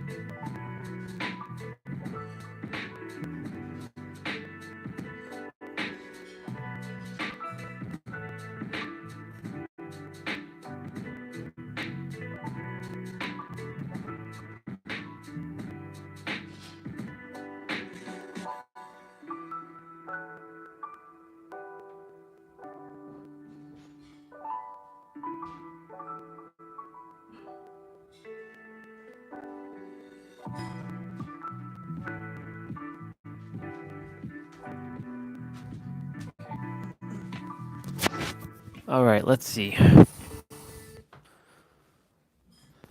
You went to San Francisco and you took validation from them. I know it looked like you gave them, but you took from them. But you did it because you were excited about the validation. You were getting Correct. And so, yes, they look like they were inspired, but to the extent that the taking is, they're not going to be left with the blessing of a miracle. They're not going to remember the wisdom. The reason why we still, there's the major religions of Christianity and Buddhism and Islam and Judaism, like the reason why these words, these great sages still continue till today is because they perfected their need for approval. They perfected their vessel to truly be pure channels, and so their words became immortal. Wow. And the reason why most people just forget about us after a certain point is because our words are not immortal, because we are really, like, we're mixing some purity with a lot of selfishness as well. And I thought to myself, that makes sense. To the extent of my need for validation, to the extent that not only will my words not carry, not only will the message not carry, but I will not be able to reach that group of people. So he said to me, he said, from this moment on, everything you do will actually be giving, because you don't want to do it anymore. You're not even enjoying it.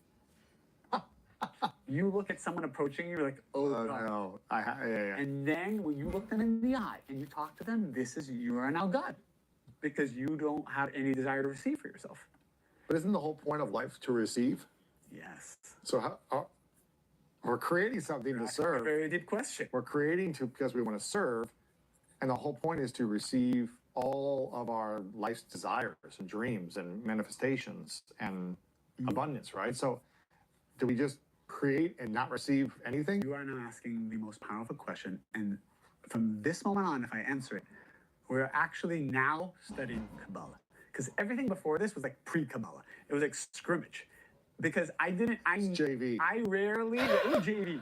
Now, if you want to hear the answer to this, because, and for the audience that's going to hear it, it's going to sound contradictory, and it's going to bend your mind a little bit, but you're going to feel the energy of it. Because Kabbalah is so powerful and advanced, and I almost never on a podcast format will go into it. I'll do it in my master classes because we have time. But here's the thing. There are two vessels inside of you to receive. One is called a linear vessel, and one is called a circular vessel. What do we know about a linear vessel? It has a beginning and an end. Meaning, if you feed that vessel, you're always going to feel good, and then it's going to be gone. And this is how most people feel. I got validation. I feel amazing. And then tomorrow, I need it again. Okay? Most people operate in the linear vessel. The linear vessel, okay. When you get to that point where you no longer enjoy the giving, and you still push through with the intention of, I'm doing this to become one with the Creator, because I just want to fit in your form. Now shift to a circular vessel. The circular vessel is endless, and no chaos can come in this. And now you can receive endlessly, because what happens when you don't care anymore, but you still give? I can give you $1 million. I can give you $100 million. I can have 1 million people say you're amazing, and it won't affect you. Because you're serving now. You're looking for validation from the Creator. And you can only get to that second phase when you no longer are in the mood to give. And then you shift through that darkness. So what does that look like specifically for you right now? Or for someone watching right now?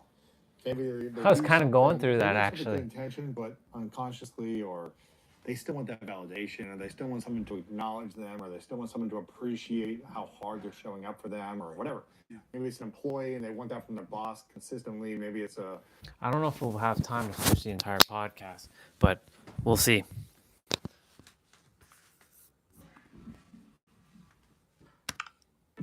I'll be back.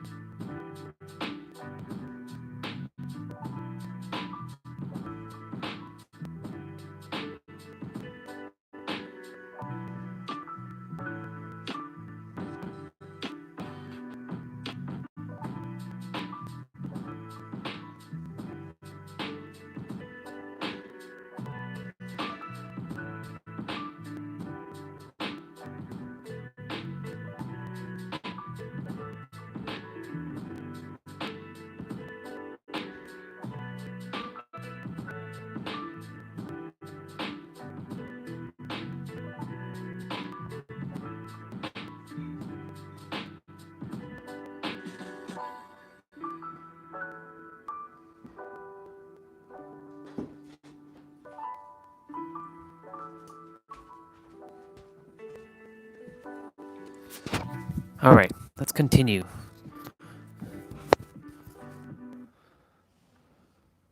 Your romantic partnership, you do something for your partner and they're not thanking me or appreciating me enough. I'm guilty of all those things. Yeah.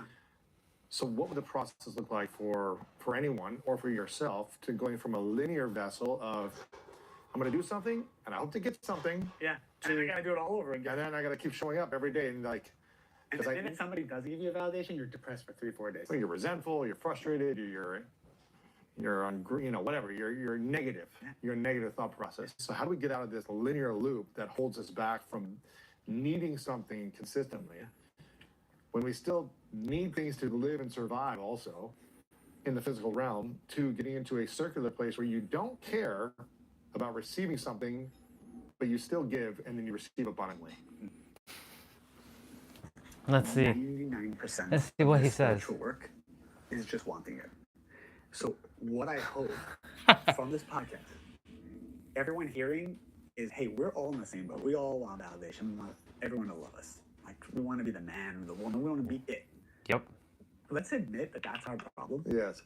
And then let's pray, ask, and desire and say, I want to get to this circular place where I don't need it at all and I can truly serve and be a giver, and I receive only the validation of the creator. I invoice the creator, I don't invoice the people. I have learned that when I do a favor for someone, immediately I write an invoice to the creator. I do not, otherwise I will look for something from the person. I did something for them, why aren't they doing something for me? There's nothing more powerful than invoicing the creator. So what does that look like? You do something for someone else. You give a speech. You do this podcast and 1,000 people message you. You're amazing, David. That was incredible. You blew my mind. Thank you for your wisdom and you're changing my life. Yeah. How do you invoice the creator instead of people validating you? When it's coming to you, you have to pause constantly and say, okay, 1 second. What is this doing to me? Is this inflating my ego? Is this making me feel a certain way? How do I recalibrate myself back to becoming the vessel that creates miracles? How do I get back to being the cause? Because as soon as somebody validates you, you become the effect. Now, they are controlling my mood. I'm no longer in the vibration of God and the creator, and I am now actually not planting any more seeds. Now, that doesn't mean we shouldn't compliment people. We should. And you don't want to bypass and say, oh, it's all the creator. You don't want to bypass it. You don't say, it's not me, it's the creator. Never say that to them. You always say thank you to them. Yes. You never say, oh, no, it's not me, because you're also now rejecting their ability to shine their light. You're blocking their gift. Exactly. So it's the constant calibration of, this is why slow and steady wins the race. And if you get too successful too fast. So true. Yeah, you get too famous too fast, it's almost impossible to recalibrate your consciousness. You almost have to fall, and then the recalibration happens, which by the way, happened to me many times. I've fallen, and then I had to recalibrate. I'm learning now, if I want to go with this momentum, I need to pray more. I need to ground myself more. I need to spend time with people who have achieved this. I went to dinner.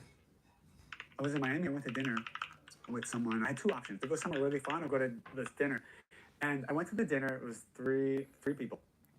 And I'm trying to see if I am allowed to. You know what? I'm gonna say his name because I think that he would appreciate it, and it will be context of the story. Do you remember Adam Newman from? Yeah, we work. We work, right? Yeah. So he's got a great story, right? So Adam. A lot of people don't like his story, but yeah. A lot of people don't like it. Right. I'm not here to paint it, of course, yeah. But there's a very powerful. Where he freaking exploded, and this massive unicorn got huge investment, but then it all crumbled. We Crash was the documentary. I was in it. You were in it? Well, they took a part of my. Oh wait, actually, they took an interview clip of mine and recreated it. Oh really? Because I had the only interview with Rebecca. Oh yes. And so they kind of recreated that clip of me, and they didn't say School of Greatness, but it was some actor. So that's unbelievable. Anyways, I love that. Well, we had dinner with him. So I met Adam for the first time before we worked, and I was teaching privately in someone's home. And he before he had WeWork. Wow. He had his other company. Before he was that, there was no. And he was learning Kabbalah in this home. Interesting. Yeah, it was part of the thing. So I've known him all these years, and he has been an incredible. He and Rebecca have been incredible friends, mentors, guides, in so many different ways. Like when you get to know who they are, and the love they have and what they want to give, like I've always kept them by myself. So, and Mary Ruth, I went to the school that she created, and I thought it was a fascinating concept. And I was there, and I was watching. I was like, these kids are playing music in the morning, and they're running around, and it's yes, I just creative learning. And yeah, I just heard about the school in Miami. She was just telling me about it. I'm like, oh my god, I want this in LA. Yeah. That would be. I would love for my kids to be in. So, I went to this dinner, and he said to me, he said, look, I see what's happening to you. I see what's happening to your platform. I see what's happening to your business. Yeah. And it was a 4-hour conversation, and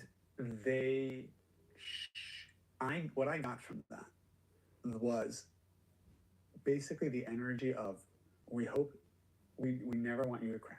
Here are the things you should do so that it doesn't happen. Well, what do you say? Okay, so the biggest thing was the validation. He said you have to be, from a validation point of view, you have to make sure that you do not allow this to take you from the core of who you are. Yep. And from everything you did to get to this point. Yep. You reconnect with your spirituality deeper and deeper than ever. Yep. Reconnect with your mentors and teachers and the ones who were there for you more deeper and deeper than ever before. Yep. It also said something very interesting. They have a great relationship together, and he said, being in a relationship, being in a healthy relationship, a romantic relationship, whatever, like this is also a very important thing which you choose wisely. Like the greatest thing that ever happened to me in my life is my partnership with Mary Ruth, a female figure in my life who undoubtedly without her I would not be anywhere that I am today. Like I owe everything to her. And so whoever that partner is in your life, right? The way Mary Ruth took me from who I was to where I am today, and whatever that next chapter of my life is, like this, they said, was so valuable because that is who you're spending the most time with. That is who is affecting your consciousness. That's who is affecting your belief systems. And so this is a very important thing as well. And the third thing they said, remember the intention of why you are teaching this wisdom. And it is only about the light of the Creator and helping people connect with the light of the Creator, know the Creator, and not know you. Because one of the things I struggled with is, as a marketer by trade, what's the smartest way to bring this wisdom out? Personal brand. Personal brand. Yeah. So that's interesting. So how do you build personal brand? Because people need to hear from a messenger. They need to hear from people that they can connect with or relate to from their story, their backstory. And so how does anyone build a personal brand without losing themselves in the desire to be validated constantly from their community or audience? Because the personal brand is going to help you probably get to the next level of reaching people. They need to know about you if you want to impact 100 million people. Yeah. Sure. But how do you now let that take over your soul? Oh, nice. Like, we will be able to finish the man, I have podcast. all this attention, or people love me. Yeah. So This is good. I don't know. You don't know yet. Yeah. I'm just gonna be honest. I don't fully know because I'm going through it, and I also believe I'm failing. By the way, I remind myself every day. Most likely, you're failing this, because that will actually position me better to not be delusional. So most likely, I'm failing. No, I got it all figured out. I'm doing perfect. Yeah. It is so scary to me because it's happened to me, and I've seen it happen to people very close to me. So I almost always assume that I'm not doing it right. So do I know how to do that? I'm struggling with it. I am praying every day, and I think this is probably the answer. I know my heart's in the right. I believe my heart's in the right place. I know my intention is I want to be pure. I don't want to be corrupted. I don't want to fall to this. I do see my negativity come up regularly, and this is new negativity, correct? I've never been in this position before. So like I'm so human. Like I always want to let the world know, like I am human. Like know that I'm gonna disappoint you.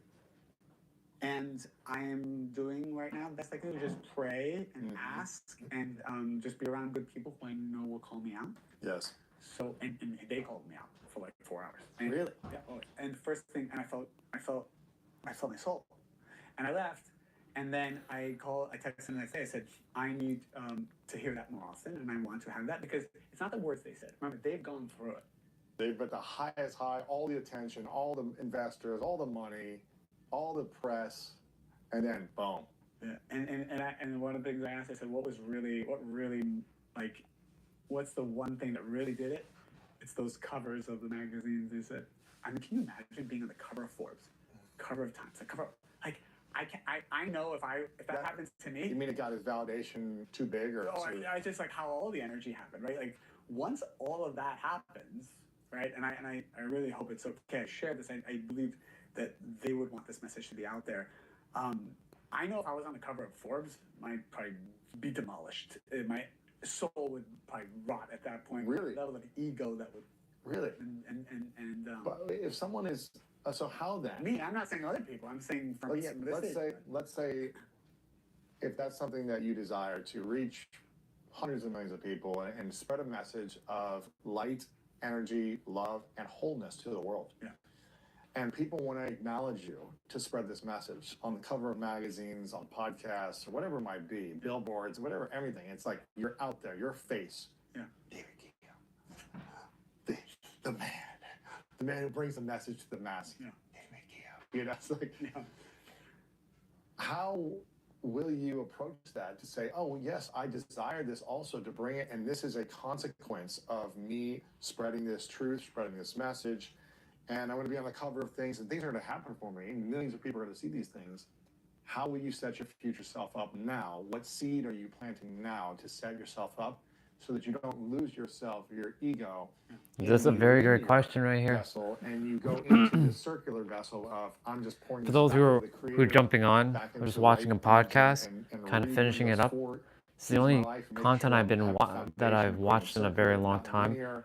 outside of like What's the seed you need to plant now? the for that live to happen? stream, So when you're on the because cover I of was Forbes, meant to when you're on watch the this. cover of whatever, it doesn't get to you. That is the question.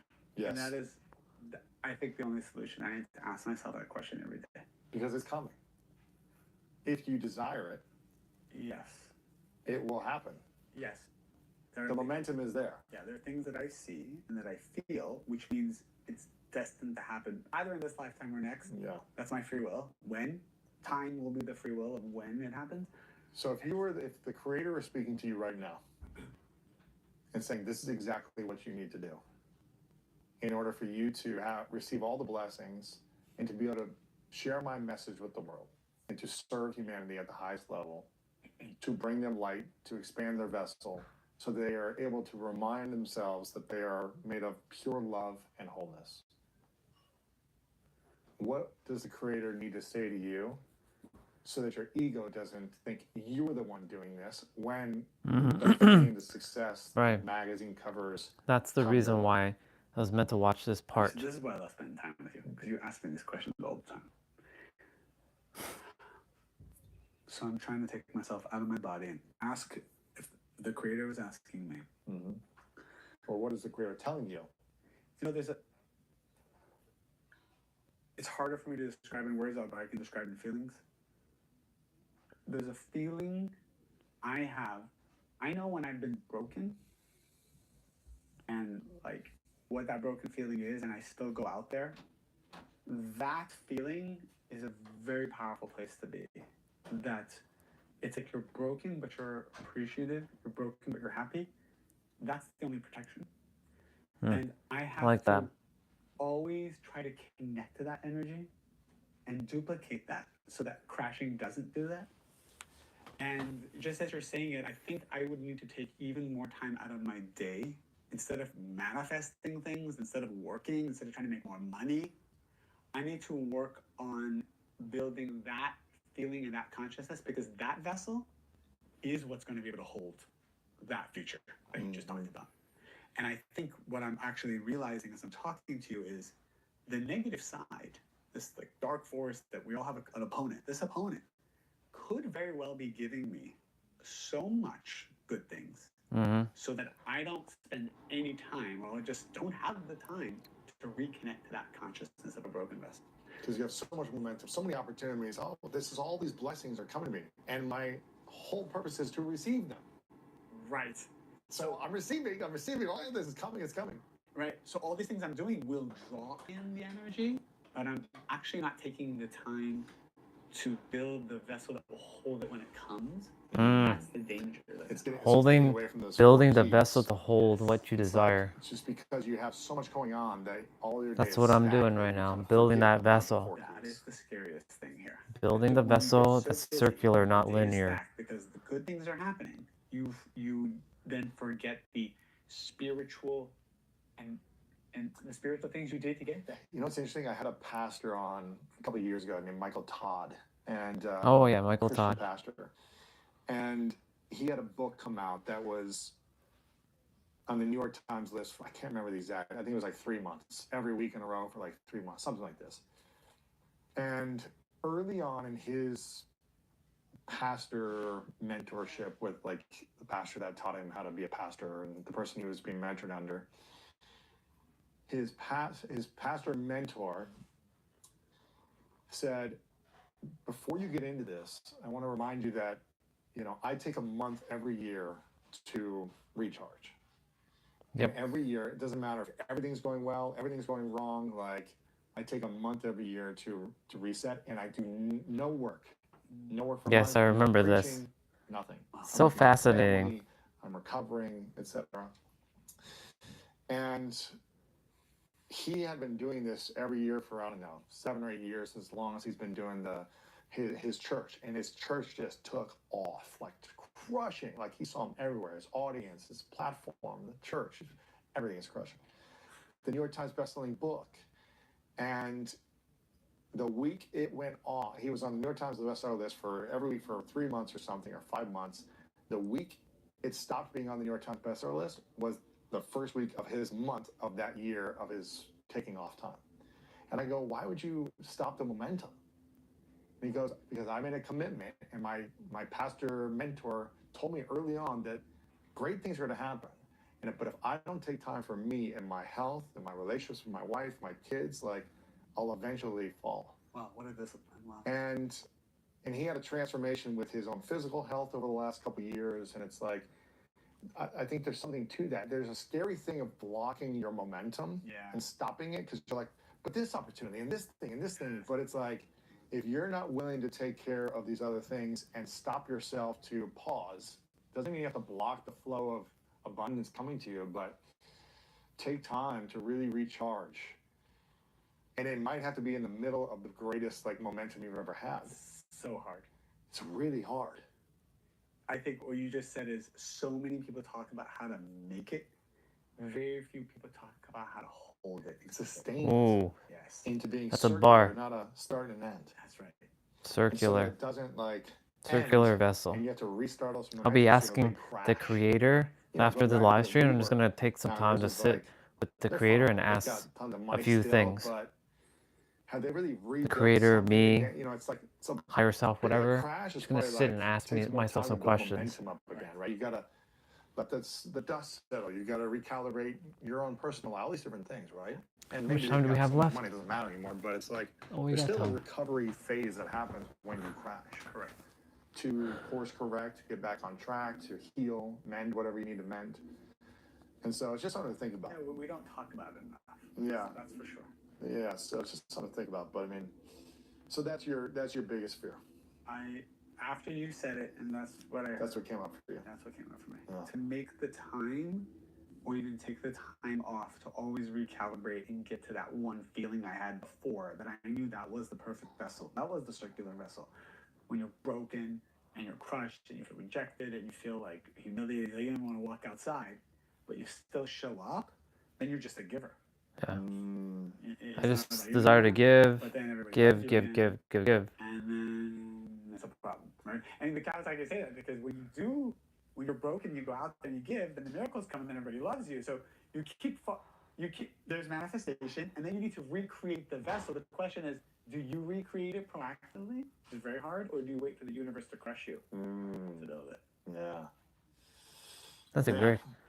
How to go from broke to millionaire. It's all about the foundational stuff, and this is really the kind of the mindset stuff behind it, because you know a lot of people have made a lot of money and lost it all, and so it's like, what's the point of doing it unless you have the wholeness and the peace and the certainty within you that you are creating from a place of needing the validation.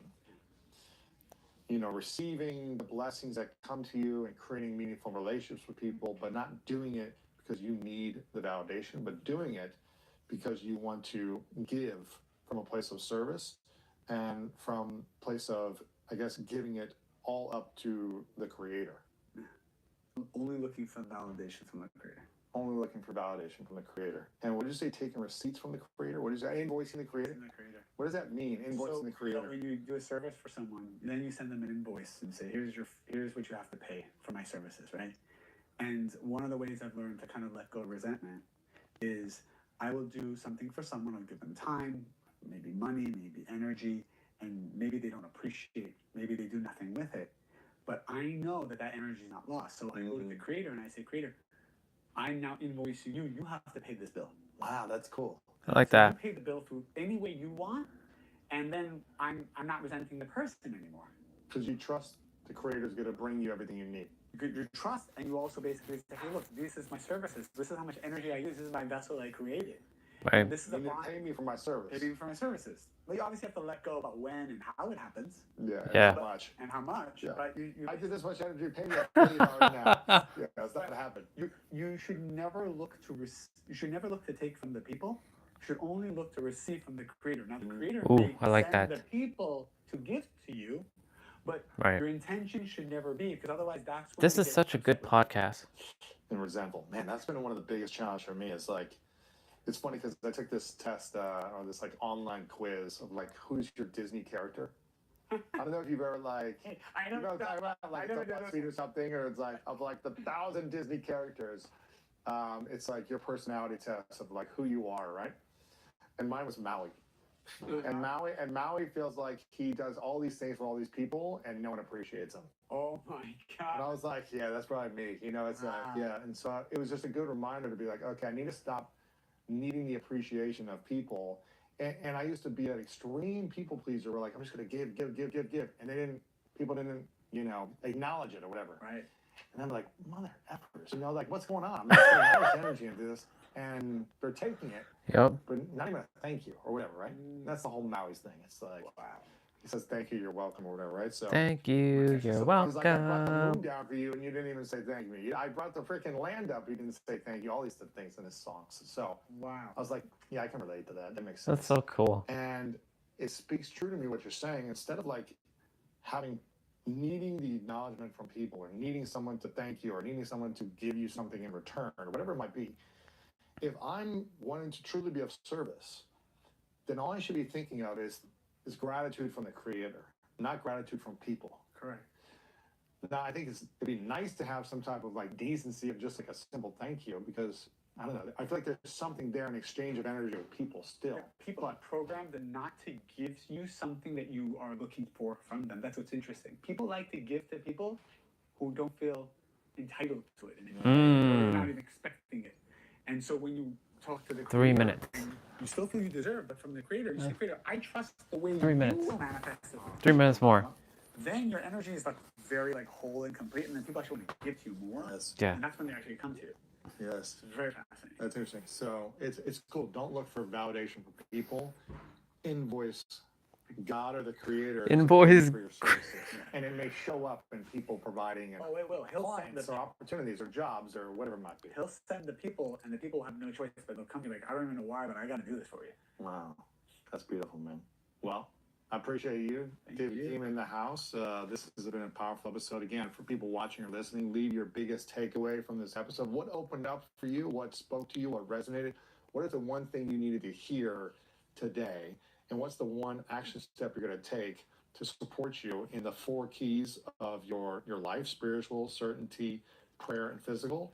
And also, what action step are you going to take to go from a linear vessel into a circular vessel in your life? Share this with a friend. Let us know, even though we don't need the validation. Let us know, what is speaking to you, what is resonating to you. Don't worry, we won't hold on to all the validation. We'll bring it in and let it go. But we appreciate, all of your comments in the previous videos and episodes, and everyone sharing this with people. I appreciate you, David, for being a channel of inspiration, of hope, of wisdom from, our ancestors and wise individuals before us, and being able to communicate in a way that people can understand it, and communicating the message in a way where people can resonate and connect with it exactly where they're at in their life. And I hope everyone watching and listening hears exactly what they need to hear, and they act on that thing in the next step. I'm not expecting people to understand all of it and try to apply it all at once. It's a lot. But if there's one thing that's speaking to you, the thing For me, it's a circular that vessel. Heart or your chest, and something you're like, oh yeah, I know I need to work on that, or oh, that spoke to me, or I can relate to that. The circular vessel move for me. into that fear, move into that pain, say thank you, what a blessing, what a pleasure, and lean into it. So David, thank you so much for being here. DavidGuillaume.com, your social media, David Guillaume as well. You've got masterclasses on this wisdom. It goes extensively on your website as well. And I'm excited to keep creating together, my man. Appreciate you. Thank you so much. Thank you so much for being here. I hope you got some value from this episode as much as I did. If you did, please do me a favor and click the like button right now. If you like this, it's going to help share it out into the YouTube world even more for us. Please click that like button and leave a comment below on your biggest takeaway, or if you have any questions that you want me to follow up with. Also, subscribe to our channel, because when you do, you help us book even bigger guests. And I want you to have the best information out there in the world, because that's what the School of Greatness is all about. So make sure to subscribe right now, like this video, share a comment below on your biggest takeaway. And also, I've got some big news, a new book. If you're looking to create financial freedom in your life, and you want more abundance, and you want a richer life, then make sure to check out my new book, Make Money Easy. Yeah, see, this part I don't like. I love this, and it's all about creating financial freedom. The link is Like, below in the I love description, it. or Just you can go to MakeMoneyEasyBook.com. I don't desire to be like this in the end, or at the end of Why this. can't it just be easy? The creator wants to give us everything. From the creator's point of view, it's like a parent to a child. We want to give our children everything. We don't want them to suffer at all. The creator wants to give you everything. But here's what's interesting. The souls have a celestial contract with the creator. Okay. Okay, Google, turn on light. All right, y'all. That was a great episode. Put my laptop away. I haven't watched a full-on podcast like that in a hot minute.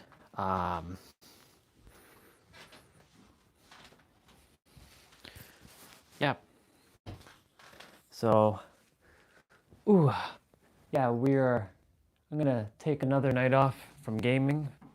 I'm gonna spend some time asking a couple questions to the creator this evening.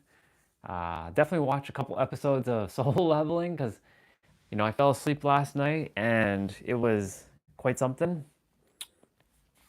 I know there's 3 people on, so for those 3 of you who are on, thank you for being here.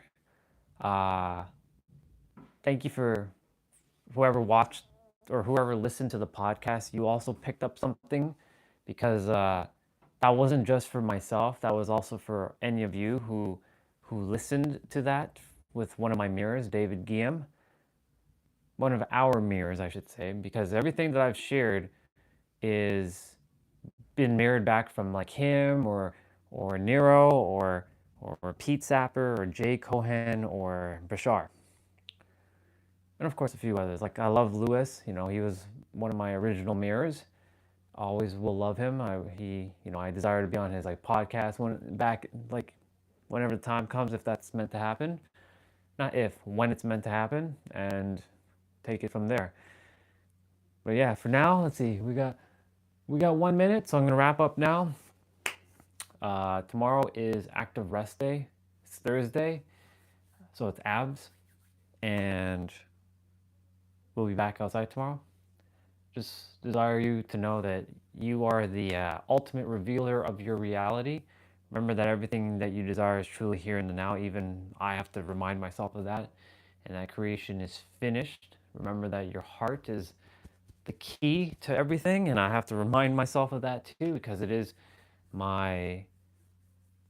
also my path to remember, because whenever I share something with all of you, I'm really sharing it with myself, because this is what these video vlogs or logs are about, to remind me of my divinity. So with that, I love you all very, very much. Remember that your heart, may it be your guiding key, always and always. And I'll see you tomorrow. All right, y'all. Love you all. Bye for now. Have a great evening, great day.